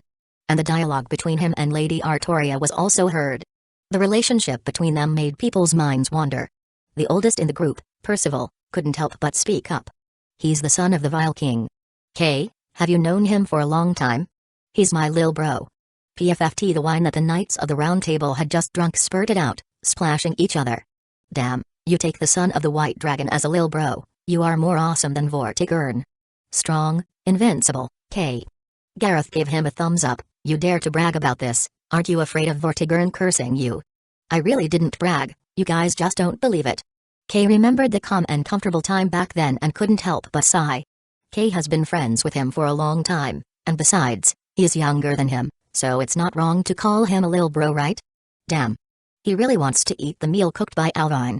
Listening to his solemn tone, it actually didn't seem like he was pretending. The Knights of the Round Table couldn't help but start asking for details. We agreed to be friends first, and after a while, we became sworn brothers. I often flaunted his grilled fish back then. Kay described the scene when he first met Alvin, of course, omitting the part where he was beaten up. As he recalled, those melancholic things couldn't help but well up in his heart. That peaceful life could never be returned. Thinking about such things, Kay couldn't help but sigh, holding his forehead. He hasn't suffered much, but Lily. She is the one who has been hurt the most. I see. After listening to Kay's simple narrative, the usually silent Agravain suddenly spoke. So, since you guys are so familiar, how strong is Alvin exactly? Do you have any idea, Kay? That's right. This is the question the Knights of the Round Table are most concerned about. They have personally experienced the oppressive feeling brought by that person.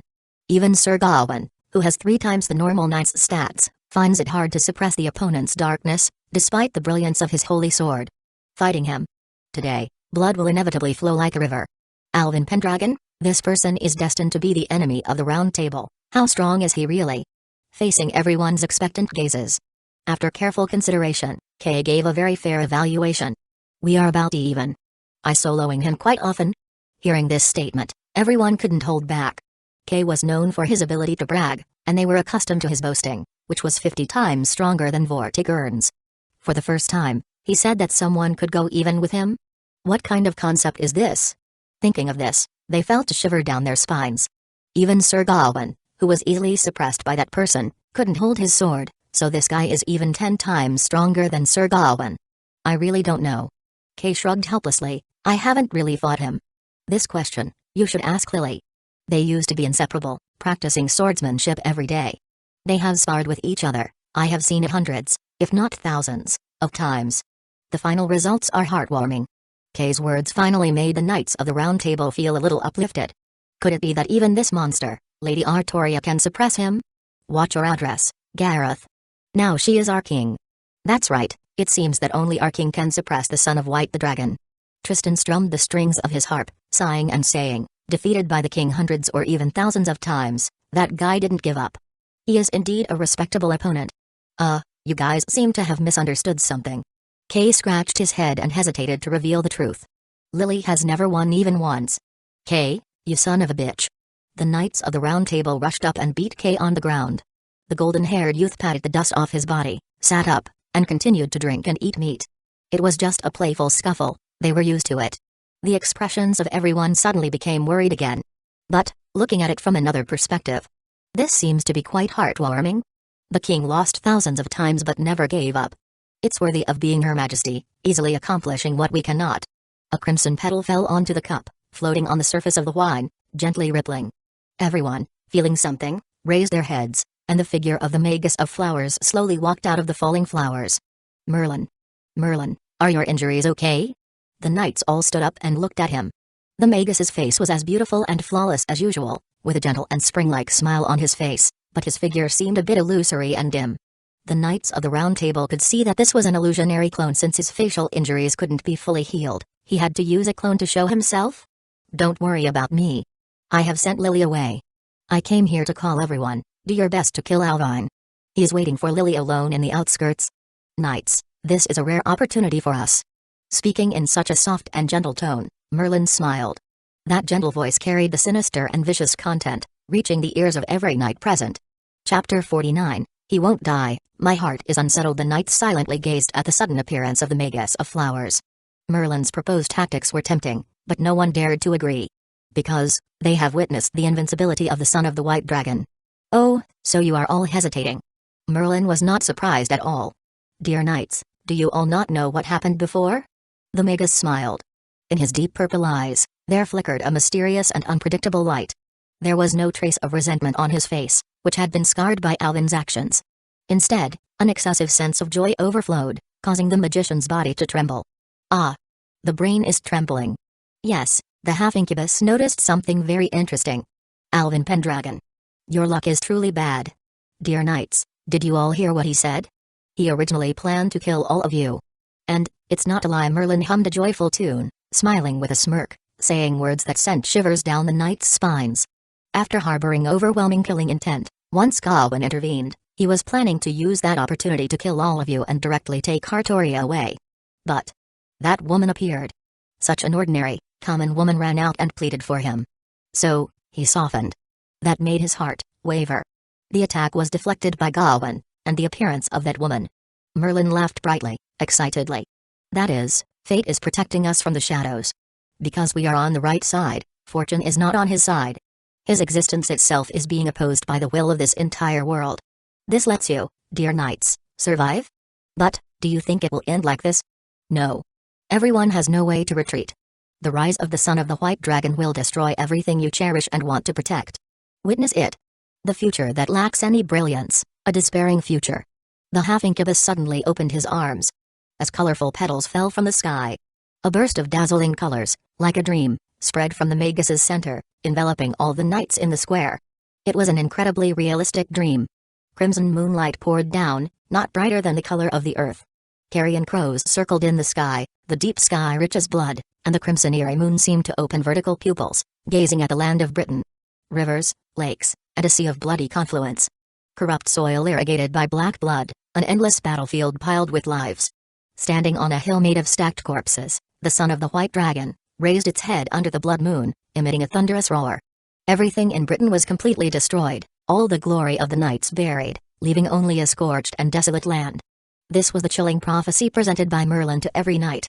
The knights watched in a trance at these incredibly real and despairing scenes. Their pupils gradually turned crimson, their breaths becoming heavier. Their hands involuntarily gripped the sword hilt tightly. The call of the half-incubus echoed in the excited crowd, once again resonating in the hearts of the knights. So, dear knights, this is the only and final chance to kill him. Pick up your swords, the time to bet everything has come. The time of destiny has come, and the ringing sound of the bell is heard now. Your fearless and heroic glory will be sung on this island. Merlin, you damn liar, are you trying to deceive people again? The young man's roar suddenly echoed in the square. Kay forcefully bit his own lip, breaking free from the incubus's illusion with intense pain. Without caring about the blood flowing from his mouth, he rushed forward, angrily grabbing the half-incubus's collar. You have deceived me and Lily. Now you want to deceive everyone here, making them ambush Alvin? I didn't deceive everyone, Sir Kay. Merlin smiled gently, like a breeze. He raised his head, looking at the collapsing sunlight. Everyone understands, right? My prophecies, are there times when they haven't come true? If you do nothing, that will be the future that Britain will face. You will think the son of the White Dragon is a good person, only because you are still holding on to such stubborn fantasies, Kay. Merlin chuckled. Because, you and Alvin are quite close. I can understand, because people are selfish. Go to hell. Kay swung a sandbag-sized fist, smashing it into the half-incubus's right face, sending him flying. Merlin still smiled. Poor thing. He still smiled with a twisted expression, slowly getting up from the ground, not bothering to wipe away the blood on his face. Look at the gazes of your comrades, Kay. As the words fell silent. Silence fell with the sunlight.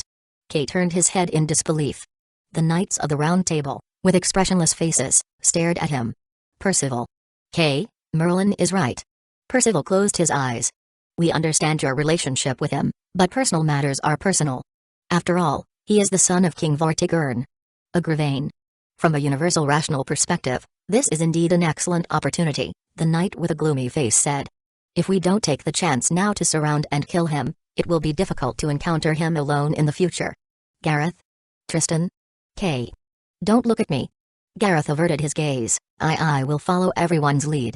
We can understand your sorrow. Kay, your grieving expression, truly heart-wrenching. There's nothing more I can say, I can only play a tune for you. The melancholic tune of the lyre began. Kay, finally, almost tremblingly, looked towards the most dazzling and silent person in the team.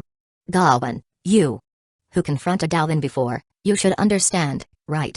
The bewildered Knight of the Sun slowly raised his gaze. His words caused Kay to freeze completely. Merlin. He's right. Gawain, you. Kay, I am sorry. The Knight of the Sun gently gripped the hilt of his sword.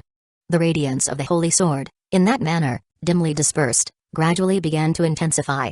It must be now. And it must be today. Alvin, he's right. I have too much conscience, and too many principles. Faced with such an opponent, I can't allow even the slightest hesitation. Even more terrifying than Vortigern, he makes me feel more fearful. Sorry, Kay, I know this goes against the Knight's code. But I can make my morality flexible. Gawain smiled. Once a person accepts their own weaknesses, his intimidating, cold smile emerged. Then I become invincible. You can always pick up the bottom line later, only by killing him, killing Alvin Pendragon. Can I sweep away the shadows of this life? If we don't kill him today, I even doubt if there will be courage to raise a sword in front of him in the future. Gawain tightened his grip on his holy sword, looking up at the obscure sunlight, enunciating each word emphatically. He won't die, my heart is unsettled. In confusion. In astonishment. Kay retreated, his gaze full of strangers, as if meeting these comrades for the first time. You all. Thump. Kay sat down weakly on the ground. The knights gathered. Completely ignoring him, they gathered. The familiar comrades in front of him had already begun discussing methods to kill that person. His magical attribute is shadow. He seems to inherit Vortigern's ability to devour light. In sunlight, he also receives a boost, almost similar to my type of protection. How can we kill him quickly? With the White Dragon blood, he definitely possesses terrifying regenerative abilities. Use skills with corrosive effects as much as possible. Also, consider the arrival of Vortigern. The whole process must not exceed 10 minutes. I have an idea. As the intelligence advisor of the Knights, Agravain instantly provided a crucial suggestion. He can use both light and shadow, with almost no apparent weaknesses. Therefore, the most convenient environment to kill him would be at the time of day and night changing. Morning has passed, and we only have the evening left. Very reasonable, but during dusk, we also lose the strongest force, which is Gawain. Then let Merlin cast an illusion on him, deceiving the sun during dusk, so that he still has the protection of sun, even if it can only last for a very short time. It's enough. First attempt a sneak attack, then everyone launches an assault, using your strongest and unrestrained methods. Agravain, you are really a devil. Kay was stunned. Plans were being made. The knights were rubbing their fists eagerly. They excitedly discussed how to kill Alvine.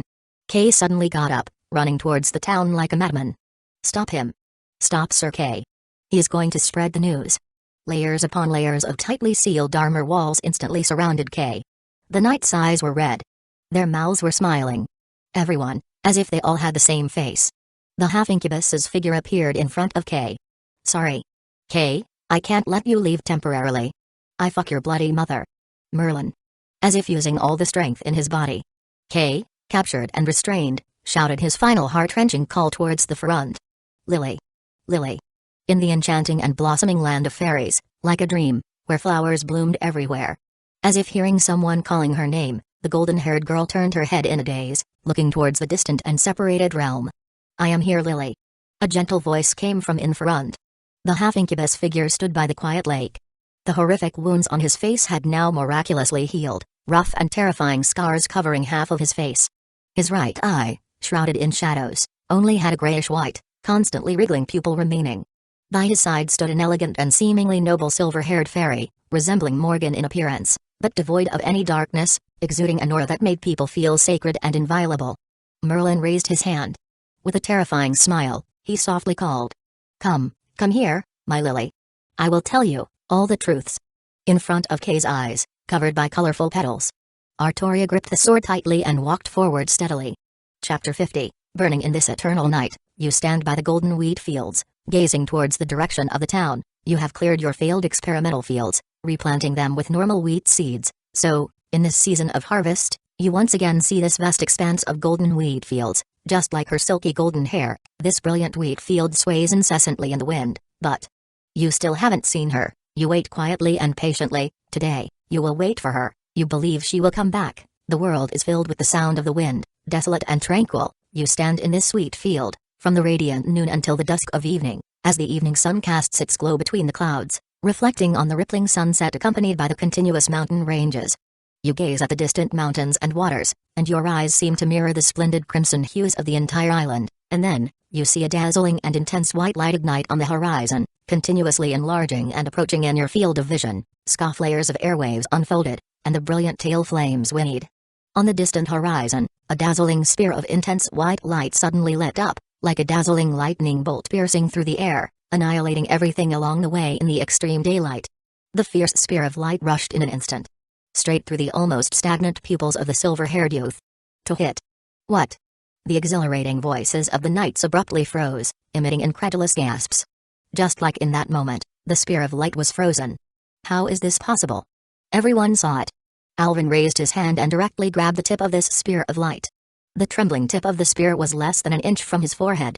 The lingering sound continued incessantly. Outrageous. He actually caught Sir Percival's strike with his hands. Is he still human? He was never human. Charge with me. So, this is your choice. 100 meters apart. That person's voice echoed slowly in the ears. Unfortunately. Compared to swordsmanship. Alvin shook his palm, and 5 fingers grabbed the shaft of the light spear. Using his whole body, he forcefully threw it towards its origin. I am actually more suited for using a spear. Danger. Get out of the way. Boom, airwaves 10 times more violent than before suddenly burst forth.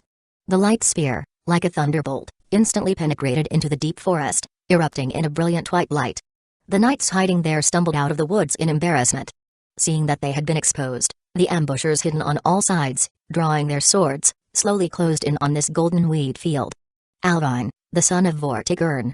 I advise you to surrender. You have been surrounded by over 1,000 knights. The Knight of the Sun Gawain walked out slowly from the surrounding crowd, wielding the guillotine, radiating dazzling brilliance, as if he had entered the protection of sun. Alvin looked up at the splendid twilight and instantly understood his current state. No sun, I see. Merlin, that trash released an illusion for you, allowing sunlight to still favor you. Exactly, Alvin, are you well? The Magus of Flowers' figure appeared on the golden wheat field, and then PFFT the wheat field swayed with the wind, a dark sword light burst out, instantly piercing Merlin's throat. Only daring to show a decoy, it's cheap to spoil your looks. My true self will never appear in front of you again, so you can't kill me. Smiling like this, Merlin's figure dissipated among the petals. At this moment, at dusk, you can neither devour light nor borrow shadows. Gawain swung the guillotine towards him. In this battle, he was the main force against the son of the White Dragon. Alvin, you are surrounded. Your defeat is inevitable. Defeat? Surrounded? Alvin made a disdainful sneer. His face mask suddenly closed, and he was enveloped in a pitch-black helmet and armor. The shadow at his side silently opened, revealing a finely crafted iron sword. Gawain, you trash. Sorry, I am not targeting you. But every one of you is trash. Defeat? It's you bunch of insignificant people who are going to be defeated. Surrounded? I, alone, surrounded all of you. Alvin raised the sword high. Suddenly, as if a momentary night had descended, the twilight, which was already in decline, instantly became incredibly dark and dim. The vision of the knights fell into a confused darkness. Careful. It's the light devouring. I can't see. PFFT blood blossomed incessantly. Countless shadows began to flow quietly. Above the wheat field, in the swaying shadows, each flicker claimed the life of a knight. Thief, don't be arrogant. Guillotine. A brilliant light suddenly burst forth. Gawain unleashed the radiance of his sword. With a sweep of his arm, he instantly swept away the thick shadows, making them much thinner. His magical energy is already insufficient, and at this moment, it's difficult to sustain, definitely not enough to support killing so many people. Everyone, finish it quickly. Vortigern will surely be rushing here. The half-incubus lurking on the battlefield, his shadowy figure, blew a flurry of petals, falling onto the bodies of countless knights. They fell into a daze, their senses trapped, murderous intent surged, and they charged towards the dark and lightless night. Alvin, during the changing of day and night, it's your weakest moment. Even if you are the son of the White Dragon, how can one resist the ceaseless attacks of these knights? I admit you are outstanding, but, farewell. Clang. The collision of sword bodies echoed each other. Losing the shelter of shadows, the advantage of the home field vision was instantly lost. Alvin swept his sword horizontally, and the dim sword light extinguished explosively, beheading dozens of knights. However, this was far from enough. These knights with red glows in their eyes charged fearlessly. Illusion. Alvin frowned slightly. Under the hypnosis of the illusion, even death and injury seemed no longer terrifying. Merlin's illusions no longer affected his dark will, but it didn't prevent the half-incubus from strengthening the team from the side. Fighting and killing were not Merlin's strong suits. He was always a support rather than a main damage per second. Dangerous. It seemed that there had never been a more dangerous situation in his entire life. His father Vortigern had sensed the threat. Transforming into a dragon, he descended like a falling meteor, but it would take at least 10 minutes to reach the battlefield. As for Morgan, she had already been waiting by Alvin's side. Idiot Merlin, did you really think I wouldn't bring bodyguards? Alvin grinned and shouted loudly, my dear. Alvin. With a slightly flushed face, the witch's figure appeared by the side of the Dark Knight, holding onto his shoulder. A weakening curse spread from her as the center, causing the knights hit by it to become confused and weak, their limbs powerless. Unexpectedly, behind Morgan, a burst of radiant light suddenly cracked open. A beautiful silver-haired fairy, radiating brilliance, reached out and grabbed the witch's arm. Vivian. The witch's expression was filled with extreme surprise. Sorry, Morgan, the birth of the White Dragon's son is not allowed by the world, so I had to intervene. You get lost. The woman's angry curse instantly disappeared, the radiant light closed in an instant, pulling the witch into the land of fairies. Merlin, I can hold her for at most 10 minutes. Lady of the Lake's enchanting voice echoed in the half-incubus's ears, slowly dissipating. That's enough, Vivian. The person manipulated by the other side was resolved. Alvin looked at the scene with vacant eyes, and the half-incubus appeared to be looking at him with a smile that wasn't a smile. The world line was on the verge of collapse, and the situation was urgent. Even Vivian was persuaded by Merlin, which was almost impossible in the past. Even Artoria was temporarily held in the land of fairies. Alvin, this is world wanting to destroy you. The situation suddenly took a turn for the worse. Raising his sword, he cut down the body of a knight rushing towards him. Alvin breathed slightly. Good method, now it's really troublesome. Dusk. Dusk was the most dangerous time. If it were daytime, Alvin could instantly absorb and assimilate the light. What fear did he have when there were so many of them? If it were night, it would be his home ground. Merlin was right.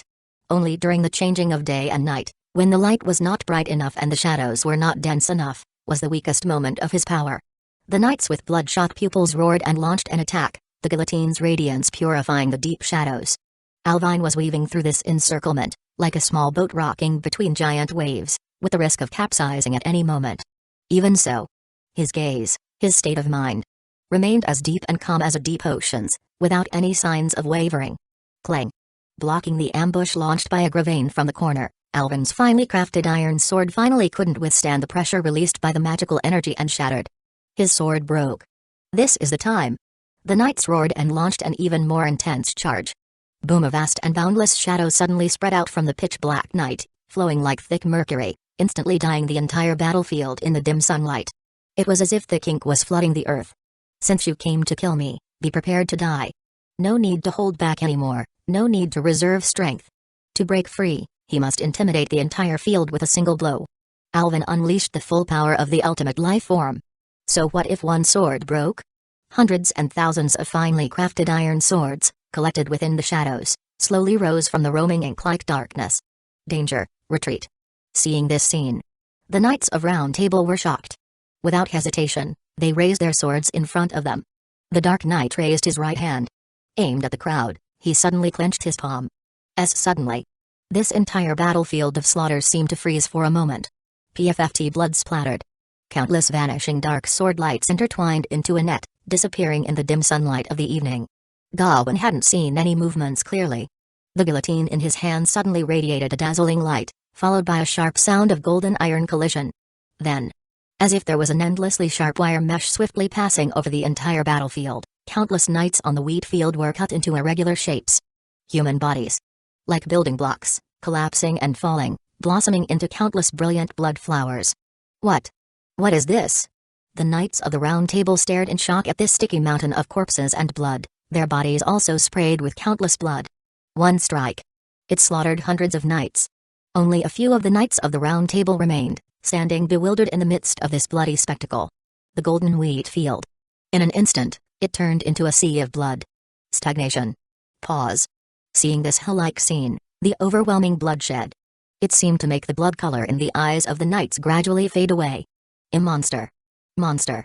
A knight dropped his sword and, like mad, began to flee. Even though there were still over 1,000 living knights, even though most of the knights were unharmed at this moment.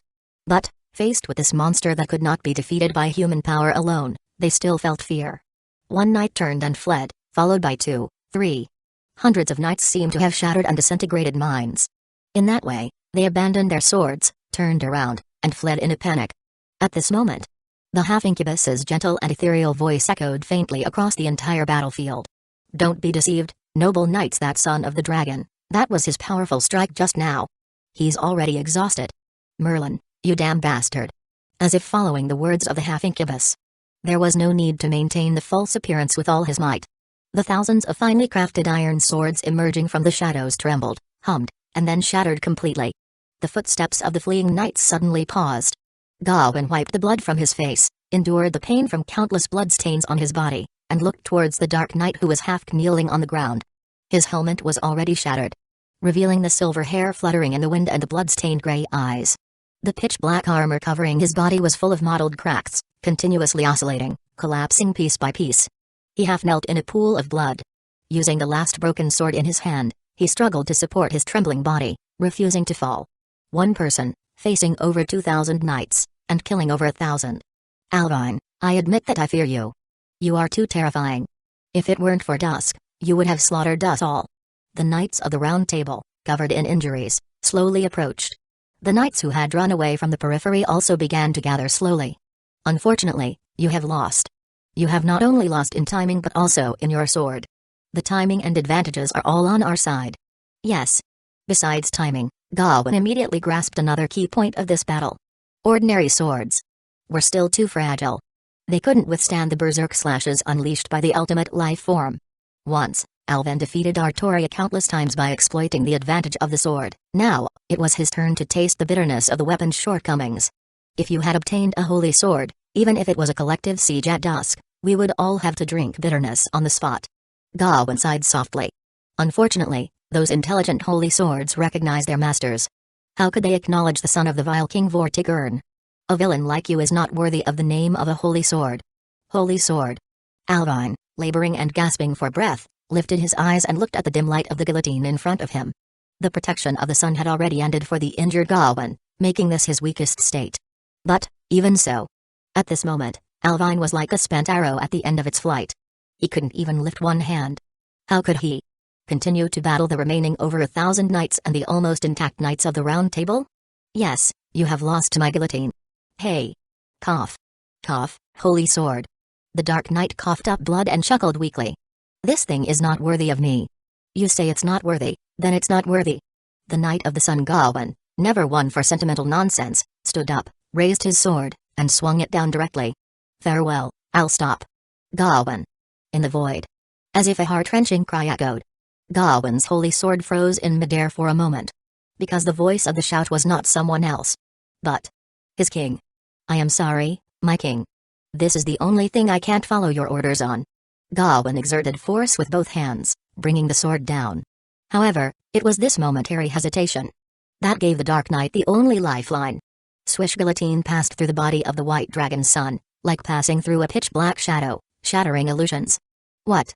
The pupils of the Knight of the Round Table slightly contracted. It seemed like the last glimmer of strength was returning. Alvin dodged this sword strike. With great difficulty, limping and staggering, he walked towards the setting sun. This was the villain at the end of a life, a once-in-a-lifetime flash. The shadowy figure projected onto the blood-soaked ground seemed to be melting into it, even though it was still dusk. The sky, however, suddenly dimmed.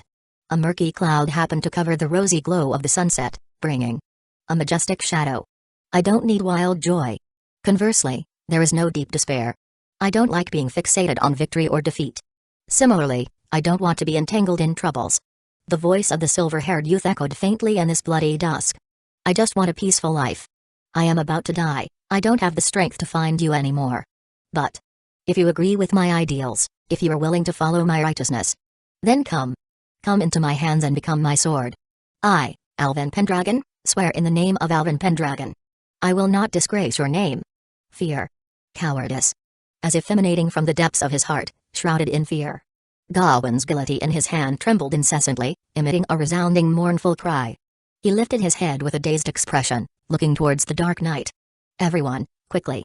The Knight of the Sun had never screamed in terror like this before. Stop him. Quickly. The knights trampled through the pools of their comrades' blood, rushing forward. Hundreds, thousands.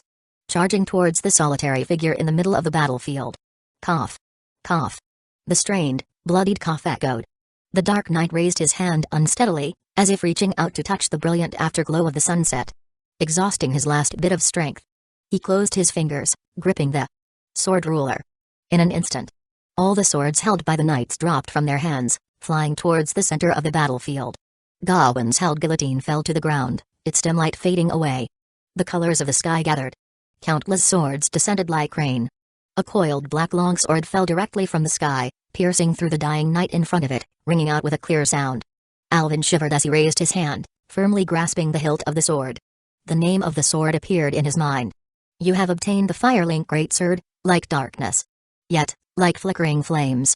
The profound aura, akin to a prison, slowly emanated from the Dark Knight. Facing the world, it declared the death of that fate. Noble phantasm unlocked, burning in this eternal night, the dark soul over the heaven. Chapter 51, The Arrogant One, the dark soul over the heaven, burning in this eternal night. Rank, X, type, anti-world noble phantasm, range, maximum targets, life and death, an endless cycle. This is the Firelink Greatsword, bringing hope and death to all things in the world. The so-called Dark Will is the determination to burn oneself completely. The Dark Will, formed by your perseverance, your beliefs, and your determination, responded to the desperate call at the brink of death, ultimately gaining this response from the sword of another worldly realm. Eternal night is shadow, and the ember is light. Eternal night is tranquil death, and the ember is the burning hope. With the Firelink Greatsword in your hand, you are both the last glimmer of light in the twilight of the age of gods and the eternal night that brings tranquility and annihilation to your enemies. If the will of the world seeks to obstruct you, you must let that will of the world drown in the eternal and annihilating death. In death, ignite hope. Hundreds of longswords fell like rain, clanging as they hit the blood-stained wheat field. Gripping the peculiarly shaped coiled sword, the silver-haired youth's entire body, previously shrouded in dark and profound shadows like mercury, now danced like flames. Knights who lost their weapons stared at their empty palms, frozen in place, momentarily bewildered. It's dark magic. The son of the white dragon has exhausted his strength. Everyone, follow me and take his head. There were still those unyielding, willing to fight and charge forward, stepping into the flickering shadows. Then, in the bewildered gazes of the onlookers, they fell. Like harvested sheaves of wheat, they collapsed, one after another. Knights, who moments ago fought valiantly, now silently and without fanfare, met their demise. Those who dared to trespass into the dragon's territory all perished. With a firelink greatsword in hand, the black-clad knight, half kneeling in the blood-soaked ground, slowly stood up. His gaze, hazy and distant, examined the sword in his hand. Is this a holy sword? The black, non-reflective, and strangely coiled design looked more like a cursed sword than a holy one. Alvin pondered for a moment. Well then, let's call you the Dark Sword. The coiled sword's body suddenly emitted winding shadows, quivering as if expressing dissatisfaction with a mournful clang. Not satisfied, huh? Then it's the Firelink Greatsword. This name sounds quite bitter, but, my friend, this fire isn't spreading. The quivering of the sword gradually subsided. Alvin raised his hand, running it through his blood-soaked, messy silver hair, attempting to tidy it up. He lifted the sword and walked towards the Knight of the Round Tables. Around Alvin, the bodies of the knights, immersed in the shadows, collapsed as if consumed by a fiery blaze, turning into black ashes that melted into the ground. The golden weed, stained with blood and flattened by the blades, gently swayed again, radiating a brilliant vitality as if resurrected by the wind. In death, new life was gained. The last dazzling twilight before dusk cast its light on the black-clad knight. He seemed to be on fire. Observing this breathtaking and miraculous scene, the Knights of the Round Table felt as if something had flowed away from the depths of their hearts, leaving behind an empty and fearful sensation. Their fighting spirit was erased, their vigor smoothed away. Facing the black-clad knight approaching with his sword raised, the kneeling Knights of the Round Tables displayed complex and rigid expressions. Although he was covered in blood, with shattered armor and unsteady steps that made him look like he might collapse with a gust of wind, they couldn't summon the courage to resist him. Gawain on the ground fumbled, grabbing the hilt of the guillotine, attempting to stand shakily. However, the shadow of the black-clad knight had already halted in front of him. The Knight of the Sun raised his gaze, and his last sunlight was completely obscured. I like the words people say when they are about to die. The silver-haired youth's words remained as ethereal as ever, echoing as if in another world. Because those words made him feel alive. We have lost. Kill us or spare us, you are probably not the type to accept our oath of allegiance. Gawain lowered his eyelids. He had never imagined that he would face death with such calmness. However, Gareth hasn't come of age yet. I beg you to spare him. The Knight of the Sun, deeply favored by sunlight, bowed his head, almost burying it in the blood pool. Sir Gawain. Gareth trembled with some fear. Still concerned about that underage protection law of yours? Alvin chuckled. His laughter was bright and cheerful, but the blood-stained face made it appear somewhat grotesque. So, I just turned 16 today, and all the knights on this island are coming to kill me. What a surprise birthday gift. The Knights of the Round Table raised their heads, looking at the silver-haired youth. Only by looking closely could they vaguely discern the traces of youthfulness in the corners of his eyebrows and eyes. At 15, he was already an enemy of the world. The dying white dragon's son had defeated the entire Britannia. Alvin, your strength is undeniable, and we admire it. Gawain said softly, but even so, it's hard for you to win because fate is not on your side. Fate is not on my side. Then I will grab fate by its collar and beat it relentlessly until it dares not stand against me.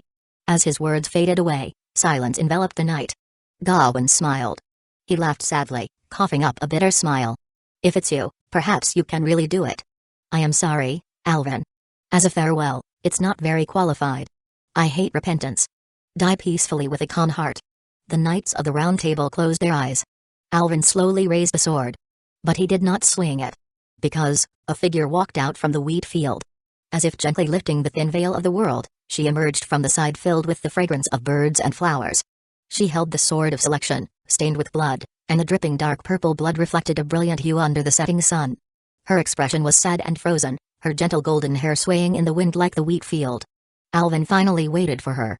And she finally saw, her idol covered in blood, like a demon, enveloped in broken black armor. Sir Alvin. Good evening. Alvin said, Artoria. There was no smile on the blood-stained face. Because Alvin had realized. At this moment, A smile was only grim. The tenderness that once made Artoria feel as if bathed in a spring breeze. Now, only indifference remained. From the armor, silver hair, and face, dense red blood-like drops began to fall. It also made the golden-haired girl seem like her heart was being twisted. Can you spare them? Artoria said with bitterness. Even if I beg you. Seeing that the situation is lost, Merlin released you, huh? Alvin lowered his eyelids. Do you know that he just wanted you to beg me? I know. But they want to kill me. Alvin lightly interrupted her. If it weren't for your call, Artoria, I would be a dead man by now. Artoria closed her eyes. Perhaps it was her inherently kind nature that led her to be embraced by the throne. Alvin suddenly swung the coiled sword. Hiss, a wave of dark sword light rippled, and all the Knight of the Round Tables immediately emitted painful groans. 6 right arms were completely severed, and the concepts of death attached to those wounds almost declared the end of their knight careers. You saved my life, so I only took their right hands. There won't be a next time. He indifferently lowered his iron-gray eyes and glanced at the blood-stained sword in her hand. Undoubtedly, it was Merlin's blood. Is there anything else? Silence. Time stagnated in the silence. Don't proceed, she said in a daze. Sir. What? You will die, Alvin Pendragon. Artoria gazed sadly at the black-clad knight covered in blood. The decline of the Age of Gods is the will of the world, just like Arthur's reign. If this crucial historical point is tampered with, 100 years later, this world will likely trigger corrective measures and be abandoned in destruction. I know. Alvin's calm words made Artoria freeze in place. You know. And yet, you. So. Must I accept it because destiny decrees it? Why? Alvin calmly questioned her. Does the will of the world demand my death, and should I willingly offer my neck for the executioner's blade? The silver-haired youth raised his gaze, looking at the fading twilight. Night ascended, the sun dimmed.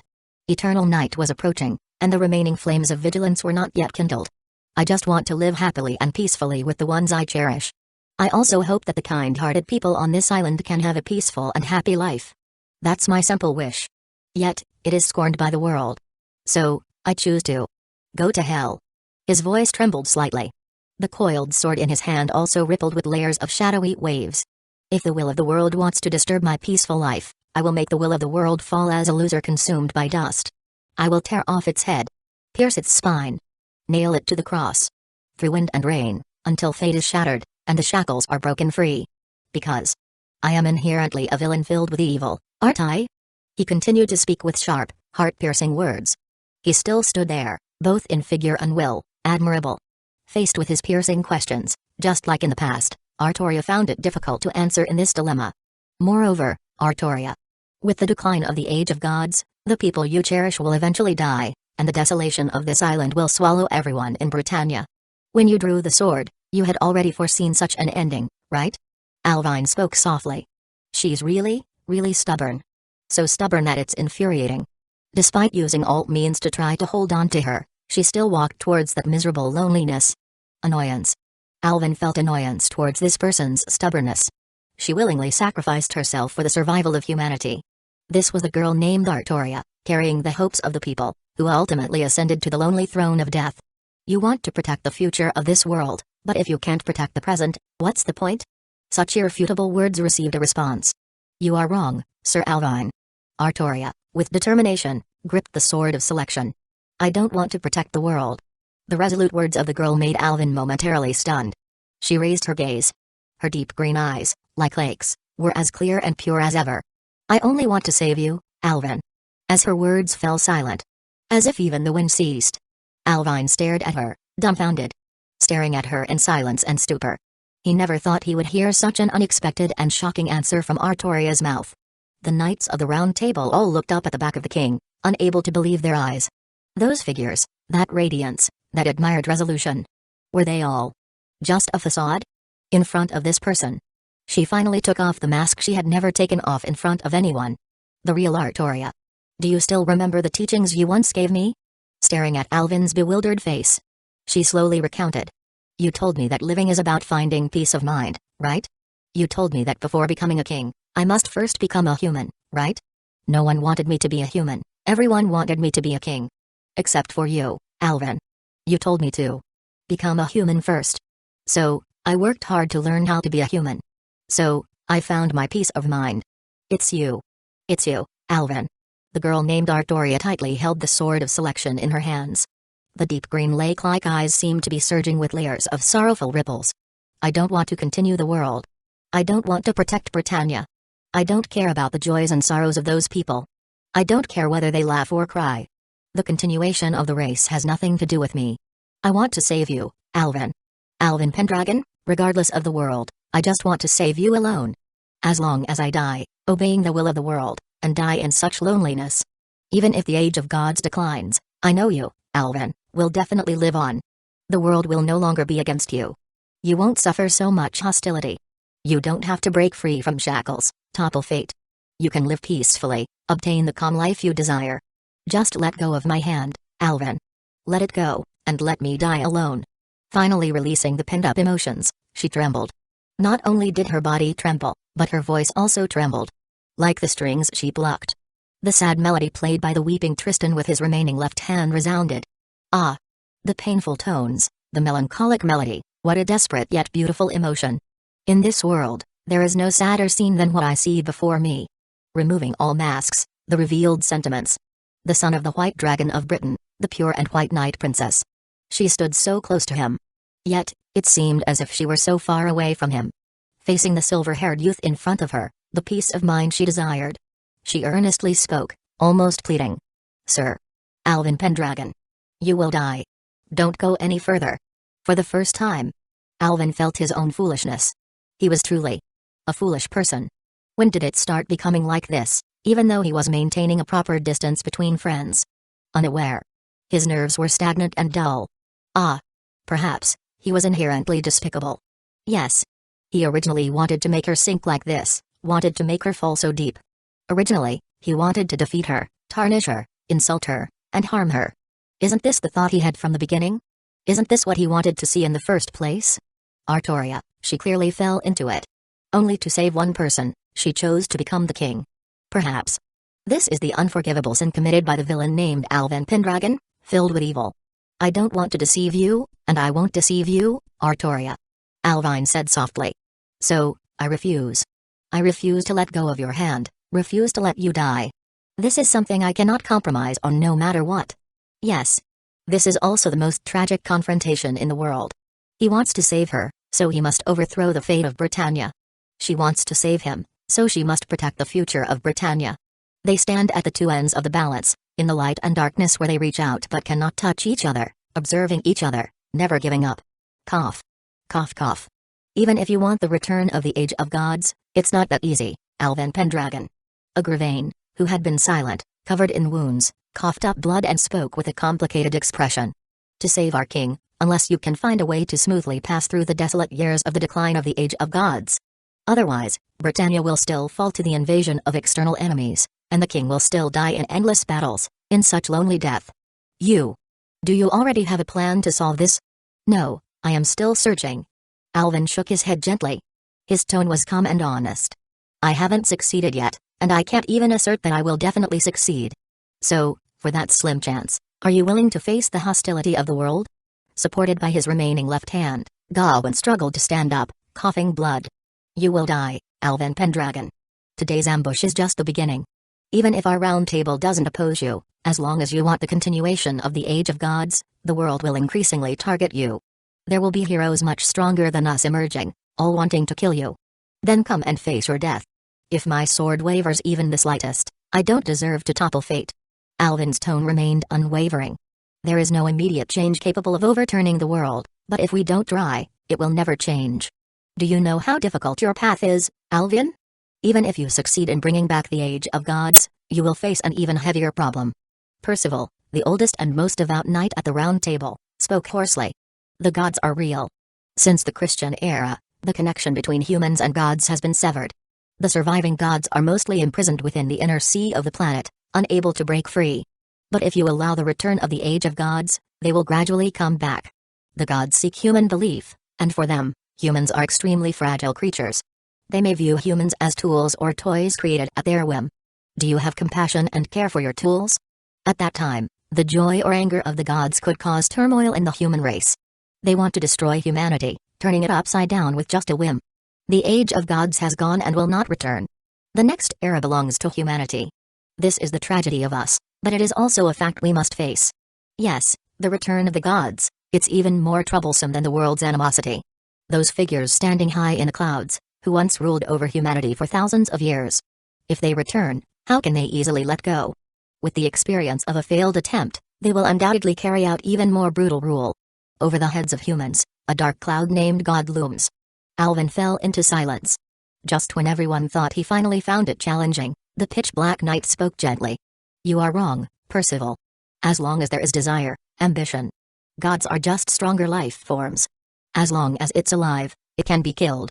Alvin was not sure about the setting of gods in the moonlit world, but even if they were the gods, so what? The gods also bleeding. If to the gods, humans are just created tools. Execution is a torture invented by humans, war is a struggle unleashed among humans, and domination is a social relationship shaped by humans. So, just as people fear execution, fear war, fear domination, the gods should also fear me. Stunned. Everyone stared blankly at the knight before them, shrouded in pitch-black darkness. He was like a black hole, absorbing everyone's reason. Such an arrogant person. Ultimate silence. A perpetual, isolating silence. No one could utter even a single word. Except for the unexpectedly soft, always refreshing but nauseating voice that suddenly sounded.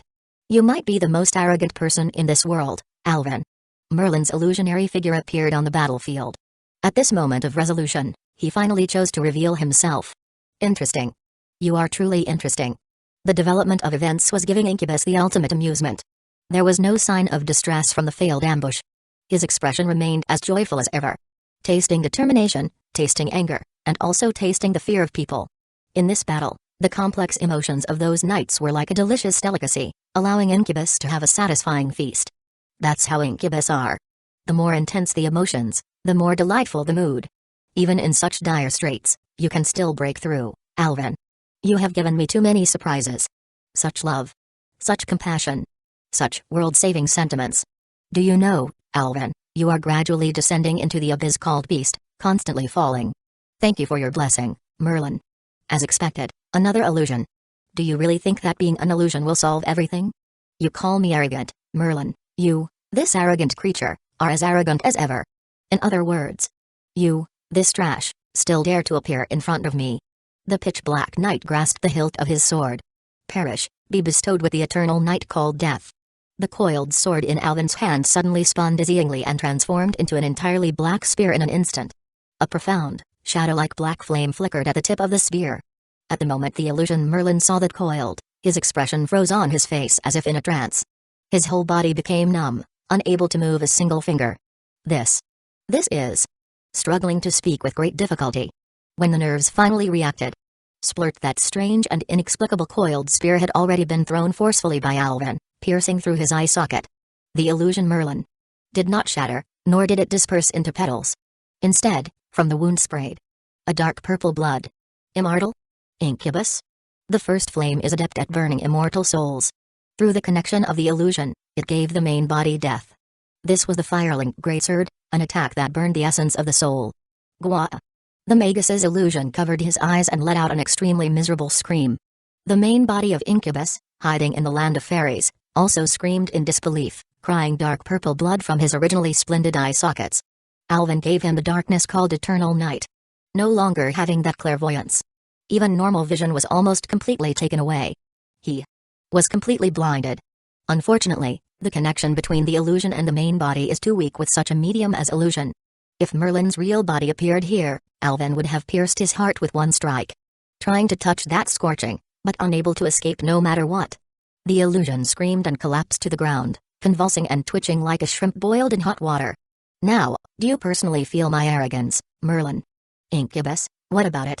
Even if it's a god, I will show you how I can kill it. Chapter 52, My Heart, belonging to Morgan. Listening to Merlin's pitiful wails, there was no sympathy in the hearts of the Round Table members. Instead, a rare sense of satisfaction emerged. The lives of over 2,000 knights from Britannia, as well as the grim fate awaiting the Knights of the Round Table for the next round, were almost entirely orchestrated by Merlin. Having lost a hand, it was questionable whether it could be reattached.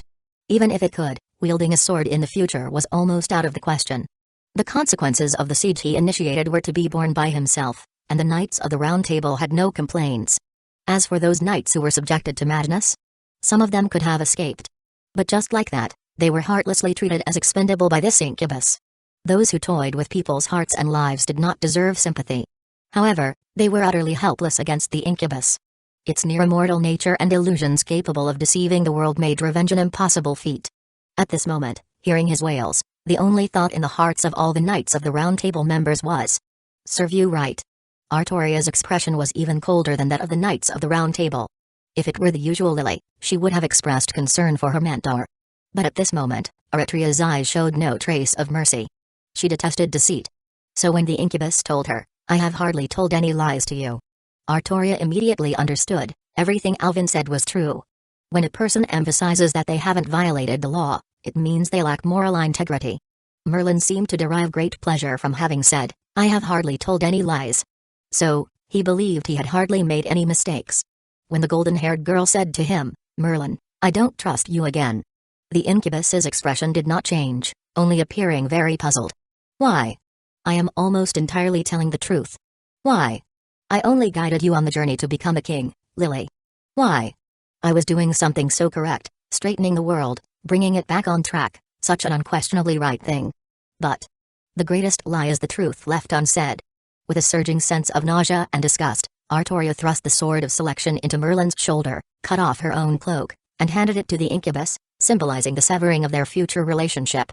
Afterwards, returning along the same path, she found herself trapped in that land of fairies, only able to watch as the knights besieged Alvin. Anger, helplessness. She knew she had fallen into a trap. Setting herself free was Merlin's intention. He was well aware that she would speak up to save the Knights of the Round Table. This fact made Artoria feel incredibly disheartened. "Am I just a disposable pawn to you, Merlin?" The incubus, with eyes filled with remorse, could no longer answer her question.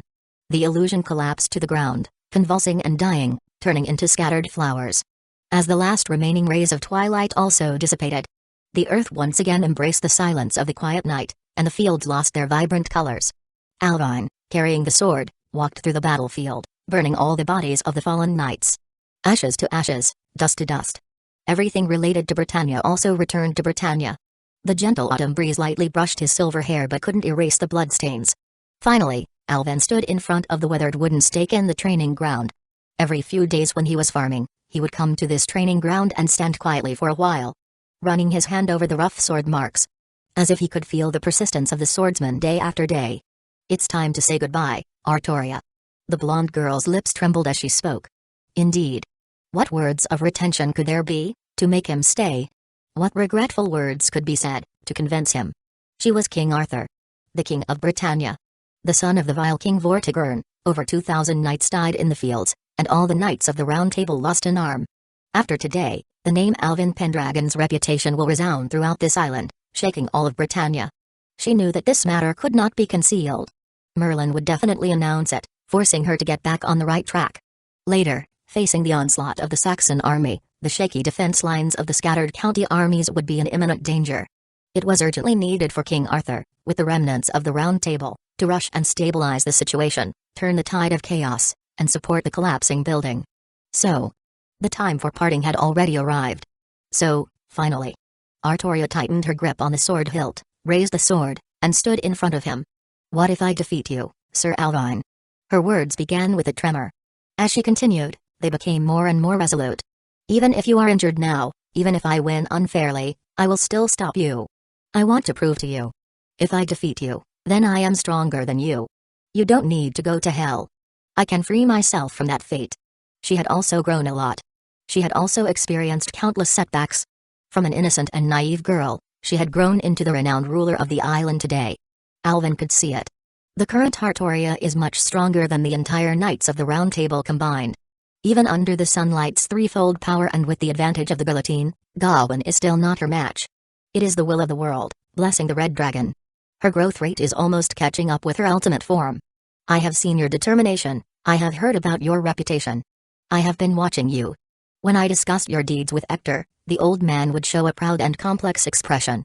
If you want to prove your growth, then come, it's a battle that makes one nostalgic. Alvin raised his sword. If you still can't reach a conclusion, use the sword to find the answer.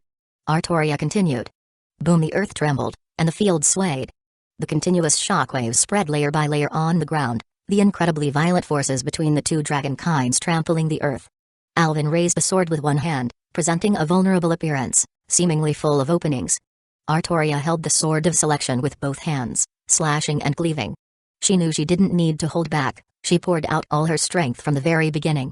The person in front of her, who was like an insurmountable mountain, she had climbed it thousands of times. She understood better than anyone. But to save you, Alvin, I have to overcome you. Clang, the sword of selection collided with the firelink greatsword.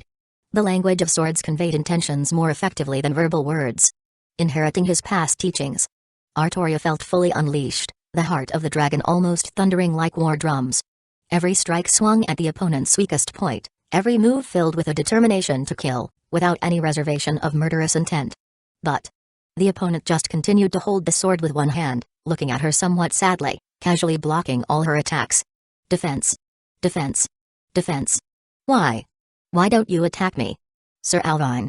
Anger at being underestimated surged for the first time from the depths of her heart. The sword of selection radiated light, and the golden-haired girl issued an indignant questioning. You said it's a sword that can't kill and can't protect people, right? Then why don't you actively attack me? Because your wrist is trembling, Artoria. Huh? What? The hand holding the sword is trembling. Why? I have followed all your teachings, I can now kill without hesitation, my swordsmanship has become instinctual. Why? Is my hand still trembling? Because you lack confidence in defeating fate, because you fear too much the ending where I might die, because the beliefs you have always held are nothing more than sacrifice. Apostrophe Artoria. As always. His gaze seemed to penetrate her heart. You have always been thinking about others, never caring about yourself. You have always held on to that twisted, pathological, sacrificial desire. Klein, you are a noble knight, indeed, but you are deceiving me and, more importantly, deceiving yourself. Klein, your heart is wavering. So, how can the sword be stable? Who understands what you are saying? Klein, the dragon blood inside her roared, the erupting heart of the dragon roared, and Artoria raised the sword of selection high, letting out a lion-like roar under the night sky. Caliburn. Boom, an incredibly dazzling and brilliant burst of light shot up into the sky, sweeping away the thick clouds of the night as if it were daytime. Far away, Gawain, supported by his comrades, looked up in astonishment. It was a radiance that he now could never reach, a brilliance admired by thousands. My king. However, the next moment, Alvin raised his hand. He cut through the dazzling and radiant beam of light that came down like a sword from the middle. Crack, the light dissipated. The sword of selection, symbolizing the king's nobility, broke apart. The tip of the sword fell to the ground. The girl holding the sword also knelt on the ground in shock. The sword of selection was broken. The sword that was just pulled out in the morning. Broke in the evening. Your heart is wavering, so the sword is trembling, Artoria. You have lost. You don't think you can oppose the will of the world. You just want to sacrifice yourself to save me. But I firmly believe in my righteousness. I won't deliberately seek sacrifice, and I won't think about hurting myself. Because I want to live happily and peacefully with the people I cherish. Even if it's the will of the world, Gaia. I will confront it, head held high. The dark night passed slowly from the kneeling, bewildered, and dazed golden-haired girl. Goodbye, Artoria. I will surely save you. Sir. Alvin. Don't. Artoria reached out her hand. She grabbed him like that. Because she didn't want him to head towards hell. The girl almost tremblingly issued the final, pale and powerless plea. I love you. Click, the arm gauntlet, already shattered, was torn off abruptly and fell to the ground. Afterward, his blood-drenched left hand was revealed. Looking at the ring on the ring finger, Artoria's gaze almost froze, with a complex expression. Alvin's iron-gray eyes stared at her, and he said softly, I am sorry, I am already engaged. The stars dimly flickered. The night seemed to be disturbed. Alvin lifted his head, sensing something. Above his head, a dark shadow suddenly tore apart, and from it emerged the familiar, soft figure of the witch. Alvin. I escaped to help you. I was so annoyed by that dead fairy, Vivian. Alvin raised his hand and gently caught her. Are you okay? Ah. Why is there so much blood on your face? Did you get seriously injured? Alvin, I will heal you now. Morgan anxiously touched the silver-haired youth's wounds all over, as if she were an ant on a hot pan. Such a flustered witch. It looked particularly cute. Alvin smiled like that, gazing gently into her iron-gray eyes. Finally. The witch realized. Huh? The battle is already over? Yeah. Alvin gently lowered his eyes and kissed her soft lips. It's over now. I took Merlin's clairvoyance. It's a wedding gift I give to you. Alvin. The incubus escaped a great disaster, something that should have been extremely happy, but Morgan didn't care at all. Seeing Alvin's bloodied appearance, she knew how fierce the battle he had gone through was. Damn it. Where's that old thing, Vortigern? Has he gone senile? It's been so long and he still hasn't caught up. Morgan was upset. She was at least released, and her father seemed to be excluded. Light-devouring dragon? He might as well change the name to Late Dragon. Well, that's not entirely inaccurate. The airflow began to surge. A sturdy and huge white dragon descended slowly from the sky, landing on the wheat field. Vortigern in dragon form folded his overwhelming wings that seemed like a mountain, and the dragon scales covering his entire body slightly opened and closed, presenting a jade-like color under the moonlight. I saw a false image. That was Merlin's illusion. I was too careless. I am sorry, Alvin, for your father's late arrival. The vertical pupils emitted a majestic golden light. The white dragon let out a self-reproachful sigh. Your sword is. It's okay. It's all over now, old man. Let's talk later. Alvin knew that Morgan couldn't be blamed, and even more so, Vortigern couldn't be blamed. Through various subtle manipulations, the world did its best to create an opportunity for this ambush. Even if it wasn't this time, there would be another time. I will be more careful in the future, rest assured. The family of three finally gathered together. Vortigern's dragon body crouched down, using his body as a backrest for the two. Morgan took out a handkerchief and carefully wiped the blood from Alvin's face. The atmosphere was oddly harmonious. However, Alvin couldn't help feeling that something seemed to be missing. One person, one dragon, one witch. The three pairs of eyes all turned to look at the kneeling, dazed, and disheveled golden-haired girl on the ground. Red dragon? Vortigern's dragon pupils narrowed slightly. Yeah. Alvin didn't know what expression to make. Well, just smile, right? Morgan was also a little stunned for a moment. Looking at the girl in front of her, whose face almost mirrored hers, she never expected to meet her sister in such a situation. But what's with the kneeling and disheveled posture? Her eyes seemed to be teary, and she appeared somewhat swollen. Looking at her appearance, she seemed like an unwanted, pitiful little dog. Alvin, did you bully her? Bully? Alvin somewhat complicatedly shifted his gaze away, looking at the Artoria in front of him who was kneeling dazedly. Sort of. Artoria. Lily, right? Morgan walked forward, squatting down with a compassionate expression, and wiped away the tears on the golden-haired girl's face. Artoria raised her gaze in a daze, looking somewhat puzzled at the face in front of her. That was almost identical to hers. She knew she had a sister. That cunning and deceitful witch? A bit unfamiliar, right? Nice to meet you, Lily. I am your sister, Morgan. Didn't expect to meet under these circumstances. Morgan sighed quietly. Because she was afraid of being noticed by Merlin initially, which might affect Alvin's overall plan, she had deliberately avoided her sister all this time. After thinking about it, Morgan took out a small mirror from her pocket. It was a carefully crafted mystic code with beautifying and anti-aging effects, and she stuffed it into the golden-haired girl's pocket. Don't be polite, just a little welcome gift. Lily, how's your father Uther? How is he? Father. Artoria muttered the term somewhat unfamiliarly and answered in a daze. Merlin said. He passed away 3 years ago. I see. The vindictive emotions were not as strong as before. Morgan learned about the death of the former king. The witch realized that she didn't feel relieved, happy, or any sadness at all. She just heard this information and responded with a casual I see. Then she realized that he had finally died. Because she no longer cared about him. This could be considered the most truthless revenge. Compared to the news of Uther's death, what Morgan was more concerned about was. Come to think of it, wasn't her sister an orphan from a young age? This is just too pitiful. Morgan opened her arms and embraced her, pressing the face of the golden-haired girl onto her ample chest. This is the cunning and deceitful witch? Certainly, she was dangerous, and quite large. Feeling the warmth on her face. It was a motherly love that Artoria had never experienced before. Soft, gentle, and caring. Because it was too comfortable. Even the hairs on her head couldn't help but curl up. Now that everyone is a family, feel free to visit often. Sorry, I forgot.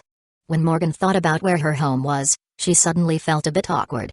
Inviting King Arthur to Londinium for a visit, wasn't this a grand occasion? Right, why are you kneeling here? The witch sighed, pulled up her little sister who seemed to be kneeling for some reason, and casually released a flowing shadow to cleanse the dirt on her body. Yeah, why kneel here? Did Alvin bully her? The witch thought about Alvin's subtle expression and the current situation. She understood. This was a farewell. Morgan suddenly retreated a few steps awkwardly, subconsciously grabbing Alvin's hand. Sorry. Sister, I was a bit confused just now. Artoria looked at her in a daze. Looking at this witch, with the oath ring on her right hand in a style similar to her idol's. Alvin held Morgan in his arms directly, and her body was covered in blood. Morgan licked his blood. He kissed the witch's lips. Sorry. Artoria, that's how things are. Alvin didn't know how to explain this cruel truth for her. However, breaking up is often more damaging to both parties. I am already engaged. I can't accept your love, and I don't have any love for you. If there is any emotion, I have already said it. That is admiration and pity. My heart has long belonged to Morgan. We will have our wedding at home tomorrow. Alvin held the witch's hand, and their rings rubbed against each other. Artoria stood there dazedly. She stood there motionless on the wheat field, like a stiff wooden stake. Vortigern's ancient and solemn golden eyes stared at her for a moment, then glanced at his own son. Leave her here. The knights of the Round Table will come to pick her up. Alvin, holding the witch, boarded Vortigern's dragon body. Let's go. Old man. The old man, lastly, looked back at her, sighed with a bitter smile, and shook his head. Goodbye, Artoria. The dragon wings waved, causing a fierce wind that swept over Artoria's golden hair, tousling her delicate face. The figures of a seemingly happy and peaceful family reflected in the deep green pupils of the girl finally vanished into an invisible point in the clear night sky. Bitterness. Doubt. Questioning. Artoria lowered her head, gazing blankly at her own palm, which held a broken sword that could never be connected again. Why? Did he like a face similar to hers but not love her? Why? Did he want to save her, but not love her? Why? Did he intrude into her life so dazzlingly, only to abandon her in the end? Because you didn't appear as early as Morgan, and you are not as powerful as Morgan. Because you are too weak, Lily, so you can't snatch Alvin back. In this most bewildering moment, the gentle voice of the incubus echoed in her ears. Artoria, in a daze, turned her gaze aside, and the closed-eye delusion of Merlin stood by her side. The grayish-white eyes of Merlin, which had lost their brilliance, were no longer vibrant. Instead, they were oozing a dark purple blood. The girl showed a disgusted expression. Go away. Oh, I know I am hated by you now, Lily, but did I ever say anything baseless to you? Can't you understand human language? You, this inhuman thing. Her body trembled, roaring in anger. I told you, go away. Boom! Dragon blood roared, the heart shook, and the imposing aura of the red dragon suddenly surged. Artoria violently threw the broken sword in her hand, shattering Merlin's face into a splendid burst of petals. You. Ah. She breathed. Helplessly, sorrowfully breathing. The deep green lay crippled violently, but she tried to suppress it. What's the use of crying now? There's no need to cry anymore. Under the lonely night, the figure of the incubus, like a ghost, floated beside the lonely girl. Look. Lily, everyone has left you, only I am still with you. No. It's Kay, and even Hector, and Alvin. They have always been with me. You are not worthy. With a disgusted expression, Artoria began to walk away briskly, while the incubus, like a phantom, floated by her side. Merlin lost his own clairvoyance and eyes. In his vision, there was only a withered and dead gray, barely able to recognize some vague outlines in front of him. Although he could still smell the fragrant emotions, he could no longer witness any joys with his own eyes. This kind of silence, this kind of boredom. Finally, Merlin felt the emotion called resentment, which he had never experienced before. The incubus didn't understand what resentment was, but he had never hated someone so much. Wanting to see the most miserable ending for Alvin. In the land of fairies, trembling and curled up, Merlin, as if feeling Gaia, obediently followed that invisible guidance. He once again came to Artoria's side. The incubus's eyes were indeed useless now, but his most skilled illusion was still intact. The so-called illusion. It was the art of bewitching people's hearts. In fact, there is a way to have the best of both worlds, Lily. Let you live, let Alvin live, and you both can live peacefully and happily together. The steps of the golden-haired girl slowed down imperceptibly. She didn't say a word, but this was undoubtedly the knot in her heart. Taking advantage of that bewildered gap, Merlin corroded her sanity and induced her thoughts. The incubus unabashedly unleashed his manipulation of human hearts. That is, just kill Vortigern and Morgan. Kill. Artoria showed a dazed expression. Vortigern and Morgan? Yes, that's right. It's that simple. Kill your uncle and sister, and you can be with Alvin. The incubus smiled happily. Vortigern is the embodiment of this island. Killing Vortigern will lead to the decline of the Age of Gods, unstoppable, and the world won't be severed. Kill Morgan, and you can be with Alvin. He has no other choice but you, aside from Morgan. So-called compassion is actually love, he just doesn't want to admit it because he has Morgan. Except for Morgan, your feelings are actually deeper than anyone else's, Lily. A dragon and a witch, as the King of Knights, it's your duty to eliminate such villains, right? Even if the tide of the Age of Gods recedes, you can still stay with Alvin in the inner sea of the planet, living happily and peacefully. That's right. This is the truth. The most exquisite lie in the world is the truth. Because the fact is indeed like this. If Vortigern and Morgan die, the Age of Gods will undoubtedly decline, the world won't be severed, and Alvin will belong only to her. These thoughts surged and occupied her brain. I can't do such a thing. She wanted to say these words, to reject this disgusting guy. However, inexplicably, the golden-haired girl opened her mouth, but the content changed too. I don't have that kind of power. Artoria thought dazedly, yes. My sword is broken. A sword is meant to be broken, Lily. It's better to break it sooner. The incubus said with a smile. In those pale gray eyes, there was a flicker of resentment. To break the sword is nothing, and what you will gain is the entire world. Guiding the golden-haired girl, Artoria went all the way to the dream that bloomed brilliantly in vivid colors. I will save you, Alvin. You are saving me, Alvin. The witch gently touched the scars on his body. He pulled her out of that vortex of hatred. He engraved the vow to stay with her for life. Under the night sky, he held her hand, warming her heart with his own heat.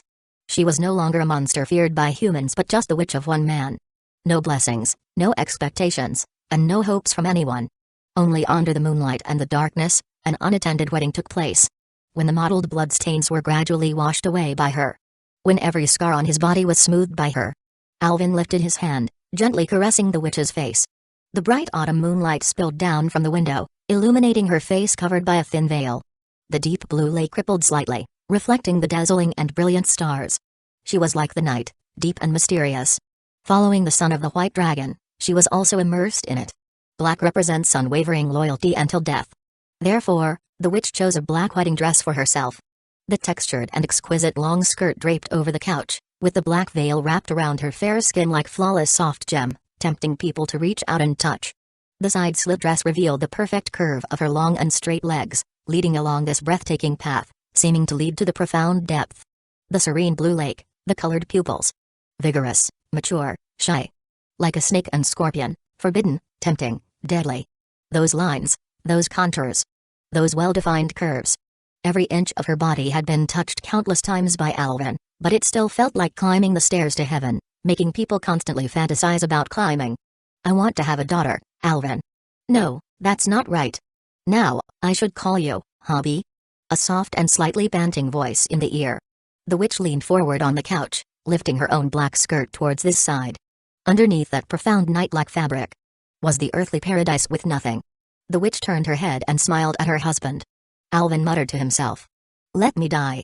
Chapter 53, You are important to me. In order to make Morgan beg for mercy, you diligently cultivated this land named the fertile soil of the witch. First day, second day, Alvin. Oh Alvin, how could you fall so far? Where has your determination and will gone? Are you going to indulge in the gentle land of the witch like this, unable to extricate yourself? This can't go on. Third day, for 3 days and nights, none of you stepped out of the bedroom. Even though you now possess A+ stamina, you still felt a moment of weakness and softness when you went out. You realized the truth. Only Morgan gets tired. The land is never exhausted. In these few days, you haven't withdrawn because, for the sake of contributing essence to your daughter, you can no longer replenish magic from the witch. The daily irrigation is to make even the ultimate life form feel exaggerated consumption, nourished by you. Her face gradually became more rosy, and the patterns on her lower abdomen also brightened, evolving towards the direction of deep blue. Eating, pampering the witch, eating, pampering the witch, a plain and unremarkable yet kidney-damaging and calm life continued like this. While experiencing pain and happiness at the same time, you also felt that the tranquility was a bit too much. It's like the calm before the storm. 3 days later, only the one-armed knights of the Round Table were left, finally being driven out of Orkney like dogs. You slaughtered more than 2,000 knights alone, cutting the Knights of the Round Table's hands, and the news spread like wildfire. The whole country was shocked. Like adding fuel to the raging fire, the son of the White Dragon quickly became known throughout the island. Your presence became known to everyone, and the momentum of Alvin Pendragon swept every inch of Britannia's corners. Your brutal reputation temporarily overshadowed even your old man, the white dragon Vortigern. Merlin's prophecy gradually spread, indicating that this island is facing the crisis of destruction by you. This further intensified people's panic. The majority of knights in Britannia had their power wiped out by you in one battle. Each island and county immediately fell into chaos, and morale plummeted. Knowing the deeds of you, the king's son, the armies under the vile king were correspondingly excited. With their morale boosted, you gained the talent Tyrantora, from Londinium to Orkney, from the land of fairies to the wizard's tower. Your notorious name is known to everyone on this island. You will be able to command the army more effectively, and the policies you implement will run more efficiently. If your figure appears on the battlefield, it will instantly boost the morale of your own troops and make the enemy feel fear. Vortigern gradually began to hand over the military power to you, and he looked pleased as he watched his son gain such a full-fledged reputation. He used to worry that you would be criticized by everyone, but you directly surpassed that, and now the dragon family's reputation in Britannia has become even more resounding. It seems like the dragon family is finally complete, truly a case of filial piety. For some reason, watching your old man introduce you to the generals, gradually transferring the power of Londinium to you, you always felt that he had a taste of passing on his legacy, inheriting the true throne. Don't tell me you are that old man. Silence can be an option, son. Vortigern rubbed your silver hair and gave you a good knock. The war on the front line began to heat up suddenly, and after more than half a month, Artoria, who pulled out the sword from the stone according to the prophecy, was still missing. Even Merlin was nowhere to be seen, suddenly losing the backbone. The situation in various counties of Britannia became even more turbulent. The remaining Knights of the Round Table Knights barely organized a resistance line, but every attempt to reconnect ended in failure. The concept of death attached to them burned their souls, and their arms had already been used up. Failing to connect the prosthetic arm, the Knights of the Round Table Knights not only did not become 50 times stronger, but they became 50 times weaker than before. The one-armed them are now difficult to resist, and they don't even know where Artoria has gone. With fearful hearts, everyone is waiting for the return of the king, hoping that day by day things will gradually fade away. The morale of the various counties in Britannia is increasingly scattered, and a large army under the vile king is like a broken bamboo, chasing and dispersing the Celtic people, advancing towards the northern border of Orkney. You sit in Londinium observing the current war situation. The front line of the Britannian camp is now in jeopardy. The 6 counties of Britannia have fallen into the hands of the vile king, and Vortigern wants to expel all Celtic people from the central island. By doing so, he won't have any worries, and it seems that this plan is about to be completed. The Saxon army led by the White Dragon has tens of thousands of soldiers. How can you lose? As the last line of defense in Orkney, a dazzling blue light suddenly soared into the sky, shaking the clouds. Lady of the Lake called for assistance from a guy named Lancelot. He temporarily took over the Knight of the Round Table and wielded the Aeondite, its brilliance unmatched for miles. Sitting on the throne, Vortigern held the frontline battle reports in his hands. The Saxon army suffered a major defeat in the siege of Orkney under the radiance of Lancelot's Aeondite. Lady of the Lake summoned reinforcements, and Lancelot, with the Aeondite, was much stronger than the currently demoralized Knights of the Round Table. His appearance significantly boosted the morale of the Britannian side. All the remaining resistance forces in Britannia gathered towards Orkney, a desperate struggle for the Celtic people, making these islands even more challenging to conquer in the future. Faced with such a huge defeat, Vortigern's expression showed no sign of disappointment. On the contrary, a smile appeared on the old man's face. Good news, Alvin. Defeated, yet it's considered good news? Although the old man is of such an age, being a dragon, he shouldn't suffer from senility. Alvin pondered and thought about the timing of Lancelot's appearance. Is it Artoria? Yes, I intentionally put pressure on the front line to bring forth external help. The number of casualties among the Saxons people doesn't matter. The White Dragon chuckled. Now, even with the Lady of the Lake, the situation in Orkney is critical, and the Red Dragon has yet to show up, claiming she can't free herself. Vortigern looked up towards the castle, as if penetrating the sky above, gazing into the unknown realms. I, Vortigern, have been waiting for this opportunity for 20 years. Alvin, don't move in Londinium in these next few days, the crucial time is approaching. Vortigern retracted the frontline troops, preparing for a strict defense. 3 days later, his words seemed to come true. A gloomy and dark cloud covered the entire island, and a torrential rain poured from the sky. In the 15 years since your arrival, you had never seen such a heavy rain in Britannia. Standing at the top of Londinium, looking towards the land, the field of vision was vast. Even with your ultimate life form's vision, you could only see tens of thousands of meters clearly. This rain is strange. Alvin bathed in the rain, covered by shadows, and all the rain couldn't wet his clothes.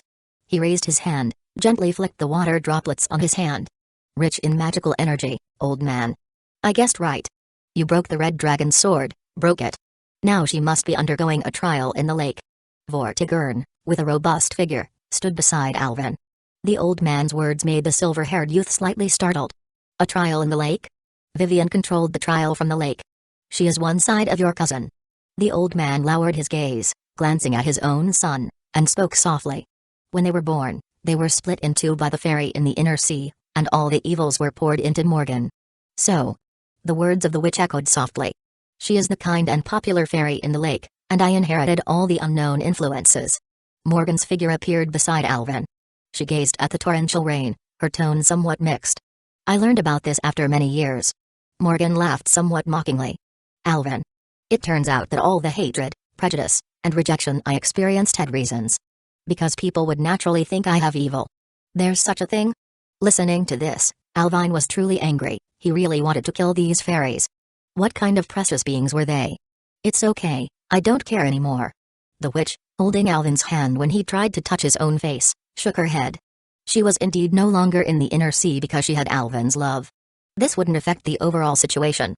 Alvin kept this in mind and vowed to create an opportunity to strike back. The silver-haired youth looked up at Vortigern.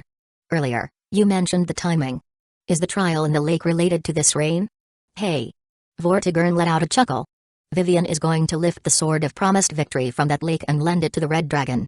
The Sword of Promised Victory is equipment destined for King Arthur. As for the purpose of taking it out, need I say more? It's to cut off the head of this dragon. Faced with such clear hostility from the unknown realms, the old man's expression remained indifferent, showing only disdain. In other words, the Excalibur, right? Alvin knew that this was Saber's famous weapon. A divine construct weapon isn't so easily taken out. This rain, full of magical energy, is the manifestation of the agitation of the lake water. Vortigern raised his head, looking towards the gloomy sky. Dark clouds covered the sky, and the rain poured like a waterfall. On this vast land, who would rise and who would fall? Vortigern just laughed. Never had he laughed so brightly and happily. And this, too, marks the weakest moment of the inner sea of the planet barrier. For 20 years, I, Vortigern, have been preparing and waiting for this day. Facing the torrential rain. Standing at the top of Londinium, the dragon with a devouring radiance suddenly spread open his hands. Boom! In Londinium Castle, a burst of crimson blood light soared into the sky, reaching the clouds. In the distance, within the vast rain curtain, 5 blood-colored lights burst forth at the same time, piercing through the sky. The thick red, like blood, slowly flowed on the earth. That was the blood accumulated from the battles between the Celtic and Saxon people over the years, gradually seeping into the ground.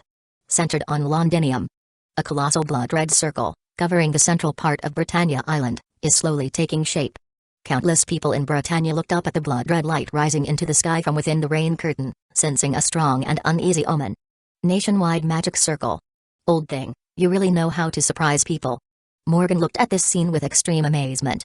She never expected that Vortigern had such a move hidden. So that's it. That's it. Over the past 20 years of continuous warfare, you were just driving away the Celtic people, deliberately prolonging the front lines. At first, I was puzzled about how you would pull out the anchor of the planet, as you were rejected by the inner sea of the planet. Now it seems like I understand. Yes, my Britannian body is instinctively resisted by the inner sea of the planet. Bathing in the rain, Vortigern emitted a disdainful chuckle to the world. My spirit, Vortigern, is not allowed to be crossed into it either. You thought that you could stop me like this? Weak, too weak. The trial of the lake is opened, the lake is in turmoil, the rainwater of reality permeates, and at this moment, it is the weakest time of the inner sea of the planet barrier. And in the blood, there is the soul. I spent 20 years depicting this nationwide magic circle, able to confuse my spiritual core, deceive the inner sea of the planet barrier, and infiltrate my spirit. Spirit. Alvin looked at Vortigern in astonishment. Old man, are you going to abandon your physical body? Yes, no matter how the body of the white dragon is resisted, temporarily abandoning the flesh, so what? I, Vortigern, can suppress the anchor of the planet with just my spirit. In the pouring rain, the nationwide magic circle, covering the earth, took shape. Bloodlight surged out, turning Londinium's rainwater into a crimson hue. The crimson descended, as if the world was bleeding, the pain felt by the devouring radiance of the dragon permeating the world. Bathed in this vast blood-colored rain, the old man raised his hand, gently rubbing the head of the silver-haired youth. Londinium is temporarily handed over to you, Alvin. I trust you the most. Wait for me to return with the Holy Lands, and the return of the Age of Gods is right in front of you. My dear. The robust old man stood in the blood rain, and his eyes seemed to have lost their luster. In the next moment, roar! A resounding dragon roar echoed, like thunderous reverberations, sweeping away the gloomy and dark clouds. Between heaven and earth, the virtual image of a towering white dragon soared, breaking through the clouds of the sky. You have faced all the trials and made the most correct choices. Your talent has surprised me, Artoria. On a vast and quiet lake, filled with the fragrance of flowers and the songs of birds, seemingly isolated from the world, Lady of the Lake, Vivian, gazed at the golden-haired girl before her, and even her flawlessly beautiful face couldn't hide the expression of deep emotion. Artoria, she had passed through all the trials in the lake with unstoppable momentum. Various tests, various questions, various choices testing human nature. She had almost handed in a perfect answer sheet. Even when faced with the illusion of Alvin confessing his love to her. Confronted with such a probing inner conflict, she showed no hesitation, swung her sword and dispelled it into fragments. I don't need to know if it's an illusion, she said indifferently, with an unwavering tone. I only know that the Alvin who can be defeated by me in that way is not him. It was astonishing. Understanding human hearts, possessing divinity, and the determination displayed that made people turn their heads. You undoubtedly have become an outstanding ruler, Artoria. I admit that you qualify to wield the Excalibur. The lake water rippled, and a noble sword slowly floated up, held in the graceful hands of the lake's fairy. However, before I bestow it upon you, you must answer one final question. Sword and scabbard, who do you think is more important?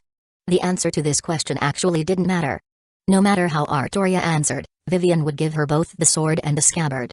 This was essentially a psychological test. The sword symbolized struggle, while the scabbard symbolized protection. Choosing the sword indicated a determination to open up a new path. Choosing the scabbard indicated a desire to protect the people. The answer to this question would allow Vivian to understand the ruler's mentality and provide her with targeted advice. However, both are not important. She didn't pick up the sword or take the scabbard. The golden-haired girl's decisive and resounding answer left the Lady of the Lake dumbfounded. She had thought of countless answers. Choosing the sword, choosing the scabbard, explaining her reasons, or even following human greed and choosing I want both. But you said. Vivian confirmed in disbelief. What? Sword and scabbard, both are not important. Vivian stared in disbelief, glancing at the goose of flowers squatting on the lakeside. What the hell did you teach this girl? The blindfolded half-incubus showed an incredibly complex expression. Sorry, I can't do that for you, Vivian. Because I can't be her teacher anymore. Well, Vivian couldn't help but ask, what is important, Artoria? I don't need this ridiculous ritual. What's important to me is... Artoria gripped her palms together. As she walked to the edge of the fairy lake, she became aware of Merlin's guidance while still in a dream. Yes, the trial of the lake had already begun, and she had no reason to retreat. She wanted that person to face her determination. She wanted to prove that she, too, could overturn fate. She wanted to rescue Alvin from the path to hell. I don't need to become a king to decide whether or not to accept a sword, she declared resoundingly. But only if the sword recognizes me as the one destined to become a king, can it truly embody its value as a sword. Without any hesitation, Artoria, without taking the sword or scabbard, just took a turn and walked back towards the lake shore. The Magus of Flowers stood up in shock. Lily, you can't do this. You can't do this. None of your business. She was leaving. She had already demonstrated her determination to become a king, and that was enough. Alvin Pendragon was right. If you are prepared to resist fate, you don't need to fear death. She would, with her own hands, reverse the tragic future of Britannia. Stunned, Vivian almost stared blankly at the departing figure of the golden-haired girl. Even though she, as the fairy of the lake, possessed a calm temperament, she felt an indescribable shock at this moment. Not the sword, rejecting her. It was she, showing disdain for picking up the sword. What kind of ruler? The sword and scabbard in Vivian's hands suddenly emitted a tremor. The Excalibur flew into the air as if by magic, floating beside Artoria. And she even couldn't be bothered to look at the sword. The Lady of the Lake stared silently and motionlessly. Staring at the Excalibur, a divine construct, behaving like an extremely flattering dog following its master. Alvin, I will save you. Her figure disappeared into the mist on the lake shore. Chapter 54, Alvin Pendragon King Vortigern. His sturdy figure with silver hair had his eyes closed. His expression, calm and indifferent, exuded a silent but imposing aura as he sat on the throne in the castle's grand hall. A thick mist, as crimson as blood, crystallized and extended from the ground, enveloping almost half of his body. Vortigern's spirit penetrated into the inner sea of the planet, and what remained in Londinium was now his physical form. Beside this throne, a silver-haired youth, draped in dark armor, stood quietly by his father's side. Despite it being noon, sunlight streamed in from the dome sides, illuminating him. However, it failed to reflect any bright colors from his body. He seemed like a black hole. Whether sunlight or gazes, he crazily absorbed every bit of light in the world. Oppression.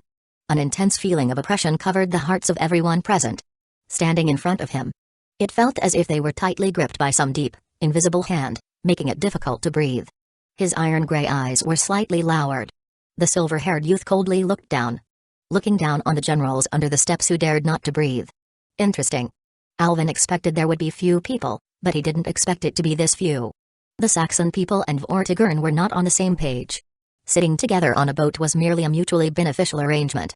Vortigern treated them as tools, and they were happy to be treated that way, benefiting each other. However, that was in the past.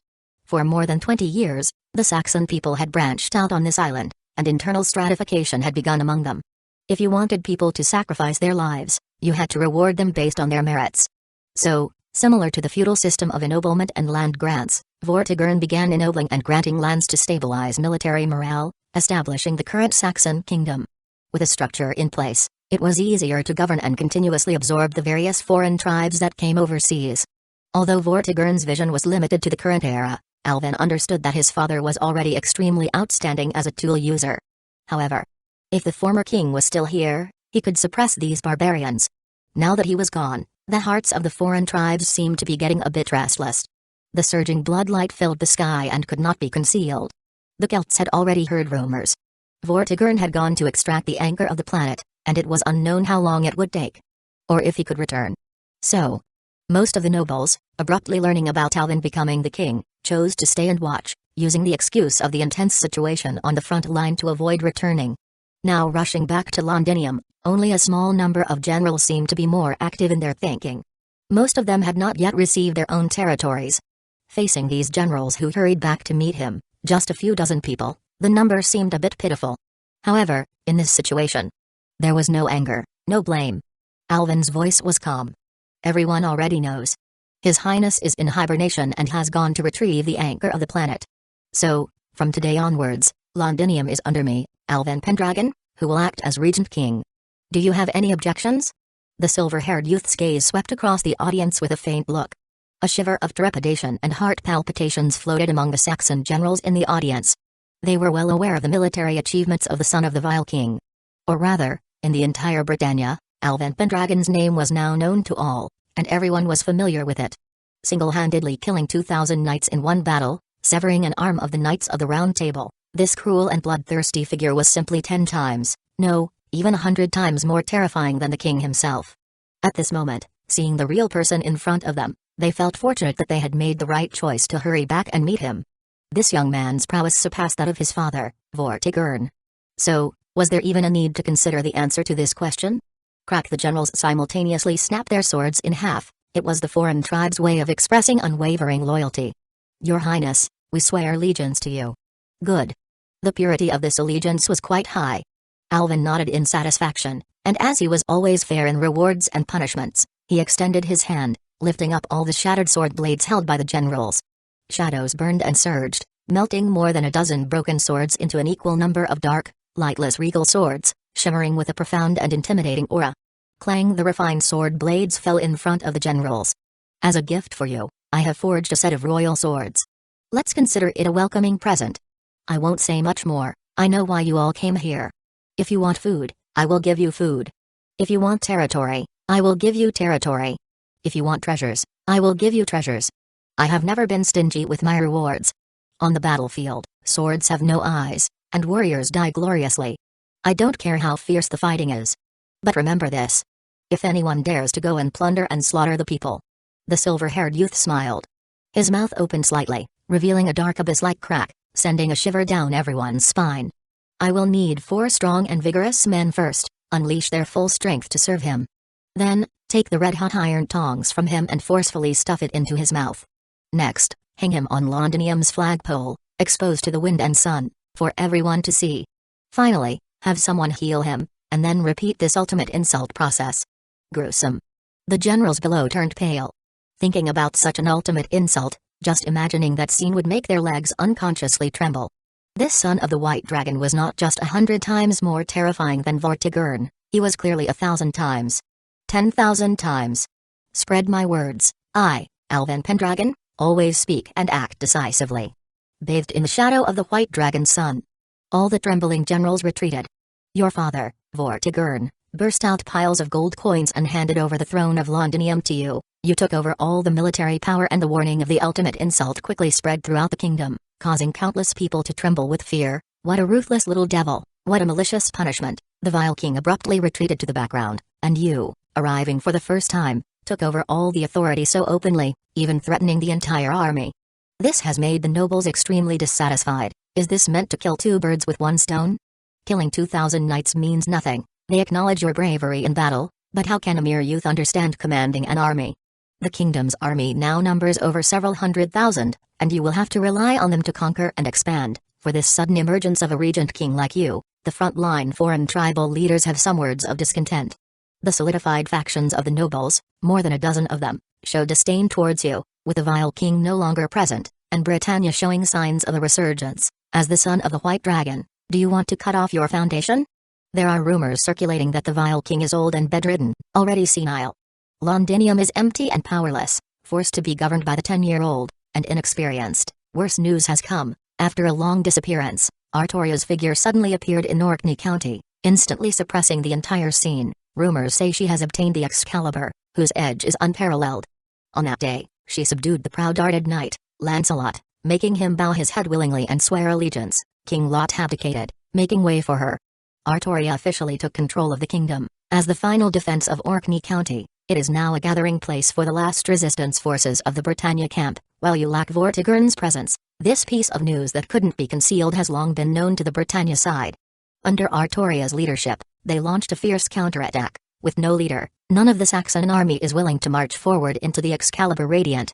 The thoughts of the frontline leaders are diverse, and the previously advancing front lines have begun to retreat continuously, losing territories they had gained. The situation in Britannia has once again become like a pot of boiling porridge.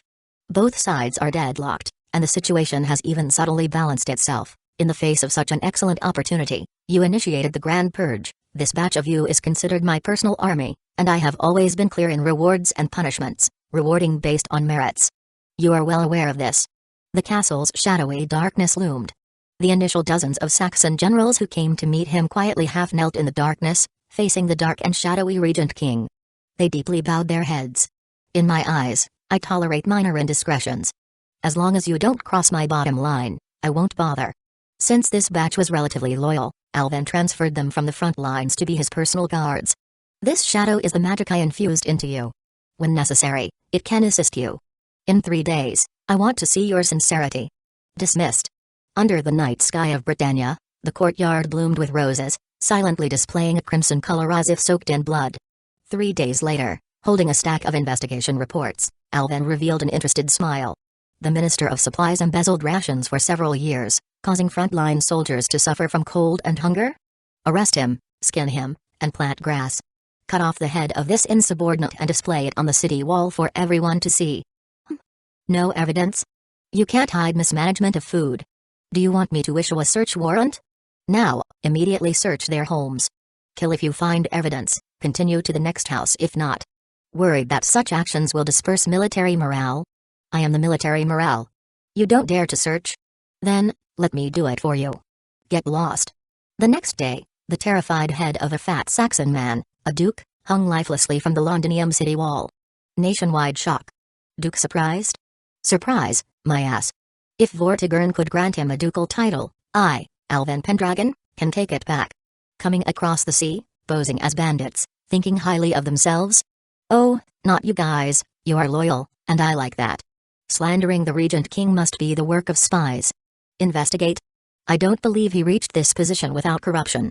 Do I have to teach you how to list the charges one by one? Arrest them. Don't spare a single friend or family member. Not mass extermination, that's too wasteful. Assign them to the front lines, useless trash.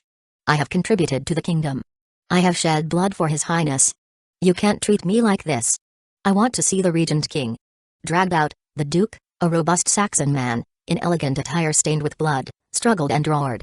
Though he had only been a duke for a few years, he exuded the arrogance of the nobility.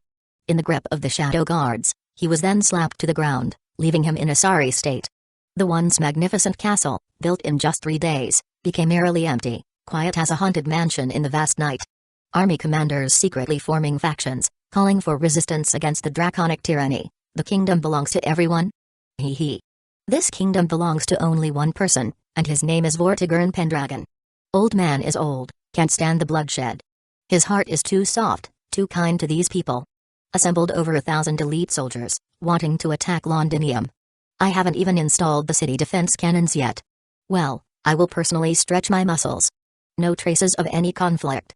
The rebel army gathered in the camp, and after one night, everyone died silently. Fearful expressions adorned their faces, as if their souls were burning. The scene, tranquil yet carrying an eerie hellish atmosphere, cast a chilling shadow over the entire kingdom. Now understand how to listen. Just listen. Organize the list of anti-regime noble names, you handle it. Associating with these vermin, how can you govern the kingdom well? Tomorrow morning, I want to see their heads hanging on the city wall, publicize it widely, let the entire kingdom know their miserable fate. Tyrannical, bloodthirsty, wickedness to the extreme? No, can't they be a bit more creative? I am tired of these terms. I really need to rectify these matters, they are pure framing, fake news, stereotypical impressions.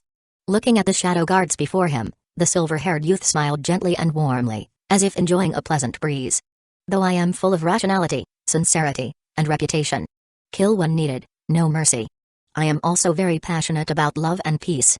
Wipe out vermin, enslave idiots, cleanse heretics, control population. I haven't embraced any of these policies yet. I even like discussing philosophy with people, like, loyalty is not absolute, absolute loyalty is not loyalty. Have you understood and comprehended? Watching the shadow guards shrinking back in fear, trembling, Alvin continued. Behind him, the witch seemed to have stars twinkling in her eyes and gently began to massage his shoulders. Alvin sure knows a lot. In these days, she has been truly enlightened. He efficiently handled each report, almost instantly discerning the key conflicts. If there were fabrications or lies, he could expose them in an instant. His dark agents spread across the island, known as the Judgment Court Shadow Guards. Now, every noble regarded them as an indelible terror, as nobles were frequently thrown into prison, publicly tried in the square. Following what he described as the principles of gathering a group, cultivating a group, suppressing a group. Regardless of how arrogant and unruly the original Saxon factions were, after Alvine's governance for over 2 months, they had become incredibly loyal, without secrets. The old man Vortigern spent 20 years accumulating a glorious name and reputation. In 2 months, Alvin instantly overturned it all. Of course. In these 2 months, the number of Saxon people killed exceeded even Vortigern's 20 years of rule. Now on the island, what was being celebrated was the brutal reputation of the White Dragon's son, and the old King Vortigern seemed to have become a distant historical figure. In any case, Alvine was the best. The massage continues. Just like that. Both body and mind seemed to be filled once again. Filled to the point that it seemed about to overflow. As he continued to infuse over the past year, the spiral patterns on the witch's lower abdomen began to shimmer with an even brighter and more vivid azure glow. Chapter 55, a small natural disaster shock for the Round Table. Where there is a word, there must be action. You have clearly and unequivocally fulfilled every promise with fresh blood. If suppression is not violent enough, then continue to suppress. If cleansing is not thorough enough, then continue to cleanse. You have demonstrated the basic qualities that a king should possess, spreading love and peace throughout the entire kingdom. Everyone understands the value of loyalty. Vortigern's mighty army under your command gradually becomes obedient, loyal, and follows the Regent King's orders wherever they go, but just this is not enough. Far from enough. What you truly want to do is to dull their minions, tame this pack of wolves into obedient dogs, change their thoughts, turn the bandits into constructive contributors. You want to transform their military nationalism that seeks external conquest, completely change their ideology, subtly transform their habits and culture, and lead the people of Saxon to redirect their competitive and passionate nature into positive production and construction. If food production increases, land fertility stabilizes, and with the optimization of storage structures and logistics, it will significantly increase the chances of this island smoothly weathering the decline of the Age of Gods. What does the hostility of the world matter? To live peacefully and secure your survival, You will not let any possible vitality slip away. Upon hearing of your grand cleansing, Artoria very wisely did not organize a counterattack but instead called on the Celts to take a break and recover from the traumas suffered in the recent war. The southern kingdom of Anglo-Saxon and the northern kingdom of the Celts are now in a standoff, each occupying half of the territory of Britannia. It seems that a delicate balance has formed between them. After several decades of continuous warfare in this vast archipelago, it finally seems to usher in a long-awaited period of peace. You have done very well, Alvin. Far beyond what I expected, even. Do your best to stabilize the situation. I am currently absorbing the radiance of the anchor of the planet. Morgan's hand pressed on the old man's still body, establishing a connection through the powerful sense of the witch, repeating Vortigern's words in this fragmented and cryptic content. The content of the prophecy was intermittent and obscure. It took Morgan a considerable amount of time to piece together a few complete sentences. This process will take me 3 to 10 days. But, in reality, it may take even longer. Even longer? Alvin raised his eyes to the sleeping old man, contemplating for a moment. My dear, is the flow of time in the inner sea of the planet different from our reality? Yes. The witch released her hand, slightly catching her breath. Alvin held onto her hand, kissing her lips and transferring his body fluid to help her transition through the intense consumption of magical energy. Communicating with someone like Vortigern, who resisted the inner sea of the planet, proved challenging even for a grand magus. Ordinary land of fairies are manageable. However, Vortigern ventured close to the innermost area of the anchor of the planet. Since it's a divine construct with fixed laws, the rules there are much more stable than in reality, resulting in a drastically different flow of time. Alvin did not find the time scale challenging. His expression was somewhat ambiguous. He raised his gaze, looking towards the distant north. I am a bit afraid of flattening the opposing base. Perhaps I should go easy. Maybe he should do a little movement? That seems like a good idea. Artoria, pay attention and learn well. This is a teaching moment. He wanted to bring a small disaster shock to the entire round table. With absolute military power in your grasp, over the past month, you systematically purged the entire kingdom, with countless rebels being raided, executed, and displayed publicly, their heads rolling like raindrops. The deeply rooted nobles, faced with your ruthless might, finally succumbed, trembling with fear. You don't have the patience of Vortigern. Your old man couldn't care less about the lives of the Saxon people. In fact, apart from the existence of Britannia, he couldn't be bothered with anything else. But you won't spare these good farming tools. Feeling that the time is ripe, you decisively begin to implement new national policies. First and foremost, the industry that requires bold and sweeping reforms, agriculture. The farming techniques of this era are so crude that it's appalling. Britannia has the abysmal farming technology. Land efficiency is incredibly low. Fertile fields are left abandoned. Various fertile lands are covered in weeds. People don't understand the basics of farming, and they rely on nature for sustenance. Thanks to the remnants of the Age of Gods, even with the crudest farming methods, crops can still grow, although it doesn't prevent some from starving. The simplicity of cultivation has led the people of Britannia to lack any enthusiasm for farming.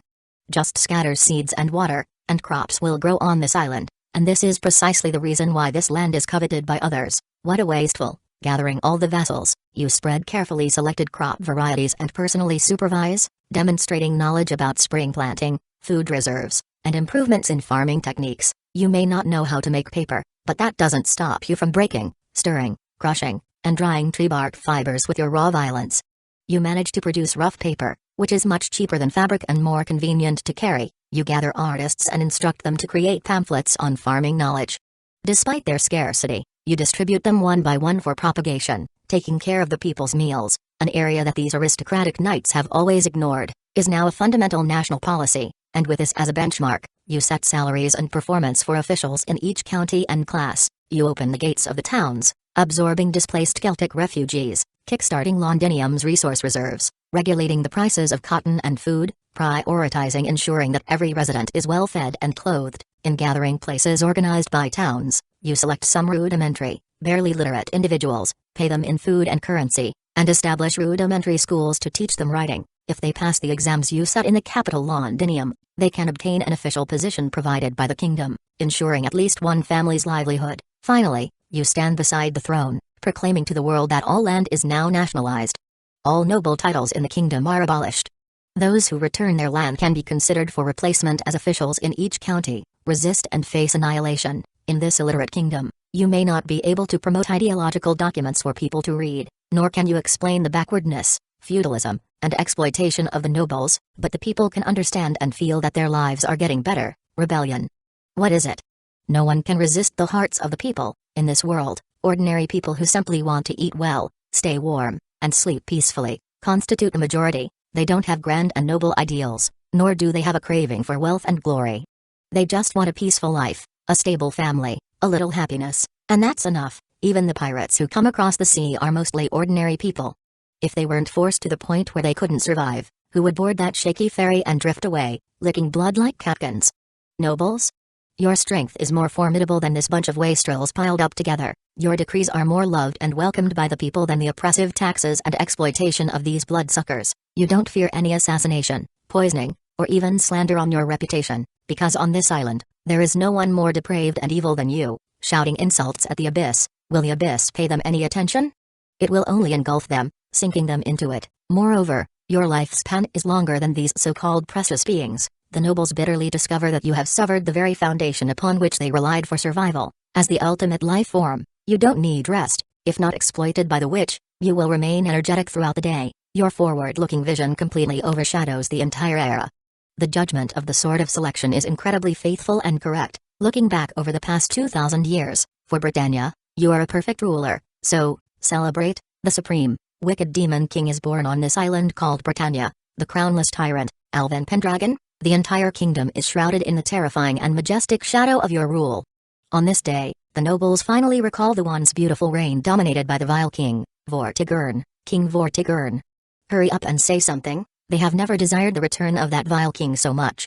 Unfortunately, even if Vortigern could hear, he would only mock their pitiful state, pat you on the head, and say, "Well done." The tiny ripple of resistance is instantly crushed under your feet, like stepping on an ant. In just a year, you have completed the initial transformation of the entire country. The term nobility has been thoroughly swept into the historical garbage dump in your kingdom under your leadership. The state machinery called the centralized system operates in a more efficient and systematic manner, faithfully carrying out your supreme will as the regent king. The calamity named Alvin Pendragon, like a flood, sweeps across the land, engulfing the decadence, decay, and degeneration. Your various decrees and national policies spread like snowflakes to the northern end of the island. The Celtic kingdom, keenly watching various movements of the Saxon people, is shaken like a violent earthquake has erupted. Chapter 56, Dragon and Fairy. Inside the magnificent castle of Orkney County, the former King Lot has abdicated, making way for the exclusive palace of King Arthur, Artoria. On the flawless round table crafted by the fairies, a circle of knights adorned in luxurious armor passionately discusses various matters. This is the new Knights of the Round Table assembled by Artoria from the talented and exceptional individuals among the Celts.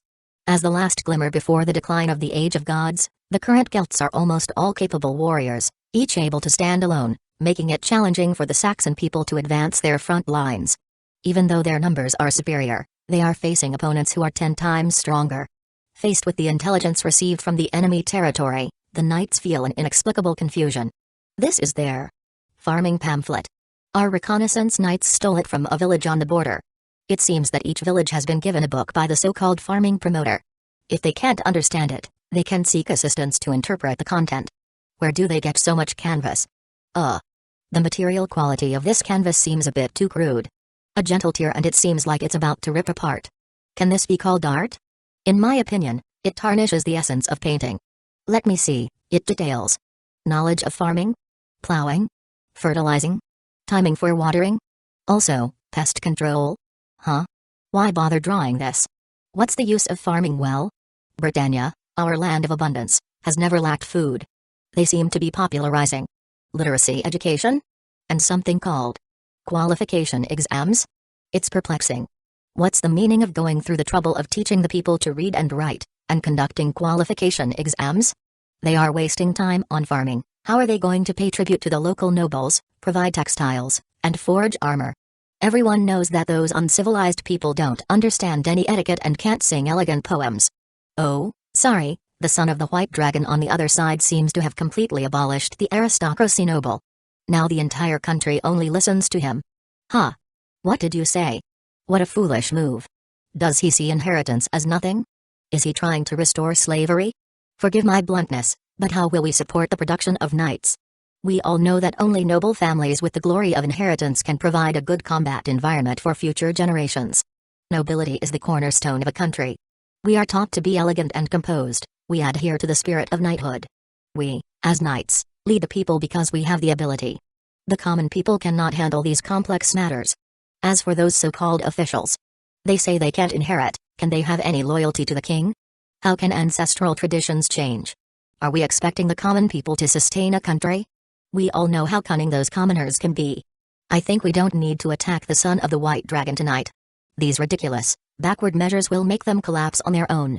Watching these new Knight of the Round Table members fervently discussing, it seems that the imminent collapse of the opposing kingdom is at hand. One-armed Igraine sits at the edge of the round table, sighing sadly.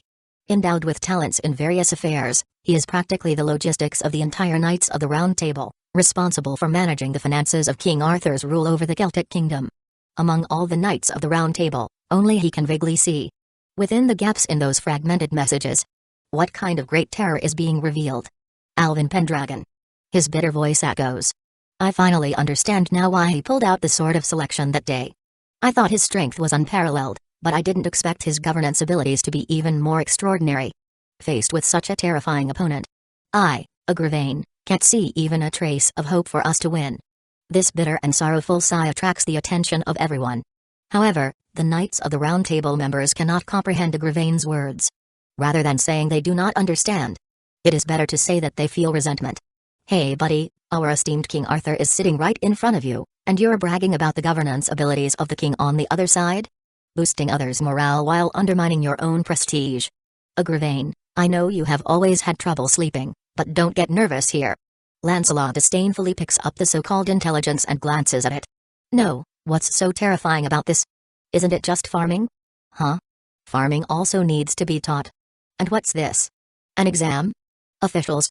Meaning unclear. How can a country lack nobility? Lancelot himself is a noble family of France, with an incredibly noble bloodline. Igraine's words make him feel extremely uncomfortable. In fact, within the entire Knights of the Round Table, the only one who could truly impress the proud Knights of the Lake was the king herself. From the first glance at Orkney, Lancelot was already awestruck by the radiant brilliance of the golden-haired girl. After being defeated under her Excalibur, he couldn't help but admire this exceptional queen. He could never believe that there could be someone with a more regal demeanor than the king he served.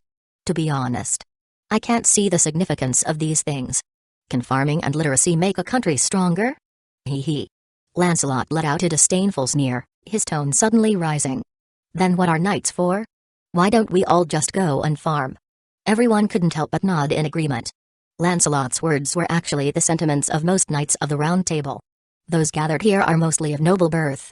How comfortable could they be hearing that nobility across the sea has been abolished? On the other side of the sea is the enemy. How can we approve of the actions of the enemy? You don't understand at all, Lancelot. You, who is also a noble of France, can't comprehend the terror hidden behind these events. It's a country operating completely differently. I don't understand? Hee hee. Igraine, you should understand the most. You always claim to understand everything. If you understand so much, why do you look miserable now? Lancelot has long found Igraine unpleasant. Or rather, the entire Knights of the Round Table generally dislikes this gloomy figure. He often admonishes everyone not to pursue enjoyment, to conserve energy, adhere to moderation, and avoid excessive extravagance. Why bother? We have become Knight of the Round Table, can't we enjoy ourselves a bit? The virtues of a knight do not include frugality. Instead, those present have been educated since childhood to strive for honor, to be distinguished among others, to proclaim the glory and reputation of their own family. Who likes being lectured? Even if your hand is severed, you still want to play the wise man here, pointing fingers. That's enough. Lancelot's words are unapologetic. Dragging your gloomy face around every day, Igraine, as if others owe you money.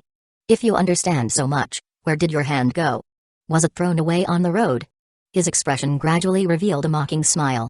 I know the son of the White Dragon cut off your arm, and you fear him, but just because you're afraid doesn't mean we are. Igraine, if I were a cripple like you, I would have rolled out of the Round Table a long time ago. Lancelot, you. The 6 of the old Knights of the Round Table look at Lancelot with displeasure. This Knight of the Lake, undaunted, sneers and meets their gaze.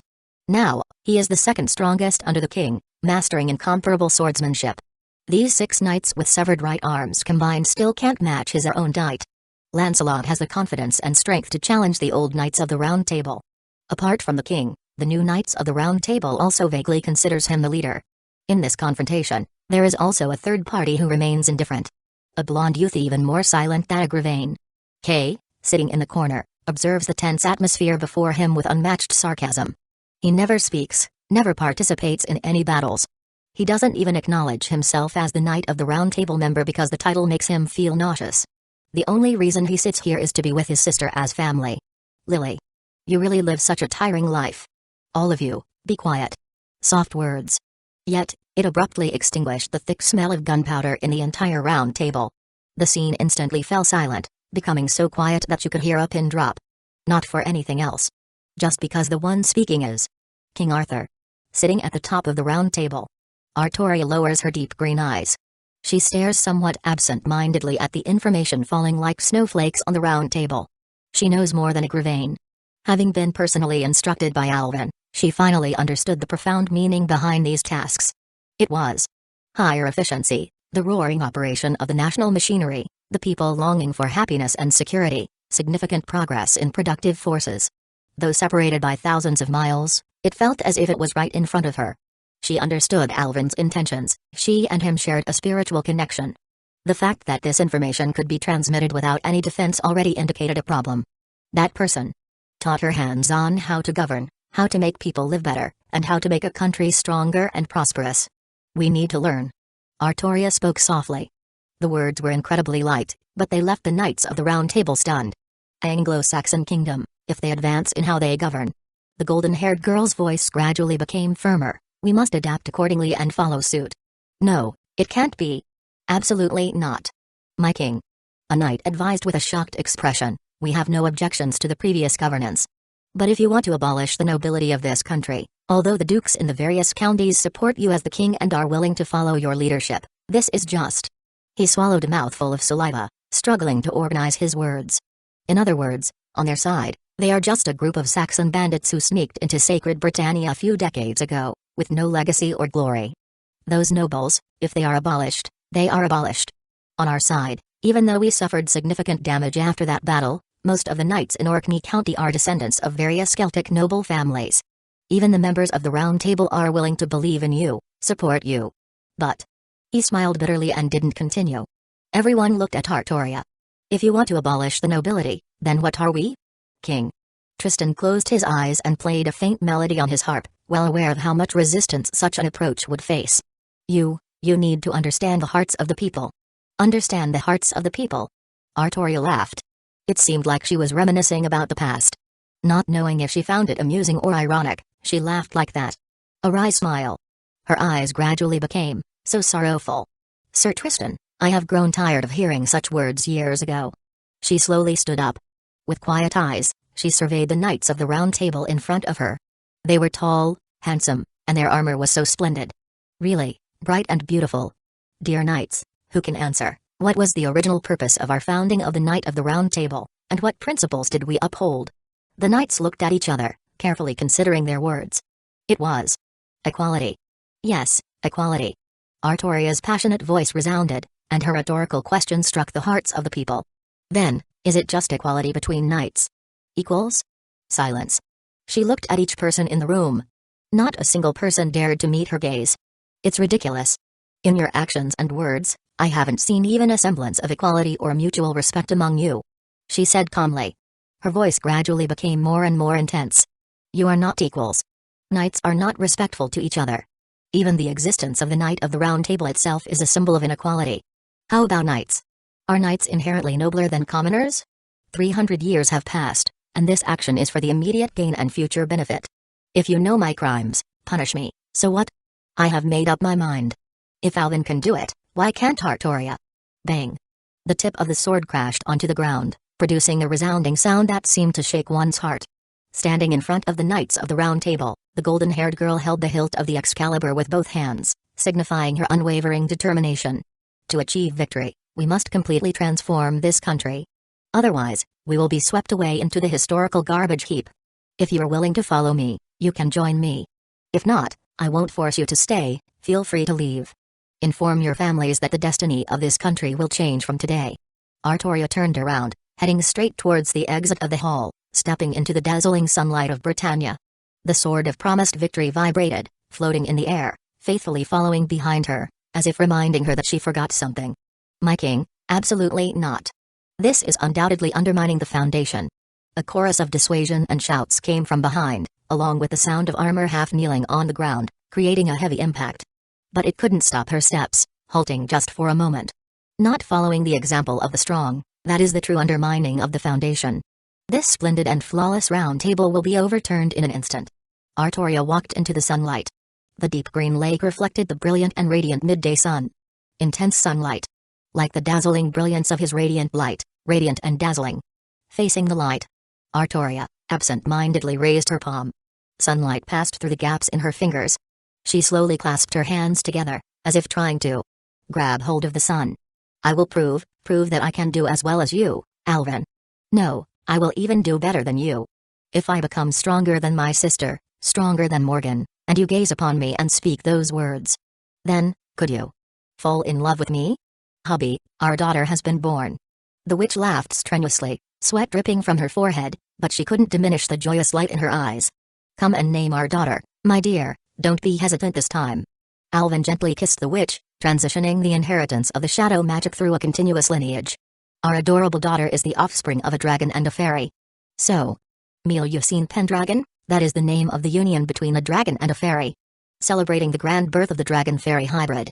Alvin released his hand, causing the firelink greatsword to slowly float up into the sky. The deep night curtain of Britain suddenly tore apart, revealing a brilliant and dazzling array of colors.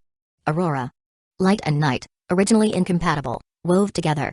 Symbolizing the harmonious love between the dragon and the witch, a crystallization that was originally impossible. When you descend like a star at this moment, the entire Britannia is calling your name. Silver-haired and curled up in a cradle, the cute and fragile baby, held by the weakened witch, shivered as she was lifted. Bathed in the dazzling aurora. Melusine Pendragon. Chapter 57, The Insignificant Entity That Pierces the Wall of Fate. Your daughter, Melusine Pendragon, has been born. Watching the witch happily nursing your daughter, a complex and peculiar emotion wells up in your heart. It's not about the future breast milk being stolen, but rather, you now have a daughter, love, compassion, cherish, as if wanting to bestow all the beauty of the world upon her, and a kind of trance, an unreal feeling, being a father at 16. It sounds harsh, indeed very harsh, but your soul has accumulated to 40, even considered a latecomer as a parent. Morgan hands the daughter to you, and you gently receive her, looking at the small and lively life in the swaddling clothes. A palpitation stirs in your heart, small, yet full of vitality. Your inspiration suddenly surges. You abruptly realize a remarkable enlightenment, perhaps able to bypass the barriers of the world's will. After replenishing the magical energy for the witch, who slept contentedly, you head to the underground laboratory where you were born. The spiritual aura here is the most abundant and will become your experimental lab for implementing your ideas in the future. You travel to the forest outside under the night sky, returning with a full load in no time. You set down the things you have stored in the shadows. Various mushrooms, fungi, and decaying branches and leaves. You grip the firelink greatsword, now storing the souls of thousands of humans, the result of your recent efforts to stabilize the kingdom. With the support of the sword, your focus and spirit continue to concentrate. Gradually concentrating into the subtle depths, you glimpse the basic cellular structure of living beings, the various invisible bacteria and fungi. Compared to humans, or any visible animals or plants, the volume of these single-celled organisms is minuscule, nearly negligible. At the same time, their souls are also incredibly light. Therefore, if you use the effect of the sword to influence and transform these single-celled organisms, the consumption is almost negligible. Under your intense concentration, you begin to use the special effect of your sword flame to modify the internal structure of these single-celled organisms, allowing them to grow runes that absorb true ether inside their bodies. The consumption for your magical energy and soul is not significant, but the burden on your spirit is substantial. In this tireless manner, you begin to try and modify various types of bacteria, fungi, and single-celled organisms. Gradually, you fall into a drowsy state. You feel that in the darkness, someone gently covers you with a blanket, and you grab her hand, the familiar and soft touch immediately meeting your lips, your inspirations linking with each other. You open your eyes, and before you is the witch with her brilliantly glowing blue eyes. After giving birth, her figure seems to have become more voluptuous, exuding a kind of maternal love, as well as a captivating unmature charm. With a charming blush on her face, she leans down and presses your face against her ample chest, and her silky thin nightgown soon slides down. Hubby, it's time for me to replenish magical energy. Amidst the applause, a dreamless night, Artoria vigorously promoted various political reforms in her kingdom. Abolishing nobility, transforming various bureaucratic regions, and shattering titles into a bureaucratic system, striving for the benefit of the common people, based on the policies you implemented. She also made various optimizations according to the local conditions. Hearing such news, you felt very gratified. The teaching indeed had an effect. King Arthur, wielding the Excalibur, couldn't be defeated by the entire Knight of the Round Table. Who would dare to resist her will among those lords? And wherever she went, the Excalibur floated behind her, undoubtedly a tremendous deterrent. Assets confiscated, territories merged. The nobles and knights who had their family lines overturned were bitter but didn't dare to blame the sacred King Arthur. They feared that Tartaria would really destroy their homes. So, the knights blamed all the sins on you, the mastermind behind these reforms. Damn it, it must be Alvin Pendragon? They accused you of being a disaster, an unknown entity, a terrifying shadow that corrupted the king's mind and tarnished the saintly radiance. You gained a new title, the disaster son of the White Dragon. The citizens of Saxon laughed in silence. Is this the best they can do in cursing? It doesn't feel as impactful as butcher, tyrant, or thoroughly evil. Both countries' machinery roared and operated, continuously accumulating their respective strengths. With spring and autumn passing, there were no wars between the north and south. 2 peaceful times passed, both kingdoms were raising their national power, and the nobility seemed to have become a thing of history. The people on the island lived peacefully, their faces adorned with smiles of happiness and contentment. However, at this moment, this peace is only a temporary respite. Both sides are well aware that the true time for a decisive battle will come soon. Lily, our time is running out. We must kill his physical body before the anchor of the planet is drawn, or else, when the Age of Gods returns, all will be lost. The half-incubus Magus with piercing eyes floated by the side of the golden-haired girl, sighing and persuading incessantly. Lady of the Lake, Vivian, has already set out to stop Vortigern. However, the arrogance of the demonic dragon is overwhelming. He is the embodiment of the will of Britain, and there is no one with a stronger spirit on this land. The radiance of the Shining Tower has already been half devoured by Vortigern. If he breaks free from the 13 restraints and projects the image of anchor of the planet, the consequences are simply unimaginable. These are facts that anyone can understand. However, Artoria completely ignored the words of the half-incubus. She stood on the high tower of the castle, somewhat absent-minded, looking at the people living happily in the city under the sunlight. With her eyes, she could clearly see the smiles on people's faces. Their faces had never shown such happy smiles before. She couldn't bear to break this peaceful serenity. Lily. Merlin was almost as anxious as an ant on a hot pan. Although he is a fun person, he is also a candidate for the Grand Caster class, and protecting the human order is his duty. Triggering certain events, even if he is the embodiment of an incubus, will cause his death, and the planet will fall into utter despair with no one able to escape. Merlin, I no longer believe any of your words. You are not worth believing. Artoria's tone was calm. I am not worth believing. What about this world? I know you want to save Alvin. But if you want to save him, live with him, you must kill Vortigern. The deep green lay crippled slightly. Don't be stubborn, Lily. I am doing this for your own good. Swish. The figure of the Magus was suddenly cut through by the sharp edge of the Excalibur, bisecting him at the waist, turning into a pool of dazzling petals. Worthless. Artoria casually tossed aside the Excalibur, and the sword floated gloomily by her side again. Merlin, talking to you in your illusion is a waste of time. I just find it amusing. If I were in my real body, you would have killed me long ago. I can't withstand the Excalibur, and I know how much you hate me. The Merlin silhouette reappeared. With a worried expression, the Magus of Flowers sighed softly. This time, I am really not lying to you, Lily.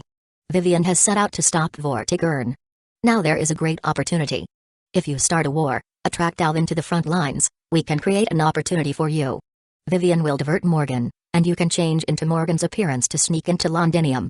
All you have to do is destroy Vortigern's physical body, and his spirit will wither and die. The Age of Gods will lose all hope. This way, you can live peacefully and happily with Alvin. Moreover, no one will know it's you. Everything will happen silently, and Alvin won't be able to hate you. And how could he hate you? If he really hates you, he wouldn't have taught you how to govern the country step by step. You should understand, right? The half-incubus's body appeared again. With a tone that seemed resentful but helpless, he has always been expressing his love for you. Although he is ultimately Vortigern's son, he wants to uphold his father's will. But when a person dies, how can he not accept you if everything becomes irreversible? Whether he will soften his heart, what kind of person he is. You know better than I do. And, are you really seeing these people in front of your eyes? Artoria tightened her fists. Facing the dazzling sunlight, her expression seemed trance-like and stagnant. The golden-haired girl slowly raised her hand. As if attempting to touch the sun. This is. Hubby, have you succeeded? It should be the closest to success this time. Looking at the experimental results in front of him, Alvin seemed a bit dazed. For the past 2 years, he had been engrossed in research, neglecting sleep and food. Repeated modifications, failures, screening, and optimizations. Finally, he saw the dawn of success. What is this? Is it a plant? The witch looked at the pot of dark green water in front of her, unable to figure out what it was. This is microalgae. What? A type of algae, perhaps one of the earliest life forms on this planet, easily found in fresh water. Oh. The witch suddenly realized, is it the reason why the lakes are sometimes green? Yes, it has all the advantages I want. Widespread distribution, easy cultivation, growth relying on light, and extremely fast reproduction. Alvin caressed the witch's silver hair and said with a smile. Most importantly, it's edible. The witch's expression froze. She looked at the pot of dark green water. For someone who tasted Alvin's cooking every day, drinking this green water, she would rather go hungry. In times of scarcity, as long as it keeps people alive, any food is good, not to mention the high nutritional value of this thing.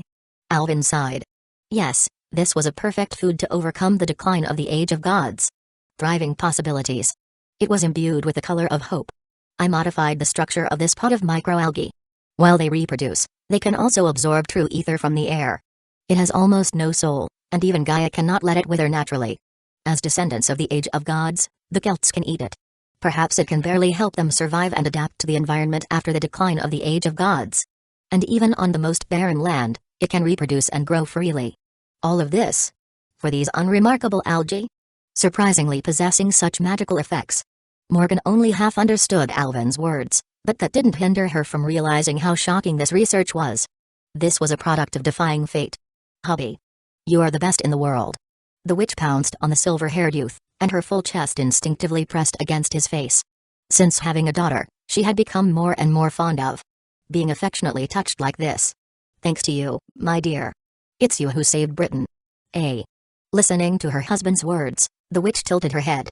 Alvin hugged her, and their figures melted into the shadows, appearing in the bedroom in an instant. Looking down from the high balcony, you could see the lively princess running around in the garden, her silver hair fluttering, delicate fingertips holding flowers but reluctant to pick them, her face showing innocence and charm. Only 2 years. She had grown into an exquisite little girl. Or should I say, it's our daughter who provided me with inspiration. When she was born, she was really cute, so small, sucking her thumb curled up in the swaddle. Small, yet full of vitality. The silver-haired youth's gaze seemed a bit absent. As long as you give me 10 years, let me gradually transform the ecological environment of this island. Even if the Age of Gods doesn't return, I have confidence in solving Britain's future famine and ensuring that the majority of people survive. 10 years. Hearing this number, Morgan suddenly felt a bit worried. Do we still have 10 years, hubby? Vortigern can awaken the anchor of the planet in at most 2 or 3 years. At that time, we will face a choice. I don't know, but at least, now we have a new hope. The sprouting of hope, seemingly causing this island to start blooming. However, at this moment, an unexpected message comes from the front lines. Sensing that the time is approaching, Artoria leads her army in a fierce counterattack, the sharpness of the Excalibur in her hand almost sweeping away the Anglo-Saxon troops on the front lines. Except for you and Morgan, there is no one here to stop her. Looking at the frontline reports, this defeat will only take 3 months to reach Londinium. You instruct Morgan to guard Vortigern's physical body, put on your armor, appear on the battlefield, and in an instant, darkness envelops the entire sky. The Celtic army is disheartened, defeated, and returns under your overwhelming victory. However, Artoria always avoids you on the battlefield, and you understand her complex emotions. On the front lines, the situation gradually stabilizes. In the castle of Londinium. On the dark throne, a sudden crisp sound echoed. Crack. A crack suddenly appeared on the blood-red crystal that covered half of Vortigern's body, reflecting an image of a lake. Morgan, alert, quickly understood the situation and immediately guessed the origin of the trouble. Vivian? An angry expression appeared on her face, and her figure abruptly disappeared into the shadows. This time, I will settle the score. In the chaotic colored space, the towering anchor of the planet, connecting the inner and outer sides of the world, had its radiance dimmed by half. A sturdy old man stood before this anchor, seemingly meditating with his eyes closed. He raised his hand, and the light continuously gathered in his palm, gradually forming the phantom of a long sphere. Suddenly, a silent lake spread from somewhere, flooding his lower body. Crackle.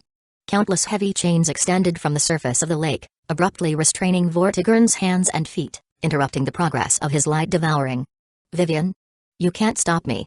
The lake water you spent so much effort to bring here can only delay me for 3 to 5 days at most. Being able to stop you for 1 day is enough. Vortigern's robust figure was completely immobilized on the lake's surface covered with chains, unable to move at all. However, his ash-gray eyes remained deep and steady as a quiet pond, showing no ripples. Cracks silently spread on the chains. Artoria, this is your best chance. Infiltrate Londinium, destroy Vortigern's physical body, and no one will know it was you. Ignoring the half-incubus's advice, the voluptuous golden-haired woman lowered her eyes slightly as she looked at the full-length mirror in front of her. Relying on the restoration effect of Avalon's sheath, she had unleashed the suppressed growth that had been held back by the Excalibur, and her body instantly became plump and full. Her face required no adjustments, whether it was her figure or appearance. At this moment, she almost looked exactly like that witch. No need for any illusions. Her hands gently brushed through her smooth long hair, letting it fall freely. The brilliant golden hair instantly dyed with a slight bluish-silver color. Alvin. Adjusting her crown properly, she silently draped over the enchanting and mysterious veil that had always belonged to the witch. You returned to the front lines castle. In the past few days, you have stabilized the situation on the battlefield, and with intense magical consumption, you were ready to take a brief rest. However, unexpectedly, when you opened the bedroom door, Morgan had already been waiting inside. You were somewhat surprised as to why she didn't guard Londinium and came here, but seeing those eyes with a shimmering blue-silver color, everything became clear without words. Is this how much you missed me after just a few days, my dear? You smiling, then, she passionately sealed your lips and directly pressed you onto the bed. Chapter 58, Save You Passionate?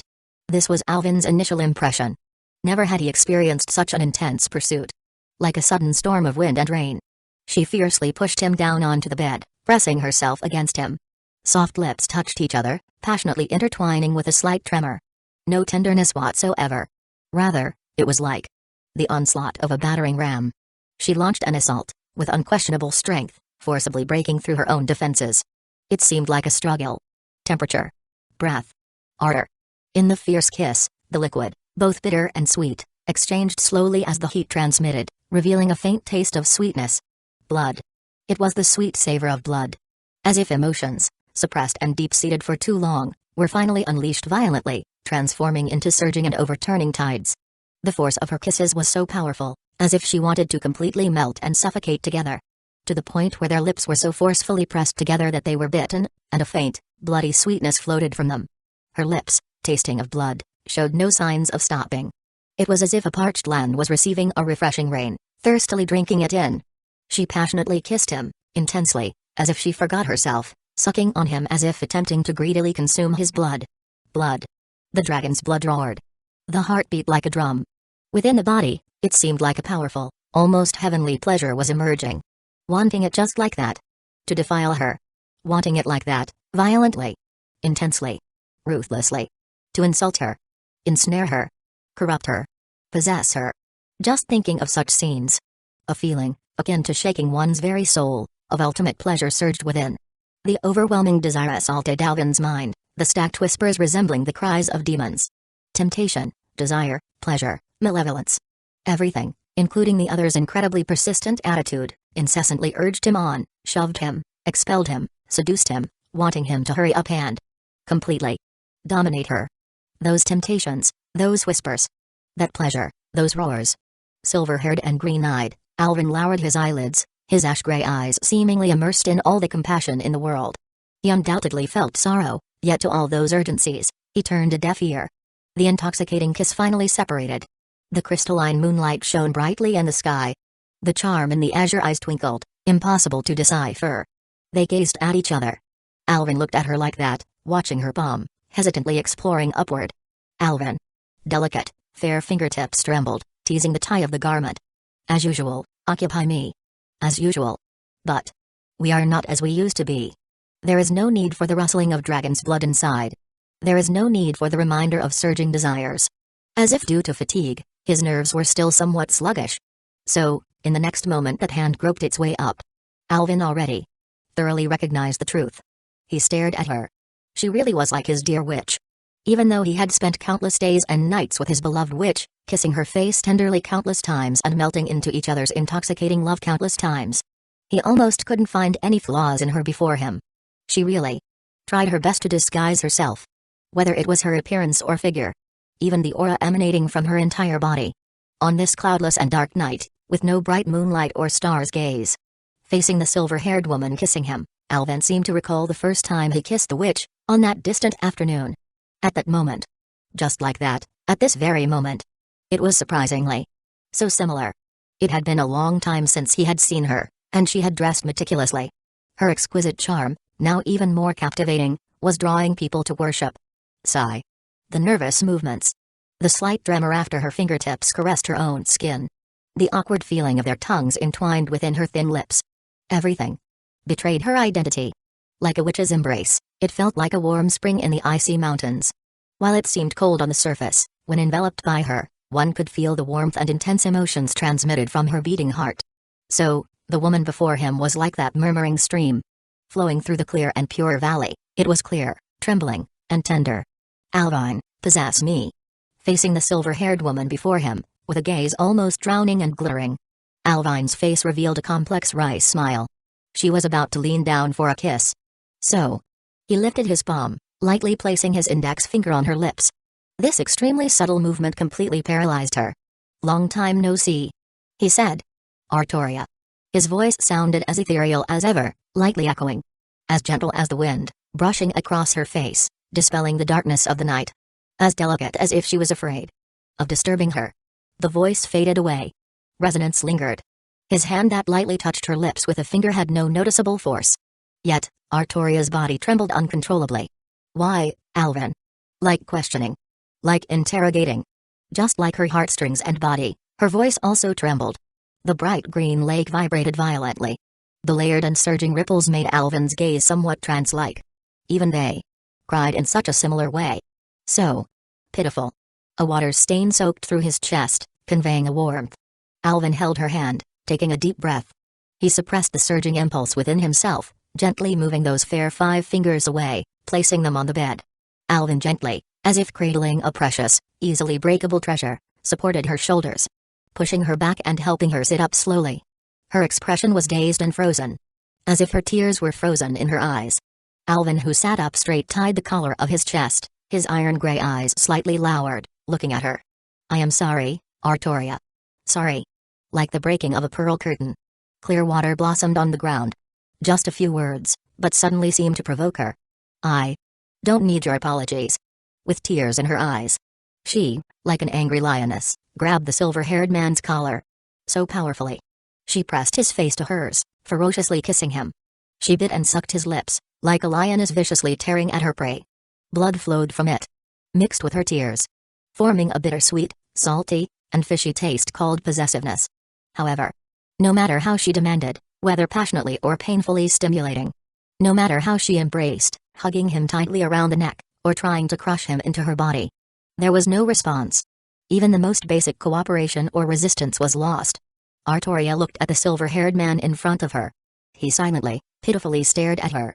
Like a demagnetized magnet. Any attraction to her had completely lost its response. Doing this is meaningless. That sorrowful gaze seemed to convey such words. Sigh. There is meaning. Holding his face, she murmured absent-mindedly. On his lips, she left traces of her own biting. Now, in front of me. You are, my meaning. Alvin. As always, as if sensing all her thoughts. The person in front of her raised his hand, and his index finger gently touched her lips. I have no love for you, Artoria. Silence. The profound night couldn't cover this deathly silence. All the biting, madness, and release, everything drained away, leaving only bitterness. Why? Artoria lowered her gaze, trembling continuously. The slightly swaying, silky silver hair covered her shadowed face. Her voice, wavering and hoarse. Why? Even when I am like this. Alvin. You recognized me, yet what's the use? You can pretend. Not to recognize me. I even replaced her. My sister. Just wanting. Briefly. To possess you. For a moment. Yes. That's right. She murmured in a daze. As if she found some vitality, she suddenly grabbed onto that life-saving straw. Tears welled up in her eyes, and she raised her head, trembling. Treat me as her, it's okay. Yes. Just pretend you didn't notice. Alvin. Just smile at me. As you do to my sister. She forced a smile. Please. Alvin. In her pupils, a heart-wrenching radiance gradually emerged. Just for tonight. Just for now. That would be enough for me. Watching her dazed, sorrowful, almost pleading smile in front of him, Alvin lowered his eyelids. I refuse, Artoria. The light in her eyes froze. As if those words were forced out from his throat. Why? Because. The silver-haired youth whispered, my heart already belongs to Morgan. Morgan. Artoria repeated the name in a daze. That hand slowly clenched. That heart gradually collapsed. Shattered on the ground, blown away by the wind. Love, separation. Hatred, resentment. Not obtaining what is sought. Seeking and not obtaining is the greatest pain in the world. As if questioning the soul. Morgan. She uttered, the final desperate release. Morgan. Morgan. Morgan. Everything is Morgan. Even if you love my sister, so what, Alvin? You love her, why can't you love me too? She roared. As if questioning in a raging storm. You turned me into a person, you pulled me down. You gave me peace of mind, but also completely took away my peace of mind. You said you wanted to save me. Unsteadily. Her words swayed. Finally, like a campfire burning out, gradually dimming. What did you actually save? Alvin just watched her. Watched her burn, watched her extinguish. Guilt. This is the guilt of Alvin Pendragon. Yes, he is truly a person filled with evil. Perhaps. He should never have entered that field of wheat in the first place. This was the cruelest parting he could imagine. To save you, what does it have to do with you? As the words fell, only silence remained. She didn't say a word. Though, through her eyes, Alvin saw tears. However, she didn't say a word. The silver-haired youth turned around and left. Artoria reached out, trying to grab him as he drifted away. But she only caught on to a cold, thin shadow. No. She couldn't even lift her hand. It was just her imagination. Love is possessiveness. Morgan has already occupied my heart, and I have also occupied hers. I'm sorry, there's no place for you in there. I have always regarded you as a friend, Artoria. Yes, it was my arrogance to try to save you but couldn't accept your feelings. Undoubtedly, it's my despicable, my sinful act, and I don't know how to redeem it.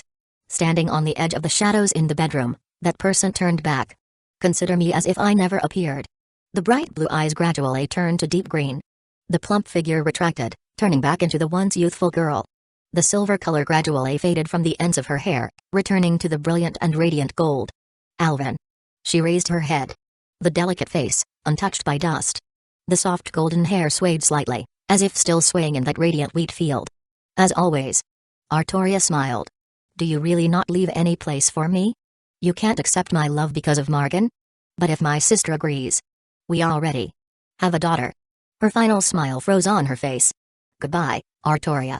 Artoria's figure collapsed. She still stood there. But collapsed. She didn't know how she walked out of that room. The entire castle had completely collapsed, the ruins burning in the towering flames.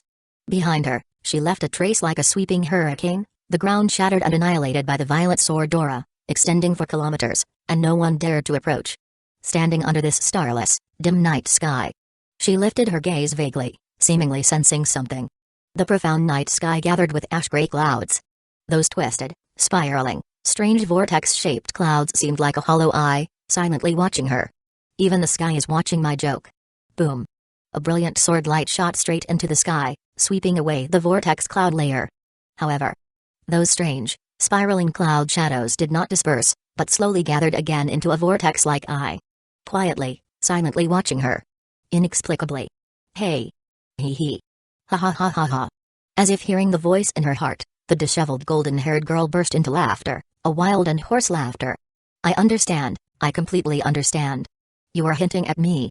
Love is possessiveness. And I selfishly love you. So, I want to possess you. If you don't love me, what does it matter? As long as I am the only one left for you to love, you can love me, right? To save you, what does it have to do with you? Yes, even if you hate me, dislike me, distance yourself from me, I still want to let you live. I want to take you back. As if suddenly remembering something, her murmurs suddenly, hesitantly, paused for a moment. Daughter. Artoria stared blankly, raised her hand, and wiped off the thick red substance on her lips. It was Alvin's blood. Alvin. She radiantly laughed happily. We will also have a daughter. Chapter, Eternal Night Spiral City. Holding incredibly complex emotions, you returned to Londinium. Before that, You had already evacuated the army near the front castle. You knew very well the despair Artoria would fall into, but you couldn't accept her love no matter what. At least, not as Alvin, because everyone except you loves her. Saying such words sounded exceptionally ironic. But, she lacked no shortage of that kind of love. However, you are the only one who loves the witch. Except for you, no one loves her. Alvin Pendragon's heart was long given to Morgan Le Fay, a vow made under the night unseen by anyone, an unwavering oath until death. You returned to the castle hall, having received Morgan's message left to assist Vortigern. Due to the violent time flown near the anchor of the planet domain, it might take her months to return to reality. Suddenly, you realized this was a ploy to lure the tiger down the mountain. You understood why Artoria chose to impersonate Morgan, because only in that way could she infiltrate the castle. Now, Londinium was filled with shadows, hidden watchers, and traps everywhere. Except for the lack of castle cannons, the defense had long been turned into an unyielding fortress under your management. Even if the blind Merlin sneaked in, he would be immediately detected, and with his non-attack magecraft, he couldn't harm Vortigern's physical form. His magecraft had no offensive capabilities. If the Knights of the Round Table attacked, you could instantly swoop back and make them regret their decision. Disguising herself as Morgan, Artoria was the perfect candidate for assassination, and no one would stop her. Ironically, she didn't choose to kill Vortigern, but instead, she came to see you. You took a glance at your daughter, who was already deeply asleep in the bedroom. Her mouth had a smile that seemed to melt hearts, sucking her fingers and murmuring the name of her beloved mother and father. For Melusine, you didn't intend to confine your daughter. However, the current situation outside the island wasn't suitable for her to go out alone. So, just like in the past, she grew up within the castle. You and Morgan were her entire world. Silently, you covered her with a blanket. Under the darkened hall, under the night, you quietly stood beside Vortigern's throne. Your shadow, mysterious and lightless, seemed to dissolve into the shadows. From now on, you would be stationed in Londinium, guarding the flesh of your father Vortigern, never leaving for a moment, until Morgan returned. Your performance on the battlefield had terrified the Celtic army and made them increasingly attentive to you. The entire intelligence system began to gather various information about you. So, apart from the kingdom, your various deeds as the adopted son of Vortigern gradually spread to the opposite kingdom. Those arrogant nobles hated you to the bone. Your name became more and more vicious and terrifying on this island. A name that completely overshadowed the white dragon Vortigern. Whether this is fate playing something funny or not, combined with your appearance on the battlefield, enveloped in flames while wielding the firelink greatsword, they gradually began to call you the Ember King, meaning a king who burns all of the wood. Enemy, you find amusement in your new title, as it's reminiscent of the nickname fans give to the final boss in games. The incarnation of kings, Soul of Cinder, is precisely the final boss of the main storyline of Dark Souls 3, perhaps subtly implying that you are the ultimate villain in this process of Age of Gods decline. Ember King, Alvin Pendragon, you are already an enemy to the world. No one in this world understands you, except for the White Dragon and the Witch. Defying Gaia, you undoubtedly become the villains who resist fate. There. Savior, your talents Beautiful Youth and Tyrant Aura have undergone a transformation. Beautiful Youth and Tyrant Aura Savior of Villains, Savior of Villains, X, sinking into the abyss, looking up at heaven, you are the savior of villains. If you are evil, why speak of redemption? If pursuing a peaceful life is also a kind of evil, then evil is your justice. Your character, will, and determination make villains bow before you.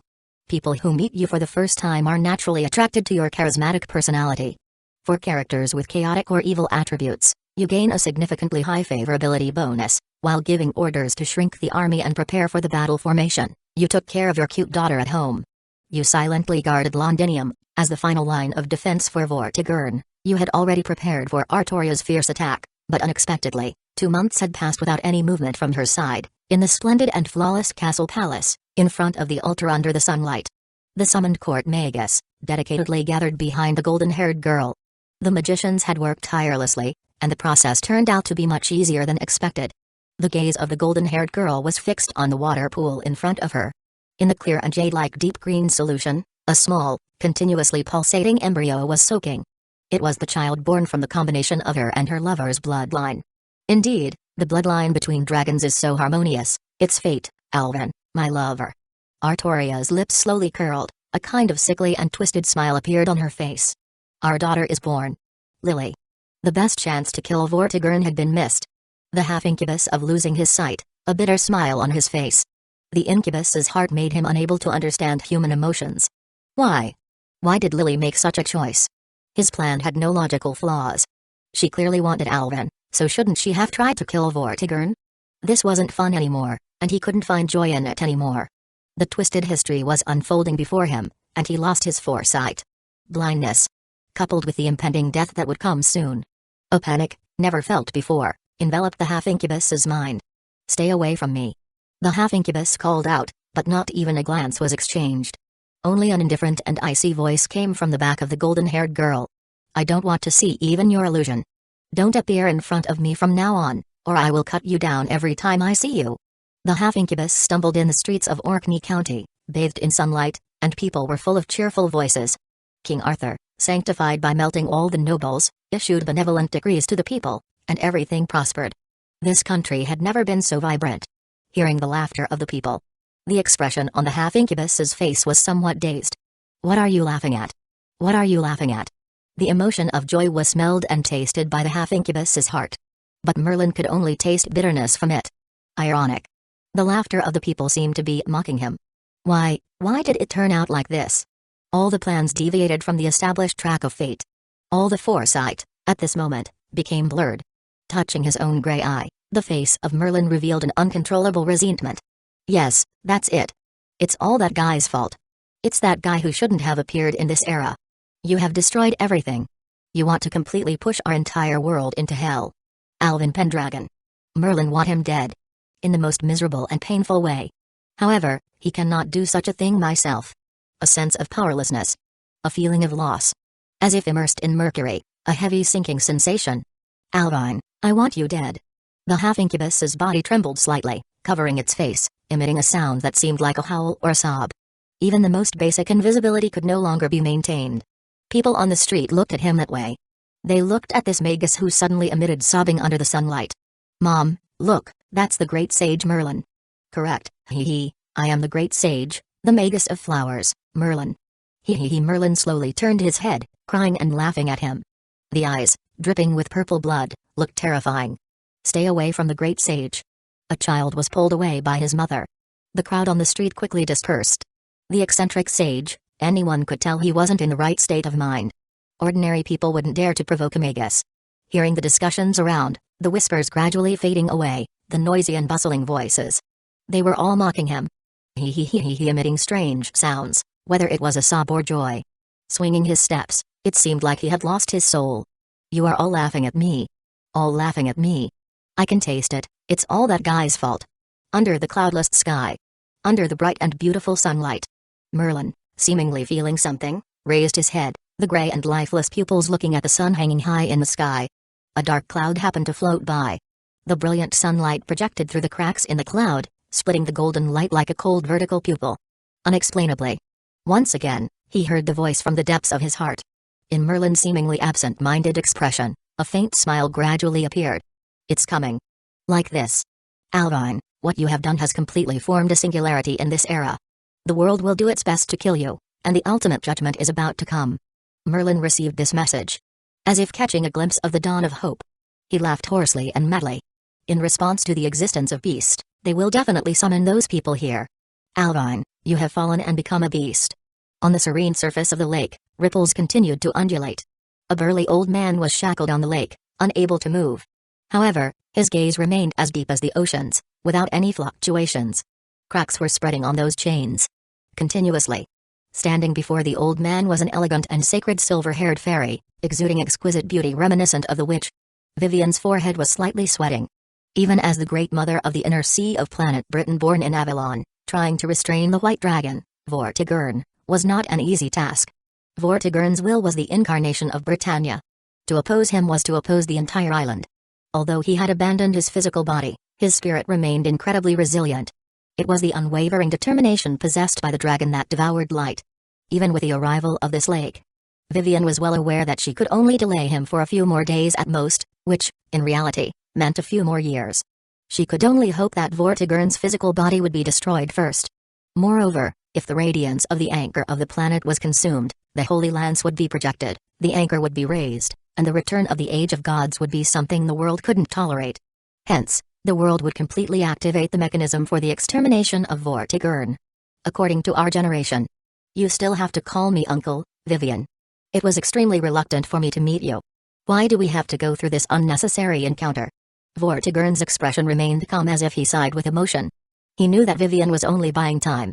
Since you are reluctant, why bring it to this, Vortigern? Vivian's wrist trembled slightly, enduring the immense pressure from Vortigern. As a white dragon, it's easy for you to live. As long as you give up the return of the Age of Gods, the inner sea of the planet will no longer reject you. Live?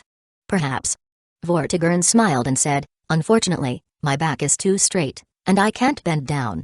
Even though his entire body was bound by chains, enduring the tremendous pressure from the lake. The words he spoke made Vivian bitterly speechless. Yes, there are always people in this world who are unwilling to live a mediocre life. Although Vivian bears the responsibility of guarding the inner sea of the planet, Vortigern's determination to oppose the world also moved her. I can't bend down. The expression of the fairy seemed somewhat absent-minded for a moment. Suddenly, splat! A shadowy dagger pierced through Vivian's back, causing her to violently vomit a pool of luminous blood. Morgan. Vivian's face was filled with astonishment. She hadn't even sensed Morgan's approach. Morgan's strength was something she was most aware of. Moreover, being opposites, they inherently possessed a mutual sensing ability. How could this go unnoticed? Unless, Morgan's strength had long surpassed her own. Vivian, do you think I waste so much time talking to you for no reason? The lake stirred as the shackles binding Vortigern's entire body gradually began to crumble. I am waiting for Morgan. Crack. Suddenly exerting force, he shattered the last chain on his body. Farewell, Gage. Vortigern raised his gaze, looking at the dimly glowing anchor of the planet in front of him. Once again, he spread his hands. Gathering radiance, the phantom of a holy lance became more defined. Last 2 days. The dark figure of the witch slowly emerged behind Vivian. Seizing the opportunity, she delivered a deadly backstab. This is to repay you for the last favor, Vivian. You infused me with all your malice, and I no longer care. You enjoy fame while I endure hatred, and I am indifferent. And yet, you almost killed my Alvine. The eternal flame, embedded within her for 3 years, had been developed day and night by the ultimate life form for another 3 years. Her magical energy had become much stronger than before. The silver-haired fairy smiled bitterly as she coughed up blood. In their relationship as beings of light and darkness, they were each other's most formidable opponents. Morgan. That was not my intention. It was the fairy, so what? What have you done over these years? The witch's expression was indifferent and cold, her deep blue eyes seemingly filled with chill. You sit by your fairy lake, enjoying people's praise and admiration. Listen to you, the Lady of the Lake, what a beautiful name. Your legends and poems spread across this island, and people eagerly explore various mysteries to witness your beauty. The witch laughed. So? What about me? Her words flickered like flames. I am confined to a dark castle, singing my love to shadows. No one, including my father, welcomes me. People avoid me, calling me a calamity, an enigma, and a monster. What have you done? What have you done? With these questions, the witch herself shook her head dumbfoundedly and chuckled. You have done nothing. I am sorry. Vivian smiled bitterly, unable to find words. Because, indeed, she had done nothing. She accepted all the goodwill from everyone without guilt. She shone brightly, welcomed and loved by people. The fairies were the ones who separated good from evil. What did that have to do with her? An apology was not enough. So how could she make amends now? Morgan, Vivian struggled to raise her hand, as if trying to comfort the dark version of herself. Reunite as one. You can become the eternal Great Mother, and I will return all my power to you. This is my redemption. Her trembling wrist. But she was unhesitatingly ignored. I don't need that, Vivian. I, with my dark shadow, don't need your dazzling light. The witch spoke each word deliberately. Because, I already have light. Vivian was stunned. She was rejected. Despite them being two sides of the same coin, Morgan could immediately become the Great Mother by swallowing her. In this way, Morgan's personality might be influenced by Vivian's benevolence, and Morgan might be able to dissuade Vortigern. But Morgan refused. Because she already had her own light. Is that so? Vivian smiled bitterly, raising her gaze. She was the fairy of the lake, the Great Mother of the inner sea of the planet. As long as Avalon wasn't completely destroyed, she wouldn't be truly killed. But now. Sorry, Morgan. I actually knew you were coming. This is also for protecting the world. Forgive me. Dazed. The light seemed to become more intense. In the slightly stunned expressions of Morgan and Vortigern, the radiance on Vivian's body instantly became stronger, completely covering her entire body. The witch stared blankly, watching as Vivian's figure collapsed, turning into countless threads of light that wound around herself. Vivian sacrificed herself, extinguishing her consciousness. With the dual attraction of light and darkness, she forcefully began to merge with Morgan.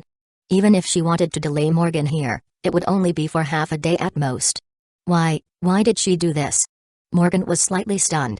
After the fusion, she could immediately help Vortigern devour the radiance of the anchor of the planet. She vaguely realized Vivian's intentions. A terrified expression appeared on her face. Alvin. Holding Melusine's hand, the silver-haired young man strolled leisurely with her in the garden under the nightfall. Smooth silver hair cascaded behind his head, and a pair of small dragon horns adorned his forehead. The girl's face was meticulously crafted, her azure eyes inheriting the beauty of her mother, sparkling like stars and serene like a lake. "Daddy, when will Mommy come back?" The silver-haired young man smiled, teaching his daughter to recognize the names of the flowers. The beauty in this garden, stacked together, couldn't compare to even a fraction of Melusine's cuteness. "She will be back soon." In a moment of trance, as if sensing something, Alvin raised his head and looked towards the cloudless night sky. "My dear." The scorching sun hung high, and everything flourished. In the cloudless clear sky, a mournful sound suddenly echoed. "Wah, again. Again from the high altitude. Mash. Hold on to my waist, senpai." Boom. The figures of two people wielding large shields crashed to the ground like meteorites, stirring up clouds of dust that spread through the dense forest. Phew, landed safely. The red-haired girl rubbed her head, slowly lifting her gaze, only to see the flushed face of her purple-haired kuhai whom she had pressed beneath her. "Senpai. We were tightly hugging each other just now." Being stared at like that by her kuhai. TCH, a bit embarrassing. "Yes, sorry." Ritsuko Fujimaru immediately got up, glancing around at the forest environment. For a moment, she felt like something was missing. "Wait, where's Cough. Cough cough." Cleared his throat with a couple of coughs. A gentle and refreshing voice of a man sounded in front of the two. "Welcome to Britannia, my friends. I am the Magus of Flowers." Boom. The small beast with snowy fur shot out in a spiral, viciously swiping its claws across the face of the Magus of Flowers. "Die, Merlin." And the half-incubus tumbled to the ground. Ritsuka and Mash looked at the scene where a person and a creature were entangled on the ground, their expressions appearing slightly bewildered. "Oh, so that's how it is. Merlin-san, was a familiar you once kept." "No, in a single timeline, two bodies cannot exist simultaneously, so the Saint Graphs of the Tooth have merged." Ritsuka murmured this information, looking up at the Magus of Flowers in front of her. "By the way, your eyes." The Magus of Flowers in front of her had a magnificent face full of charm. However, he kept his eyes closed, and two faint purple blood stains seeped from his eye sockets. He was blind. The legendary sage, Merlin, was blind. "Well, it's a long story, Ritsuka-chan." Merlin smiled like a spring breeze. "The terrifying enemy you are about to face, I once tried to stop him, and then it ended up like this." Hearing this, Ritizuka and Mash couldn't help but be astonished. "A despicable guy." "No, it's because I was too weak." The Magus of Flowers sighed, shaking his head with a smile. "So, you mustn't be careless. Any bit of slackness is impossible against that person." "Got it. Thanks for your advice." A campfire was lit in the forest, grilling wild game. The red-haired girl contemplated the information about this singularity, her expression very serious. A bounded field unfolded before her eyes, and a solemn voice from a man with a single ponytail and a large coat resonated accordingly. "The mission to stop the goddess Rong Ominiad has failed, Ritsuka." "No, it wasn't the goddess Rong Ominiad at all. It was King Arthur herself. Our judgment has completely deviated." Ritsuka tightened her fist. Yes, they had made a big mistake. Why did it turn out like that? By planting the Holy Lance and intending to trim the world for the perpetual cycle of Britain's history, it was not the will of the goddess, but the King Arthur herself. Recalling her encounters with her comrades, the red-haired girl's face revealed a somewhat unspeakable sadness. Mash, by her side, gently held her hand. They were the last masters of humanity, agents of the organization preserving human history, Chaldea. Up until now, they had repaired several singularities, witnessing various poignant farewells along the way. The most recent one was in Jerusalem in the year 1273, where a singularity with a Human Order Foundation X had appeared. It represented a severe deviation in that singularity's history. Summoned by Uchiha, King Arthur wielding the Holy Lance. She established the holy city Camelot in the Jerusalem desert, created a sacred tree with the Holy Lance, and aimed to trim the world for the perpetual survival of Britain's history. Under the leadership of Bedivere, one of the Knights of the Round Table, Ritsuka and her party embarked on a journey to return the Holy Sword. King Arthur could never want to destroy humanity. So they judged that it was the will of the Holy Lance Wrong Omniad that had taken over King Arthur's will. But they failed. Bedivere went as far as to sacrifice everything, adhering to 1,000 years of loyalty and perseverance, presenting the shattered silver arm to that king. However, all he received was her ice-cold response. Get lost. Despair. Complete despair enveloped everyone's hearts. They were wrong. This wasn't the goddess Wrong Omniad, it was King Arthur herself. Her own will was to destroy the world. To save the king, we must reach that day for sure. Bedivere sacrificed his last life, giving the shattered silver arm, the remnants of his life, and sent them back to Chaldea. The original singularity continued to burn with human order. And a new, even more terrifying singularity emitted a massive alarm in Chaldea. It was the year 527 AD in Britannia, a huge crisis that would overturn the entire world, not Goetia's doing, but a mutated singularity. The eternal night spiral city, Londinium, found it, the image of a girl wearing a splendid dress with a mix of blue and red hurriedly squeezed into the communication. In the era you entered, King Vortigern is about to pull out the Holy Lance, causing Britannia to return to the Age of Gods.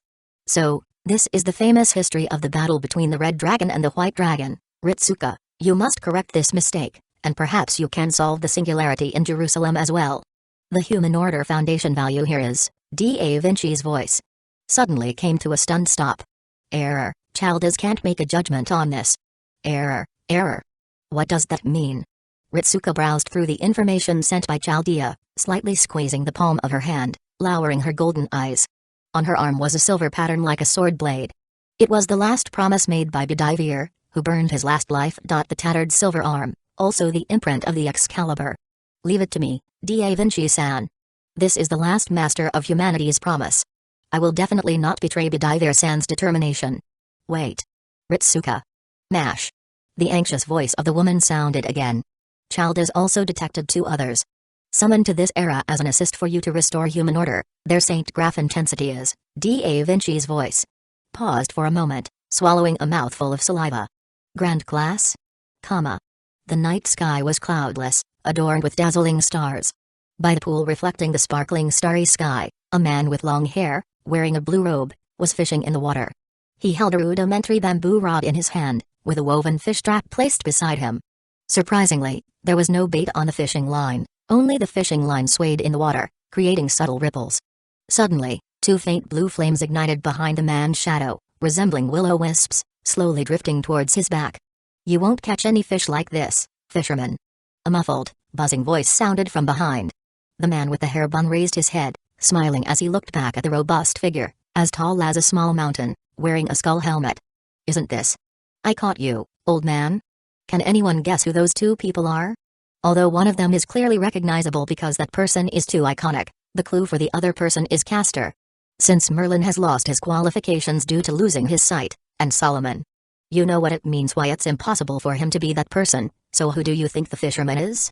Chapter 60. Amidst light and night, gazing at each other, the night sky was vast and devoid of clouds, adorned with celestial brilliance. A baitless fishing hook swayed gently on the water's surface, creating layers of delicate ripples. In the pool, a group of small fish curiously swam towards the hook, observing it from a distance. They had never been caught, unaware of the danger that lurked within. As for the person who was caught, I am a fish, declared the robust figure in armor, emitting a muffled buzzing sound from his skull helmet. The statement sounded like a dry joke acknowledging the other's humor. However, standing in the presence of the oppressive aura emanating from the old man, no one could genuinely find it amusing. He was the old man of the mountain, the king of assassins who assassinated kings, the assassin of assassins. Grand assassin, Hassan Isaba. But, ha ha ha ha ha. The man with long hair who was fishing burst into hearty laughter unexpectedly. It seemed he had grasped the humor in the situation, laughing until tears threatened to fall. Ha ha. Old man, everyone thinks you are the kind of guy with no sense of humor. The old man remained silent for a moment. In fact, I have a sense of humor. Just that, everyone who sensed it has died. Ugh. There was no way to counter that. Splash. The long-haired man lifted the fishing rod with a grin and water sprayed. Oh my, I never expected that one day I would be doing a mission with you, old man. Even though our superiors don't have any relationship with each other. TSK, this is really an unusual occurrence. It seems. The one we are dealing with this time is an exceptionally tricky character. The man extended his hand, gently plucking the small silverfish caught on the hook and squatting down to release it back into the pool. The fish had been caught. The angler enjoyed the process of fishing. And he is a fishing teacher and the most famed fisherman. Grandcaster, Taigong Wang. By the way, it wasn't easy for me to squeeze in. In these increasingly chaotic times, even overtime has to be snatched away. The imposing old man remained silent for a moment. Same here. Huh? The man with long hair squinted his eyes, slightly opening a gap, and a trace of astonishment gleamed in his purple eyes. I was eating meals and singing songs when I was suddenly called in for overtime. Temporary work without overtime pay. Same here. TSK, I asked my old man at home what was going on. He just smiled with dust on his face, wearing that expression of a mysterious person who won't reveal secrets and is asking for a beating. The man with long hair squinted his eyes, rubbing his chin as he recalled. Well, I guess in all likelihood, the old man himself doesn't know, so he can only bluff his way through. Same here. The atmosphere stagnated slightly. The man with long hair looked up, gazing at the vast, cloudless night sky, a genuinely interested expression appearing on his face. It's interesting. What kind of person would simultaneously attract the attention of both sides? He lightly lifted the fish trap with his fingertips, hanging it on his arm. Since he wasn't tall enough, he had to tiptoe slightly. Patting the old man's shoulder, a hollow echo rang out. Was there really a person inside that armor? Let's go, time to work. The strange and magnificent attire, the towering shield, and the universally known sage. Two beautiful girls and a silver-haired man strolled together on the streets of the capital of Orkney, drawing curious glances from the passers-by due to their peculiar attire and distinctive group. Indeed. King Arthur remains a noble and considerate ruler even now. The historical records were accurate. Ritsuke couldn't help but sigh as they observed the lively and prosperous scenes on the streets, filled with laughter and happiness. In contrast, the holy city that had risen in Jerusalem seemed like a hellish place. To discover that King Arthur is a woman is already surprising, and her virtues are beyond reproach. But what could have changed her mindset? As such an honorable ruler, she wouldn't desire the destruction of the world. Ritsuke pondered. How virtuous was the king? This was evident just by looking at the smiles on the people's faces in the streets. Such things were unseen inside the holy city Camelot. Only the yellow-skinned, emaciated refugees with faces marked by numbness and suffering. I watched Lily grow up all the way. If you want to know who has influenced her the most. The silver-haired magus with closed, blood-stained eyes smiled gently. He was well aware of Chaldea's purpose in coming here. Of course, it would be. On the other side of the sea, your terrifying enemy. The son of the White Dragon. The son of the White Dragon? Mash tilted her head. In Chaldea, she had been systematically taught human history. The battle between the Red Dragon of Britain and the White Dragon of Britain was a classic episode in history, adapted and sung in various legends and poems.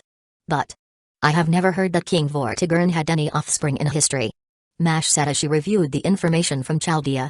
In the history of humanity, Vortigern met his end under the assault of King Arthur and the Knights of the Round Table and left no descendants behind. Yes. It was the witch Morgan. Merlin said with a smile. I developed Lily, the daughter of the Red Dragon, and took away her position as the king. She seemed dissatisfied, so she conspired with Vortigern and developed the son of the White Dragon. And now, she's not only developed the son of the White Dragon but also the queen of that son. Haha. I must say, this witch really knows how to play the game. Merlin's playful tone was light and airy, almost as if he was teasing. The tangled family relationships in Britannia made Ritsuka and Mash exchange a glance, their faces slightly blushing. The red-haired girl rubbed her forehead and began exchanging information with Da Vinci of Chaldea. I see. The slightest deviation from the witch Morgan has led to such a massive divergence in history. Yes, upon closer consideration, her motive seems very reasonable. Because Merlin, you created King Arthur as the daughter of the Red Dragon, she also wanted to create a son of the White Dragon. Losing her throne, she developed a somewhat similar mentality. It's human nature. This son of the White Dragon might be the fundamental reason for the formation of the singularity. However, just adding a character is not enough to deviate the foundation values of human order to the level of error. What exactly did this son of the White Dragon do? Mash asked. It's a complicated situation. If you stay in the city for some time, you can ask the ministers in Orkney County. They will be able to provide you with more information. The group halted, looking up at the magnificent and extravagant castle before them. This was King Arthur's palace.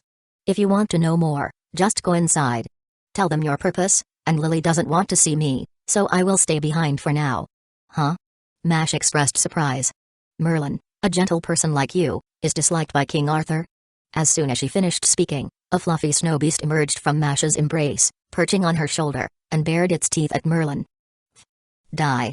Melon, ahaha. Merlin raised his hands in surrender. Because I interfered with her feelings. This kind of thing is hard to persuade, especially if it's you guys. You should understand, right?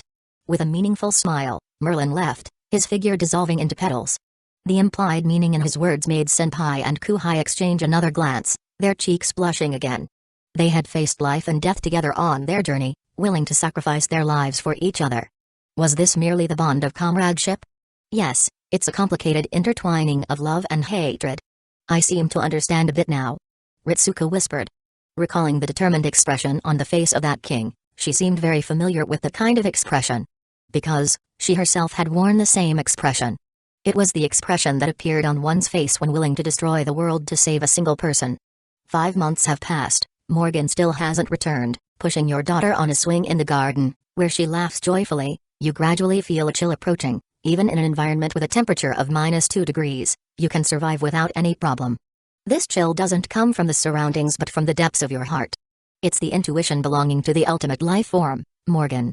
Something must have happened. You really want to go to the inner sea of the planet to find your wife, but as the son of the White Dragon, you constantly feel that resistance. Like Vortigern, you are also rejected by the inner sea of the planet. Moreover, you, like it or not, have to stay in Londinium, this vast fortress city. Only you can serve as the final line of defense for Vortigern. Above the sky, dark, spiral-shaped clouds begin to gather, exuding a silent and desolate gray color. At the center of those swirling cloud layers is a hole, as if a hole had opened in the world. You vaguely have a premonition.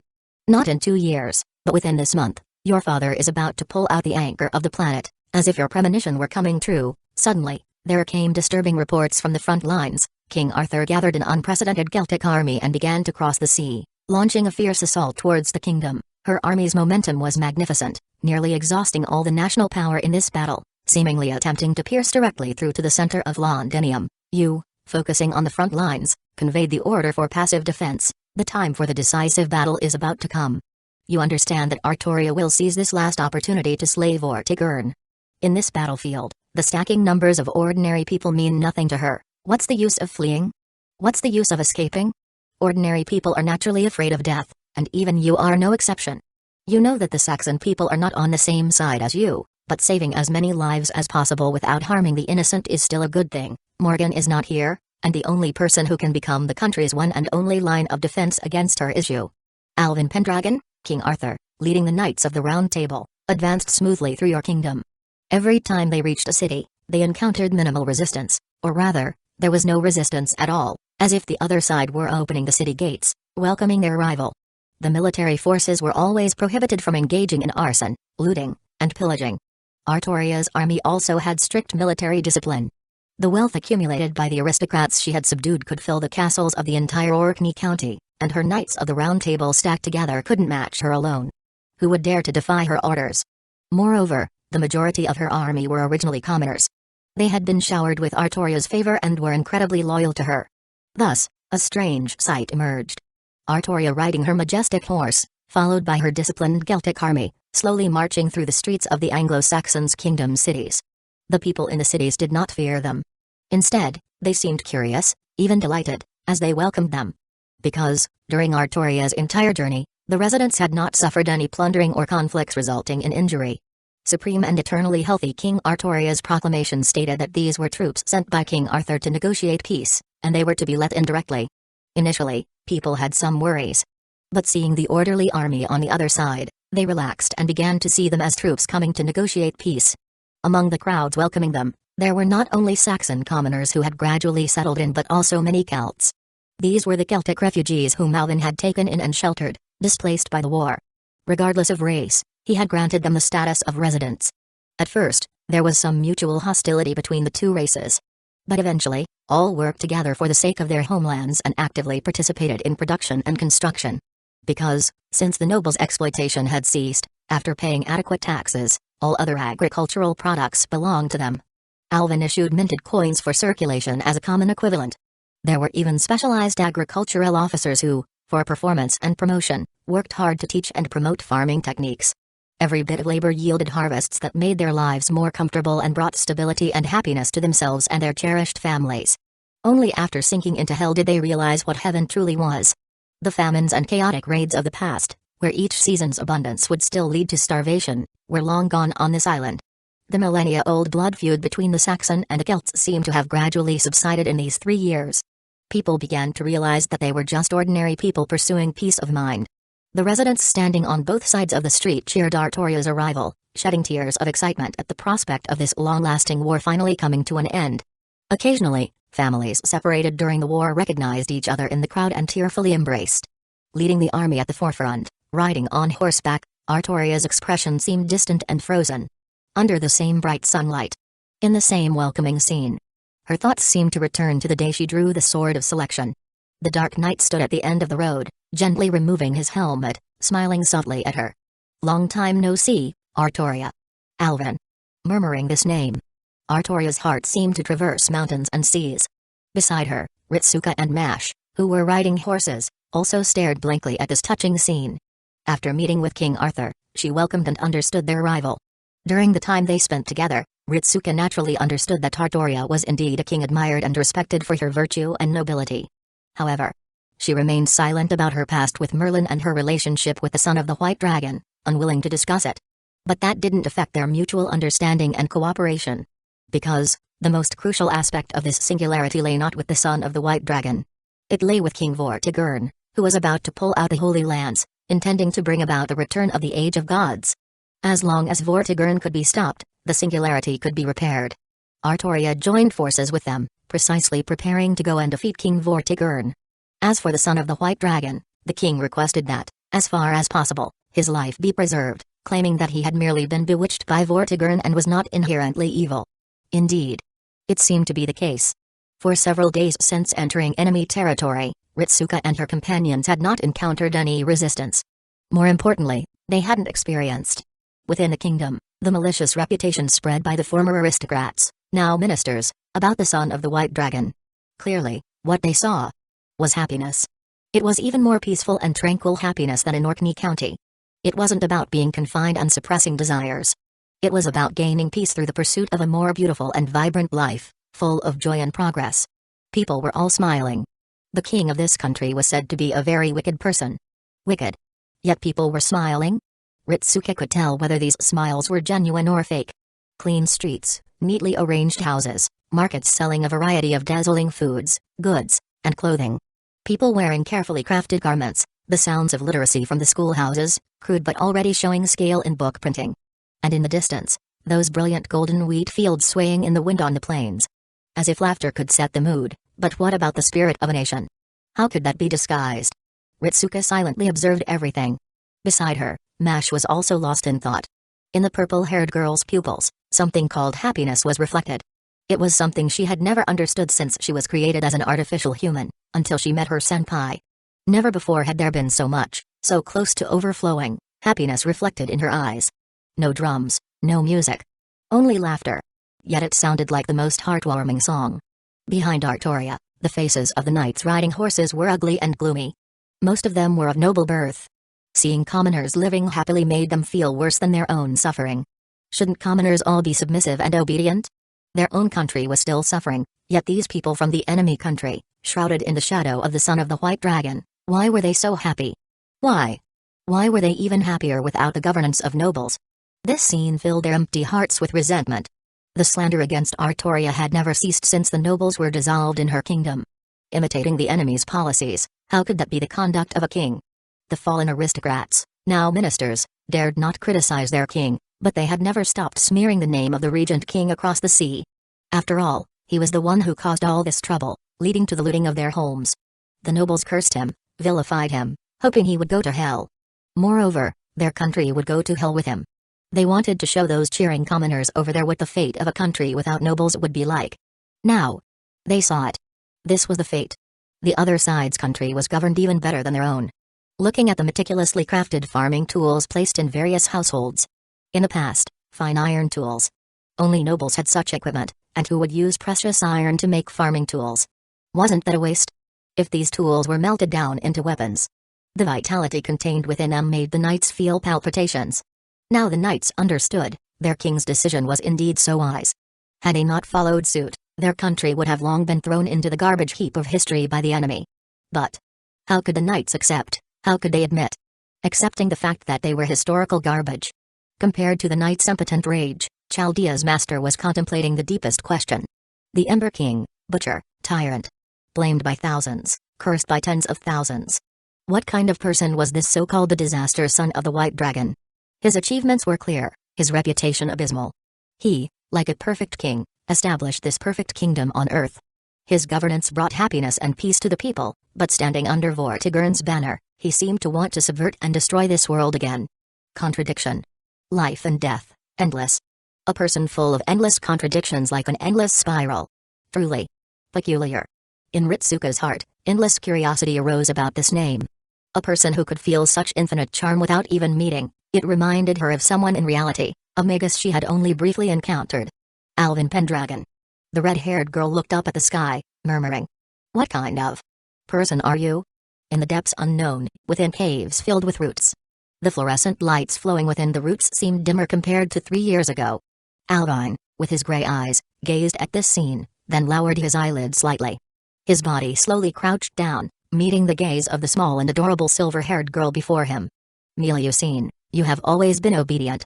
As he caressed his daughter's silver hair, he softly chuckled. You are a good girl, right? Yes. I am a good girl. Daddy. Melusine blinked her eyes, nodding vigorously, bouncing around. Her gaze slowly swept around her surroundings. Where is this, Daddy? It's pretty, but so dark. This is our basement, a hiding place for hide and seek. The silver-haired young man spoke softly, then listened to his daughter's innocent voice. Daddy, are you leaving? Alvin fell silent for a moment. A bitter smile appeared on his face. Yes. Mom has gone on a long journey. Daddy needs to take care of Grandpa. You have to stay here alone for a while. I have prepared everything you like to eat. If you are hungry or thirsty, remember to eat. I know you are afraid of being alone, afraid of the shadows, Melusine. But don't be afraid, because even the shadows are Daddy. Just like always, my beloved Melusine. This is a game of hide and seek. Do you understand Daddy's words? Looking at the Daddy before her with lowered eyelids. Melusine blinked her deep blue eyes. She nodded vigorously. It was just a game of hide and seek, and she was the best at hiding. In any case, don't go out. No matter what vibrations you feel, no matter what sounds you hear, don't go out, Melusine. Mom will come to get you. Mommy will come to get me, then, what about you, Daddy? But there was no answer. As usual. Before the game of hide and seek, Daddy hugged her and made a gesture to shush her. Melusine quietly ran away. The last embrace, that warmth gradually disappeared, just like the fading figure of her daddy. She crouched silently in the darkness, the deep shadows enveloping her whole body. But this time, Melusine didn't feel afraid. Because Daddy said so. The shadow was him. Melusine curled up in the shadow. It was as if she was still curled up in her daddy's warm embrace. 15 days have passed, and King Arthur's great army is about to besiege the city. You have long evacuated all the soldiers and residents. This once prosperous fortress city under your rule now lies silent, like a dead city. Numbers are meaningless. Across this entire island, only you can bear the responsibility of guarding Vortigern. Silent and unmoving, you stand atop the grand castle. Though it is broad daylight, your surroundings seem to be shrouded in flickering shadows like flames. A strange, slowly flowing, spiral-like cloud cover hovers over the city's skyline, a sign of the impending projection of the anchor of the planet. You gently grasp the hilt of your sword, unleashing the radiance of the ultimate life form without reservation. In an instant, the sunlight is devoured by you. The intense daylight swiftly transitions into profound eternal night. A dim and lightless night sky envelops the entire firmament of Londinium. With your own strength, you have completely altered the celestial phenomena of this fortress city. Londinium welcomes the silence and tranquility akin to eternal night. The scorching sun hangs high, and all things grow. All of Britain seems to prosper as usual. However, no matter how intense the sunlight, no matter how bright the sun, it cannot penetrate the shadow belonging to the son of the White Dragon that looms over the city. The city beneath the eternal night spiral is also the ultimate battlefield. Under this eternal night spiral stands the savior of villains. Bathed in the lightless shadow, it is the moment of the king's ignition, just as it was 10 years ago. Standing on the high tower of the castle, your gaze gradually rises, gazing toward the farthest reaches of this land. On the verge of extinction, a brilliant golden light faintly emerges from the horizon, bathed in this clear, exhilarating sunlight. The advancing Celtic army has crossed the final pass. In the distant, boundless horizon, there seemed to be a sudden dimming. Everyone seemed to sense something and lifted their gaze towards the end of the road, where stood the magnificent fortress city. hissing. The sound of gasps echoed incessantly. Everyone was dumbfounded, staring blankly at the scene resembling divine wrath. The daylight was taken from them. The sunlight was devoured by him. A profound and vast shadow shrouded the entire city.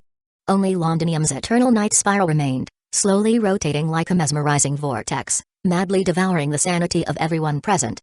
For a moment, silence enveloped everything. The world fell silent. Darkness crept in, shrouding everyone's minds in uncertainty.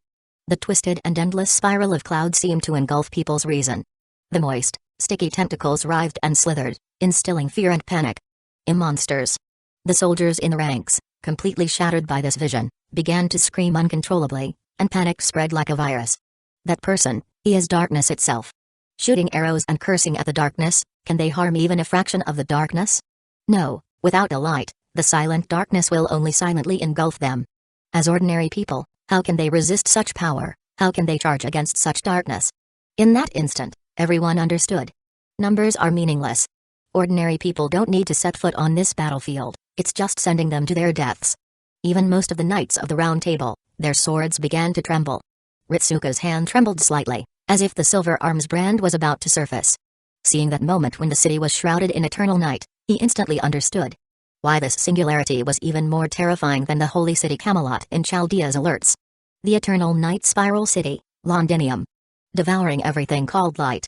Mash gripped Ritsuka's hand. They looked at each other with palpitations. Everyone, at this moment, couldn't help but be afraid. Except for her. Just like the once brilliant wheat field. The soft golden hair swayed slightly in the wind. Artoria lifted her gaze, looking at him, who had turned into a point at the highest point of the city that was now consumed. He stood guard in the night. She bathed in light. Under the interweaving of light and darkness, they looked at each other, relentlessly. His silver hair scattered in the wind. He smiled as usual. Just like his smile once. Equally warm, equally bright. "Long time no see, Artoria," he said softly. The golden-haired girl lifted her hand in a daze, as if wanting to touch his face across the thousands of meters of light and shadow. "I have come to save you, Alvin." Chapter 61, Standing atop the mountain range.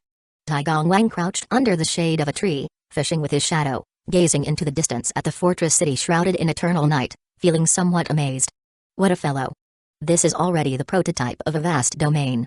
If it goes further, it would be considered a grand magecraft. Replacing reality with a reality marble composed of mental landscape. His magical energy, even from such a distance, makes me palpitate. Old man, he's just a step away from becoming beast. Recalling the various experiences of the past 2 months.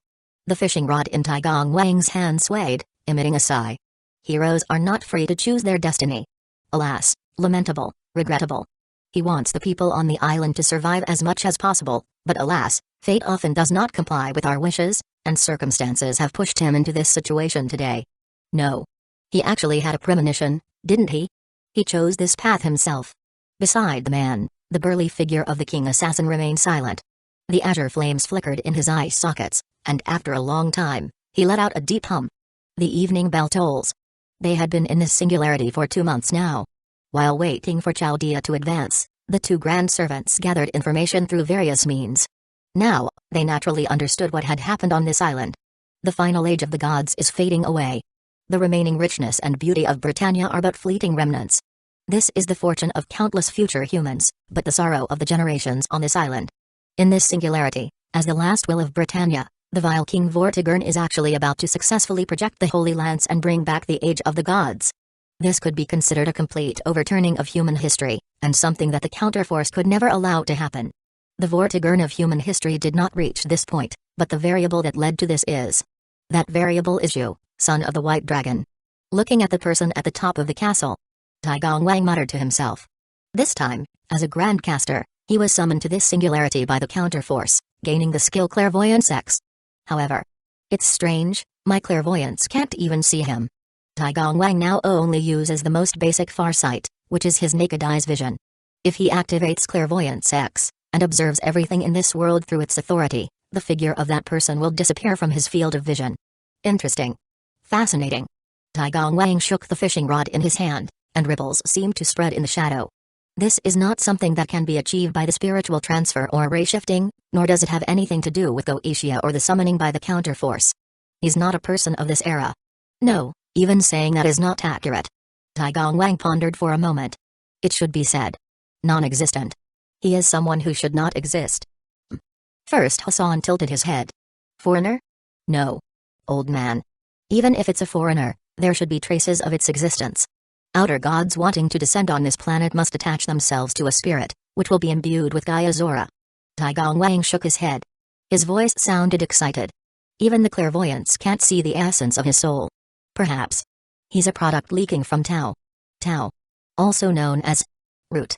The perfection, the truth, the vortex of chaos, the outside of the world, all casualty. Different cultures have different names for root. According to the hermit's understanding, it is also the Akasha records. First Hassan pondered slightly. Yes, you understand, don't you, old man? Vortigern is insignificant. This person, Alvin Pendragon, is the purpose for which we were pushed here by the old men. Swish. Tai Gongwang raised a fishing rod. A shadow, just like that, he fished it up from the distant fortress city, thousands of meters away. He reached out, and his fingertips gently lifted the thin, almost invisible shadow. Clearly a shadow, yet it flickered like flames. Just a moment of contact. Hiss. Tai Gongwang's fingertips suddenly emitted a faint hissing sound. The skin of his fingers began to slowly wither and shrivel. Wow, this thing can even scorch my soul. Bang. A dark purple flame quickly surged in Tai Gongwang's palm, dispersing the shadow. After extinguishing the flame, he vigorously slapped his palm and sleeves to make sure the thing was completely gone, before finally heaving a sigh of relief. Sucking on his own fingers, Tai Gongwang showed a relieved expression. First Hassan just silently watched him. So familiar, the aura of the abyss. TSK, that's right. That kid is your kind, old man. Sucking on his fingers. The skin on his fingertips finally returned to its plump state. Tai Gongwang then wiped the saliva off his armor. Not only did he touch the concept of death, but his magecraft also carries the effect of scorching souls. You don't mind, because you're half dead already. But I, particularly dislike such troublesome things. Or should I say, our Saint Graf is not enough to deal with that person. He is the last glimmer of the Age of Gods, and even with the addition of the team below, it's still difficult. We need more Grand Servants, and Counter Guardians. To ensure a 100% correction rate, the counterforce will definitely send more people. What a spectacle. It's been a long time since we have had such an exciting battle. Anticipating the subsequent situation, Tai Gongwang's purple eyes opened slightly, then he looked with interest at the top of Londinium's tallest tower, at the man who was universally feared, Alvin Pendragon. Alvin Pendragon. Who are you really? No, what are you, exactly? In a trance, as if sensing something. The silver-haired youth slightly turned his gaze and looked straight back. Tai Gongwang immediately closed his eyes and held First Hassan's hand. The figures of the two seemed to ripple like water mirrors, and in an instant, they were transported to the blind spot in the field of vision behind the mountain. Oh my, Tai Gongwang covered his heart and chuckled. I almost got caught, what a terrifying guy. That's not even the most terrifying thing, gentlemen, be cautious of the strange sword in his hand. Crimson petals fell from the sky. The figure of the Magus of Flowers quietly appeared behind the Grand Servants. Both turned back as if sensing something. As Grand Servants or each other's candidates, they were all familiar with each other. Seeing Merlin's face, his closed eyes and blood flowing from his eye sockets. First Hassan made a sound of acknowledgement and remained silent. A teasing expression appeared on Tai Gongwang's face involuntarily. Merlin, how did you end up in such a sorry state? At the words, Merlin could only smile bitterly. What do you think? Oh, no wonder. I thought this era of Britannia was your territory. Why am I, as a Grandcaster, summoned, while you didn't come along? Tai Gongwang burst into laughter, unable to contain himself. Ha ha ha. I see, it's because you are blind. He knew the temperament of this half-incubus. He liked to make fun of others, but now he had become the #1 target of ridicule. Merlin, who had lost clairvoyance, no longer had the qualifications to be summoned as a Grandcaster, effectively being kicked out of the Grandcaster candidate. Why jest, fisherman?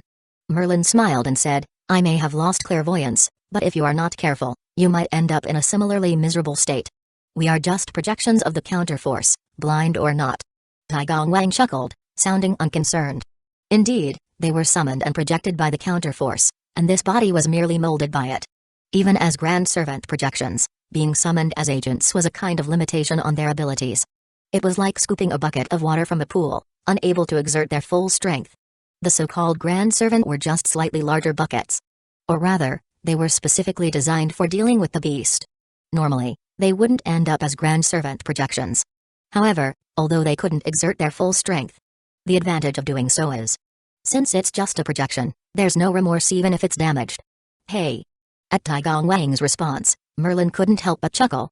He didn't really want to remind these two, but he was worried that negligence in defeating Alvin would lead to failure. Even if it's a projection, so what? Go try it, that sword can directly attack the essence of your heroic spirits. The smile on Tai Gong Wang's lips froze for a moment. First Hassan's armor made a clacking sound. There can't be such a weapon. Tai Gong Wang's tone became solemn. Breaking through the heroic spirits is equivalent to penetrating the barrier of the world and throne of heroes. Do you think I am blind? Despite his own suffering. Hearing the other's incredulous tone, Merlin couldn't help but feel somewhat satisfied. My illusions were pierced by his sword, injuring my body in the inner sea of the planet. Such an effect. Tai Gong Wang and First Hassan glanced at each other. That's right. If that were the case, it might actually be possible to damage their essence on the heroic spirits through the projection. What kind of sword is that? Some sort of British holy sword? Tai Gong Wang had noticed the strange spiral sword on the opponent, but unable to recognize it, he thought it was just an ordinary British holy sword. After all, there were too many sacred swords in Britain, they couldn't count them even if they used both hands and feet. Even if it's the Excalibur, which is free from 13 restraints, wouldn't be able to penetrate the heroic spirits like that. Merlin shook his head, frowning. I can't identify that holy sword. No, that's not even a holy sword, and it's not even a sword that should exist in this world.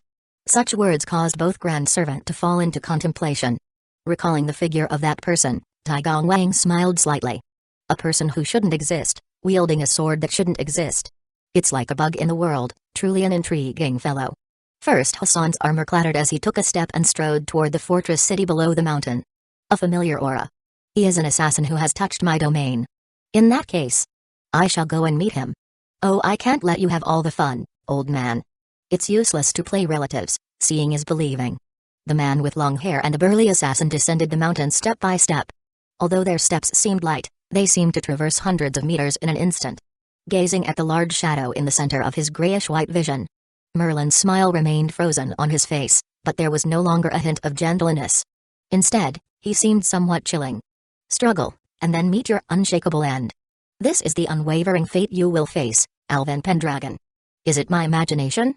Faintly sensing that someone was spying on him, Alvin glanced in that direction, but the wilderness was empty. No. It's not my imagination. My instincts never fail. These past few days, the feeling of being watched had become increasingly strong and frequent. Alvin understood that more and more people were keeping an eye on him. But what did it matter if they watched him? In the Eternal Night Spiral City, it was his domain. Vaguely, it seemed like he sensed something. Alvin's pupils contracted slightly, and he dissolved into the darkness, instantly appearing in the lightless hall. A robust silver-haired old man sat calmly on the throne, surrounded by clusters of blood-red crystals. A pitch-black knight stood before the throne, his iron-gray eyes slightly lowered, expressionless as he gazed at the strange figure in the skull mask below the steps, also shrouded in darkness. The other's presence was deeply concealed. If not for this realm of eternal night where shadows were his senses, Alvin would have found it difficult to detect. An assassin? In the eye sockets of the strange figure, blue flames flickered, and his aura was ghostly. A deep and solemn voice emanated from beneath the skull mask, resonating like the tolling of a bell. Oh, son of the White Dragon. We have no intention of being your enemies. But your father defied the world, and the age of gods cannot continue. By the divine decree, I shall take his life. As the voice trailed off, the shadows in the hall converged like flames, enveloping and obscuring the entire throne where Vortigern was seated. This was Alvin's response. No matter who you are. The silver-haired youth spoke calmly, take one more step forward, and you will die. After a moment of silence, the old man of the mountains lightly raised his foot and stepped forward. Hiss. A burst of dim sword light shot out from all directions, piercing through the body of the assassin. The figure of the strange man swayed for a moment, then dispersed. It was an illusion, good speed. Clang. The intersecting and annihilating sword lights flashed abruptly in the hall. In an instant, the two had exchanged blows more than 100 times. Silence. Calm. The sensation of the opponent's sword was what Alvin felt. A familiar feeling. Despite concealing his aura like an assassin lurking, this strange figure did not seem like an assassin at all. He wielded a giant sword, opening and closing it grandly. With every slash and thrust, he aimed directly for Alvin's vital points, always penetrating his weakest defenses. But Alvin understood that the opponent was indeed an assassin, because his sword was imbued with death. As an assassin among knights, Alvin was extremely familiar with it. That was the pinnacle of death. The pinnacle of assassination. Combined with the skull mask, the opponent's identity was obvious. This was the assassin among assassins, the king of assassins. First Hassan, the old man of the mountains. Recalling the class of assassin in the Holy Grail War, Alvin instantly understood the opponent's identity. This person was not born in Britannia. So, to stop himself, had the mechanism of the Holy Grail War been activated? Summoning them to this era? Excellent. Then, die. Boom. A majestic shadow surged from his body, covering and shrouding the entire hall. Under the domain of perpetual night, his magical energy was truly endless. Clearly an assassin, but playing with a great sword? What is an assassin? To kill everyone you see is the best assassin. Smart. Extravagant. A precise evaluation was given. With a sudden swing of his sword, the old man of the mountains cleaved through the surging shadows like a surging wave. However, those flickering shadow flames slightly adhered to his armor, emitting a sound akin to corrosion. It had no flesh, and it hardly had any vital points. That was correct. However, Alvin, holding the Firelink greatsword, was now most proficient in burning souls. As they wore each other down, the ghostly flames in the eyes of the assassin seemed to flicker slightly, becoming somewhat weakened. Good. You have already understood the true meaning of assassination. Being able to kill people is what makes a good assassin. A watery ripple behind the old man of the mountains suddenly opened up, supporting his collapsing body as he retreated. A smiling man, draped in a black cloud robe, emerged from the ripple. He gently brushed his sleeve, causing a circle of purple flames to ripple out, slightly dispersing the thick shadow in the hall. Alvin? Taigong Wang stared at the silver-haired youth's face, momentarily feeling somewhat distracted. At this distance, he could feel the captivating charm even more. This reminded Taigong Wang of the bewitching fox that had plunged nations into calamity. However, in this situation where the world was his enemy, it seemed more like the tyrant who defied the world. Ah! The more brilliantly blooming the flower of evil, the more beautiful it appeared. He then spoke. Be more calm. I am called Taigong Wang, and your actions are distorting the human history. We are sent here by counterforce, sent to repair this singularity. Do you know, Alvin? You are on the brink of becoming a beast. When that time comes, we will have no choice but to subdue you. Even if you manage to stop us, more and more counter-guardians will be summoned and descend upon this place. They will all want to kill you, and once it reaches that point, everything will truly be irreversible. Be rational. We don't actually need to be enemies with you. Just kill Vortigern. Boom. A massive, earth-shattering black beam of light suddenly shot out from the tip of the Firelink greatsword, rushing towards the faces of the old man of the mountains and that too-much-talk man. A wry smile appeared on the too-much-talk man's face. He shook out a decree from his sleeve, igniting it with 2 fingers. The surging purple flames all over his body surged out like money, slightly resisting the annihilating breath of the beam. Old man. We have encountered the worst situation. His transformation into a beast is inevitable now. This person's determination is beyond our ability to persuade. The figures of the 2 men disappeared into the ripples of water. Boom. The massive black beam of light poured straight down, silently engulfing and devouring the pillars and walls of the castle, directly piercing through the buildings and houses of the external city, creating a 1,000-meter hole. Cracks began to spread. The ceiling above began to tear apart inch by inch, collapsing, disintegrating, and collapsing layer by layer, with no hesitation. The entire castle collapsed with a resounding crash. Looking at the enormous gates before them, it seemed to welcome the arrival of the knights. Oppression. Standing before the gates of Londinium, everyone felt a strong sense of oppression. Within the city, darkness shrouded the atmosphere like hell, contrasting with the bright sunlight outside, creating 2 completely different worlds. A gate. Separating the mortal realm from hell. The deathly silence reminded everyone of the danger within Londinium. With the Celtic army stationed at the gates of this fortress city, no one dared to step forward. Except her. Artoria walked directly, without hesitation, towards the gate, raising her hand with a slightly trance-like expression and touching the shadow of the gate. Her hand entered the shadow. Her figure followed suit, melting into it. The slightly cold touch. It was reminiscent of his sword. Behind Artoria, the Avalon emitted a faint light, enveloping her entire body. The defense of Avalon, shielding her from all darkness. Wait for me, Alvin. Without looking back, she walked slowly towards the central castle of the city. Lily, I will go with you. Kay followed suit. The moment their figures disappeared into the shadows, the burning sensation made him show a somewhat uncomfortable expression, but Kay endured it. The 2 figures gradually moved away. Artoria-san. Mash extended her hand and called out but received no response. Seeing the city, something seemed off about the situation. The determined expression on her face. Like that of the king. This won't do, senpai, we must follow them immediately. Mash exclaimed anxiously. This must be the crucial point. We need to find King Arthur's heart knot. Looking at the faintly appearing silver arm seal on her arm that only she could see, Ritsuka bit her lip. Bedivere-san, I will not disappoint your righteousness. Mash. Wait a moment, both of you guests. Behind him came a deep call. As Knights of the Round Table, how can we let guests charge ahead? A purple-haired Knight of the Round Table clad in exquisite armor approached. It was a Lancelot. For some reason, ever since they first met 2 months ago, he felt an unusual fondness for the purple-haired girl before him. As a demi-servant, Mash naturally knew that the man before her was Galahad-san's father. But how could she explain this complicated relationship?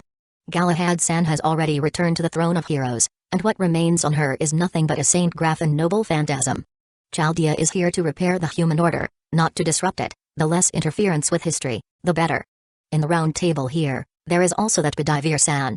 But at this moment, both sides are just strangers. The knights do not recognize the Chaldea team, only knowing them as honored guests of the king. As Knights of the Round Table, how can we let guests risk their lives? How can we let the king go alone? Although Lancelot was unruly, his loyalty to the king was unmatched among the Knights of the Round Table. He turned back. Fellow warriors, stay here, you have no obligation to sacrifice yourselves. Knights, if you fear death, stay here, the king does not ask it of you. If you are willing to follow, if you are still a Knight of the Round Table, then charge with me. Let's exterminate the dragon that defies the natural order. The undamaged aondite in his hand suddenly burst into a faint blue light, dispersing the dense, oppressive shadows lightly. Leading the increasingly spirited Knights of the Round Table, Lancelot decisively launched a charge, leading the knights forward. Mash. Let's go too. Looking at her resilient Kuhai. The last master of humanity stepped into the gates of this eternal night spiral. In an instant. The vision suddenly darkened. Then. The chill. A chill rose slowly from the depths of their hearts. Although Lancelot's sword had slightly dispelled the burning shadow, it couldn't dispel the haze shrouding people's hearts. Ritsuka raised her head, looking at the dark clouds swirling strangely in the dark sky. These dark clouds seemed to oppress people's hearts. Just at this moment, a sense of relief washed over their hearts. The shadows that pervaded the entire city began to sway and then surge towards the central castle under the eternal night spiral. Clang. A resonant clash of metal rang faintly from the hall. Everyone looked at each other in astonishment. Someone is fighting the son of the White Dragon? For a moment, everyone stopped, then. Danger. Lily, don't get close. A sudden palpitation surged in their hearts. That was the instinctive fear as living beings. Kay reached out, suddenly grabbing the golden-haired girl who had already stepped onto the castle steps, pulling her back continuously. In the next moment. Boom. A massive beam of pitch-black light, like the breath of a world-destroying dragon, suddenly erupted from within the castle, blasting a 1,000-meter hole in the city's buildings. The ground of the entire street rippled like waves. Wherever the breath passed, buildings collapsed, houses torn apart. Everything in its path was completely pierced, shattered, and turned into fragmented debris. Kay stared blankly at the scene. The Chaldea team stared blankly at the scene. All the knights stared blankly at the scene. Was this the monster they could fight? The magnificent castle in the center of Londinium began to tremble violently, cracks spreading from its walls. Crack. Giant debris from the building began to tilt and fall. Wait. Lily. Kay grabbed the golden-haired girl on the stairs, pulling her back suddenly, pulling her back continuously. The entire castle collapsed like an avalanche, the piles of building debris crashing to the ground, emitting a deafening roar. The billowing dust, like a surging tsunami, surged in all directions. In just a few minutes, the once grand castle had turned into ruins amidst the dust. In the silence, the shadows began to flow. The haze that pervaded the horizon was swept away by the surging, pitch-black shadows, clearing it in an instant. Crash. The final battlefield emerged. It was a vast ruin with only remnants of walls and debris, and there, upon the dais, sat the throne of the silver-haired old man. Before the intact throne, stood a figure. Clad in armor stained pitch black. As if shrouded entirely in shadow. He wielded a spiral greatsword, his figure akin to a captivating vortex. Regardless of gaze or sunlight. Any light that fell upon him seemed to be devoured. As if a hole in the world had opened. An icy, inhuman fear pervaded everyone present. Time seemed frozen in amber. Artoria gazed at him in astonishment. The man raised his hand, slowly removing the black helmet, revealing the bewitching, captivating visage of the man. Like an oasis hidden in a desert. All desires for beauty erupted forth, and people worshipped him fanatically as if possessed. Alvin Pendragon. But there was no smile at this moment. The silver-haired youth spoke indifferently, yet his words resonated in the hearts of everyone present. Wishing to kill my father. He spoke each word. Then, you must step over my dead body first. The Black Knight stood before the throne. Alone, yet seemingly an impregnable barrier like the last line of defense of Britain. Below the steps of the Great Hall, the Knights of the Round Table, gripping their swords, began to tremble and step back. Artoria stared blankly at the man. Though he stood right in front of her, it seemed as if she couldn't utter a word. Their distance drew closer, yet kept growing farther apart. Meanwhile, Kay continued to flee with her. As a knight, the ancestral sense of duty made Kay feel. Ritsuka grabbed hold of Masha's hand, starting to retreat. Even they, who were most familiar with battle between heroic spirits, seemed to feel it. This was a battlefield they could not participate in. A tremendous sense of oppression descended. The man with long hair and a burly assassin stood on the battlements of the fortress, silently watching the scene below. Suddenly, Tai Gongwang lifted his gaze, looking at the increasingly gray clouds above his head. In the clouds, faint flashes of lightning darted like electric serpents, and there seemed to be a glow flowing like molten lava. It's coming. The old man in the mountains buzzed. Tai Gongwang also revealed a wry smile. Yes, the Holy Lance is about to be projected. The counterforce will have to be exerted to the fullest. As if sensing something, Alvin lifted his head, gazing at the endless horizon. The brilliant sunlight seemed to continuously magnify before his eyes. A familiar sight. Hiss. Space seemed to tear apart, rippling with fine ripples. In the center of that field of view was an incomparably dazzling, brilliant sun, as if transformed into a pure light sphere, annihilating everything along the way and shooting towards them, piercing through the throne of Britain. In an instant, the tip of the spear abruptly stopped. The Black Knight raised his hand, grasping the shaft of the light spear. The trembling tip of the spear was barely an inch away from the old man's face. As the temperature was too scorching, the entire arm of the silver-haired youth kept decomposing, yet it kept repairing in the surging shadows. This time, he couldn't dodge. The one wielding the spear was much more terrifying than Percival. But, get out of my way. With all his might, Alvin activated his light-devouring power, shifting his arm slowly to deflect the attack of the light spear. Boom. The spear tip crashed to the ground, and a burst of intense light erupted, obliterating a district of Londinium. To be able to withstand my full-force blow, you are enough to make me remember your name. Bathed in the brilliant sunlight penetrating the dark clouds, the blue-haired man descended slowly from the sky. Behind him, a pair of wings seemingly made of gold suddenly spread out, shining brightly under the brilliant sunlight. Romulus Quirinus. The blue-haired man said expressionlessly. The soul under my spear. If you die, you can also remember my name. The earth began to tremble. A man as huge as a bear slowly walked in from the gates of Londinium, every step he took causing a continuous tremor to spread on the ground. The strongest hunter who hunted beasts throughout the world looked up at the Black Knight, sighing heavily. Orion. You would better not remember my name, sorry. Tick. Tick. Tick. Tick. In the spiral gray sky, it suddenly began to rain heavily. A silver blue-haired boy, sitting on top of the highest pillar of the ruins, began to swing his legs slightly.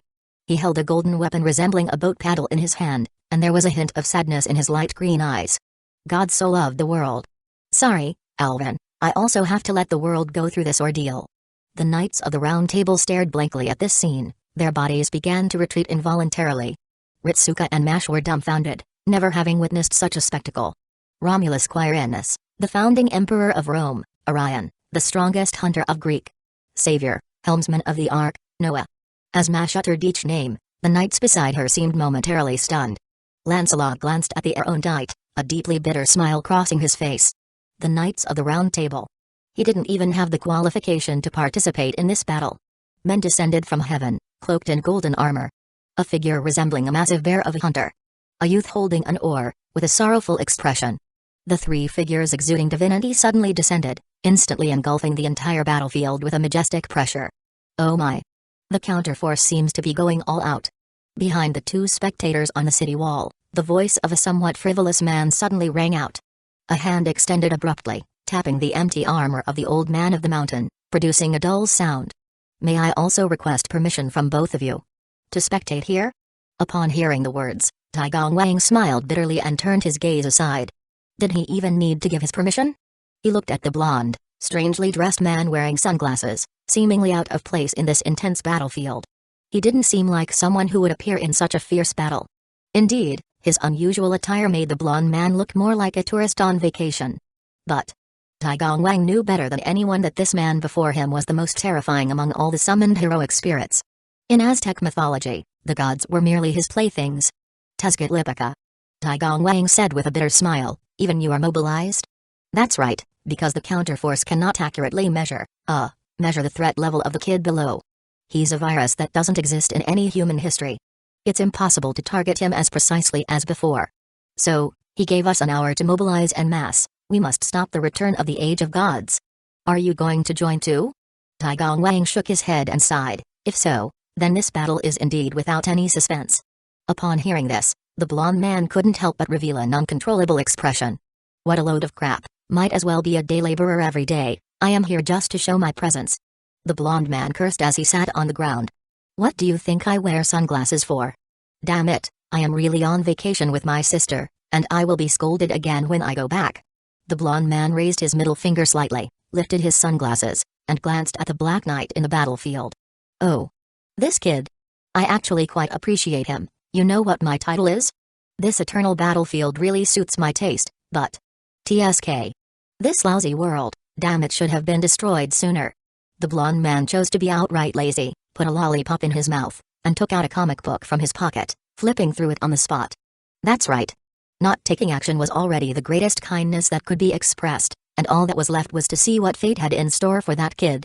Taigong Wang shifted his gaze, glancing at the assassin beside him. The old man of the mountain seemed to sigh from the skull helmet, shaking his head. They didn't want to take action either, but pressure. It was like the collapse of the abyss, pressure. Since birth, Alvin had never felt such immense pressure. These suddenly appearing servants did not deliberately attack him. In fact, as if out of pity, their attacks deliberately avoided him. All their attacks fell on the throne, where the silver-haired old man sat with closed eyes. They aimed to destroy Vortigern's physical body, but their attempts to return the Age of the Gods to nature failed. 9 lives Roma. The golden man threw down the spear in his hand, and a meteor shower of light fell like shooting stars towards the throne. Artemis Agnos. The hunter, now like a giant bear, suddenly rose again, his body expanding once more. The wolf-toothed club in his hand, comparable to a city gate, smashed down on Vortigern's throne like a battering ram. Noah Ark. A vast ocean spread out, seemingly emerging from the void.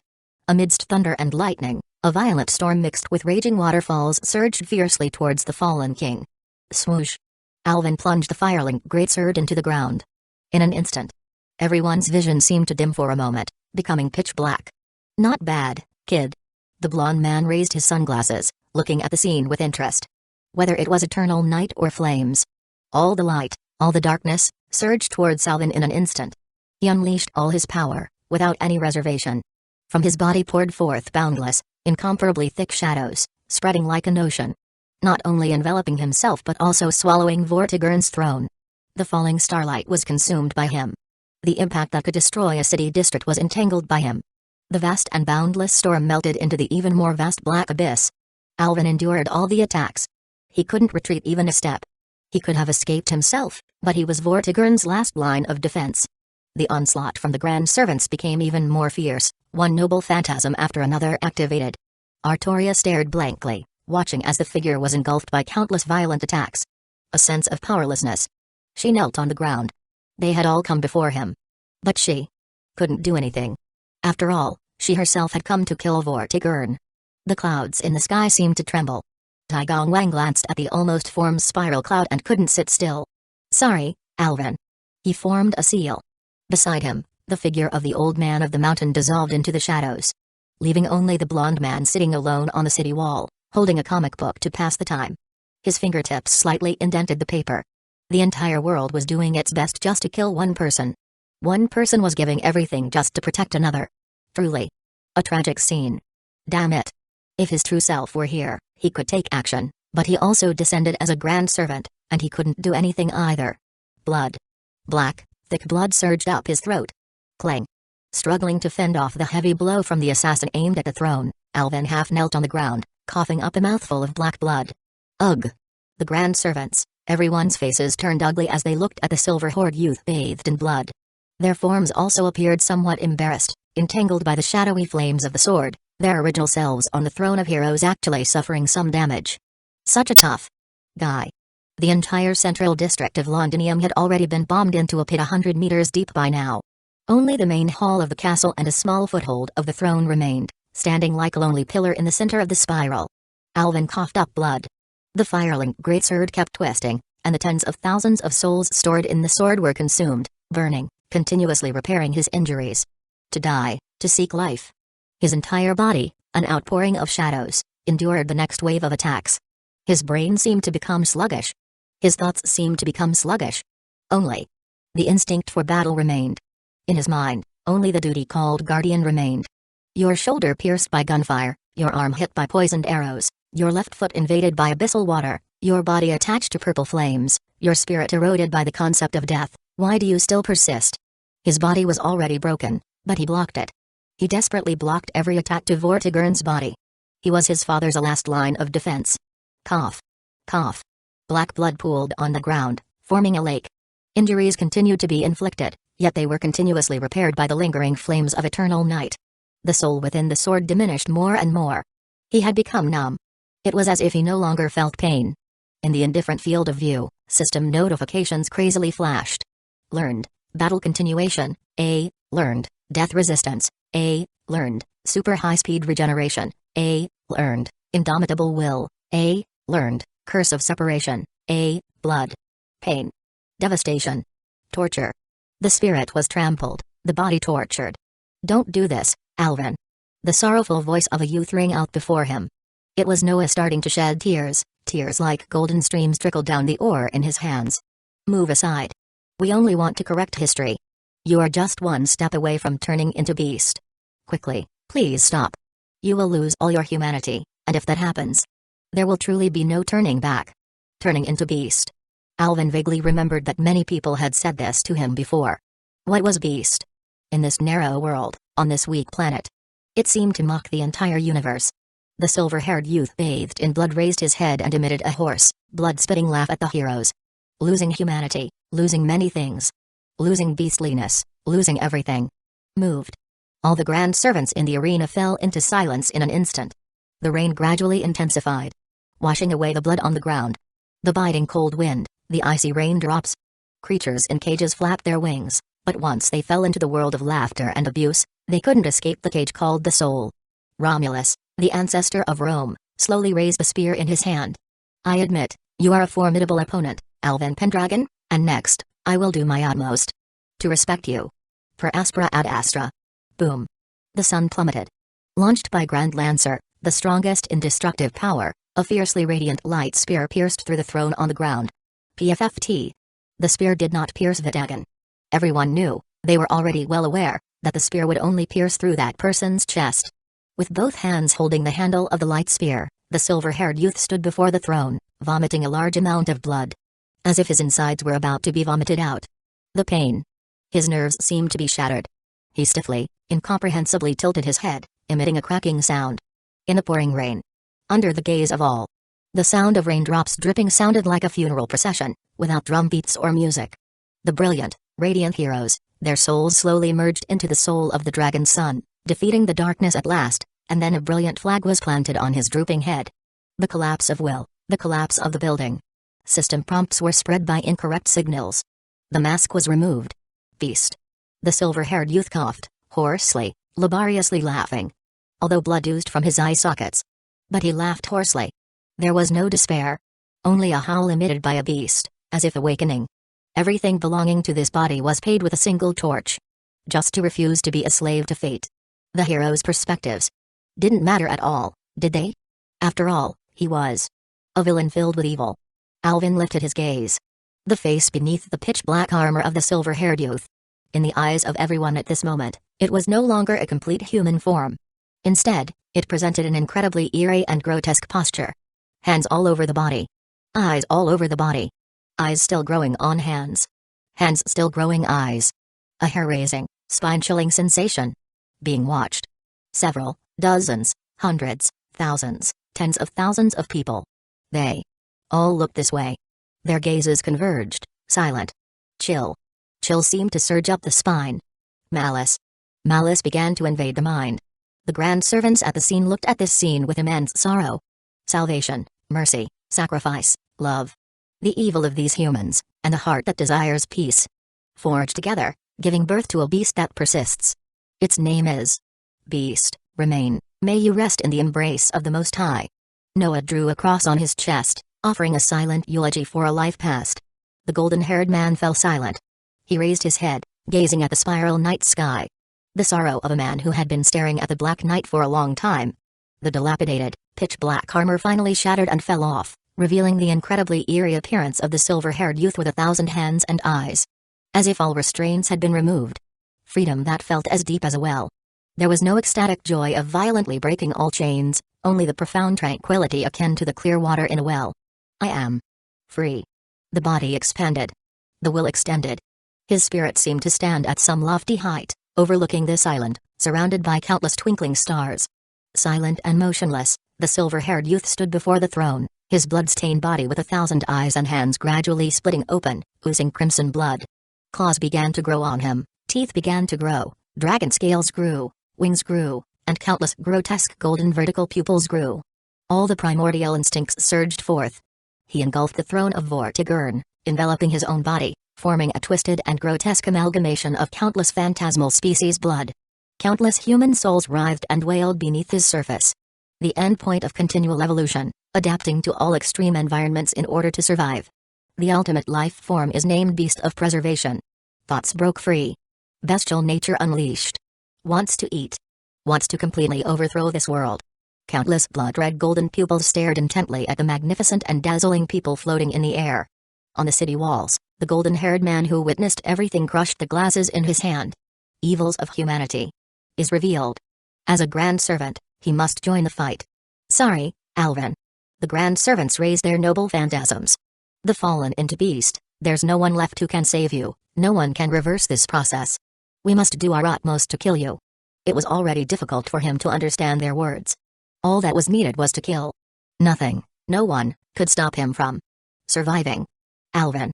What? Alvin. What are they saying? Lily. Don't get closer, he is already a monster. No. He is Sir Alvin. It seemed like someone pounced on their body, then was pushed away. The grotesque monster's body had already swollen larger than the entire castle, and the countless vertical pupils all over his body were brewing countless annihilating, magical, and terrifying black beams of light. In their dazed consciousness, the sky seemed to be torn apart suddenly. It seemed like a silver-haired witch descended from the sky, gently cradling his face. He raised one eyeball, staring blankly and absent-mindedly. That tearful smile seemed familiar. The grand servants looked bewildered, almost frozen, and lowered their noble phantasms. This is impossible. Romulus murmured such words. Noah shed tears. Orion stared blankly and absent-mindedly. Taigong Wang and First Husan glanced at each other, then sighed deeply. Tezcatlipoca suddenly stood up, a brilliant, joyful smile appearing on his face. 4. The dragon scales faded away. The wings fell off. The grotesque flesh and eyeballs all over the body sank back into his body. The silver-haired youth, kneeling in his tattered, pitch-black armor, raised his gaze blankly. He looked at the silver-haired woman shedding tears. Alvin. I have come. Chapter 62, Father. The dragon scales fade away. The wings fall off. The grotesque flesh and eyeballs all retract back into that body. On this burning battlefield, akin to a pillar that supports the heavens, the silver-haired witch embraces the dark night, tears welling up in her eyes like broken pearl curtains. The grand servants, entranced, gaze at this scene. The biting cold wind, the pouring rain. Yet, whether it's the sound of the wind or the rain, it seems to dissipate in this silence.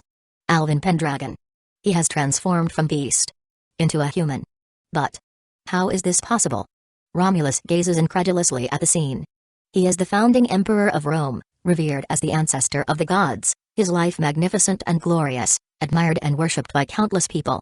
But even as a god ancestor, he has never seen such a scene. He has completely turned into beast. Such a thing completely subverts all his knowledge up to now. Why? Why can this abnormality be reversed? Because of love. The silver-haired youth bows to the sky, tears of emotion filling his eyes as he prays for the meeting of his beloved and wishes them true blessings. The so-called evil of humanity is also the love of humanity.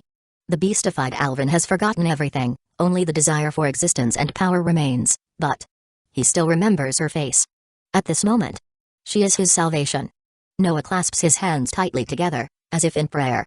The pouring rain in the sky gradually diminishes like a waterfall, and the spiral of strange clouds also cracks slightly, allowing the enchanting clear sunlight to shine through, gently caressing the bodies of the lovers like a warm veil. Truly, thank you. Thank you for allowing me to witness such pure love, to witness such a miraculous salvation. The silver-haired youth sheds tears of excitement, his sincere prayers echoing on the battlefield. Watching the lovers embracing before the throne, as if at this moment, they only have each other's true intentions. The greatest hunter of Greece, Orion, gazes blankly. Love. What a glaring word. Enduring the love of Artemis, he seems to glimpse the figure of the moon goddess from the silver-haired witch. Watching the silver-haired youth on the field, Orion holds his trembling hands. Because he sees himself in it too. He was deprived of life because of love, separated from Artemis, and now he has to let Alvin endure the same fate. Tai Gongwang and King Hassan exchange a glance, both letting out a sigh of relief. Although he cannot see the expression under First Hassan's skull mask, Tai Gongwang knows that the other party must feel relieved too. Their duty is to subdue Beast, indeed, but they don't want to kill Alvin. This time, they came to here with a mission. Compared to subduing Alvin, they actually want to recruit him. The appearance of both of them at the same time is also a game between the forces behind them. Leaving aside the content of the mission for the time being, their own thoughts are like this. Such determination, such temperament, this person will move every grand servant present, and when it comes time to kill him, even Tai Gongwang's hand holding the spell is trembling.